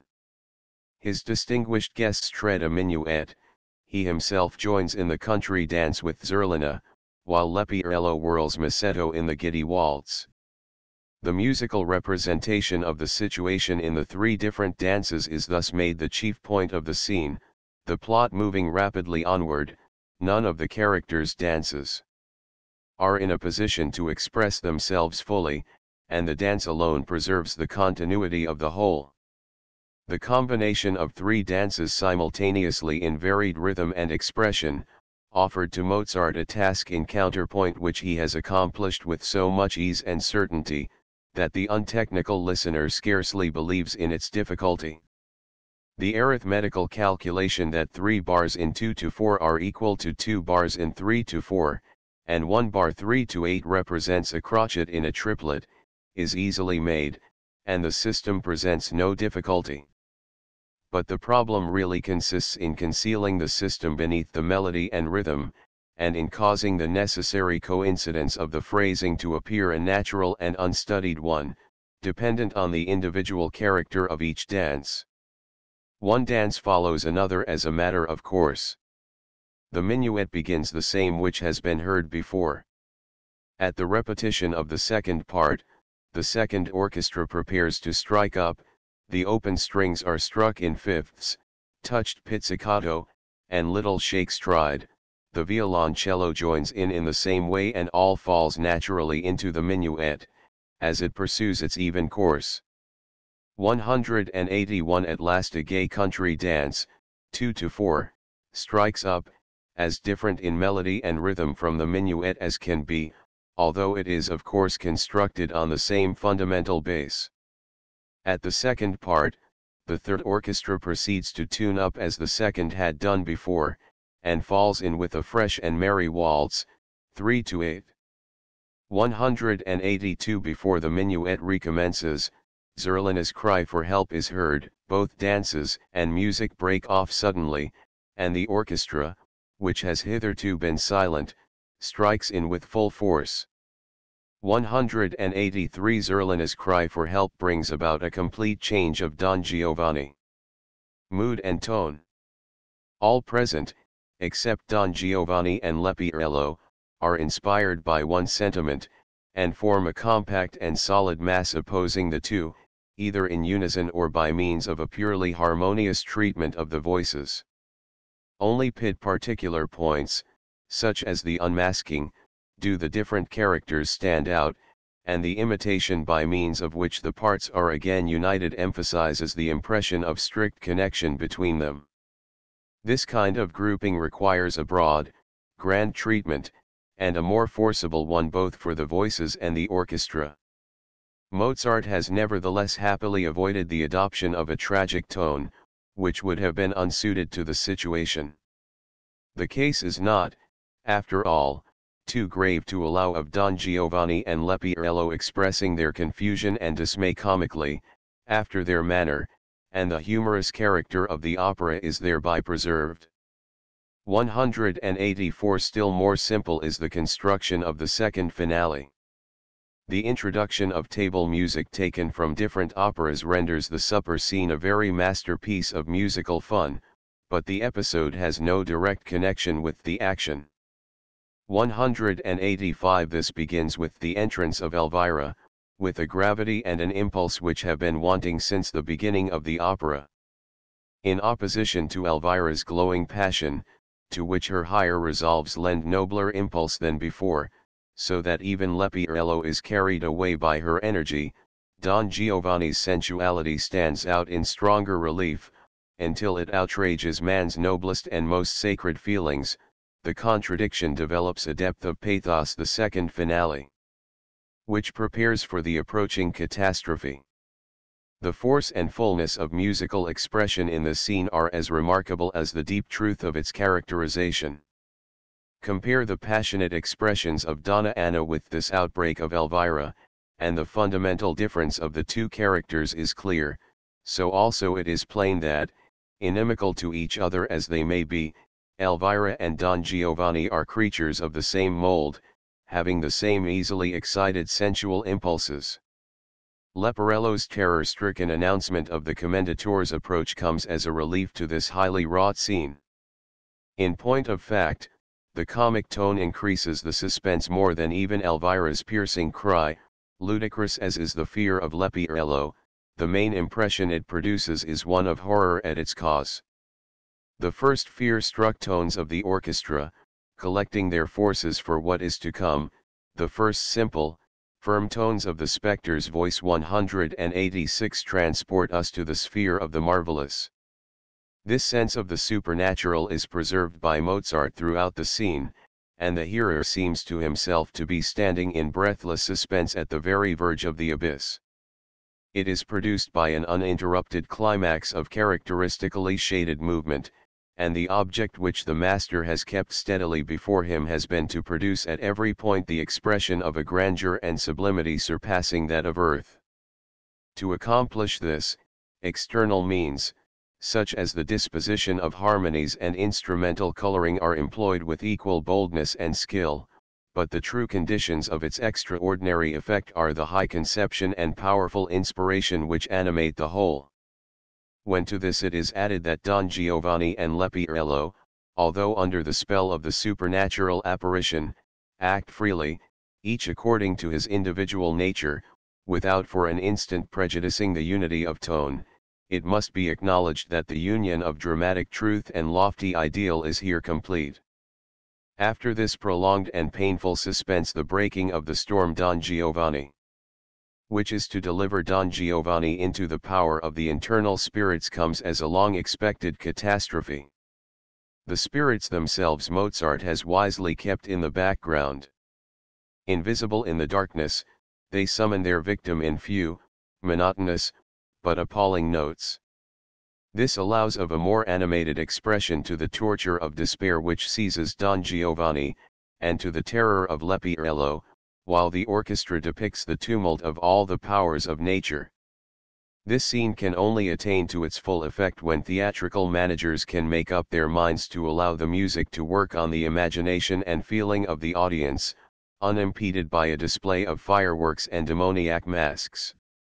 187. This finale, after all that has preceded it, does not certainly produce a calming effect, but it relieves the suspense, and virtually brings the plot to an end. The entrance of the other characters to learn the fate of Don Giovanni from Leporello, and to satisfy the audience as to their own fate, is chiefly a concession to the custom of assembling all the chief persons on the stage at the close of the opera, which in this case seems justified by the necessity of concluding with a composing and moral impression. It is not, however, the true close of the plot, and the audience have already been quite sufficiently informed as to the fate of the characters. Regarded from a musical point of view, Leporello's narrative interrupted by exclamations of astonishment from the others is very fresh and spirited, and the surprise well and delicately expressed. The movement would be most effective in another place, but here it falls decidedly flat. The larghetto in which the duet between Don Ottavio and Donna Anna, with the short remarks of the others, is brought to a close is lovely, but not so weighty in substance as the situation demands. The closing movement is very fine, and Mozart has imparted such a clear and tender radiance to the church music sort of form in which he has embodied the moral maxims, that a flush like that of dawn seems to rise the second finale. From the gloomy horror which has buried the gay life of the drama in deepest night, it was soon felt that to preserve the interest of the audience after the spirit scene was impossible. An attempt at abbreviation was annexed to the original score, omitting the larghetto so far as it referred to personal circumstances. Whether this experiment was made in Prague or Vienna, 188 it appears not to have sufficed, and at the performance in Vienna the opera closed, as it almost invariably has later, with Don Giovanni's descent into the lower regions. At his fall all the characters enter and give a cry of horror, which is inserted in the score on the chord of D major. A few attempts have been made later, either on theoretical or practical grounds, to restore the original closing scene. 189 attempts at a modification such as have been made are very objectionable. At a performance in Paris, Don Giovanni's disappearance was followed by the entry of Donna Anna's corpse borne by mourners, and the chanting of the Dies Irae from Mozart's Requiem. 190 This idea suggested to Kugler 191 the further one of changing the scene after Don Giovanni's fall to the mausoleum of the Commendatore, and introducing the funeral ceremonies, the chorus singing from Mozart's Requiem, Lux perpetualosi ei, not eis, because it is only for one person, Domini, cum sanctus tuis quia pius es, to be followed by the Osana in excelsis as an appropriate conclusion. It is as difficult to comprehend how these two movements can be thus combined, as how reverence for the master can allow of his sacred music being thus tacked onto an opera without any regard to unity of style and workmanship. Weil, supported by Wolfsoggen, adopted this idea so far as, instead of the usual conclusion, to insert the funeral service in the mausoleum, and have the closing movement of the opera sung there, but it appears Don Giovanni altogether out of place. Nothing can be more objectionable than to make use of separate parts of a work of art in a different sense to that intended by the master. Omission is, on the whole, a less hurtful proceeding. A consideration of the finale proves what is borne out by the whole opera, that, though inferior in artistic unity of plot to Figaro, it excels that work in the musical nature of its situations and moods. In Figaro we are amazed to find how, within the narrow limits of emotion presented to us, seldom rising to passion, never to a higher pathos, our minds are entranced by the grace and spirit of the representation. In Don Giovanni, on the contrary, there is scarcely a side of human nature which is not expressed in the most varied shades of individuality and situation. Through the checkered scenes of daily life we are led to the very gates of the spirit world, and the light of original wit and humor shines upon the work from beginning to end. The difficulty for a dramatically gifted author lay in moderation. Da Ponte having placed his Don Giovanni in the present, Mozart with ready wit draws upon reality wherever possible for matters of detail and coloring. This freshness and fullness of realism distinguishes Don Giovanni from Figaro, without entailing any loss of ideality, For every subject drawn from real life is turned to the service of the artistic conception of the whole. The statues of the Parthenon or the figures of Raphael teach how the great masters of the formative arts follow nature in all and each of their creations. They teach, too, how the treasure which the eye of genius descries in the depths of nature must be first received into a human heart, thence to emerge as a complete and self-contained whole, appealing to the sympathies of all mankind. Nor is it otherwise with the great masters of sound.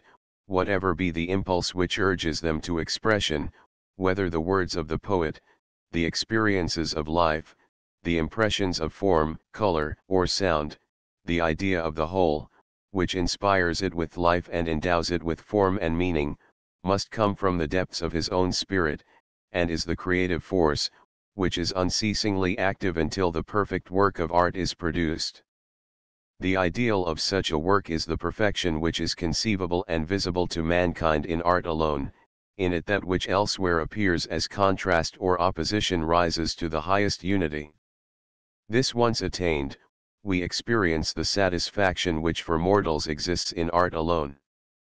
But our delight and admiration rise still higher when this harmony is maintained throughout a varied and many-sided composition, containing a wealth of interests and motives appealing to our most opposite sympathies, and stirring the very depths of our being. Then it is that we feel the full and immediate inspiration of that spirit who looks upon the universe as the artist looks upon his work. Chapter 36. Official and Occasional Works. From a practical point of view, Mozart's Don Giovanni did no more than his Figaro towards improving his position in Vienna. His painful pecuniary circumstances may be gathered from his letters to Puchberg in June, 1788. A glance at the catalogue of his compositions after his return from Prague is sufficient to indicate the fact of their having been produced at the pleasure of pupils or patrons. 1787. December 11. Lied, Die Kleinspinnerin, 531 K. 1788 January 3. Allegro and Andante for pianoforte in F major, 533 K. January 14, 23, 27. Tens, 534 to 536 K. February 24. Pianoforte Concerto in D major, 537 K. Part 20. March 4. Air for Madame Lang, ASE in Seal, 538 K. March 5. Tuch's Kriegslied for Baumann, 539 K. March 19. Adagio for pianoforte, B minor, 540 K. March 24, 28, 30. Pieces for insertion in Don Giovanni, 525, 527, 528 K. In May. Arietta for Signor Albertarelli, Un Bacio di Mano in the opera of L. E. Gelosi Fortunate, 541 K. June 22. Terzet for piano, violin, and violoncello, E major, 542 K.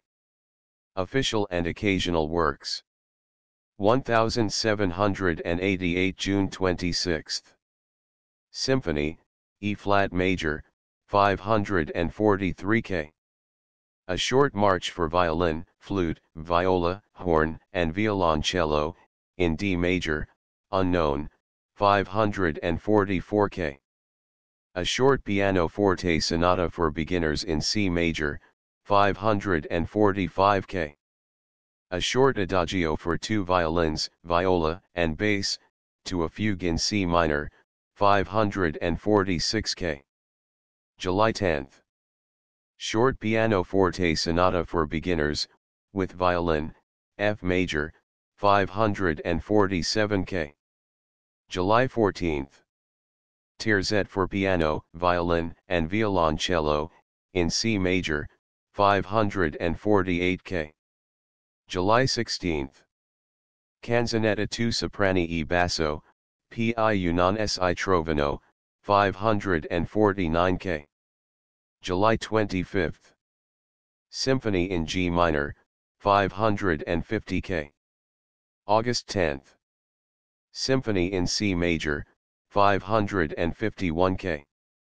August 11. Ein Lied beim Auszug ins Feld, unknown, 552 K. September 1 2. 8 4-part and 2 3-part canoni, 553 to 562 K. September 27. Divertimento for violin, viola, and violoncello, in E-flat major, 563 K. October 27. Terzet for piano, violin, and violoncello, in G major, 564 K. October 30, December 6, December 24. Tens, 565, 567, 568 K. 1789 January. German air, Ohne Zwang aus freiem Trieb, 569 K. February. Pianoforte Sonata in B-flat major, 570 K. February 21. Tens, 571 K. The symphonies in E-flat major, G minor, and C major, written in the 3 summer months of 1788, show that the inner strength was not slumbering, but Mozart's appointment as chamber composer to the emperor gave him no impulse to composition, and his official duties were limited to the preparation of music for the masked balls in the imperial Redutensaal. These Redutensaal are situated in the wing of the Hofburg, which forms the right side of the Josephsplatz, and originally contained a theatre, where, upon festive occasions, operas and ballets were performed before the court. After the erection of the Burgtheater, in 1752, the old Hoftheater was masked balls. Converted into the large and small Redutensaal now existing, and concerts, balls, and other entertainments given there. The balls were masked, and took place on every Carnival Sunday, on Shrove Tuesday, and on the 3 last days of Carnival. Joseph II favored them as a means of drawing different classes together, and frequently appeared at them with his court, all ranks mixed freely, and considerable license was allowed. The usual dances were minuets, country dances, and waltzes, in the last of which only the lower classes joined, on account of the crowding, just as is the case in Don Giovanni, p. 163. The management of the Redoute was generally in the same hands as that of the Opera Theatre, the two being farmed out together. The court monopolised the Opera Theatre in 1778 and the Karnthnerther Theatre in 1785, and kept the control over them until August, 1794. Thus it came about that the court theatrical director ordered the dance music, and although the pay was only a few ducats for a set of dances, the services of good composers were claimed for the purpose. Haydn, Ebler, Gyrowetz, Hummel, and Beethoven all composed for the Redoute, as well as Mozart. 3. During the years succeeding his appointment 1788, 1789, 1791 Mozart composed a number of different dances for the masked balls 1788. January 14. Country dance Das Donnerwetter, 534 K. January 23. Country dance, Die Bödeli, 535 K. January 27. 6 waltzes, 536 K. October 30. 2 country dances, 565 K.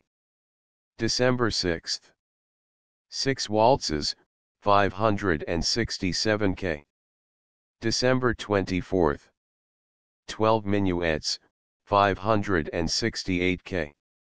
1789 February 21st. 6 waltzes, 571 k. December. 12 minuets, 585 k. 12 waltzes. N.B. A country dance, Der Sieg vom Helden Coburg, against the Turks, October, 1789, 586, 587 k. 1791 January 23. 6 minuets for the Redoute, 599 k. January 29. 6 waltzes, 600 k. February 5. 4 minuets and 4 waltzes, 601, 602 k. 2 country dances, 603 k. Official and occasional works.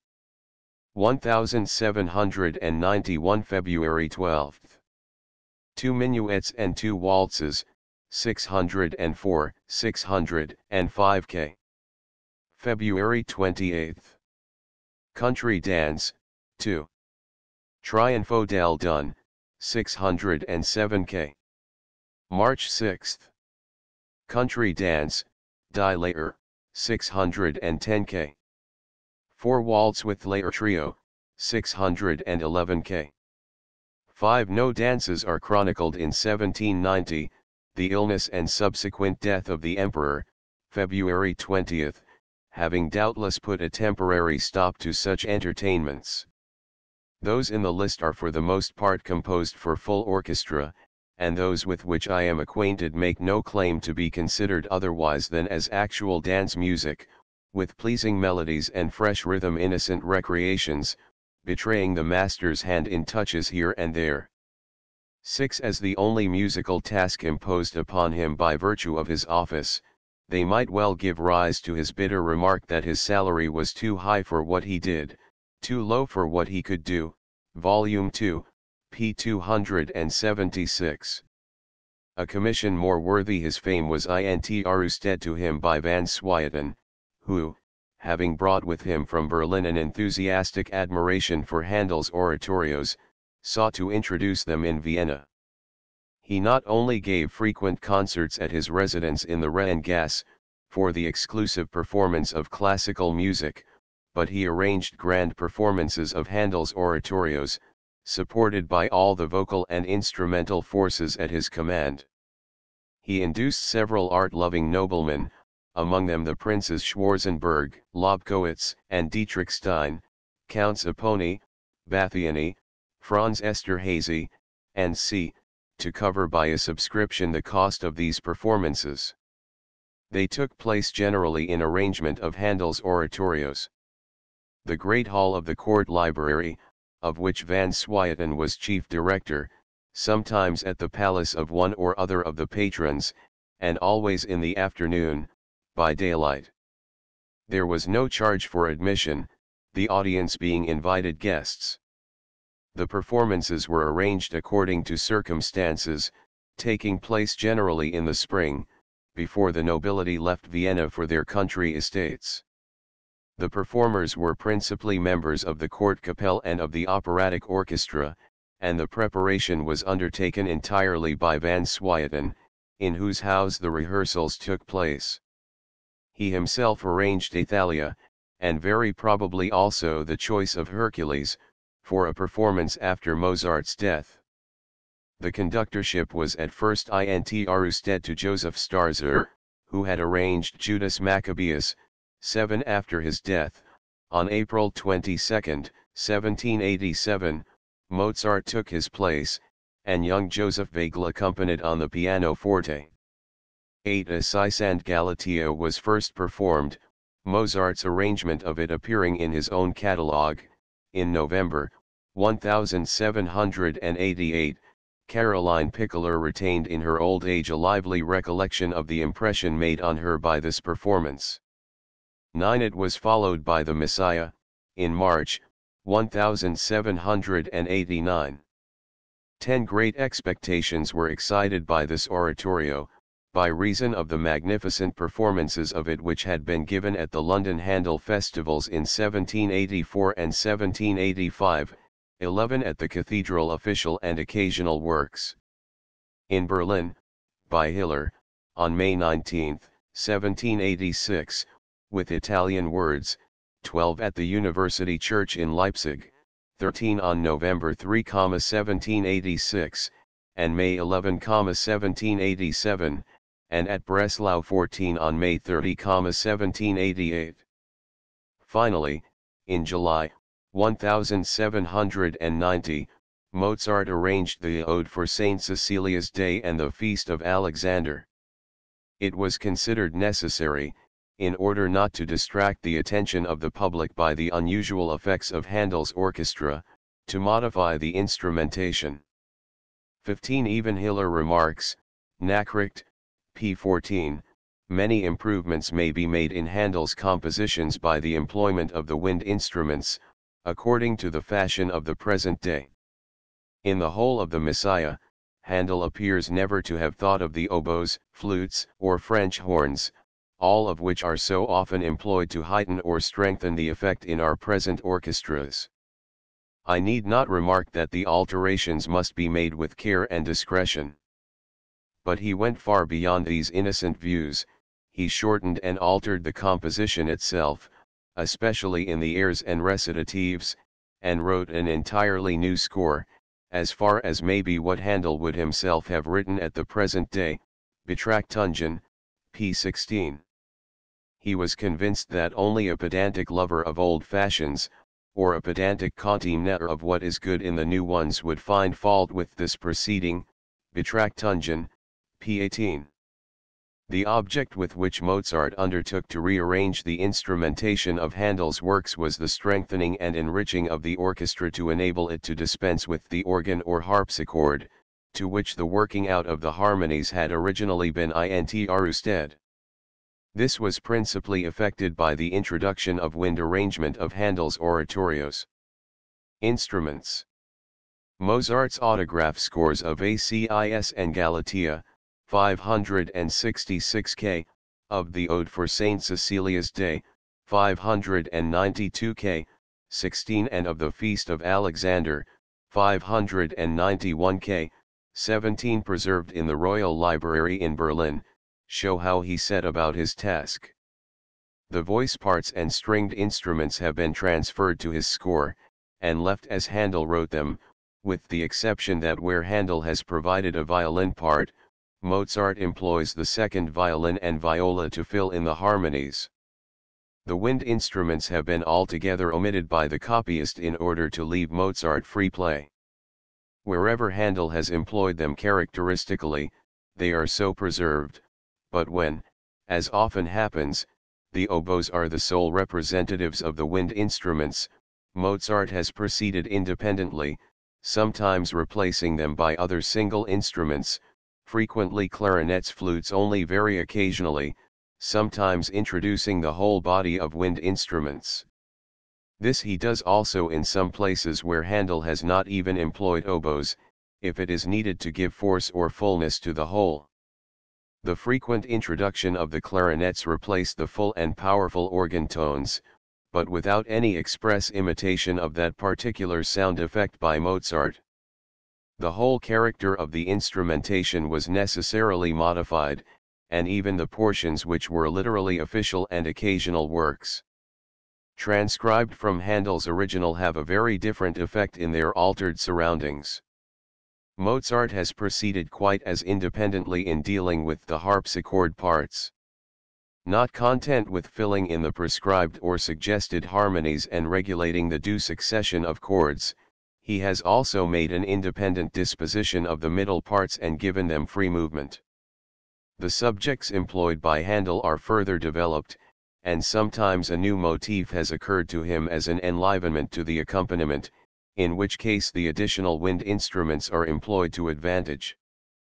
The harpsichord is treated, in the main, as might be expected from a first-rate organist of that time, and it is difficult at the present day to reproduce what so much depends upon the free cooperation of the performer. 18. The objection which may be raised against the alteration and partial remodeling of a carefully thought out and finished work by a strange hand is unanswerable. The most loving and intelligent treatment cannot avoid inequality and incongruity.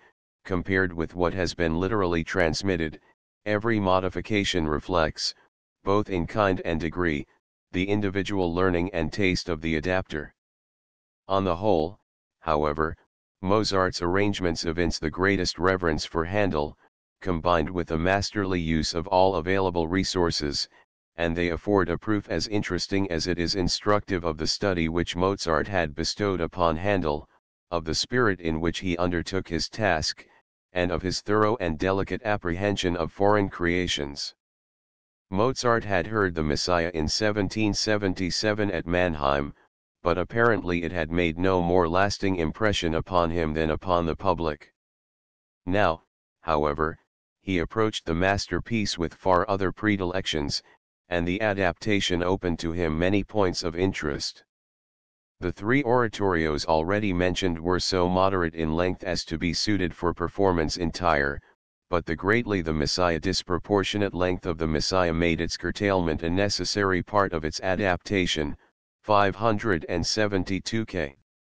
Several pieces were omitted, and others were shortened, but a proof that other and more important alterations were contemplated is afforded by a letter from Van Swieten to Mozart, March 21, 1789, given by Niemetschek, p. 46. Your idea of turning the words of the unimpassioned air into a recitative is excellent, and in case you should not have retained the words, I have copied and now send them to you. The musician who is able to adapt and to amplify Handel's work so reverently and so judiciously, that on the one side he satisfies modern taste, and on the other preserves the integrity of his subject, has appreciated the great master's work, has penetrated to the source of his inspiration, and will doubtless draw from the same well himself. It is thus that I regard what you have accomplished, and I need not therefore again assure you of my entire confidence, but only beg you to let me have the recitative as soon as possible. Nevertheless, this idea, judging from the published score, was not carried out. In the arrangement of the orchestra, Mozart has gone further than in the previous works.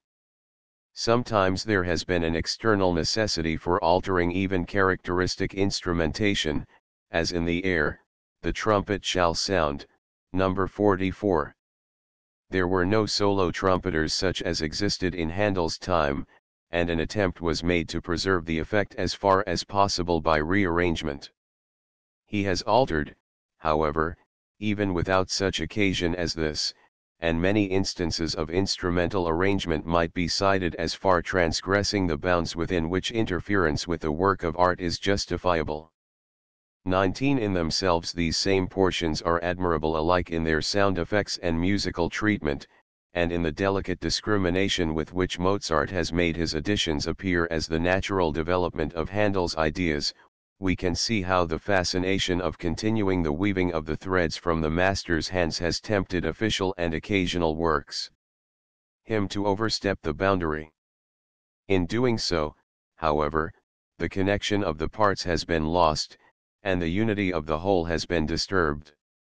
One of the most remarkable examples is the air, The People That Walked in Darkness, in which the wind instruments added by Mozart are foreign to Handel's purpose, but nevertheless of very fine effect, and certainly not deserving of the reproach of doleful sound painting, Betrubter malere. 20. It was to be expected that Mozart's adaptation should attract both praise 21 and blame, 22, while those, such as Rochlitz 23 and Zelter, 24, who went deeper into the subject found much that was excellent and also much that was faulty in the work, at the same time that they gave due consideration to the occasion that called it forth and the design with which it was undertaken. It must not be forgotten that these adaptations were undertaken by Mozart solely for Van Swieten's performances, and that his individual taste and the exigences of the representation must have exercised considerable influence upon them. He must certainly not be credited with the wish to improve upon Handel, 25 His intention has rather been so to popularize his works as to bring them home to the adaptations of earlier works. Public, without altering any of the more important parts. That the adaptations should have been published and accepted as regular improved editions of the original was not his fault, though he has often had to do penance for it. It must be remembered also that the historic theory which holds that every work of art should be carefully preserved in the form wherein its author has embodied it was then non-existent. The majority of compositions have been directly the result of circumstances determining the direction of the artist's energies. They labored for the future while seeking to satisfy the present. They therefore made free use of their works for subsequent elaboration, altering what was needful, and adapting them to the particular occasions on which they were performed by means of additions, omissions, and alterations. The same freedom was thought allowable with the works of other masters, especially those of an earlier time, so that the public might the more easily and comfortably enjoy what was set before it. A knowledge of what was then thought excusable in this direction 26 will serve to increase our respect for the artistic spirit in which Mozart performed his task.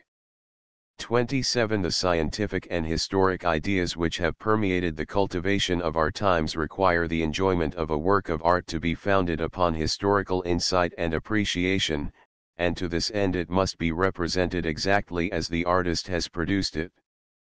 But this principle, true as it is in itself, can only be applied with considerable practical limitations, and it is doubtful how far the general public is capable of apprehending and approving it.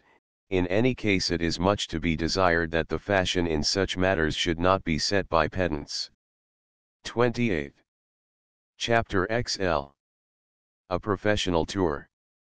Mozart's unsatisfactory position in Vienna, both from a pecuniary and a professional point of view, one doubtless inclined him for a professional tour, to which the immediate inducement was an invitation from Prince Karl Lichnowsky, husband of the Countess Thun, a zealous musical connoisseur and a pupil and ardent admirer of Mozart. His estates in Schleswig and his position in the Prussian army necessitated his residence from time to time in Berlin, and, being on the point of repairing thither in the spring of 1789, he invited Mozart to accompany him. The musical taste and liberality of Frederick William II augured well for the expedition, and Lichnowsky's support was likely to prove a valuable aid. Accordingly, on April 8, 1789, they set out. 2 At Prague, where they remained only one day, a contract with Guardasoni for an opera to be written in the autumn was almost settled, unfortunately only almost, for it does not appear to have gone further. Mozart was especially delighted with the news brought to him from Berlin by his old friend Ramm, that the king, having been informed of his intended visit, had asked repeatedly if the plan was likely to be carried out. At Dresden, where they arrived on April 12, Mozart's first care was to seek out his friend Madame Duskek, who was visiting the Neumann family. He was soon quite at home with these charming people. Jo. Leop. Neumann, secretary to the military council, was highly esteemed for his literary and musical activity. He translated for his intimate friend Naumann the operas Cora and Dresden, 1789. Amphion, and in 1777 he founded a musical academy. 3 His wife was considered a first-rate pianoforte player. 4 Through them Mozart was introduced to the musical world of Dresden, among others to Korner, an interesting proof of whose friendship remains in a crayon sketch of Mozart drawn by Comer's sister-in-law, Dora Stock, in 1789. Kapellmeister Naumann, a mass composed by whom he heard and thought very mediocre, inspired him with instantaneous dislike, and the feeling appears to have been mutual, if, as tradition reports, Naumann used to call Mozart a musical sans-culotte. 5 A summons to play before the court on April 14 was regarded as an unusual honor, and was followed by a present of 100 ducats. 6. Elsewhere he played with his usual readiness and good nature, and the interest which was felt in him was increased by a competition in which he came off with flying colors.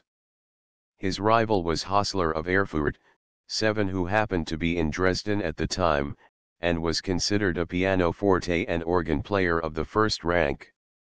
Much was said in praise of his astonishing executive powers, of his brilliant and fiery delivery, 8, of his singular gift of putting expression into the most rapid prestissimo so that in softness and pathos it was equal to an adagio, 9, and of his wonderful memory, enabling him to play the most difficult compositions without the notes. As an organ player his dexterity with the pedal was specially admired. 10. He had in a professional tour excellent opinion of himself, and when in the summer of 1788 he was in Dresden, exciting the liveliest astonishment in all who heard him by his inexpressibly affecting playing, he let it be known that he intended to proceed to Vienna, in order to prove to the Vienna public in competition with the great Mozart, that strong as the latter may be upon the pianoforte, he cannot play the clavichord.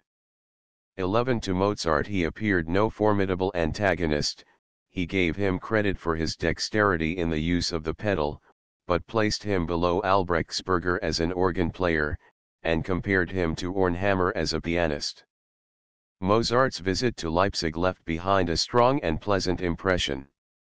Father Rochlitz, then a young man, became intimate with him at the house of their common friend Doles, 12, and preserved a number of interesting traits, characteristic both of the man and the artist. He was cheerful and amiable in society, outspoken in his judgments of art and artists, and responsive to any display of interest in music, not niggardly of his art, as so many musicians are. Almost every evening during his stay in Leipzig he took part in musical entertainments at different houses, and when quartets were played he took the piano or tenor part. The violinist Berger, who was generally of the party, used, as an old man, when any of these pieces were brought forward, to whisper to a friend with tender emotion, "Ah, I had once the honor of accompanying the great Mozart himself in that piece." 13. An ear witness gave the following account: on April 22 he played the organ of the Thomaskirche, without previous notice, and gratuitously. He played very finely for an hour to a large audience. The then organist, Gorner, and the cantor, Doles, sat near him and pulled the stops. I saw him well, a young, well-dressed man of middle height. Doles was quite delighted with the performance, and declared that his old master, Sebastian Bach, had Leipzig Potsdam, 1789. Risen again. Mozart brought to bear all the arts of harmony with the greatest ease and discrimination, and improvised magnificently on every theme, given among others on the chorale, Jesu means Übersicht. 14. Doles in return made his Thomaner scholars sing for Mozart Bach's motet, Singet dem Herrn ein neues Lied, and we have already seen how intensely delighted he was, and how eagerly he at once set about studying Bach's other motets, Volume 2, p. 416. Shortly after this, and apparently without having given a concert, Mozart continued his journey to Berlin, and thence immediately proceeded to Potsdam, where Lichnowsky presented him to the king.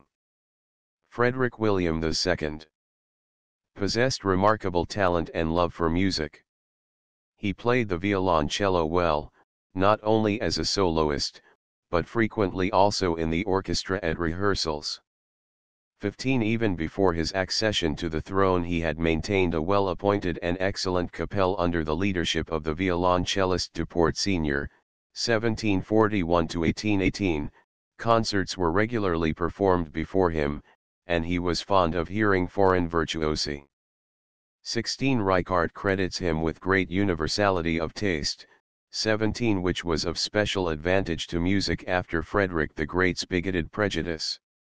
It was at the king's instigation that Reichardt organized his concerts spirituals, at which the older Italian music was principally performed, he esteemed highly both Handel and Gluck, and both at his concerts and on the stage showed equal favor to Italian, French, and German music. The improved instrumental music called into being by Haydn found a sympathetic patron in him. After his accession, in 1786, musical enterprise had still more cause to rejoice in the royal favor. He united his own with the royal Kapelle and placed Reichardt as Kapellmeister at their head. The grand Italian opera given at the Carnival was brilliantly appointed, and Naumann's services as a composer were retained, together with those of Alessandria professional tour. And Reichardt. The hitherto little esteemed German drama was elevated to the rank of a national theatre, and a regular support was secured to it, which had great weight in the elevation of German opera. Nor were opera buffa or the French opera neglected. On one evening, during a court festival, in the summer of 1789, Cimarosa's Felegname, Daleric's Nina, and Reichardt's Claudine von Villabella were performed. The king's concerts were conducted in the same manner as before, remaining under Duport's leadership. The king welcomed foreign artists not only liberally in point of payment, but with the utmost kindness and freedom of personal intercourse, so that it is not surprising that they should have held him in great reverence, and approached him with large expectations. 18 Mozart's best introductions to the king's favor were his instrumental compositions, especially his quartets, and the very successful performance of his Entführung which had taken place in Berlin. There can be little doubt that he confirmed the good opinion conceived of him by his accomplishments as a virtuoso and by his general demeanor. But he found a powerful opponent in the haughty and intriguing Duport. 19 At Mozart's first visit he insisted on speaking French, which Mozart, although familiar with the language, decidedly declined doing. "The grinning Mounseer," said he, "has been long enough making German money, and eating German bread, to be able to speak the German language, or to murder it as best he may, with his French grimaces." 20 Duport did not forgive him, and did all he could to prejudice the king against him, although Mozart paid him the compliment of composing variations, 573 K, to a charming minuet of Duport's, April 29, 1789, and of performing them himself. But the king was proof against offer of the King of Prussia. Duport's ill nature, invited Mozart regularly to his concerts, and was fond of hearing him play. When he asked him what he thought of the Berlin Kapelle, Mozart answered frankly, that it contained the best performers in the world, but that if the gentlemen would play together it would be an improvement. 21 This implied disapprobation of the Kapellmeister Reichardt, whose direction had indeed been found fault with by others. 22 We hear of no intercourse between the two artists. Perhaps some such sharp expressions as the above were the cause of the grudging notices of Mozart by Reichardt and the journals under his influence, which we cannot fail to remark. 23 No two natures could well be more dissimilar. Reichardt was undoubtedly a distinguished man, he had musical talent, a keen intellect, varied cultivation, and great energy, but ambition, vanity, and a passionate temper seldom allowed him to arrive at a calm judgment, and he was in continual search of some new way in which to bring himself forward. The journalist and the musician, the critic and the composer, trod close on each other's heels, and while always seeking to gain credit for originality of style, his greater compositions are in truth uncertain and unequal, and seldom produce the desired effect. No wonder that he failed to understand a nature such as Mozart's, which, undisturbed by external considerations, followed its creative impulses from sheer inner necessity. No wonder, either, that so failing, he should have sought to justify his aversion to his rival on polemical grounds. 24 Mozart's remark must have made some impression on the king, since he soon after offered him the post of Kapellmeister, with a salary of $3,000. This offer, however, consideration for the Emperor Joseph induced Mozart to decline. 25. A professional tour. During his stay in Potsdam, Mozart resided in the house of the well-known Hom player Thurschmidt, with whom he had become acquainted in Paris. He was a constant guest also of the hospitable and music-loving Sartori, an artist of architectural ornament, who had been much in Italy, and welcomed all who took interest in his favorite art. Mozart's playing and sociability made him, as may be imagined, the center of this cheerful society. 26. Another of his friends was the charming singer Sophie Niklaus, sister to the Kammermusikus Semmler, who had made a very successful appearance as Constanze in the Entführung in 1784. 27. On one occasion, at her house, he was asked to improvise something. Readily, as his custom was, he complied and seated himself at the piano, having first been provided with 2 themes by the musicians who were present. Madame Niklaus stood near his chair to watch him playing. Mozart, who loved a joke with her, looked up and said, "Come. Haven't you a theme on your mind for me too?" She sang him one, and he began the most charming fantasia, now on the one subject, now on the other, ending by bringing them all 3 together, to the intense delight and amazement of all who were present. 28. Arrangements were made during Mozart's stay in Berlin for a return visit to Leipzig, where in the meantime a concert for his benefit was being organized. He arrived there on May 8. At the rehearsal for this concert he took the tempo of the first allegro of his symphony so fast that the orchestra was very soon in inextricable confusion. Mozart stopped, told the players what was wrong, and began again as fast as before, doing all he could to keep the orchestra together, and stamping the time with his foot so energetically that his steel shoe buckle snapped in 2.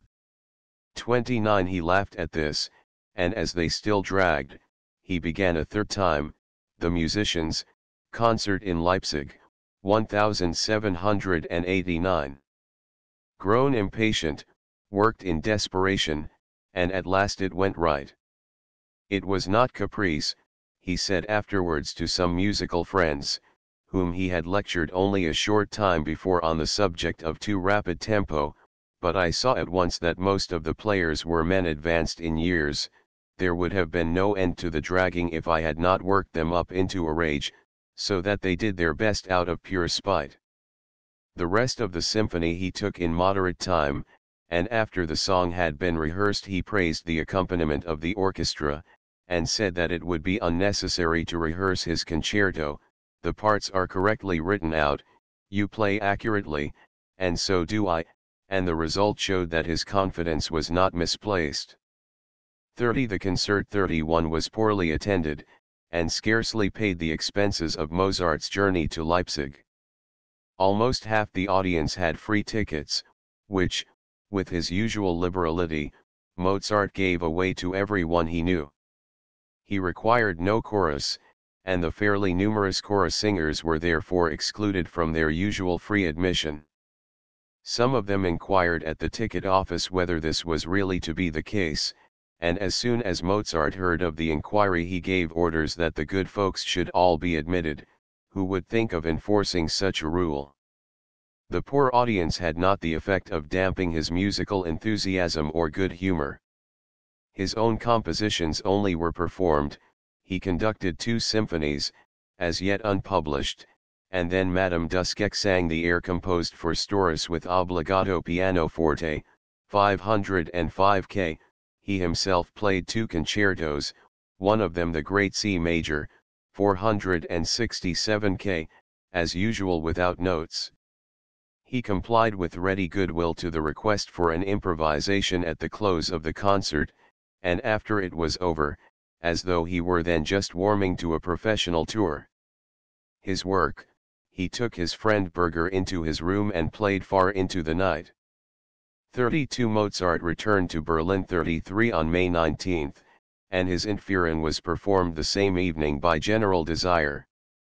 34. He went to the theatre, seated himself close to the orchestra, and attracted the attention of his immediate neighbors by his sotto voce remarks on the performance.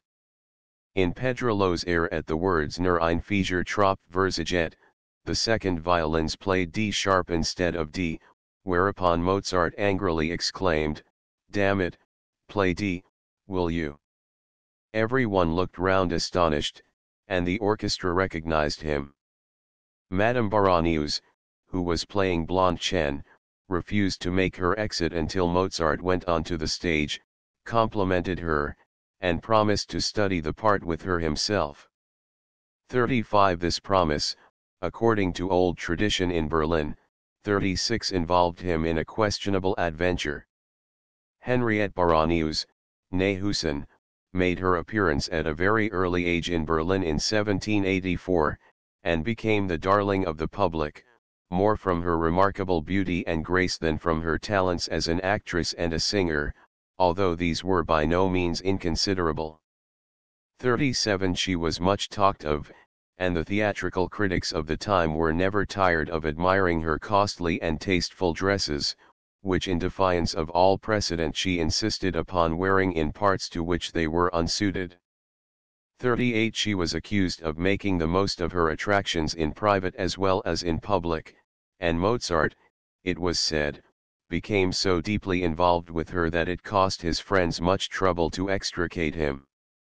His letters to his wife during this period make the story almost incredible. Another and more innocent encounter took place in the Ludwig Tieck and Mozart Theater. Ludwig Tieck, as a youth, was frequently at the house of Reichardt, and there first began to divine the mysteries of music in classical works led by his own inclination, and in opposition to the prevailing taste, he addicted himself to Mozart's great compositions, uninfluenced by contemporary critics, or even by so powerful an opinion as that of Reichardt. Mozart's victorious rival was Dittersdorf, whose comic operas were played in Berlin to crowded audiences. The Dr. und die Apotheker was preferred to Figaro or Don Juan, and Die Liebe im Narrenhaus was in the public estimation the greatest of musical works. Ludwig's veneration for Mozart was destined to receive an unexpected reward. One evening during the year 1789, entering the theater, as his custom was, long before the performance began, and while it was still empty and half-lighted, he perceived a strange man in the orchestra. He was short, quick, restless, and weak-eyed, an insignificant figure in a grey overcoat. He went from one desk to another, and appeared to be hastily looking through the music placed on them.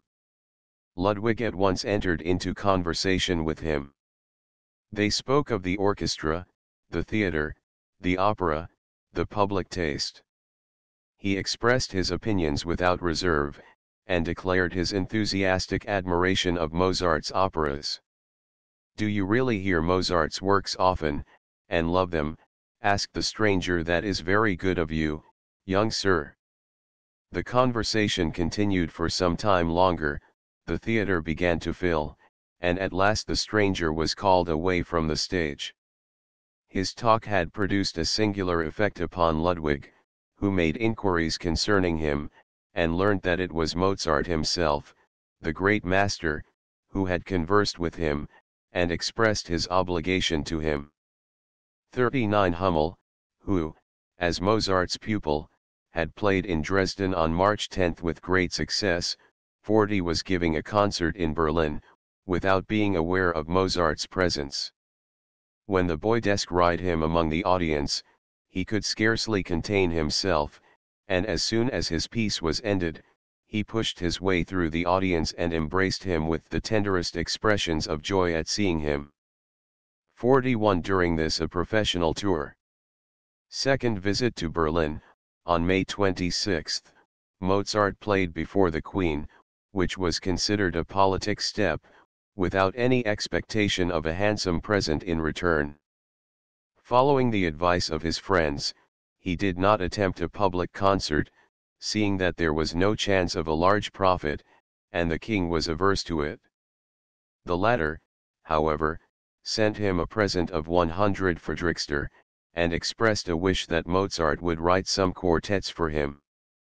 This was the whole result of the tour, diminished by a loan of 100 florins which Mozart thought it incumbent on him to make to a friend. He might well write to his wife that she must be glad to see him, not the money he was bringing.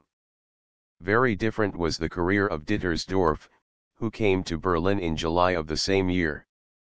He had chosen the time when the visit of the governess of the Netherlands occasioned festivities of every kind, and he refreshed the memory of the king, who had seen and invited him at Breslau, by the presentation of 6 new symphonies.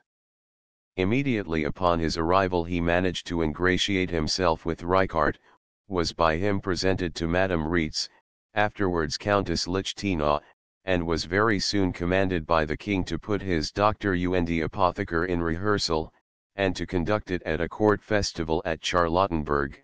He also received permission to produce his oratorio of Job in the Opera House, hitherto only used by the court, with the resources of the Royal Capelle at his disposal. This, with additions from other sources, increased his personnel to 200, and the performance was highly successful, Dittersdorf quitting Berlin rich in money and honors.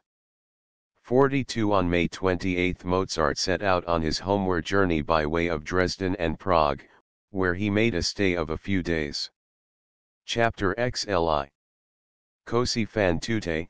Upon his arrival in Vienna on June 4, Mozart at once set to work upon a quartet for Frederick William II, the quartet in D major, 575 K, was completed in the same month, and in return for it, according to the Berlin veteran, he received a valuable gold snuff box with 100 Friedrichster, and a complimentary letter. But this did not materially affect his embarrassed circumstances. The precarious state of his wife's health kept him in a state of perpetual anxiety, and the expenses it involved brought him into serious difficulties. "I am most unhappy," he wrote on July 17 to his friend Puchberg. The confident expectation of a permanent improvement in his outward position, which he expressed in his letters to this constant friend, were grounded, as it seems, upon the overtures which had been made to him in Berlin. He had informed the Emperor of them, and thought himself entitled to look for a compensation for his refusal. But circumstances were not then favorable, and Mozart was not the man to push a claim of the kind. The effect of his depression is clearly visible in the want of musical productivity during this period. His own catalogue contains only the following compositions belonging to this year 1789. June. A quartet for His Majesty the King of Prussia, in D major. July. Sonata for piano forte alone, D major, 576 K. Rondo in my opera of Figaro for Madame Ferraresi d'Albani, Aldicio, 577 K. August. Aria in the opera I du Baroni, for MDLLE. Louise Villeneuve, Alma Grande e Nobile Corps, 578 K. September 17. Aria in the opera Der Barbie von Sevillien, for Madame Hofer, Schon Lach der Holde Frühling, 580 K. 575 K. Così fan tutte. September 29. Quintet for clarinet, 2 violins, viola, and violoncello, in A major, 581 K, first played in public at the concert for the funds of the pension, December 22, 1789. October 2. Aria in the opera U Berbero, for MDLLE. Villeneuve, Chi Sa KSIA, 582 K. Ditto, Vado. Maud of 583 K. December, an air which was intended for Benucci in the opera Così fan tutte, Rivolgit ami lo sguardo, 584 K. 12 minuets, 585 K, and 12 waltzes, 586 K. The prospect which was known to have been open to him in Berlin may have had some effect in causing Figaro to be again placed on the stage in August.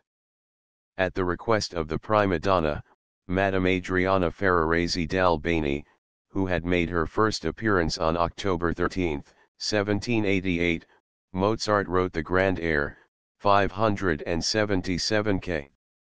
3 for Louise Villeneuve. He composed, during the following month, 3 airs for insertion in different operas, 578, 582, 583, K, perhaps with some view to his own new opera, in which Mdlle.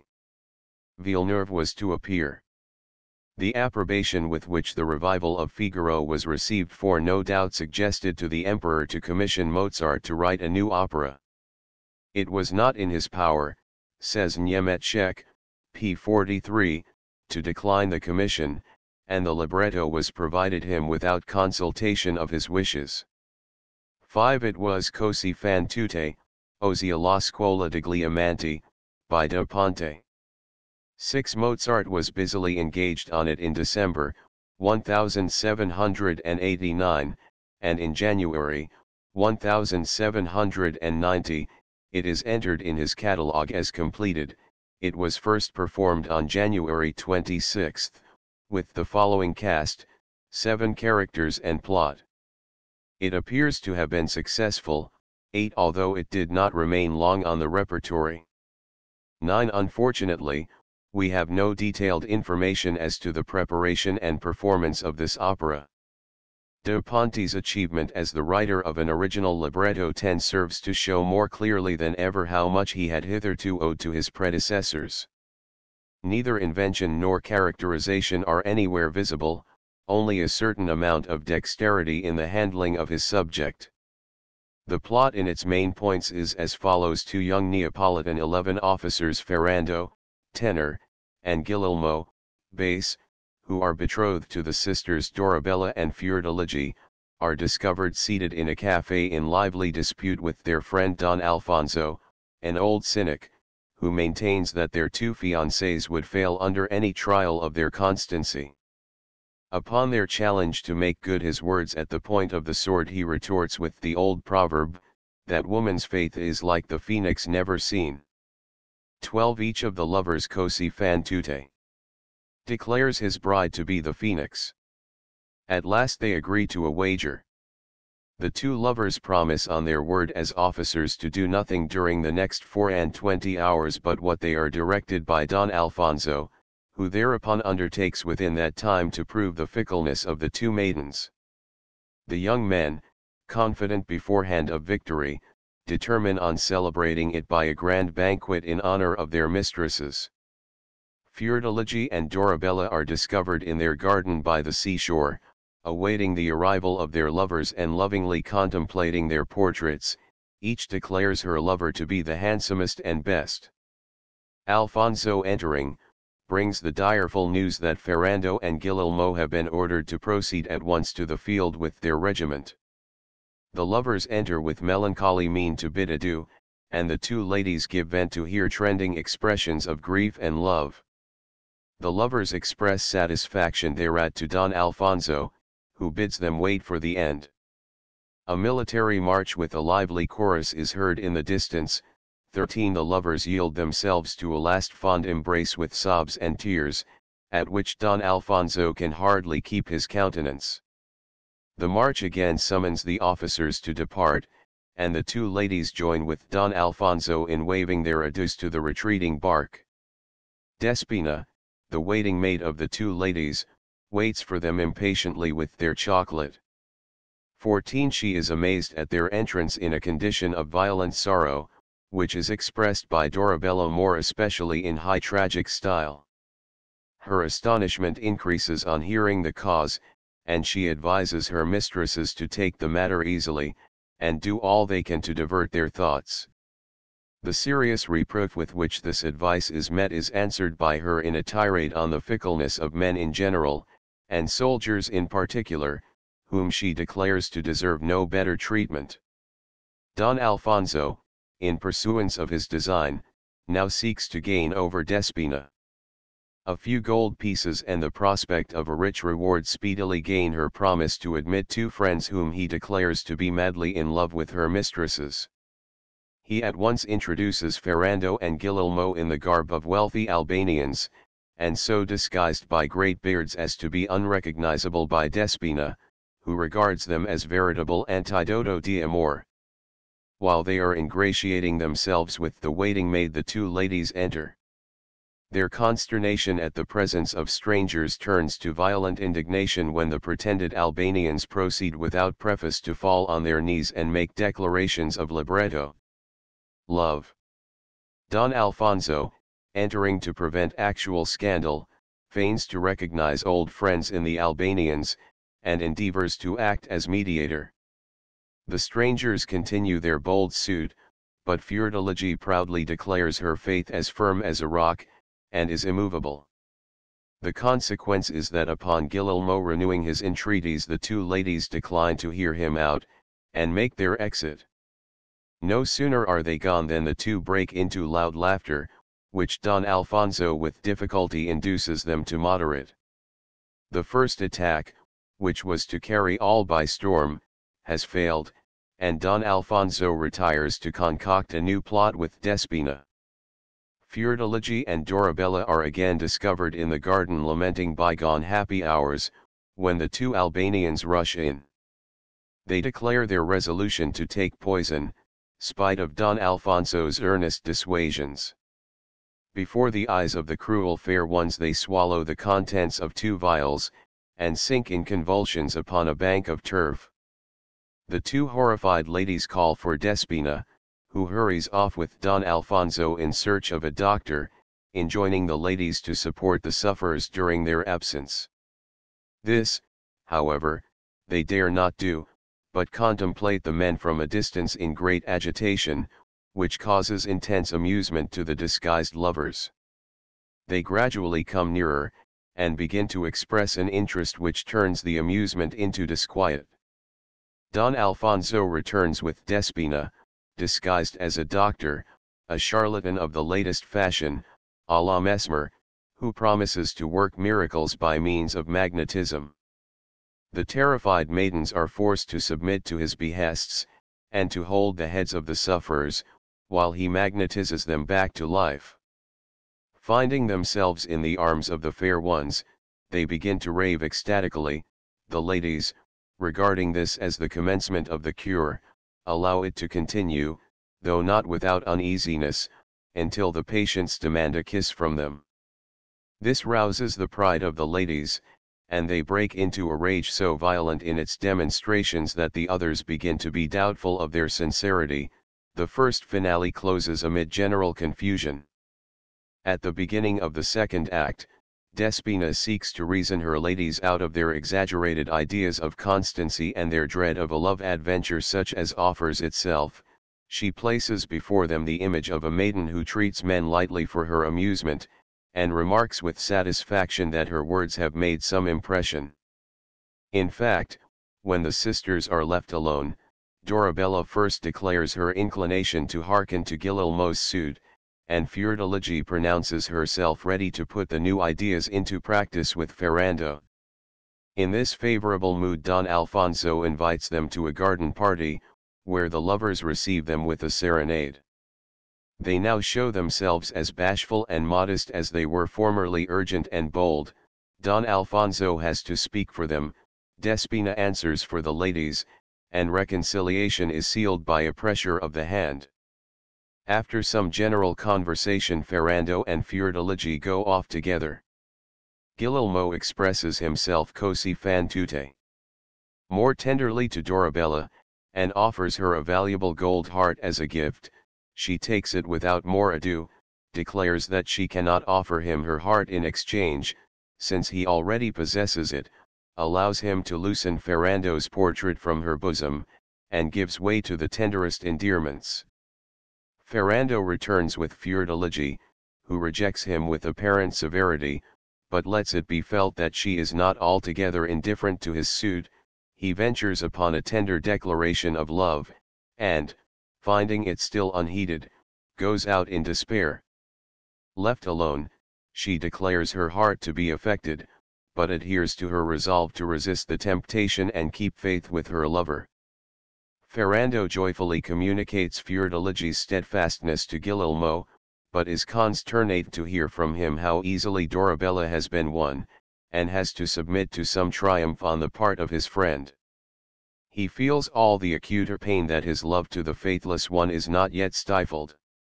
Guglielmo now regards the wager as lost, but Don Alfonso demands that one more attack shall be made on Fiordaligi. Fiordaligi reproaches her sister in unmeasured terms for her thoughtlessness, whereupon the latter with extreme frankness declares that she neither can nor will control her inclinations. Horrified at this, Fiordaligi determines upon escaping from her own weakness by donning man's attire and following her lover to the wars. She has a uniform brought in, puts on the helmet, takes the sword in her hand, when Ferrando rushes in and conjures her to slay him rather than desert him. This is too much, she cannot withstand his anguish, and sinks upon his breast overcome. It is now Guglielmo's turn to be beside himself. The two are bent upon forsaking their faithless mistresses, until Don Alfonso gradually succeeds in making them regard the affair from his own philosophical point of view, così fan tutte. They decide therefore on espousing their brides, but not before they have punished them for their want of faith. Despina enters with the news that the two ladies have determined to wed their new lovers the same evening, and have sent her to fetch the notary. The two couples enter the gaily decorated room, and are received by Despina and Don Alfonso and the congratulatory chorus of friends and servants. Amid cheerful converse they place themselves at table. Despina enters as a notary, and reads the marriage contract. It is scarcely subscribed when the chorus and march of the first act are heard in the distance. Don Alfonso enters terrified with the news that the regiment has been suddenly recalled, and the old lovers are approaching the house. The Albanians and the notary are hastily concealed, and the ladies, in mortal fear and embarrassment, receive their lovers returning full of joy. Don Alfonso, acting as mediator, causes the notary to be discovered, but Despina declares herself, and asserts that she is returning from a masked ball. But the marriage contract falling into the hands of Guglielmo, the ladies are obliged to confess their guilt to their enraged lovers, whereupon the latter discover themselves as the Albanians, while Guglielmo returns the performances of the opera. Portrait to Dorabella, mockingly repeating the melody of the duet. Confessions ended, Don Alfonso exhorts them to make peace, and brings the couples together. Finally, they all unite in the moral Fortunato Eliuom, che prend ogni cosa pel buon verso, e tra I kcele vicenda region guidar si fa. Col che suoli altrui far piangere fia per lui cagion di riso, e del mondo in mezzo iter bene bella calma trovera. The opera was not again performed in Vienna in Italian until 1858, but it was produced at the Theater an der Wien in a German translation by Gieske, in 1794, with the title of Die Schule der Liebe. In 1804 it was played at the Imperial Hoftheater as Madchen True, again at the Theater an der Wien in 1814, in Treich's adaptation, Die Zauberprobe, in 1819 and 1840 at the Hoftheater in the earlier translation, and in 1863 in Schneider's adaptation. In Berlin also, where it was first given on August 6, 1792, with the title In Mox wie die Andir, 15 it was again attempted in 1805 in the translation by Bretzner, Weibertrue, Oder die Madchen sind von Flandem, Leipzig, 1794, 16 followed in 1820 by Herklot's adaptation Die Verfangliche Wet. Nevertheless the older adaptation was preferred for the revival of the opera in 1826 at the Königstadt Theater, 17. This gave way to one by an anonymous author in 1831, 18 which was employed for the representations of 1832 and 1835, but abandoned for L. Schneider's adaptation in 1846. 19 At Prague, Guardasoni at once placed Così fan tutte on his repertory, and in 1808-20 it was performed there in German as Mädchen True, in 1823 as Zauberprobe, 21 in 1831 in Bohemian, 22 and in 1838 in Italian by the Cos. Fan tutte. Pupils of the Conservatorium. 23 Guardasoni also introduced the opera at Leipzig, where it was several times performed in German during 1805, 24, and by the Dresden Italian Opera Company in 1830. 25 Curiously enough, Così fan tutte was the first opera by Mozart performed in Dresden, in 1791, and kept its place in the repertory, although in 1812 it was still the only one. 26 In Italy it took no firmer hold than the others, and was only given on single occasions at Milan in 1808 and 1814, 27, and at Turin in 1816. 28 In Paris Così fan tutte was given by the Italian Opera Company at the Odeon in 1811, 1817, and 1820, 29 and in London it was first played in an English translation by Arnold in 1811, 30, and again in 1828, in 1842 it was included among the Italian operas, and received with great applause. 31 The widespread reputation of Figaro and Don Giovanni had prepared the public mind to receive Mozart's music to this opera, 588 k. 32 With the favor which it deserved, 33 But the libretto was universally pronounced to be one of the worst of its kind, 34 Nor has the judgment of alterations in the libretto. Posterity reversed the verdict passed upon it. 35 Two reproaches were more especially brought forward.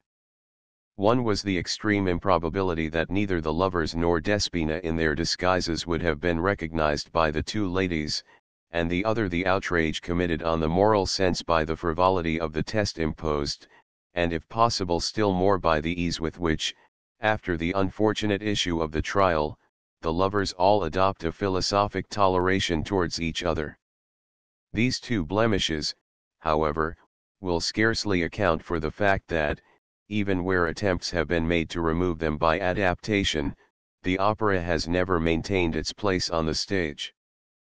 36 Unquestionably, the device of the disguise is trivial, and in itself not at all entertaining, but the number of popular comedies the main point of which consists in disguise prove that the public in this respect is not hard to please.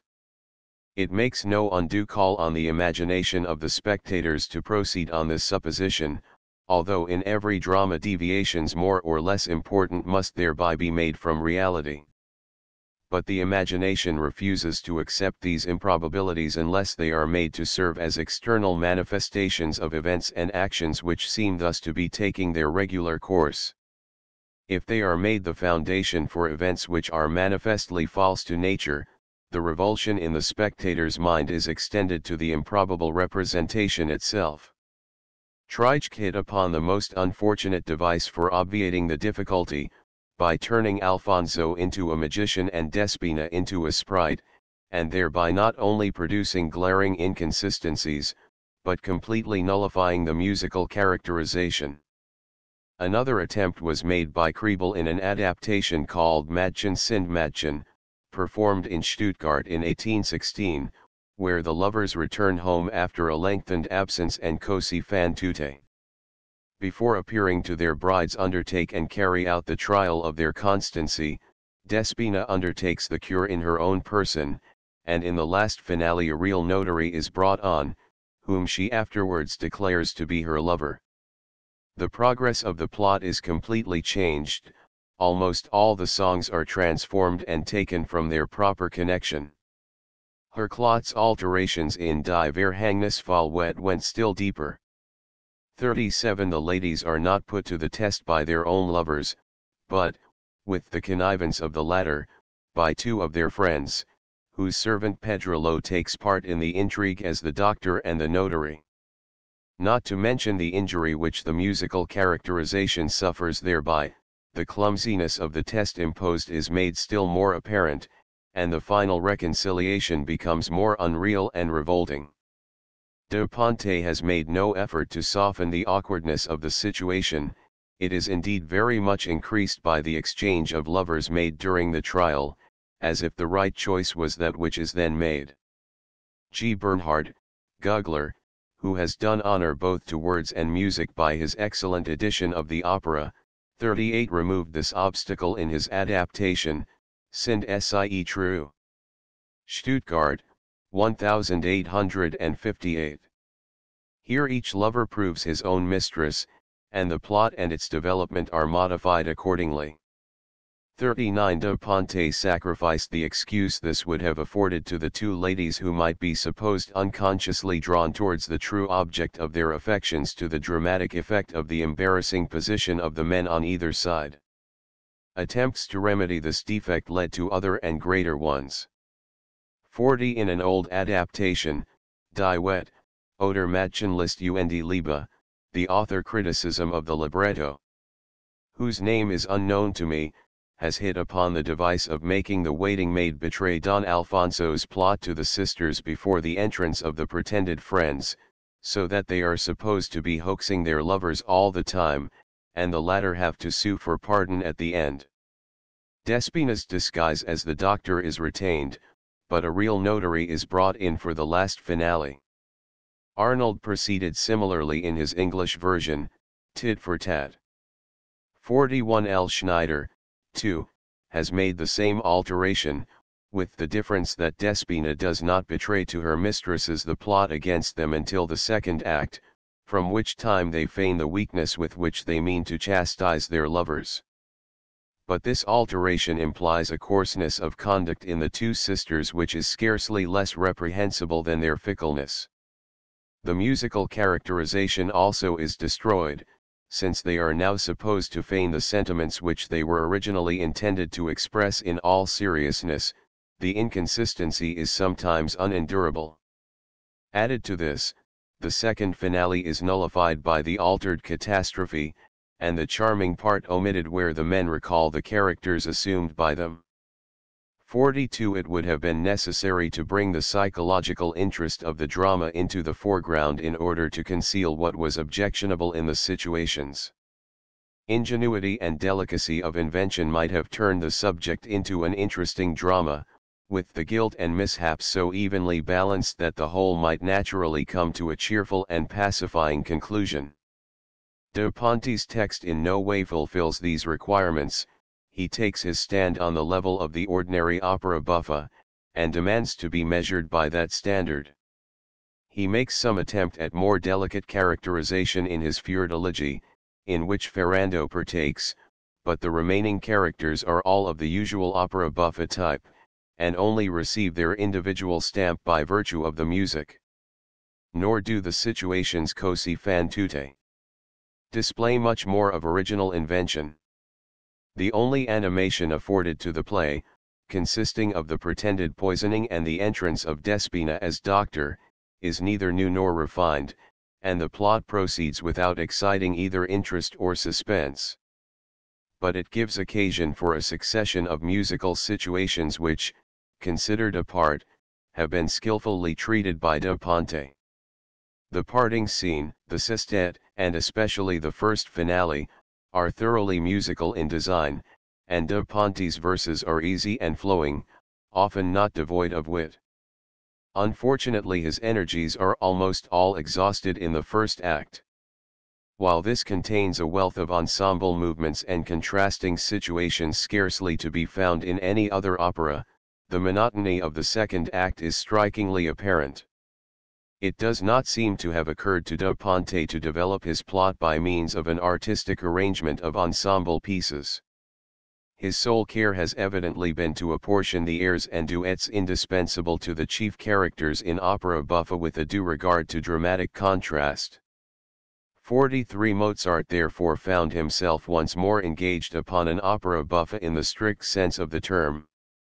The plot is without meaning, the characters without individuality, deriving what effect they have by means of the ordinary resources of low comedy and exaggeration. Passion and feeling rarely assert themselves without the disturbing elements of hypocrisy and deceit, and thus the source of Mozart's own peculiar conception of musical representation is virtually closed to him. Then, in addition, the demands of the artists had to be taken into consideration. We can only wonder, under the circumstances, at Mozart's power of seizing every point which could be turned to the service of his artistic conceptions. The work reveals a side of his nature which has not hitherto appeared. 44. The unreserved expression of emotions throughout the music ensembles. Opera affords a not ungrateful field for musical representation. The awkwardness of having three terzets for male voices following each other disappears under Mozart's treatment, since he makes each the natural outcome of the situation, and they serve as joint members of one organism to produce a natural climax. The first terzet takes its tone from the excited mood of the young officers, which Don Alfonso seeks with easy playfulness to moderate. In the second, Don Alfonso comes to the foreground with his old song about the phoenix and woman's faith, which he sings in a tone of good-humored irony, exceedingly well supported by the orchestra, while the other two try mainly to interpose and stop him. It is a most original piece of music, full of excellent humor. The third terzet displays the high spirits of the lovers, raised to a pitch of great excitement, and the music brings the merry feast to which they are already looking forward vividly before the mind. The light and cheerful, somewhat superficial tone which here prevails, fixes the ground tone of the opera.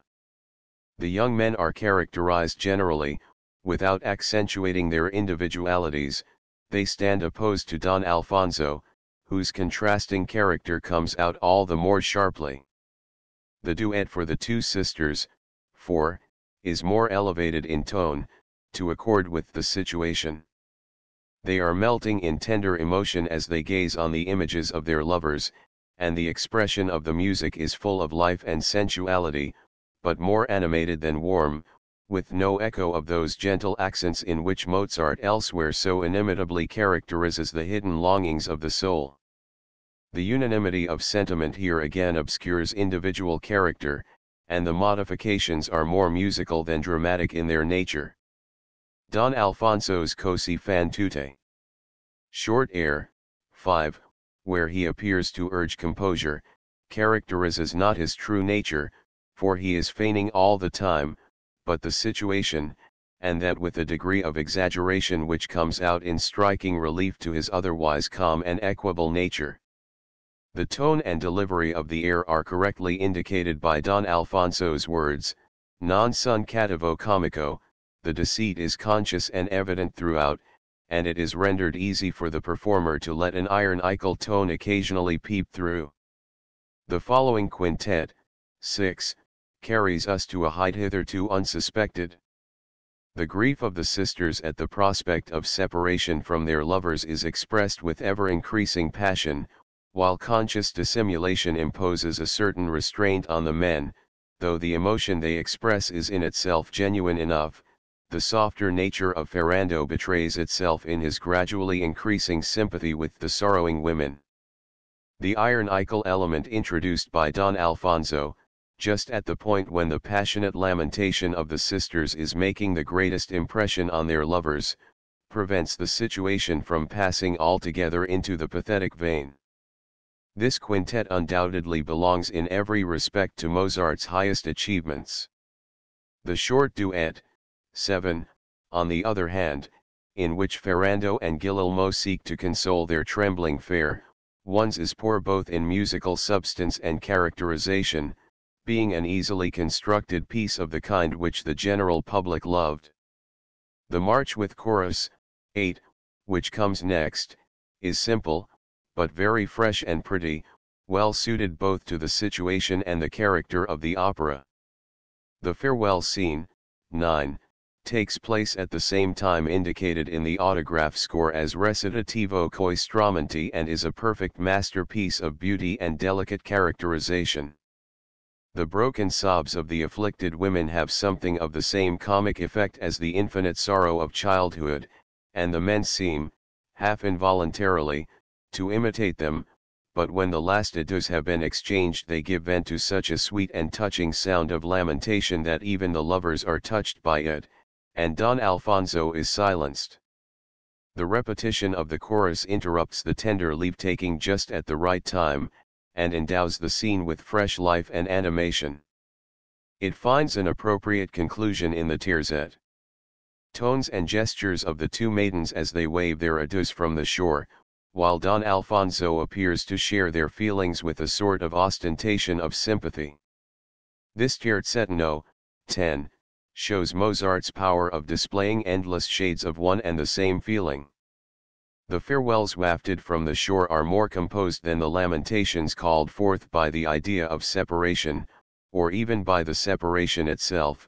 They are more pure also, more intense, and transfigure all that has gone before with the light of a tender and harmonious grace, finding its expression in separate sharp suspensions, and especially in the unexpected dissonance which occurs upon Désir C. page image, the murmuring accompaniment of the muted violins, combined with the soft full chords of the wind instruments, suggesting the idea of the sea voyage, contribute to the coloring of this gem of musical expression. The instrumentation throughout this first division of the opera is carefully and admirably managed. The first terzet is simple, the lively figures for the stringed instruments denoting its character, while the oboes, bassoons, and horns strengthen the lights and shades. It is quite otherwise in the second, where the stringed instruments have a gentle accompanying passage, while a flute and a bassoon carry on the melody of the song. The third is brilliant with trumpets and drums, shrill oboes, and rapid violin passages. During the whole of the love scene the clarinets are kept in the foreground, the combined orchestra is full and soft, but milder and more sparkling in the last terzet, where flutes come in. The contrasting clang of the lively and vigorous march is highly effective. Thus far all has taken a natural course, and we così fan tutte have met with no unusual characters, no startling situations. The emotions represented have been true and simple, and have been the necessary consequences of the events composing the easily comprehended plot. The musical depicting of such emotions is a grateful task. If it is true in itself and a faithful rendering of the given situation, it cannot fail of its effect.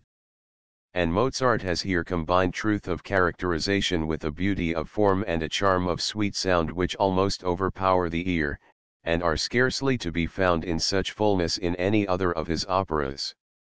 The further development of the plot leads to a sharper characterization of individuals. Dorabella first unfolds her grief in a grand air, N, introduced by an accompanied recitative. It consists of one movement, Allegro agitato, which receives its distinctive character from the sextale passage for the violin C page image, which does not cease for one bar until just before the end. An unsteady trembling movement is imparted to it by varied harmonic transitions, and an occasional sharper accentuation by the full chords of the wind instruments. The simple sustained voice part moves above this accompaniment in short expressive phrases, rising now and then to a tone of passionate appeal, and at the close to an unexpected pathos. Both in musical treatment and emotional expression the air takes a high rank, but none the less is it in striking contradiction to the character of Dorabella as it is afterwards developed. It is she who proposes to her sister to coquette with the new lovers, and in the duet, 20, in which they agree to do so, it is she who takes the initiative. In the duet with Guillermo, 23:45, she shows herself so easily persuaded and so full of amorous passion that it appears the revelation of her true nature. It renders superfluous her subsequent expression of opinion in an air, 28, that love rules over all hearts, and it is but folly to resist his sway. This air has a certain resemblance to the first in the simplicity of the Dorabella voice part and the moderation of the expression, although the feelings inspiring it are of such a different nature. The accompaniment again bestows upon the song its peculiar coloring, and the great prominence given to the wind instruments adds an insinuating and specious tone to the whole. But a closer examination reveals the evident contrast of the two songs. Dorabella is a woman of lively but not deep feeling.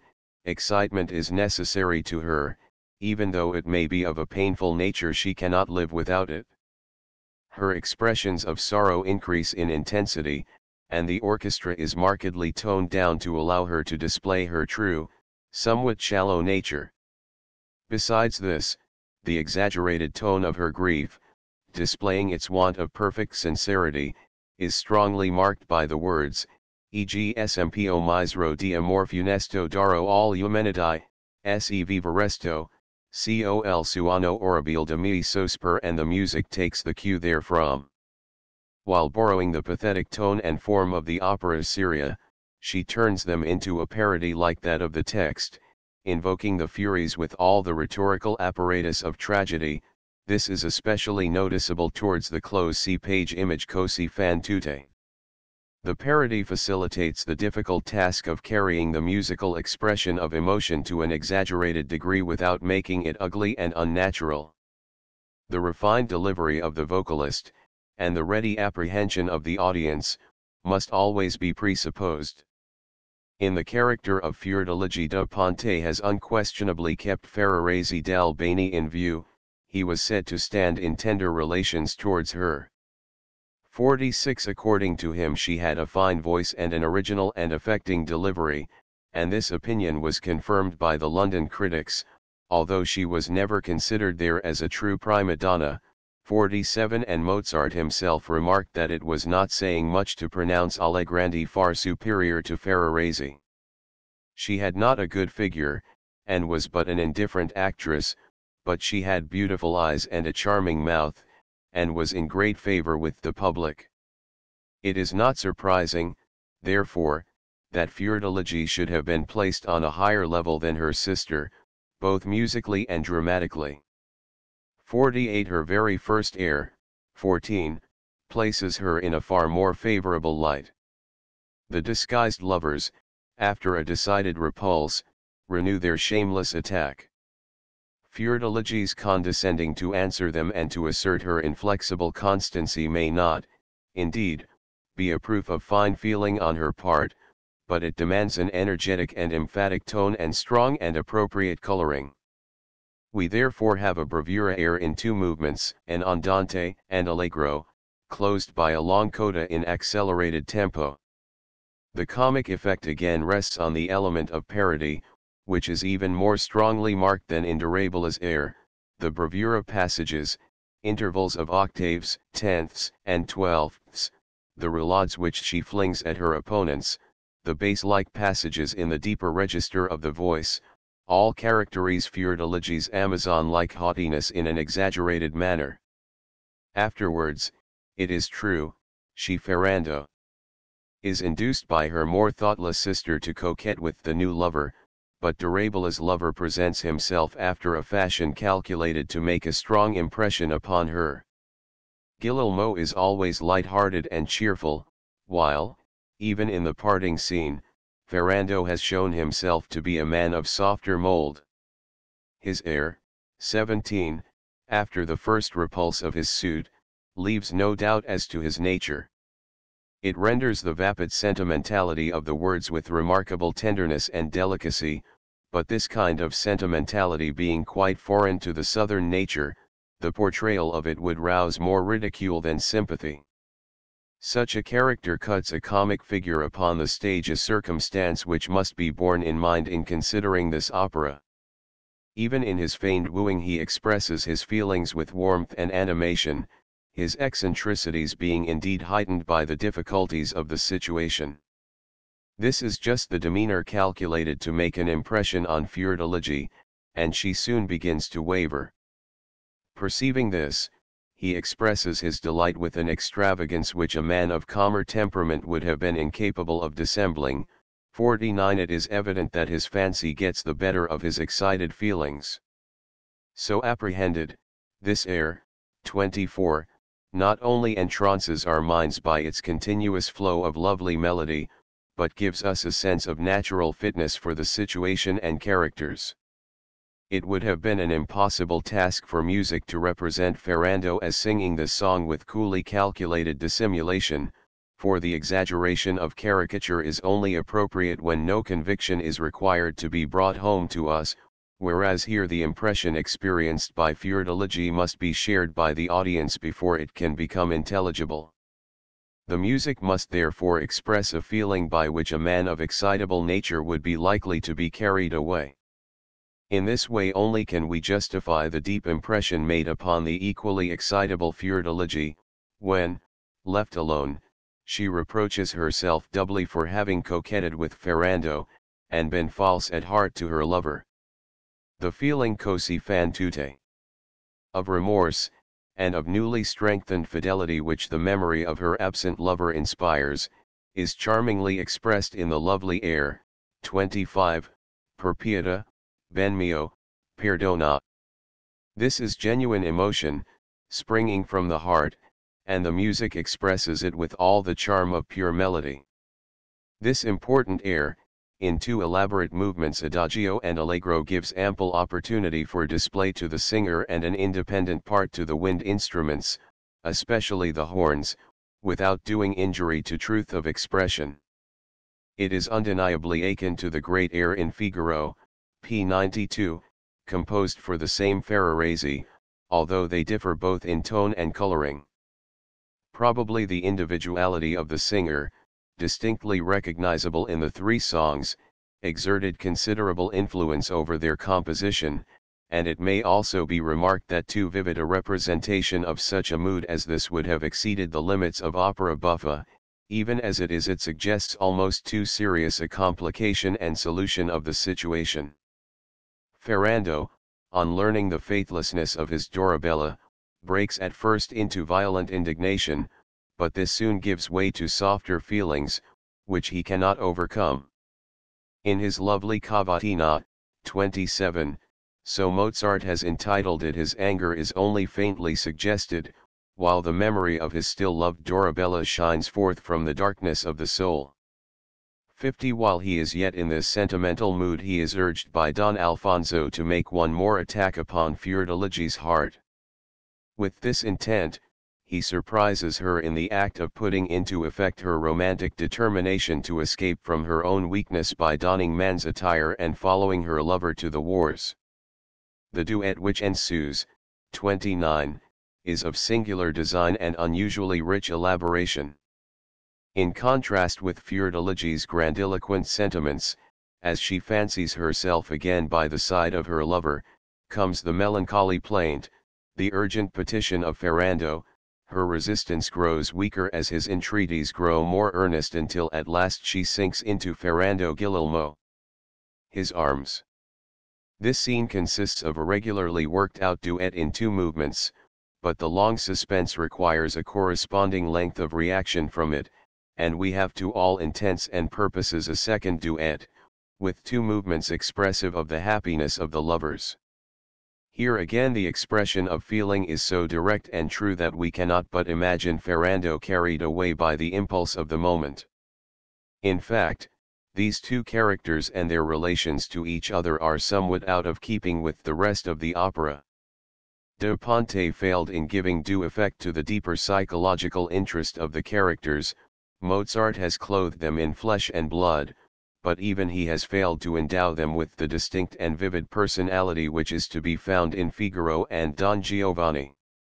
No doubt the idiosyncrasies of the performers, who were for the most part more of singers than actors, and had apparently not much talent for comedy, had considerable influence on the plan of the piece. 51. The part of Guillermo was written for the excellent Buffo Benucci, Volume 3, pages 51, ss. 52. He first comes forward independently, when, in his disguise as an Albanian, his first attack has been repulsed and, Fiordiligi having expressed her haughty indignation, he boldly ventures on a fresh declaration of love. Here he had originally an air, 584 K, of the most decided Buffo type, which opposed to the exaggerated pathos of feudilogy and extravagance of a different kind, and expressed in strong caricature the confidence of the new wooers in the ultimate success of their, to feudilogy. Rivalgit alwi los gardo evidit cum sta, tudo dice, io gelo, io ardo, idol mio, pieta, pieta. Cosi fan tutte. To Dorabella.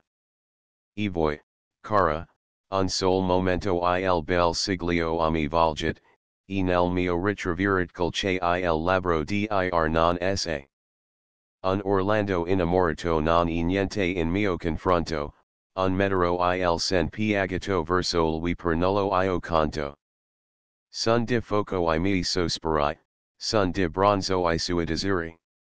Sesi parla poi di merto, certo io sun ed egli e certo, che gli uguali non si trovano di Vienna al Canada.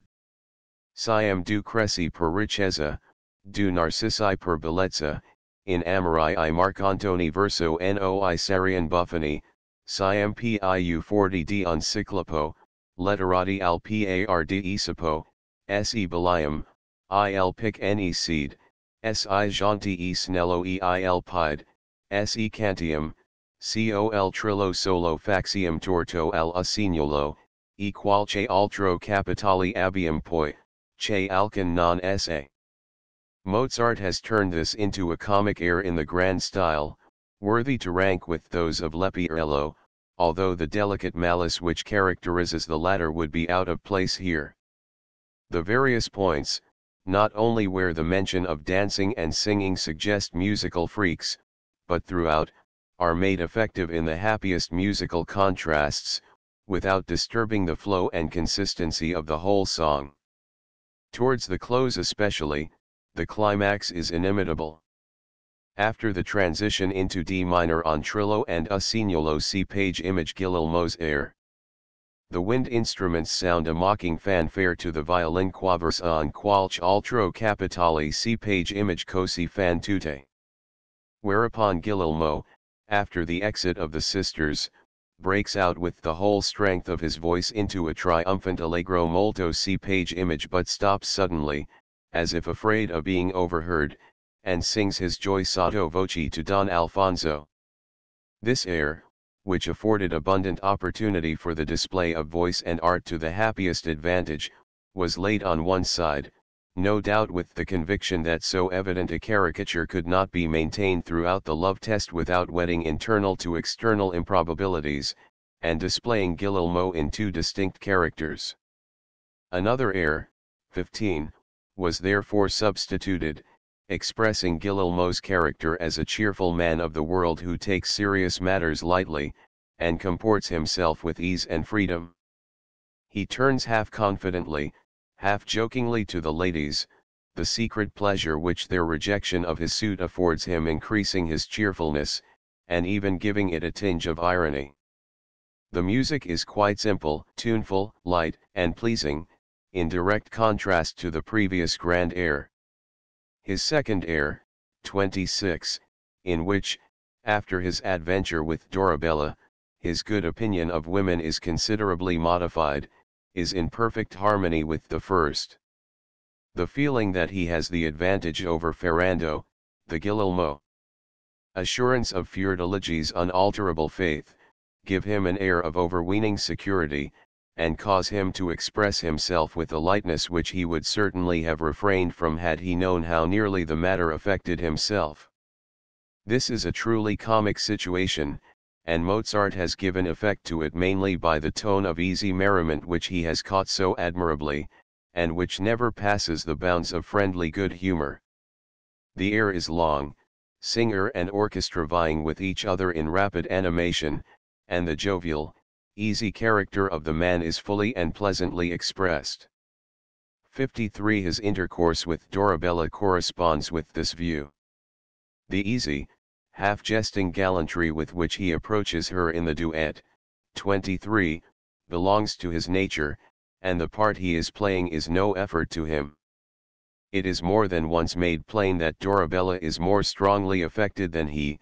After she has once met his advances with favor he merely seconds her, as being pledged to do so, but he does it with the same ease and confidence that he has displayed throughout. Mozart has shown correct judgment in making Guillermo a natural, good-humored character, instead of a caricatured buffo figure. But a motive seems to have been at work here which appears throughout the whole of Così fan tutte.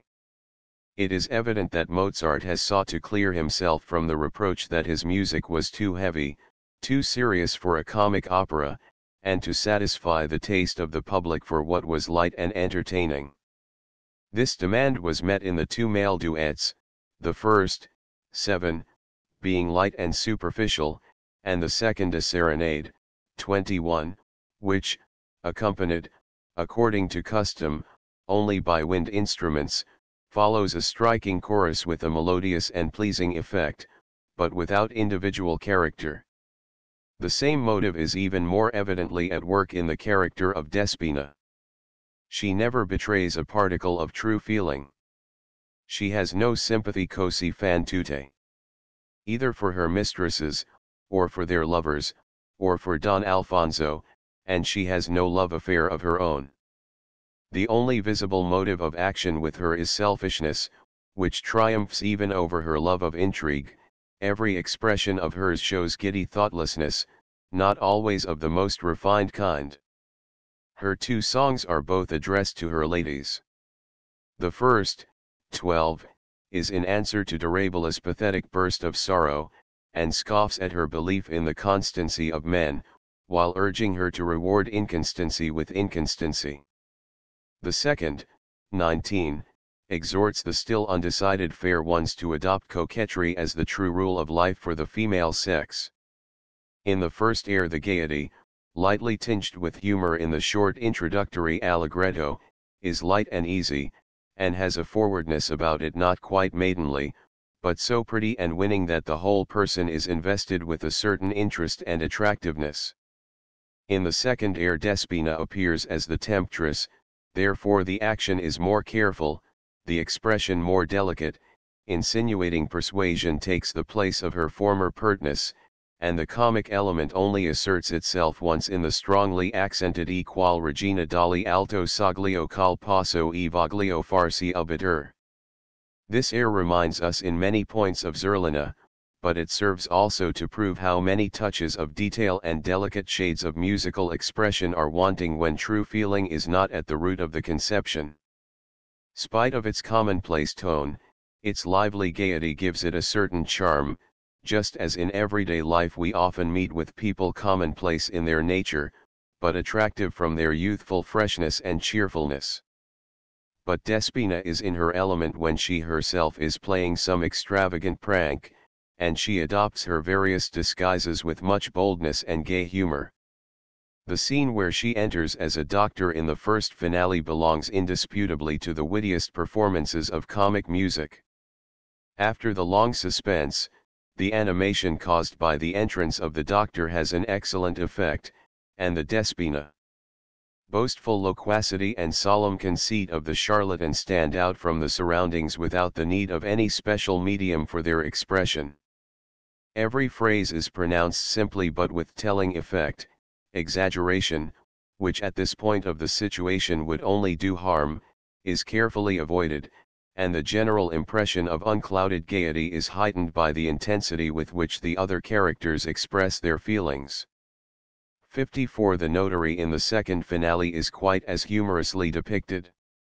After an elaborate greeting, the polite elegance of which is mockingly expressed by the figure in the accompaniment, given to the second violins, the notary begins to read the marriage contract in a monotone, pel naso, Mozart directs, which is the most comic imitation of reality in its 5 times repeated phrase. See page image twice with additional emphasis. The accompaniment of the violins is different for each clause, the basses remaining the same, and increases in speed, thus producing a climax provoked by the impatient exclamations of the bridal party.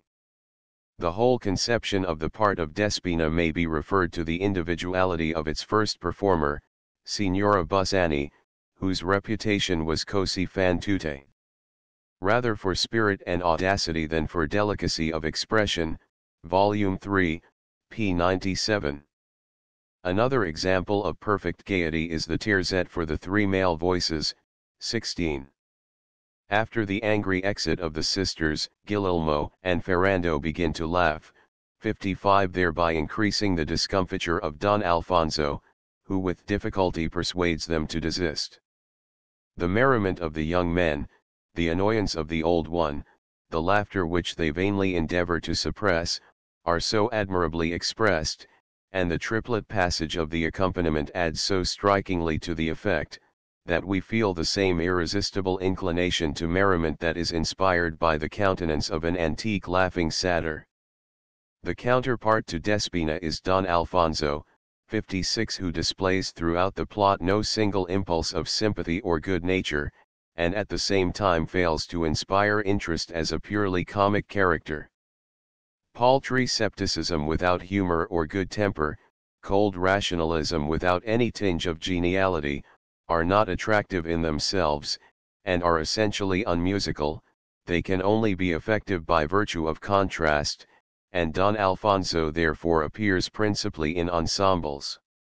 In the first male terzet his cool demeanor stands in excellent relief against the excitement of the young men, and Mozart has given an irresistibly droll expression to the little ballad which he mockingly sings to them, too. His sympathy in the parting scene has more delicacy of characterization, here he keeps in the background, but the quiet remarks which he interposes add just the ingredient to the melting sentiment of the ladies which is required for the production of the right effect on the audience. As a rule, however, Don Alfonso does not express his true sentiments, and his dissimulation induces an exaggeration which is not without comic effect, but requires great refinement of delivery. It belongs to the conception of such a character that he should abstain from asserting himself independently, and therefore Don Alfonso.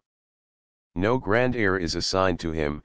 This may be partly owing, however, to the deficiencies of the first performer, for Busoni does not appear to have been much of a singer.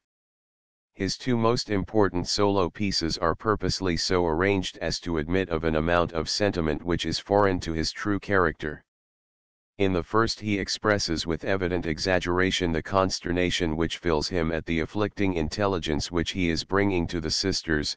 It is as characteristic of the person as of the situation, and expresses at once the state of excitement which prevails throughout the following scene.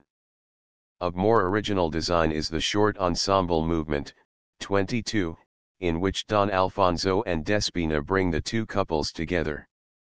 57. By undertaking to be the mouthpiece of the bashful lovers, Don Alfonso gains an opportunity of expressing himself with more feeling, and yet his position does not admit of any very deep or serious expression on his part. The device of making the two lovers strike in like an echo is a happy one, but Da Ponte has not turned it to the advantage of which it was capable. It is quite right that Fiordiligi and Dorabella should not join in the same way when Despina answers for them, but to leave them quite out of the question, and to make the interest of the situation center in the byplay of Don Alfonso and Despina, destroys the significance which the scene might have had. A teasing, jesting tone predominates throughout the movement, and is indeed in keeping with the whole opera, but we long for a little more energy and fullness of expression at the more important points. In order to place Don Alfonso in the right light, he should be shown in real perplexity, and brought thereby into the così fan tutte. Foreground. The laughing terzet passes too quickly to make this motive effective.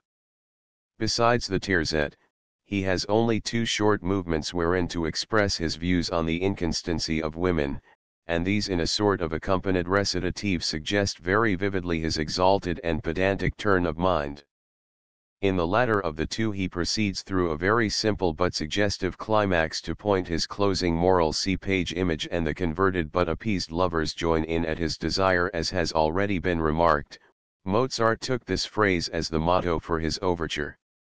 It is introduced by a short andante, which, after two quick chords, begins with a tender motif for the oboe. This is interrupted by repeated chords, but starts again, whereupon first the bass, and then the full orchestra, give out the così fan tutte as above, 58, and immediately lead into the presto, which is to demonstrate the significance of the phrase. A short cursory phrase rises in rapid crescendo for the violins through 2 octaves, and then all the parts, in syncopated rhythm. See page image. The overture ensembles seem to stop the way for some moments, only to give place to a light running passage. See page image, which the wind instruments take up by turns.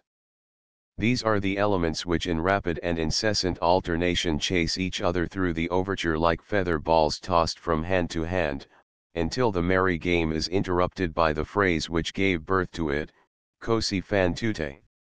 Again the crescendo rises to its highest pitch, and closes with a few powerful chords. The gay and wanton tone of the opera could scarcely be better suggested, the overture being in very truth the most perfect expression of careless gaiety. In the clear flow of its lively frolic we see some resemblance to the overture to Figaro, but the deep, fine feeling which shines through the tumult of the earlier work would be out of place, and may be sought for in vain in the overture before us. The characters presented to us in this opera lend themselves best to musical treatment when they join in ensemble pieces. 59. The definite situations give strength to the characterization, which is further aided by the contrast of the persons concerned, and the dramatic motive adds variety and energy of expression. The sestet in the first act, 13, is very simple in design, but effective from its well-placed contrasts and judicious climax. The introduction of the friends has a march-like character. Don Alfonso recommends them to Despina's favor, and they add more lively entreaties, in accordance with their assumed characters. Despina's mirth, così fan tutte, is excited by the extraordinary figures before her, while they are delighted to find that she does not recognize them. The action begins with the entrance of the 2 ladies. The urgent suit of the lovers is now opposed to the strong displeasure of the sisters, Despina making common cause with the former. The declaration of love is emphasized in an unusual fashion by the transition of the harmony into a minor key, 60, by the chromatic movement of the parts, and by the clarinet, bassoon, and violoncello accompaniment. The astonishment of the 2 ladies at first gives a painful tone to the expression, but as soon as they have recovered sufficiently to give vent to their indignation the situation changes. The lovers rejoice in silence over this proof of fidelity, while Despina and Don Alfonso affect to find some grounds for suspicion in the very violence of the resentment displayed by the sisters. The grouping of the characters is also changed. Fiordiligi and Dorabella, divided between anger at the intruders and the remembrance of their absent lovers, stand together. On the other side the lovers join issue, and Despina and Don Alfonso observe the course of affairs together. It is with right judgment that the 2 latter are put prominently forward, especially at the passage. See page image, for they command the situation, and this passage throws a light upon the tumult and confusion which prevail. Mozart's temperate discrimination in the use of means has here again enabled him to mold all this into a musical whole of perfect unity. The situation of the first finale is nearly allied to this, but more vividly characterized in the details, and more elaborately worked out. It begins with a very amorous the first finale. Duet for the Forsaken Fair Ones, introduced by a long ritornello and worked out in independent style, a counterpart to the first duet, only that here the expression is naturally more fond and languishing. The sensual, dreamy mood thus represented is broken in upon by the harsh dissonances and disjointed rhythm of the poisoning scene, and ends with the pathetic ensemble and the swooning of the lovers. During the absence of Don Alfonso and Despina in quest of aid, a calmer tone is adopted, which grows gradually more animated as the sisters express their terror and anxiety, and the lovers their satisfaction at the state of affairs, and enjoyment of the comic scene in which they are playing the chief parts. But when the sympathy displayed by the ladies at the sight of their apparent sufferings gradually becomes so demonstrative that there seems some danger of pity being transformed to love, The tables are turned, the lovers begin to be anxious, and a state of painful suspense overmasters them all. At this point there occurs one of those deeper and more delicate psychological manifestations which Mozart so well knew how to render, and in which, as usual, the orchestra cooperates. At first, two characteristic motifs which go through the whole movement, a triplet figure C page image and an interrupted one of quite a different character combine together, but then there enter two others to express the painful sensations of the poisoned lovers. The orchestra carries this idea out in manifold combinations, and thus affords a characteristic groundwork for the expressions of gradually augmenting compassion. The lovers, become suspicious, now express their anxiety, and they finally all concur in a distrustful uncertainty, plaintively così fan tutte. Rendered by imitative chromatic passages. The entertaining and truly comic element of the situation consists in the fact that the merry trick which Ferrando and Guillermo hope to play takes so doubtful a turn, and that the emotions, on both sides genuine, spring from quite other sources, and take quite different directions from those which are outwardly indicated. Mozart has seized the situation with ready humor, and, as usual, the right apprehension of the dramatic part of the work has improved the conception and treatment of the musical element.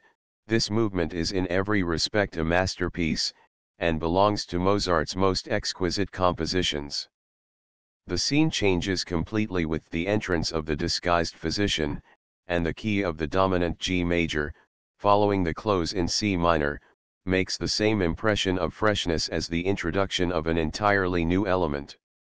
61 All is now animation and life. Question and answer are rapidly exchanged, help is asked for and given, and in the midst stands the charlatan playing out the farce with due solemnity, and infusing the whole scene with wit and humor.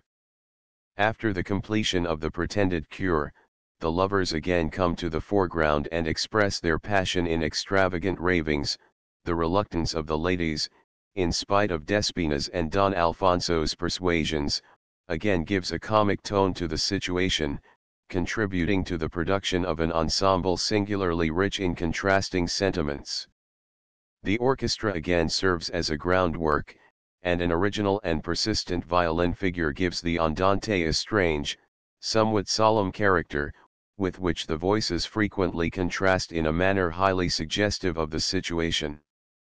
The instrumentation also lends its aid. Not only are the stringed instruments here employed so differently to the preceding movement that they scarcely seem the same instruments, but, whereas oboes with flutes and bassoons the second finale predominated in the former case, here clarinets and bassoons are reinforced by trumpets with highly original effect. The tone coloring alters completely at the commencement of the allegro. The flutes in unison with the violins, and the tremolo quaver accompaniment, express a degree of sensual excitement which contrasts strikingly with the calm, exalted tone of the andante. The lovers awaking from their trance and demanding a kiss, the sisters are transported with an indignation far more intense than that excited by the first encounter.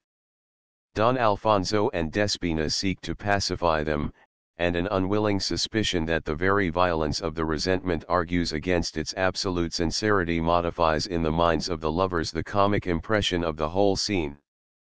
The dramatic characterization of all these opposing elements, the well-defined grouping of the characters, the force and fire with which the climax is worked up, and the tumult of excited emotions with which the finale ends, give it a place above the corresponding first finale in Figaro, and on a level with that in Don Giovanni. The second finale begins with the wedding ceremony, which is charmingly and graphically depicted. Despina, who is joined by Don Alfonso, gives directions to the servants for the reception of the bridal party, and the whole of the first movement sparkles with life and gaiety, preparing the way for the festive chorus in which the two couples are presently welcomed. Then follows the endearing talk of the lovers, who seat themselves at table, drink to each other, and finally join in an amorous canon. This is a trait taken from the Social Manners of the Time, Volume 2, p. 362, just as the independent treatment of the wind instruments during the whole scene represents the customary table music. 62. A startling enharmonic transition, from a flat major to E major, transports us out of this lovesick mood, and the scene which follows with the notary is as full of humor as that with the physician, although the context così fan tutte necessitates greater moderation of tone. It is effectively interrupted by the distant chorus proclaiming the return of the warriors. The consternation and confusion which ensue have no real interest for the audience, who are aware of what the issue must be. The plot is therefore hurried rapidly to an end, and does not admit of any connected musical treatment. The composer has been forced to content himself with bringing out certain points, such as the feigned terror of Don Alfonso, the real alarm of the ladies, and the joyful greetings of the returning lovers. The situation becomes more piquant when Despina unmasks, and when the lovers discover themselves as the pretended Albanians, and Mozart has rendered both these points with true musical humor. But the purely musical interest does not reassert its sway until the reconciliation has taken place, and a feeling of peace and happiness is diffused around. The last movement more especially is full of such calm and melodious beauty that we feel lifted above the vanity and triviality of so much that has gone before, and left with an impression of heartfelt gaiety and satisfaction. A nearer examination of the opera shows that the libretto, never rising above the ordinary opera buffa, has not seldom dragged the music down to its own level. The caricature and exaggeration indispensable to this species of comic drama have indeed been made by Mozart, as far as possible, the natural outcomes of the situations and characters, and are thus justified as an artistic element of the work, but he has not been able altogether to avoid the substitution of external stage devices for psychological truth. The attempt is more visible in this work than in any other to render the meaning of the words through the senses. The accompaniment is especially rich in detail painting, instead of being, as in Mozart's other works, called upon to add the more delicate shades of emotional characterization. In the duet between Guillermo and Dorabella, 23, the orchestra gives the heartbeats which are made the chief point of the words. In the lovely terzet, 10, the raging of wind and waves, and in the preceding quintet, 9, the sobs, are distinctly expressed. Even subordinate ideas are represented. General critique. After the same realistic manner, as, among others, the drawing of the swords in the first terzet, the flourish of trumpets and clinking of glasses in the third, the piping and cannon reports in the war chorus, 8, the beating of the heart in Dorabella's air, 28, suggested by the quavers on the oboe, and the general clinking of glasses in the last finale by the pizzicato of the violins. 63. These are all pleasing touches, introduced without injury to more important features, but they do not reach to the same height of psychological characterization which we are wont to admire in Mozart's operas. Other devices of opera buffa are more constantly employed here than elsewhere, especially rapidity of speech, but, on the other hand, there is no trace of any attempt at imitating national peculiarities, even when the disguises assumed might have given rise to it. Mozart could not but feel that a musical disguise of the kind would very soon fatigue the audience.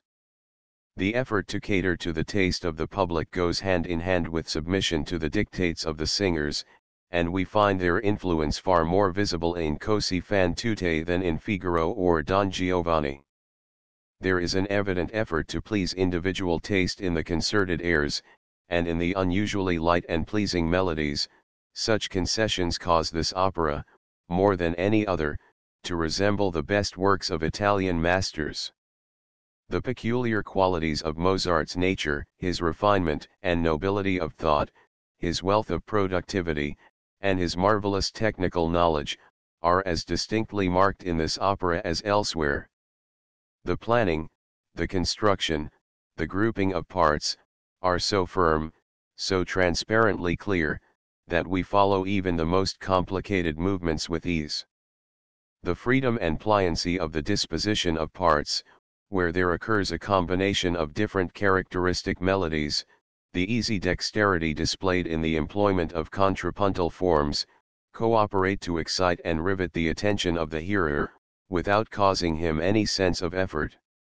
The quality, however, which delights us more than any other in this opera is its delicate sense of beautiful sound, and the ease with which the sense is made evident throughout. It is a quality, no doubt, inseparable from inventive power and a talent for construction, but it is not universally effective in the same degree, and it is rare to find such a union of the forces which regulate the impression made by musical beauty upon the senses. Even the orchestra, although deficient in the delicate detail of Figaro and Don Giovanni, is in other respects fuller, more brilliant, and richer in separate instrumental effects. The wind instruments are brought more forward, in more varied combinations and finer shades of tone coloring. The clarinets are made effective, and a characteristic distinction made between their employment and that of the oboes.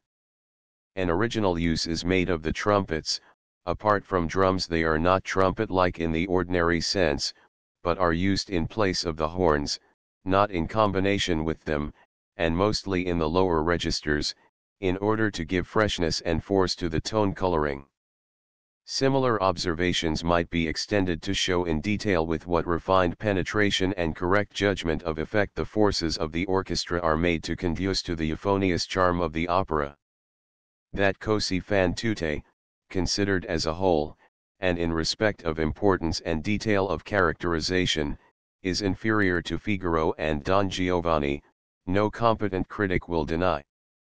Nevertheless, many separate portions of the work, and the large majority of the characters, display Mozart's genius and mastery of his art in full measure of originality and brilliancy, and in many respects this opera may be held to indicate an important step in advance of all that has gone before it. Chapter XLII. Labor and Poverty. The accession of Leopold II to the imperial throne, March 13, 1790, was not an event of good omen for music and the opera. Up to the month of July he had not entered the theatre, nor had any private concerts, nor Mozart's position at court, 1790. Displayed any sort of partiality for music. His consort, the Empress Louise, visited the opera and laid claim to some musical knowledge, although she expressed herself dissatisfied with the state of music in Vienna. The young princes, too, were instructed in music. The difference between Joseph and his successor in point of taste was very soon manifested by the reintroduction of ballets, and by the favor bestowed on opera seria as well as opera buffa. It was rumored that a new court theatre was to be built, in which the boxes were to be arranged for card playing, and that Salieri had determined in consequence to resign his post, which was to be filled by Cimarosa. To those individuals who had enjoyed the esteem of Joseph had little favor to hope for from Leopold, a fact which soon became evident in matters theatrical. Count Rosenberg was removed from the management, which was intrusted to Count Ugart. 3 de Ponte and Madame Ferrarese fell into disfavor, for Salieri thought it advisable to retire from the conductorship of the opera, and his place was filled by Jos Vogel, that the master might be reverenced in the pupil. 5 Mozart had stood too high in the favor of Joseph to be able to expect much from Leopold II. His candidature for the post of second Kapellmeister was as little successful as his request to be honored with the musical instruction of the princes. Proof positive of the low esteem in which he was held by the court was afforded to him on the occasion of the visit of King Ferdinand of Naples, who came to Vienna, September 14, with his queen, Caroline, to celebrate the marriages of his daughters, Maria Theresa and Louise, with the Archdukes Francis and Ferdinand. Ferdinand's labor and poverty. 2 passions were music and the chase. 6 And the instrument which he most affected was the lute. In his honor a new opera by Weigel, La Cafetiera Bizarra, was performed, September 15, 7. The emperor made his first appearance at the opera with King Ferdinand, when Salieri's Acture was played, September 21. In honor of the weddings, open table was held in the Great Redutensaal, and a concert performed in the gallery under Salieri's direction, in which Cavalieri and Calvisi and the brothers Stadler took part, and a symphony by Haydn was performed which the king knew by heart, and sang out loud as it was played. Haydn was introduced to him, invited to Naples, and honored with commands for compositions, 8. And all this time Mozart remained unnoticed, and was not even summoned to play before the King of Naples, a neglect which wounded him deeply. His condition was painful in the extreme, his wife's delicate health showed no signs of improving, and as his expenses increased his income gradually diminished.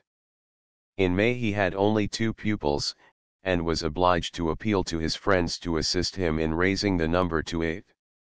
His continual and pressing embarrassments exhausted even the resources of his ever-generous friend Puchberg, and he was obliged to apply to money-lenders, and to embark in speculations which did but hasten his financial ruin. Volume 2, p. 301.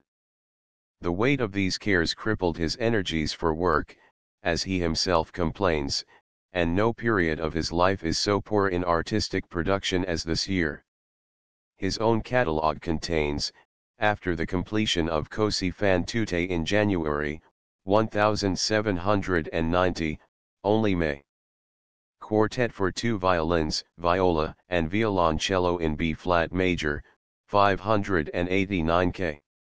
June. Quartet in F major, 590 K. July. Handel's Cecilia and Alexander's Feast, arranged, 591, 592 K. Expedition to Frankfurt, 1790. In the hope of improving his circumstances, Mozart resumed his plan of taking a professional tour, the coronation of Leopold II. In Frankfurt, on October 9, attracted a large number of strangers to that city, and seemed to render it a favorable place for the experiment.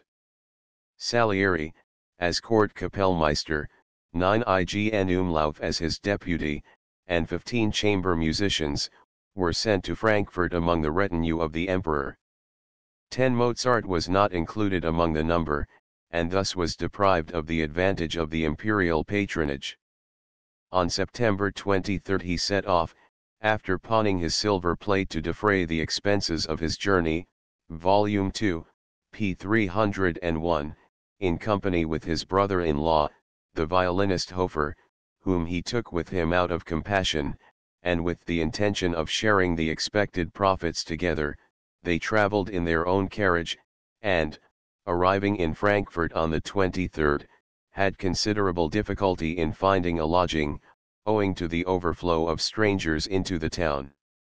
On October 14, at noon, Mozart gave a concert in the Stadttheater.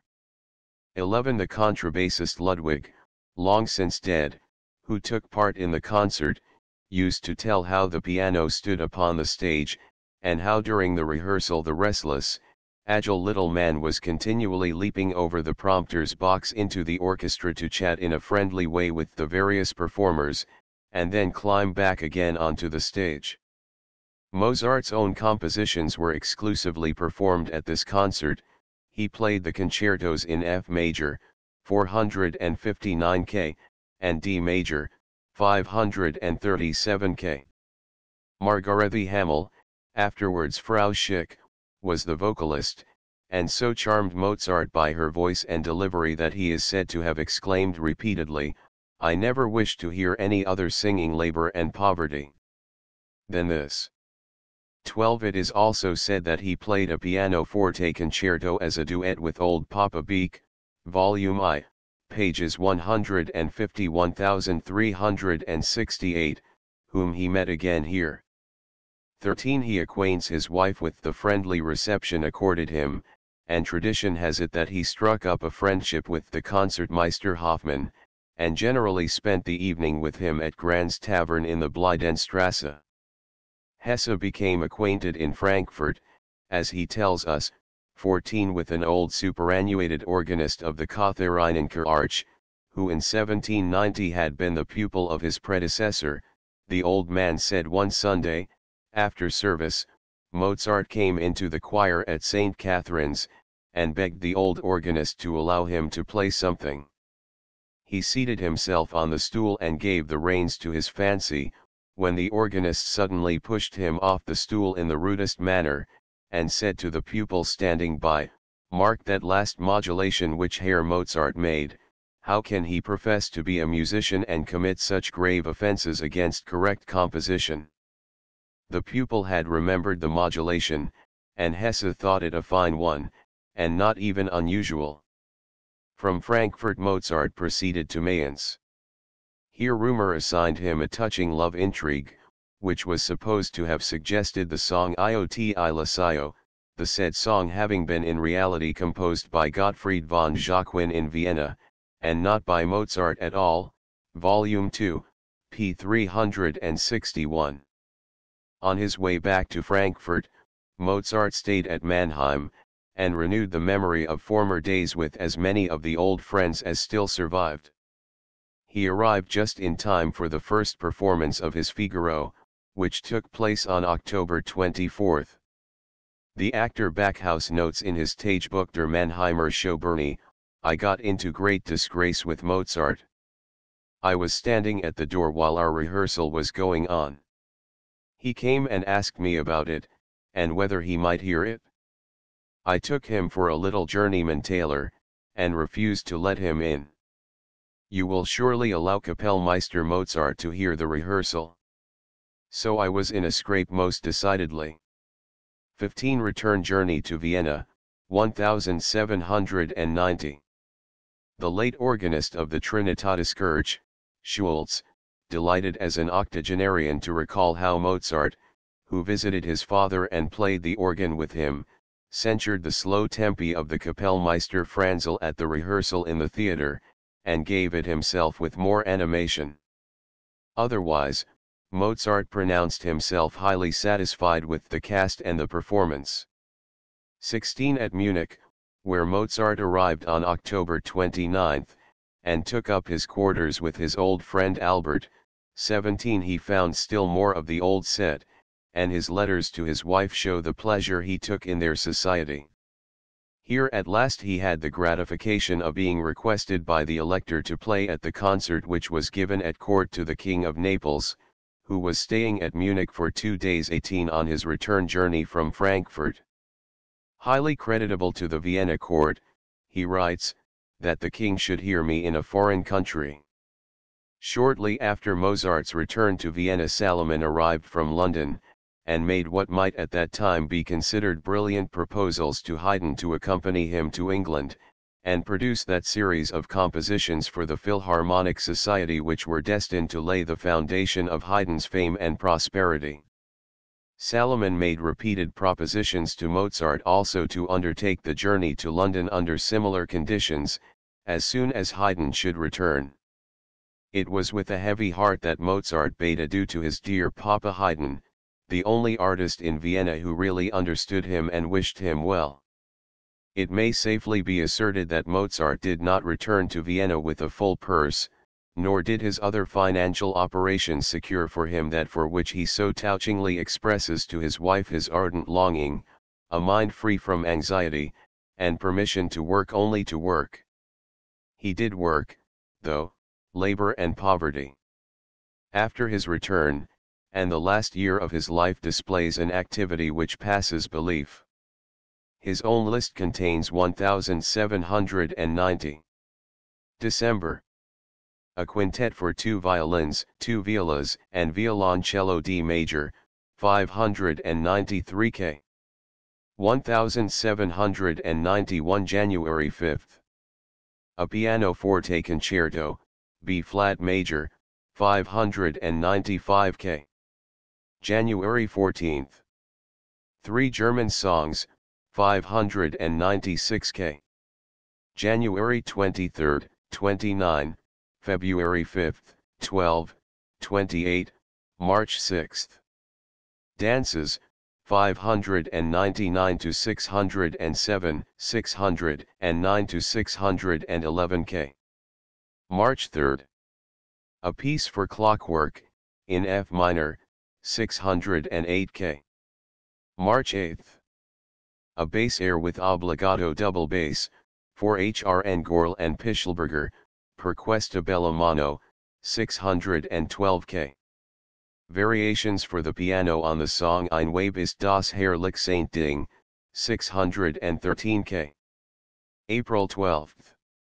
A quintet for 2 violins, 2 violas, and violoncello, in E flat major, 614 K. April 20.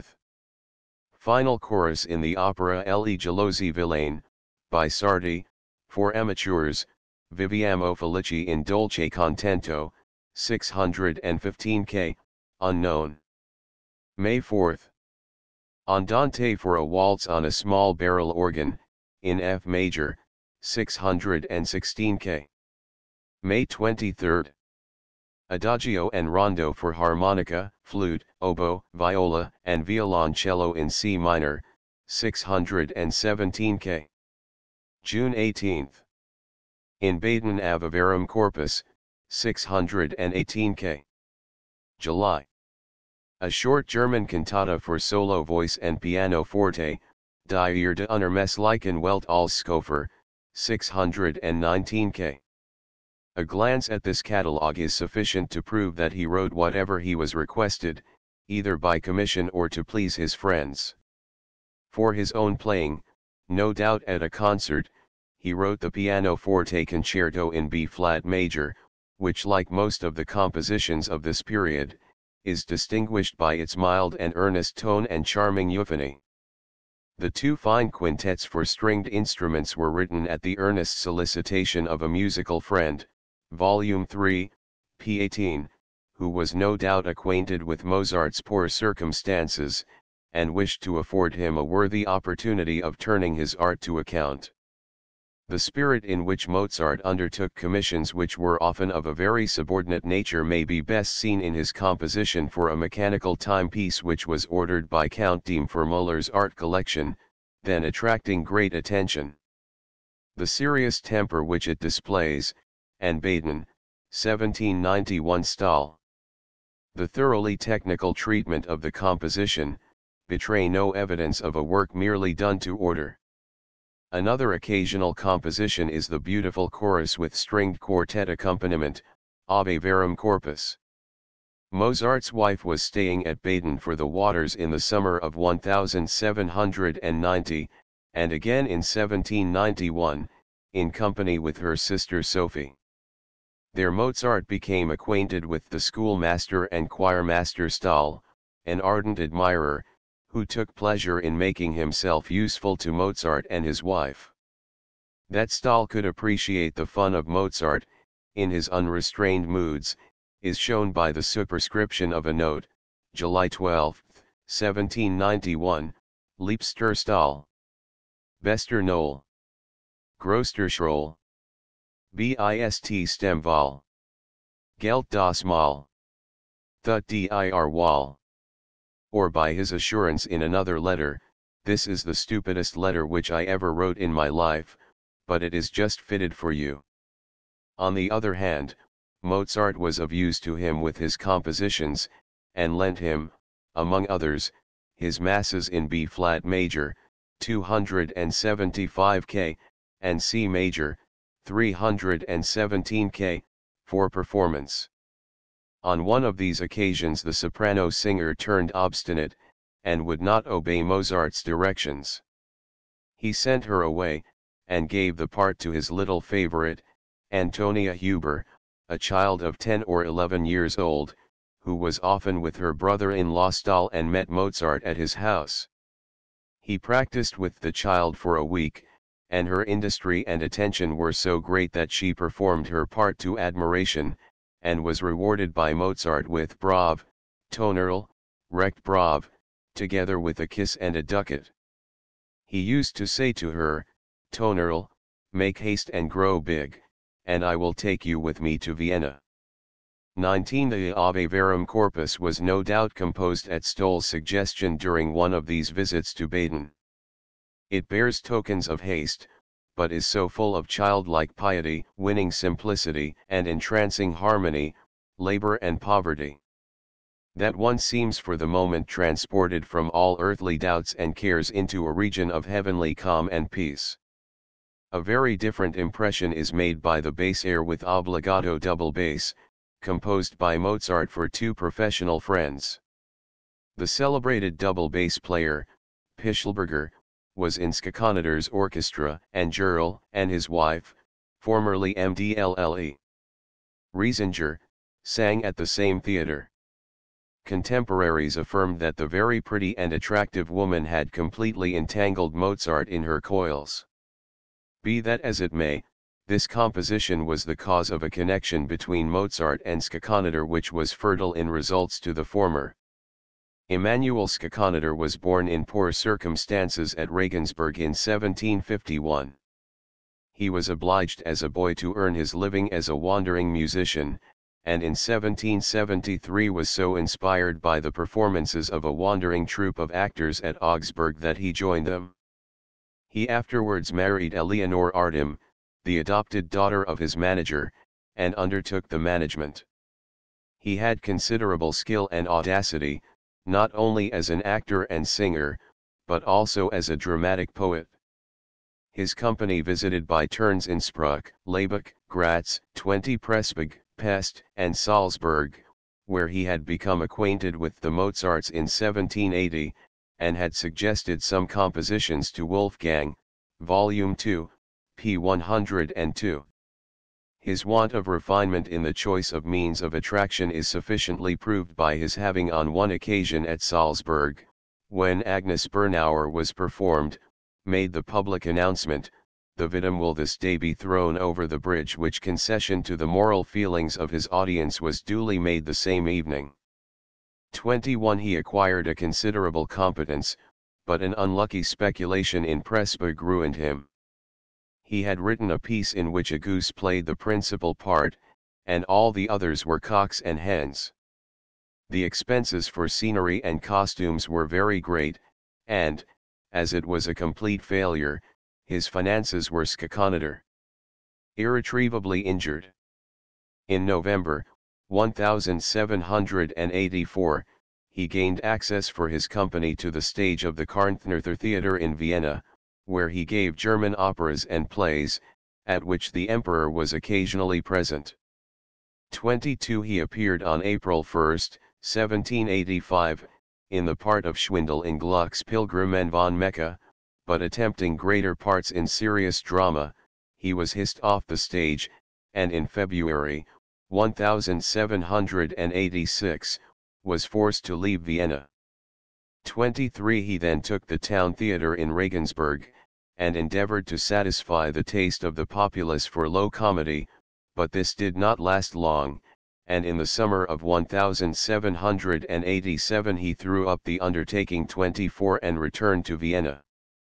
His wife had in the meantime remained at the theatre in the Free House auf der Wieden, 25, and had taken the management of it from Friedel.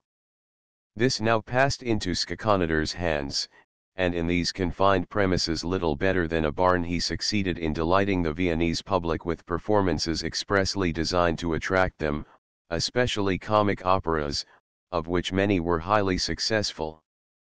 26. What he wanted in cultivation, he could barely write or reckon, he made up for in sound mother wit, practical experience, and knowledge of stage routine. His audacity was equal to his frivolity, and he found a way out of every dilemma. He was addicted to sensual gratification, a parasite, and a spendthrift, and in spite of his large income was often hard pressed by his creditors. 27. During one of these periods of embarrassment, in the spring of 1791, 28, May 7 is given as the date, he had recourse labor and poverty.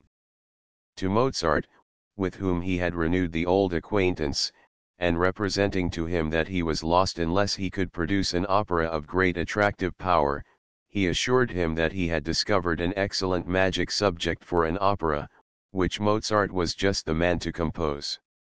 Mozart's irresistible inclination for operatic composition, his natural good nature and regard for a brother Freemason, and, as it was said, the influence of Madame Gerl, all combined to induce him to make the attempt. If we make a fiasco, I cannot help it, for I never wrote a magic opera in my life. Schackanader gave him the first sketch of the Zauberflöte, and, knowing how difficult it was to bring Mozart to the point of writing, he arranged a little garden house in the courtyard of the free house for his use, so as to keep him under his own eye. Here, and in Josefsdorf, on the Kahlenberg, where his room in the casino is still shown, 29 Mozart wrote the greater part of the Zauberflöte. Schackanader was at hand to discuss points of detail, to make necessary alterations, and above all to have his own part written to his mind. He had a poor bass voice, was uncultivated, but not unmusical, and could execute his songs in a dashing and effective manner. He knew perfectly in what consisted his best effects, and insisted on having simple, popular melodies, which Mozart was compliant enough to go on altering until Schackanader was satisfied. The song Ein Mädchen oder Weibchen, after many attempts, was, it is said, suggested by a melody hummed by Schackanader himself. It has been remarked that the beginning is identical with the 7th and 8th lines of Skandelis, d. 1580, chorale, Nun lob mein Ziel den Herren. See page. Image is sung to the same melody. 30 a sure proof of its popularity. The duets bei Mannern Welch Liebevollen, and composition of the Zauberflöte Papageno were repeatedly rearranged in deference to Schackanader's wish. His want of any hesitation in the matter is proved by the following note from him, preserved by Al Fuchs in his collection. Dear Wolfgang, herewith I return your dash, which I like fairly well. It will do, at any rate. We shall meet this evening at the usual place. Yours, E. Schackanader. But Schackanader took care to keep his composer in good humor by frequent invitations to his table, where both eating and drinking were of the best, and by introductions to the jovial and free-living society in which he himself moved, and which also included A. Stadler, the man who so shamefully abused Mozart's good nature, Volume 2, p. 309. The pressure of external circumstances, of growing domestic troubles, and the bitter feeling of failure and disappointed hope, combined with his own excitable nature to cause Mozart to seek for distraction and forgetfulness in the whirl of a pleasure-loving life.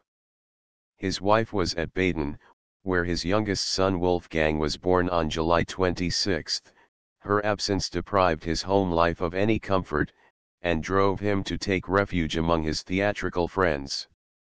Folly and dissipation were the inevitable accompaniments of such an existence, and these soon reached the public ear, combining with the exaggerated accounts current of the loose life led by Schackanader and his associates to cover Mozart's name for several months with an amount of obloquy beyond what he deserved. Volume 2, p. 270. While the Zauberflöte was in course of composition, De Ponte, who was obliged to leave Vienna, tried to persuade Mozart to accompany him to London, and there take an active part in the production of Italian opera. Mozart turned a favorable ear to the project, but demanded a delay of 6 months for the completion and performance of his opera, to which De Ponte could not agree. 31 in July, 1791, the work was so far advanced that he was able to insert the opera in his catalogue as virtually complete. The rehearsals had begun as Labor and Poverty. Soon as the voices and bass parts were ready, the working out of the instrumentation being left, as usual, to the last. It was at this juncture that Mozart received an unexpected commission in a very singular manner. 32 A stranger, a tall, thin grave-looking man, dressed from head to foot in grey, and calculated from his very appearance to make a striking and weird impression, presented him one day with an anonymous letter begging him with many flattering allusions to his accomplishments as an artist to name his price for composing a requiem, and the shortest time in which he could undertake to complete it. Mozart acquainted his wife with the circumstance, and assured her that it gave him great satisfaction, since he had long wished to try his powers once more on this species of composition, and to produce a work that both friends and foes might admire and study after his death. The innovations in church music introduced by the Emperor Joseph had been swept away by his successor, and the services of the church were once more performed after the old fashion. Mozart was anxious therefore to impress upon the Emperor Leopold II, as the supreme arbiter, his familiarity with the Orthodox Church style, and the present seemed a favorable opportunity for the purpose. After consultation with his wife he announced his readiness to undertake the commission, but without fixing a term for its completion, and naming as his price 50, some say 100, ducats, whereupon the messenger again appeared, paid the stipulated sum, and promised an addition on the delivery of the finished work. Mozart was enjoined to compose the requiem according to his own will and pleasure, and to make commission for the requiem. No endeavor to discover his mysterious patron, an endeavor which would certainly prove in vain. It is now proved beyond doubt that Count Franz von Walsegg of Stuppach was the patron in question, and that he ordered the requiem in memory of his late wife, Anna Edlin von Flamberg. The mysterious messenger was his steward Lutjeb, whose personal appearance has been described to me by Grillparzer. Count Walsegg was a zealous lover of music, a good flautist, and a moderately good violoncello player. He had quartet parties every Tuesday and Thursday, and theatrical performances every Sunday, in which his family and retainers took active part. But he was also ambitious to figure as a composer. He used to order quartets from different composers, always anonymously and with the offer of handsome payment. 33 These he would then copy with his own hand, and have the parts written out from this score. After performance he would set the players to guess the composer. They, fully aware of the mystification, invariably flattered his weakness by guessing himself, and he with a deprecating smile would tacitly admit the imputation. This explains the mysterious origin of the Requiem. He rewrote Mozart's score, gave the parts to be copied from his duplicate, with the title of Requiem Composto dal Conte Walsegg, and himself directed the performance of it on December 14, 1793. Before Mozart had set himself in earnest to this task, he received in the middle of August a fresh commission which brooked of no delay. A festival opera was to be performed at the approaching coronation of Leopold II as King of Bohemia in Prague. The subject chosen was Metastasio's Clemenza di Tito, and again it was the people of Prague who made good the deficiencies of the Viennese. The states called upon Mozart to compose the opera. For reasons which do not appear, their decision was so long delayed that there remained only a few weeks for the composition and rehearsal labor and poverty of the opera. After making all preliminary arrangements, Mozart set out for Prague. As he was in the act of stepping into the traveling carriage with his wife, the mysterious messenger appeared, and touching his wife on the arm, asked how it would fare with the Requiem now. Mozart excused himself by alleging the necessity of his present journey, and the impossibility of acquainting his unknown patron with it, and promised that it should be his first work on his return if the delay were granted him. With this the messenger declared himself satisfied. Mozart worked at his opera during the journey, making sketches in the carriage, and working them out at the inn where they stopped for the night. He must have intended the part of Sextus to be taken by a tenor, for in 2 sketches of the duets with Vitellia, I, and Annius, 3, Sextus is a tenor, which of course necessitated a plan and treatment altogether different. He cannot have received definite instructions as to the cast of the opera until he was in Prague, But then he set to work with so much ardor that in the course of 18 days the opera was finished and in rehearsal. 34 He called in the assistance of a young composer named Franz Sussmayer, one of his pupils, who is said to have written the secco recitatives. What makes this the more probable is the fact that in the original score there is no secco recitative at all. But the further assertion that Sussmayer composed the airs for Servilia, Annius, and Publius, and arranged the instrumentation of some other pieces, 35 is disproved by the existence of almost all the numbers in Mozart's handwriting. 36 First performance of Titus, 1791. The opera was performed with great magnificence 37 on September 6, the coronation day, after the banquet, before the royal family and an invited audience, in the National Theatre. 38 The cast was as follows. See page image. The Empress is said to have expressed herself very disdainfully concerning the porcheria of German music, and it is certain that the first performance of Titus was far from being a success. 39 Niemetschek is of opinion, p. 112, that the public were too excited by the gorgeous coronation festivities to be disposed to listen to the calmer beauties of Mozart's music. Mozart, accustomed to find consolation for so much slighting indifference in the enthusiastic applause of the Prague audiences, was thoroughly cast down by his failure, the more so as he was unwell when he arrived, and his indisposition had been increased by his extraordinary exertions.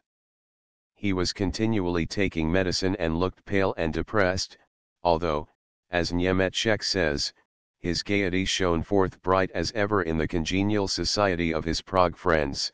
At his parting from the familiar circle he was so overcome as to shed tears. 40 Labor and Poverty. If it be true that Così fan tutte is in all essential points an opera buffa, it is no less certain that Titus may take its stand as a veritable opera seria. Metastasio wrote La Clemenza di Tito in 1734, and it was performed with Caldera's music on the name day of Charles VI.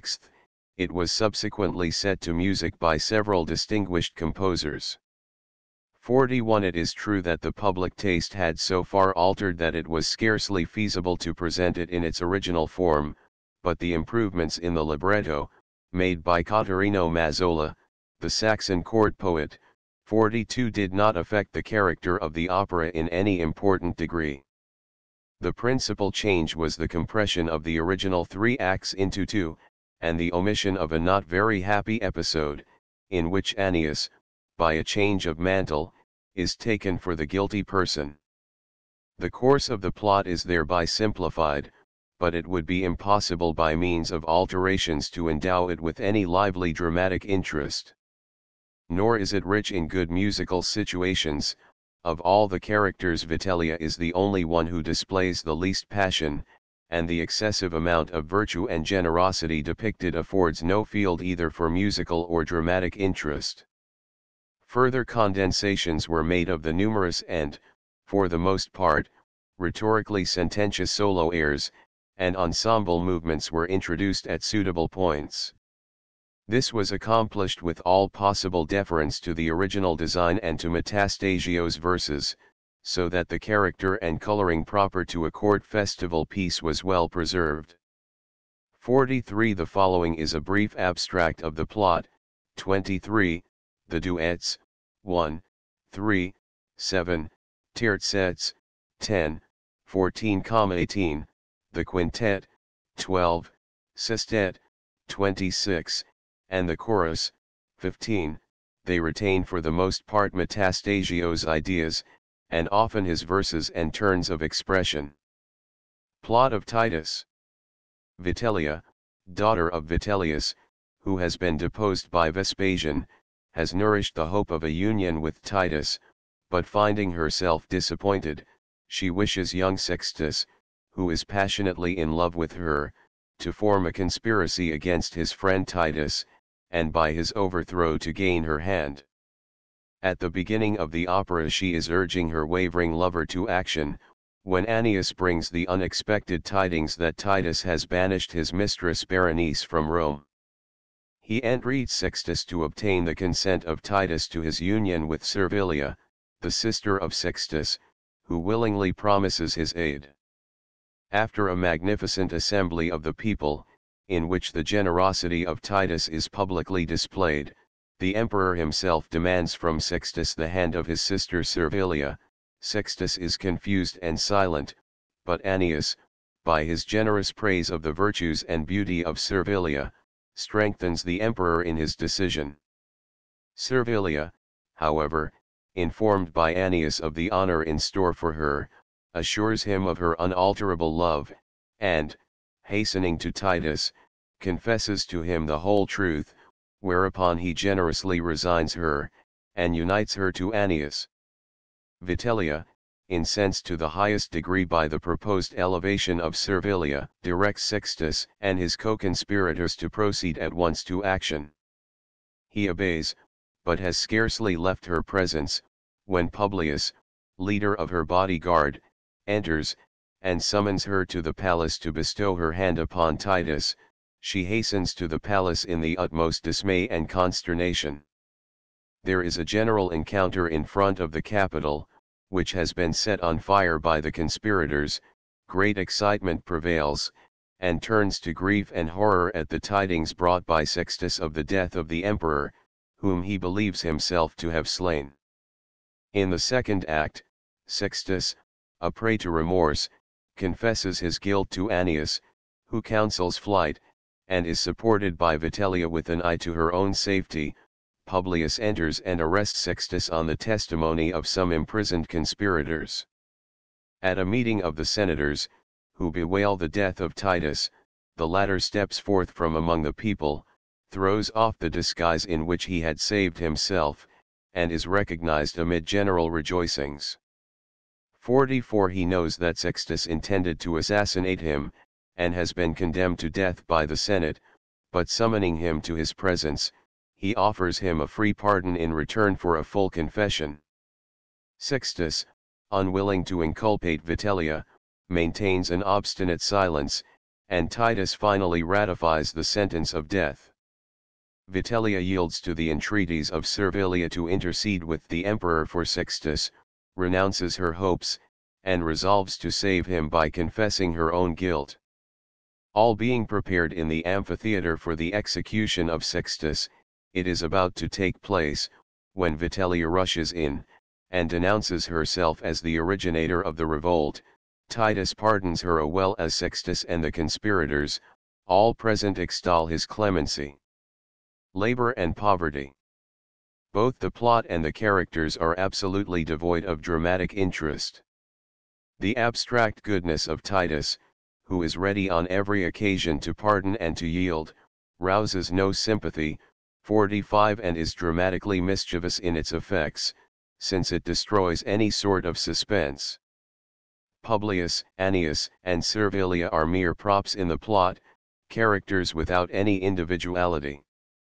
Sixtus is a purely passive instrument, wavering between love and remorse, without force or decision.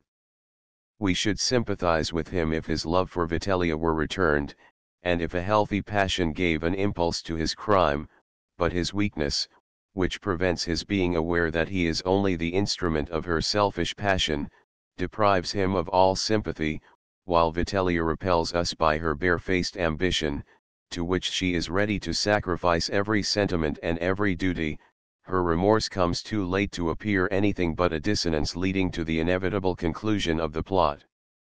This internal weakness in the characters is emphasized by Metastasio's poetical treatment of the plot. His dainty style was specially suited for court poetry and its corresponding musical expression, and his dexterity in the handling of the accepted forms of composition made his task a comparatively easy one. But even without taking into account the revolution which had taken place in the drama, we may judge from Figaro and Don Giovanni that what in Metastasio's time was of advantage to the composer had now become fetters binding him to forms and dogmas which were virtually obsolete. We find traces throughout of the opera seria, which Mozart had abandoned long ago, but which he was constrained here to resume. Metastasio's graceful daintiness of style, 2, was even more injurious in the taste it encouraged for mere amusement of the trifling kind that was looked for at the opera at that time, giving an unseemly effeminacy of tone to the opera seria, and running an equal risk of degenerating into mere trifling or empty pomp and show. If, in addition to this, it be remembered that Mozart's express directions were to compose an occasional, a festival opera, for which two singers had Titus overture ensembles been summoned from Italy, and would demand to be shown at their best, and that he composed the opera against time, and struggling with illness, it will scarcely be expected that an unqualified success should follow such a combination of untoward circumstances. The character of a brilliant festal piece is at once suggested by the overture, which begins appropriately by a solemn introita, with a long-drawn climax. The first bars recall the overture to Idomeneo, which, however, in earnestness and dignity of tone, and originality of invention, far surpasses that to Titus. The second theme so announced falls short of expectation, being weak and trifling, 46, and even the subject selected for harmonic contrapuntal treatment, see page image, skillful and brilliant as the treatment is, has in itself no special interest, so that when the prelude recurs to form an effective conclusion, the principal impression remaining is one of brilliant display. The march, 4, and the choruses, 5, 24, as well as the finale, 26, sestetto con coro, in which short solo passages alternate with the chorus, maintain this festive character. They are brilliant and flowing, pleasing and melodious, and answer for their purpose and the situation without laying claim to original invention or characterization. Only the chorus with which Titus is received before he pronounces judgment upon Sextus, 24, has a fine expression of solemn dignity, suggested not so much by the words, which are trivial enough, as by the character of the situation. It was a happy touch to make the chorus, after the unexpected deliverance of Titus, 15, express delight, not with jubilant outcries, but with the suppressed joy of bewildered amazement. Nevertheless, this chorus is too light and fugitive for the situation. Labor and poverty. The tenor part of Titus displays most clearly the influence of the old opera seria, Metastasio's words, consisting of general axioms, being retained for all his three airs, 6, 8, 20. The two first are short and melodious, but not deeply suggestive, 47. The last retains the old aria form with a long middle movement and return to the first allegro, together with bravura passages quite in the old style. The report that the tenor Baglioni found that Mozart and not an Italian composer had been engaged to write the opera, and that they quarreled in consequence, 48, is the more improbable since Baglioni was the same singer for whom Mozart had written Don Ottavio. Servilia's air, 2, indicated, after the old style, with tempo di menuetto, the two airs for Annius, 13, 17, 49, and that for Publius, 16, are all both in design and treatment proper to secondary parts, without musical significance or individual characterization. The main weight, therefore, fell according to custom upon the two prime done, who played Sextus and Vitellia. The fact that the parts of the lovers, Sextus and Annius, were soprano, was an objectionable relic of the old opera seria, and that Sextus should have been played by a female and not a male soprano was a progress indeed for humanity, but not for the drama. True characterization is impossible when a woman in man's clothes plays the lover, and the case is not improved by the weak, womanish character of Sextus. His passion for Vitellia becomes a thing contrary to nature, and the deeper the dramatic conception of the part the more repulsively does this appear. Of necessity, therefore, vocal execution comes to the foreground. The first air of Sextus, Parto I, 9, fails at once in dramatic interest from his having already repeatedly assured Vitellia of his blind obedience, if she will only bestow upon Titus Sextus him one glance of love. The musical design and working out are those of a grand bravura air. Tenderness, tinged with only an occasional dash of heroism, prevails throughout the two movements, Adagio 3-4 and Allegro 4-4. An obbligato clarinet goes with the voice, and the strictly concertant treatment of this instrument gives its chief interest to the musical working out of the song.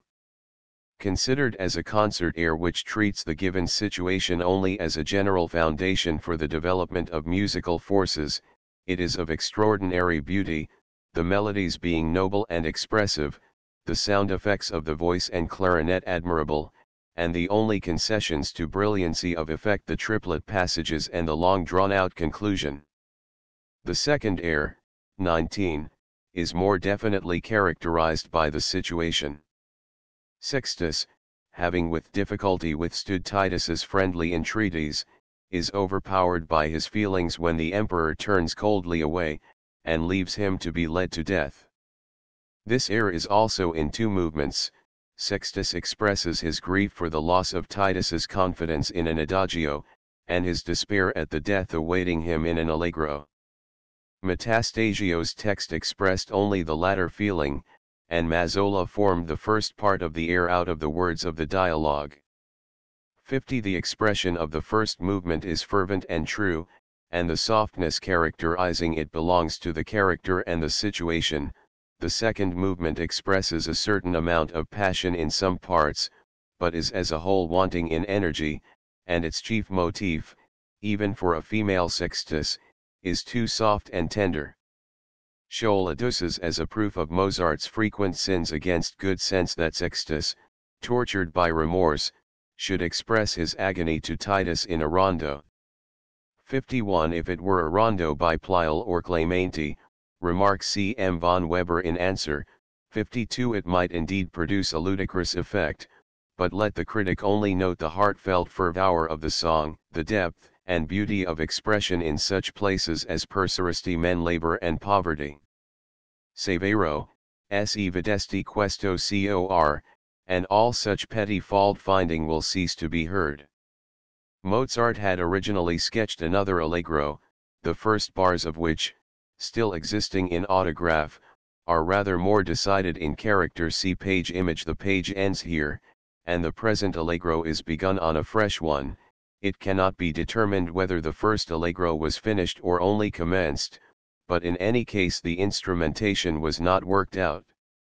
Vitellia is the only character in the opera displaying anything like passion or strength of feeling. The singer Maria Marchetti, b. 1767, married to the tenor Fantozzi in 1788, had acquired great renown in Italy and Milan, whence she was summoned to Prague.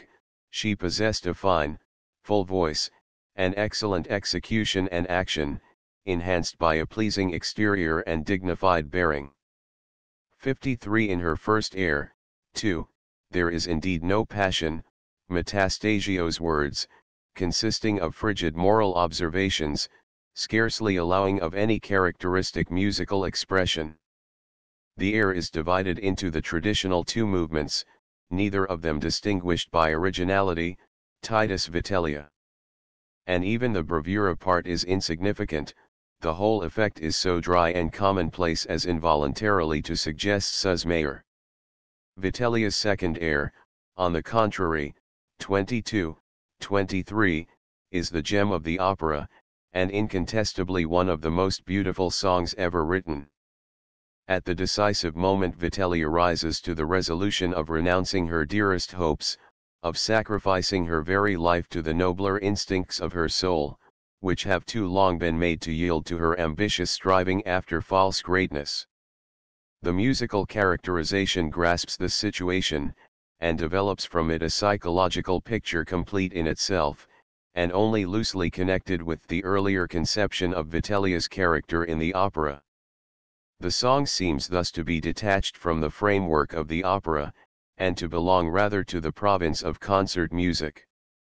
This idea is strengthened by the design, treatment, and compass of the two movements, as well as by the introduction of the obbligato basset horn, which is treated so as to accord with the voice part, without any brilliant bravura.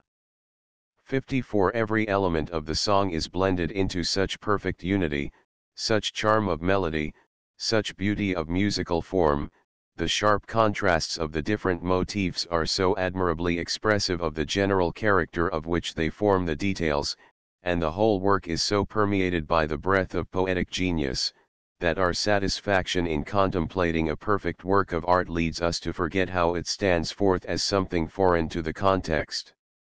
Even the introductory recitative is a masterpiece of telling expression, and in the air itself the noble beauty of the different motifs is tinged with a sadness amounting to gloom, but so sublime as to inspire the same emotions with which we gaze at the Niobe. The ensembles with which the opera is provided are only in part of any dramatic significance, and where this is wanting the musical interest also suffers. The duets especially are not important either in length or labor and poverty. Substance.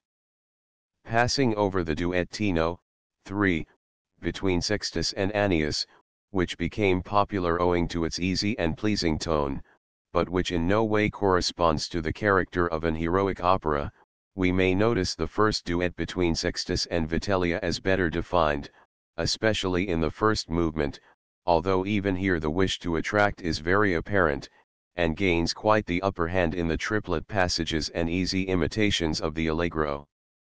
An expression of tender feeling is more appropriate to the short duet between Annius and Servilia, and the loveliness of the music makes up for the absence of tragic seriousness. The three terzets are better placed, and more suitable to their dramatic situations, but even they fail to elicit dramatic contrasts by giving to each character an equal and characteristic share in the piece. Thus, in the first terzet, Vitellia alone is inspired with lively emotion, Annius and Publius being mere passive spectators. It is at the moment when she has dispatched Sextus to the murder of Titus that she is informed of the emperor's choice of her as his consort. In vain she strives to recall Sextus, she feels that she herself is the destroyer of her happiness. An agitated violin passage, with rapid changes of harmony intensified by suspensions, expresses the excitement and consternation to which she gives vent in detached and broken exclamations, but the calm observation of the two others come un gran contento, come conf onde un cor, chills the expression of Vitellia's emotion, so that the combination of the voices, instead of producing a climax as it ought, weakens the passion of the movement and prevents its rising to more than a momentary prominence. The second terzet, 14, was suggested by an air of Metastasio, se mi senti spir arti sul volto, which was a favorite subject with the old composers. 55. It begins with the tender Titus ensembles. Farewell of Sextus to Vitellia, stricken with shame and dismay. This contrast would have made an excellent opportunity for musical effect if Publius had supplied the connecting link by the addition of a new and important element in the situation. Instead of this, he remains a mere passive spectator, and does not increase the pathos of the situation at all. Sextus gives the tone here, as Vitellia in the previous terzet, and the tender softness of his farewell scarcely allows expression to the true significance of the situation. Otherwise, however, this terzet is superior to the first in the freer development of the voice parts. The third terzet, 18, has a beautiful and expressive first movement, but its second movement is too slight in design and too little worked out for its situation. The opera contains one movement, however, altogether worthy of Mozart, and this is the first finale. It is true that even this is far from possessing the greatness of design or the wealth of elaboration of the finales of the earlier operas. It does not pretend to be more than a representation of the situation, but it is earnest and weighty in tone, and possesses features of unsurpassed loveliness. The finale is introduced by a soliloquy for Sextus, in which he pours out the doubt and self-reproach which torture his mind, An unaccompanied recitative expresses this condition with an amount of truth and energy elsewhere entirely wanting to the part of Sixtus. When he sees the Capitol in flames, and is convinced that his repentance comes too late, he becomes more collected, and the quintet begins with his finely expressed wish to save Titus or to die with him. Then he has to evade the questions of Annius, who hurries in full of sympathy. Servilia, Publius, and Vitellia enter in quick succession, full of anxiety and horror.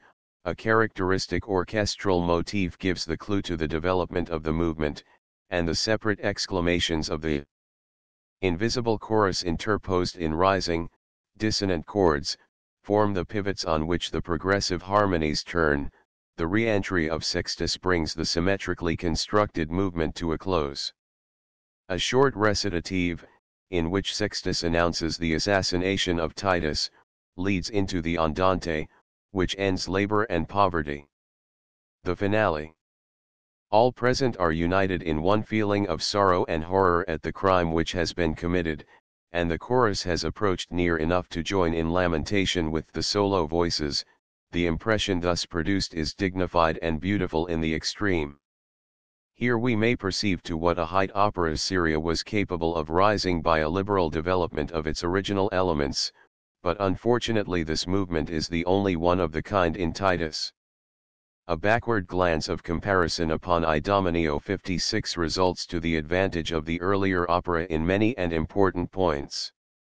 It is true that the conventional forms of the opera seria are there more strictly preserved, but a fresh vigorous effort is at the same time made to give them meaning and substance, and pass their narrow bounds wherever possible. While in Titus the composer has been content to compromise the matter by preserving the semblance of form, but no more. Thus forms intended to be largely treated, such as the division into two movements, are often so lightly and vaguely treated as to lose all dramatic interest, and still more marked is the tendency of the tragic and serious conception of the opera to degenerate into mere pleasing gracefulness. The advantages of the later work in a freer and easier flow of melody, in a more mature and cultivated taste, were more than counterbalanced by the loss of depth and force of musical construction, a loss which is all the more perceptible from the grandeur of the background afforded by a subject taken from the Roman imperial age, which even in Metastasio's adaptation was not wholly obscured, and under happier circumstances would have sufficed to inspire Mozart to a nobler creation.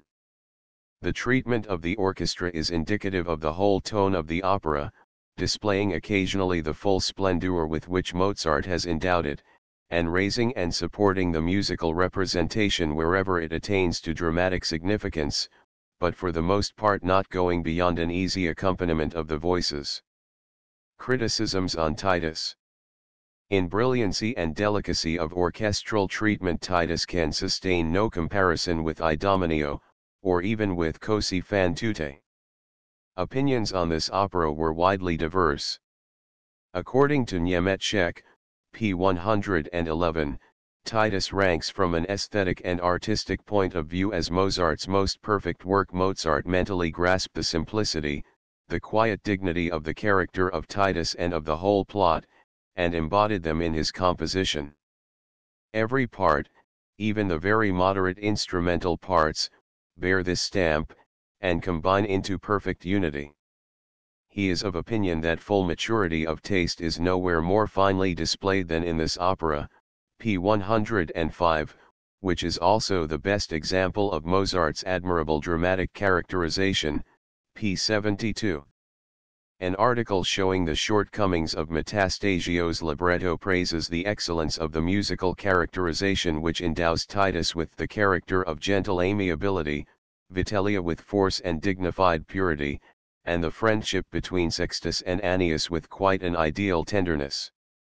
57 Joel, on the contrary, Brief ub Digus Mac, p. 59, maintains that with the exception of a few pieces the opera is so dry and tiresome that it might rather be taken for the first attempt of budding talent than for the product of a mature mind. He quotes the criticism of an Italian, considered one of the best judges in Naples, that flashes of genius shone out here and there in the more serious airs, which showed what Mozart would have been capable of under happier guidance.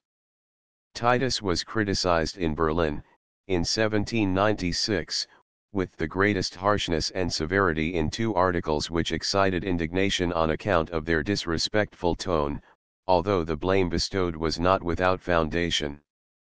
58 With a juster regard to circumstances, Rochlitz says, 59 Being only human, he was constrained either to produce an altogether mediocre work, or one of which the principal movements were very good, and the minor ones light and easy, and suited to the taste of the multitude. With right judgment he chose the latter. It was perhaps this accommodation of the music to the taste of the public, and the concessions made to the popular love of gorgeous scenery and spectacular effects, which gained for Titus an enduring place on the German stage, although it was never received with the same favor as Don Giovanni, Figaro, and the Zauberflöte. The opera was produced for the first time in London in 1806 for the benefit of Madame Billington, being the first of Mozart's operas performed in England. 60 It was given successfully in Paris in 1816, 61, and in Milan at the Teatro Re in the following year. 62. Chapter Slien. Die Zauberflöte. Disappointed and suffering, Mozart returned to Vienna in the middle of September. While his wife again repaired to Baden, he divided his time between the labors involved in the completion and scenic arrangements of the Zauberflöte, 620 K, and the Requiem. The chorus O Isis und Osiris, Papageno's song, which Sciconnator had stipulated for, and the second finale, must have been written after September 12. On September 28 he completed the overture and the march which formed the introduction to the second act. After many rehearsals under the conductorship of the Kapellmeister Henneberg, then still a very dramatis personae young man, the first performance took place on September 30. Mozart conducted at the piano, and Sussmayer turned over for him. The playbill ran as follows: 2 page image. This day, Friday, September 30, 1791, the company of the Imperial Theatre auf der Wieden have the honor of performing for the first time Die Zauberflöte. Grand Opera in 2 acts, by Emanuel Sciconnator. The music is by Herr Wolfgang Amade Mozart, Kapellmeister and Imperial Chamber composer. Esteem for an appreciative public and friendship for the author of the work have induced Herr Mozart to consent on this occasion to conduct the orchestra in person. 3 books of the opera, with 2 copperplate engravings, representing Herr Sciconnator in his actual costume as Papageno, may be had at the box office, price 30 kreuzers. The scenery and stage accessories have been intrusted to Herr Gale and Herr Nesthaler, who flatter themselves that they have performed their task with all due regard to the artistic requirements of the piece. Die Zauberflöte. The success was not at first so great as had been expected, and after the first act Mozart rushed, pale and excited, behind the scenes to Sciconnator, who endeavored to console him. In the course of the second act the audience recovered from the first shock of surprise, and at the close of the opera Mozart was recalled. He had hidden himself, and when he was found could with difficulty be persuaded to appear before the audience, not certainly from bashfulness, for he was used by this time to brilliant successes, but because he was not satisfied with the way in which his music had been received. The story that Haydn consoled Mozart by his approbation is untrue, for he was in London at the time. But Schenk relates in his manuscript autobiography that he had a place in the orchestra at the first performance, and that after the overture, unable to contain his delight, he crept along to the conductor's stool, seized Mozart's hand and kissed it. Mozart, still beating time with his right hand, looked at him with a smile, and stroked his cheek. At the second performance on the following day he again conducted, but afterwards resigned the conductorship to Henneberg.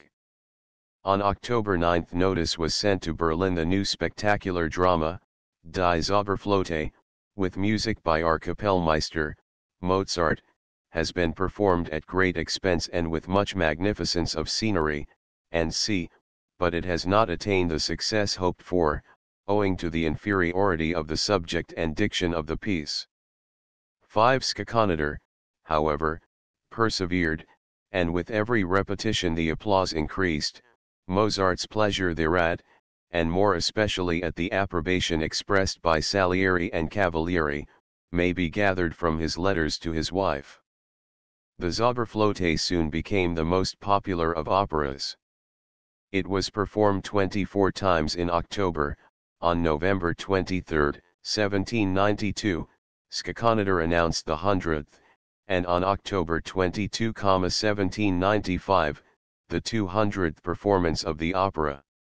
6. Die Zauberflöte. Schackanader 7 had long varied his favorite farcical pieces by the production of operas, either adaptations of earlier ones or works expressly composed for him. 8. And in 1791 he had achieved a great success with the romantic comic opera Oberon, König der Elfen, adapted by Gieske from Wieland, and composed by Wranitzky, 1756–1808. 9. The brilliant appointments of scenery, costume, and machinery, and the satisfaction with which the dramatization of Wieland's universally popular poem was viewed by the public, heightened the interest in the opera to a degree far beyond the deserts of the light and popular music. It was first performed in Frankfurt during the coronation festivities in 1790, and, rapidly spreading over the whole German stage, shared, and for a short time rivaled, the popularity of the Zauberflöte. 10. In order to assure himself of a repetition of this success, Schackanader selected as a subject for his new opera the tale of Lulu, Oder die Zauberflöte, from Wieland's Tchinistan. 11. The story is briefly as follows. In the kingdom of Khorasan there dwelt in an old magician's castle the good fairy Paraphirame, called the Radiant Fairy. Hunting in the neighborhood, Prince Lulu, son of the king of Khorasan, enters the usually avoided castle, and the fairy, appearing to him in her full radiance, promises him rich reward if he will obey her behests.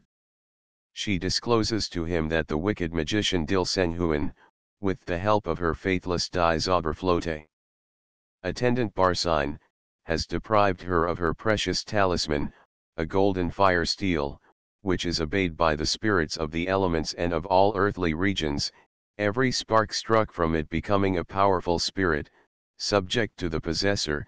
None but a youth whose heart is as yet untouched by love can regain the talisman for her by stratagem. She designates Lulu as her deliverer, and promises him the best gift that she has if he will undertake the task.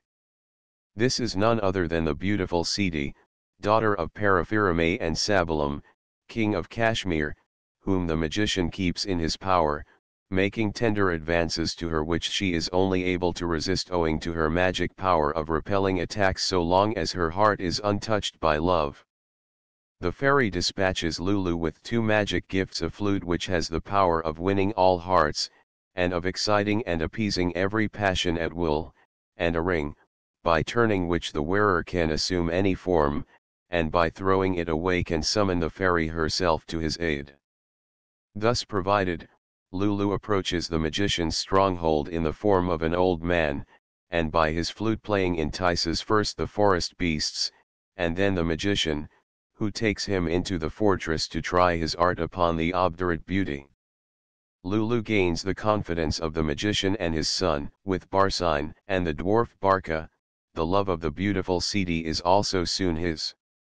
He succeeds in throwing the magician and his companions into a deep sleep during a banquet, and possesses himself of the talisman. By the aid of the Genu now subject to him, and finally by the appearance of the fairy, he overcomes all the dangers and obstacles prepared for him by the magician, who is finally changed into an OWI, and flies away with his son, similarly transformed. The fairy destroys the fortress and carries the lovers to her castle upon her cloud chariot. There the kings of Khorasan and Kashmir bless their union. 12. This story was treated as follows in Skakanader's opera. The Japanese prince, Tamino, while hunting, is pursued by a great serpent, and falls in a swoon. 3 ladies of the Queen of Night slay the monster. On the awaking of the prince there enters the bird-catcher Papageno, the comic character of the opera, contrasting in the traditional manner with the grave heroic lover, who does not, however, display any great daring here. Papageno is a good-tempered, pleasure-loving, loquacious poltroon, whose feather costume is a sort of reminiscence of Skakanader's bird comedies. He gives himself out to Tamino as the slayer of the dragon, but is punished for his boasting by the veiled ladies, who reappear and fasten up his mouth with a padlock, at the same time presenting the prince with the portrait of a beautiful damsel, of whom he instantly becomes deeply enamored. Hearing that the original of the portrait is Pamina, daughter of the queen of the libretto rival theatres, Night, and that she has been carried away by a wicked demon, he swears to free her from the power of the enemy, whereupon the queen herself appears and promises him the hand of her daughter as the reward of his success. The ladies then command Papageno, from whose mouth they remove the padlock, to accompany Tamino to the castle of the magician Sarastro, which he is reluctantly obliged to do. They provide Tamino with a magic flute, Papageno with a chime of bells, and promise that 3 boys, young, beautiful, pure, and wise, shall hover round them as guides. 13. In Sarastro's castle Pamina, who has endeavored by flight to escape the hated advances of her jailer and tormentor, the Moor Manos Tatos, has been recaptured and is kept in bondage. Papageno makes good his entry. He and the Moor are mutually alarmed at each other's appearance, and run away in opposite directions. Papageno, venturing in again, finds Pamina alone, and acquainting her with Prince Tamino's commission from her mother to liberate her, they hasten to seek for him together. So far the original story has been followed in its essential parts. The modifications which have been made in the characters and situations to enhance the dramatic interest are such as would occur naturally in the development of the story. But when Skakanader had proceeded thus far in his adaptation, he learnt that an opera founded on the same story was finished and about to be produced at the Leopoldstadt Theatre, which often placed itself in competition with his. It was in 1781 that Marinelli opened his newly erected theatre in the Leopoldstadt. 14. He produced operas, among which the Sonnenfester Braminen had a great run, and after the brief span of popularity which German opera had enjoyed at the National Theatre, the suburban theatre became a formidable and finally a successful rival. But the proper element of this theatre was in popular farces. The comic actor Laroche had created the part of Kasperl, the direct descendant of Hans Wurst, and the people were never tired of seeing him play his coarse tricks and antics in the most widely different situations. It had been the custom to bring Hans Wurst into contact with witches and magicians, die Zauberflote. And Kasperl was consequently introduced to the same society, with some differences in coloring, due to French taste and to the Eastern fairy tales disseminated mainly by Wieland.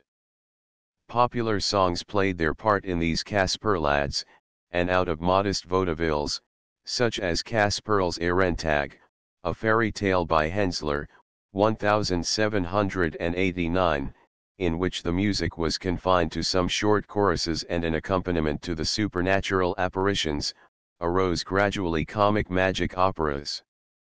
The Leopoldstadter Theatre had possessed since 1786 a fruitful composer in Wenzel Müller, 15, whose place as a comic popular musician was somewhat similar to that of Laroche as an actor. On May 3, 1791, Caspar der Vogelkrummer, by Hensler, was performed with his music, followed on June 8 by Caspar der Fagottist, Oder die Zaubertither, a vaudeville in 3 acts, the words adapted from Lulu by Joach. Permit. 16. The piece follows the plot of the original pretty closely, and the dialogue is as far as possible verbally transcribed, Nevertheless the whole effect is that of a travesty, and the text of the Zauberflöte displays a decided superiority in comparison with it. Prince Armidoro, attended by Caspar Bitta, loses himself in the chase, and comes upon the fairy Paraphirome, who dispatches them to the magician Bosphoro, bestowing on the prince a guitar with the same virtues as the magic flute, and on Caspar, through the little sprite Pizzici, who frequently reappears in time of need, a magic bassoon, which gives occasion to some very questionable pleasantry. The magic power of the ring, which enables the prince to assume at will the form of an old man or of a youth, is very naively employed, the fancy of the audience being alone called in to represent the metamorphosis. The magician has a swaggering boon companion, Zumio, who guards the damsels and is in love with Palmyre, playmate of the beautiful Ceti, afterwards in a similar relation with Caspar. Having conciliated Bosphoro and Zumio by means of their magic instruments, and gained entrance into the castle, they win the love of the damsels, but not without exciting the mistrust and jealousy of the magician and his companion, who seek to possess themselves of the instruments. They are saved by Paraphirome from a storm raised by the spirits subject to Bosphoro. An attempt to poison them fails through Pizzici's warning. Finally they are all put to sleep at Caspar der Faggotist. Supper by the magic instruments, and Armidoro possesses himself of the talisman which makes the spirits subject to him. Paraphirome appears, punishes Bosphoro, and carries the lovers back to her palace. Apart from Caspar's broad jokes, the opera is not wanting in effective situations, both dramatic and comic, and now and then the music takes a more ambitious flight. Thus, the opera opens with a grand hunting chorus, and the first act closes with the sprites tormenting the followers of the prince, who are in search of him, the spinning song, the boat scene with the storm, and the sprites playing at ball with Zumio, all form good musical situations. The composer rises above the level of the librettist. In some of the songs and dances he has caught the popular tone very well, but has failed in the fresh humor which he elsewhere displays. In spite of all defects, or rather in great measure because of them, the opera, the music, and the mise en scene completely hit the popular taste, and 125 representations took place in the course of a very few years. As a consequence of this success there appeared in 1792 Pizzici, or the continuation of Caspar der Faggotist, by Perronet and Wenzel Müller, which had an equally brilliant reception, and was dedicated by the author to the illustrious public, as a token of gratitude. Sciconnator could not hope to rival such a success as this with an opera on the same subject. He resolved therefore to transform the piece as much as possible, while utilizing what had already been done on it, and to turn the wicked magician into a noble philosopher who wins Tamino to be his disciple, guides him to higher wisdom and virtue, and rewards him with the hand of Pamina. The idea was capable also of being turned to account in the interests of Freemasonry. The change in the political views of the government under Leopold II had been unfavorable to Freemasonry, which began to be regarded with much distrust as the organ of political and religious liberalism. A glorification of the order upon the stage, by a performance which would place its symbolical ceremonies in a favorable light and justify its moral tendency, would be sure to be well received as a liberal party demonstration compromising neither the order as a body nor die Zauberflöte its individual members. The effect was heightened by the consciousness of a secret understanding among the initiated, while the uninitiated could not fail to suspect a deeper meaning behind the brilliant display of spectacular effects. 17 Whether Sciconnator, himself a Freemason, 18 was the author of this idea, or whether it was suggested by the order, we have no means of ascertaining. The execution of it was principally due to George Karl Ludwig. He was born in Braunschweig, studied at the University of Halle, and joined Skakonidar's troupe to earn his living as an actor and a chorus singer. He had tried his hand already as an author, having prepared the text for Wranitzky's Oberon, and enriched Skakonidar's repertory with a number of pieces in part translated and in part original. Skakonidar, never averse to accepting foreign aid, 19 made use of Giesch's labors as a groundwork, which he altered to suit his purpose, inserting, for instance, the characters of Papageno and Papagena, and giving himself out as the sole author of the piece. 20. We have no means of ascertaining how far this alteration in the plan of the opera affected the first part, points here and there may have been retouched, but no important corrections were made, or some very striking contradictions would certainly have been removed. With the first finale we find ourselves in an altogether new world. The three boys lead Tamino into a thicket, where stands the temple of wisdom, knowledge, and nature, exhort him to be steadfast, enduring, and silent, and leave him alone. He learns from a priest that Sarastro reigns in the temple of wisdom, and that Pamina has been taken from the libretto. Her mother for certain good reasons, which must remain concealed from him until all shall be revealed. Sobald dike verreiter Freundschaft hand ins Highlightum zum Eugen Band. After being encouraged by invisible voices, and assured that Pamina still lives, he joyfully seizes his magic flute, whose tones have power to draw all living beings to him. At Papageno's signal he hastens in search of him. Papageno enters with Pamina. They are surprised by Manos Tatos and his slaves. Papageno has recourse to his bells, which set all who hear them singing and dancing. Scarcely are they free from the intruders when Sarastro is heard returning from the chase in his chariot drawn by 6 lions, and accompanied by a solemn march and chorus. Pamina, kneeling, informs him that she seeks to escape the love advances of the Moor, and implores him to allow her to return to her mother. This Sarastro refuses, but pardons her with the aphorism Ein man muss ihr Herz enlighten, den ohne in Fleck jeds way bei us ihrem Wirkungsgrace sie schreiten. In the meantime Manos Tatos enters, having captured Tamino. As soon as the latter perceives Pamina, he rushes to her, and they embrace tenderly.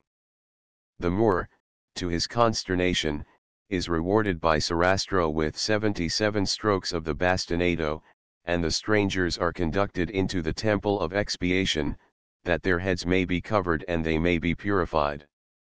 Here we may still trace the original design,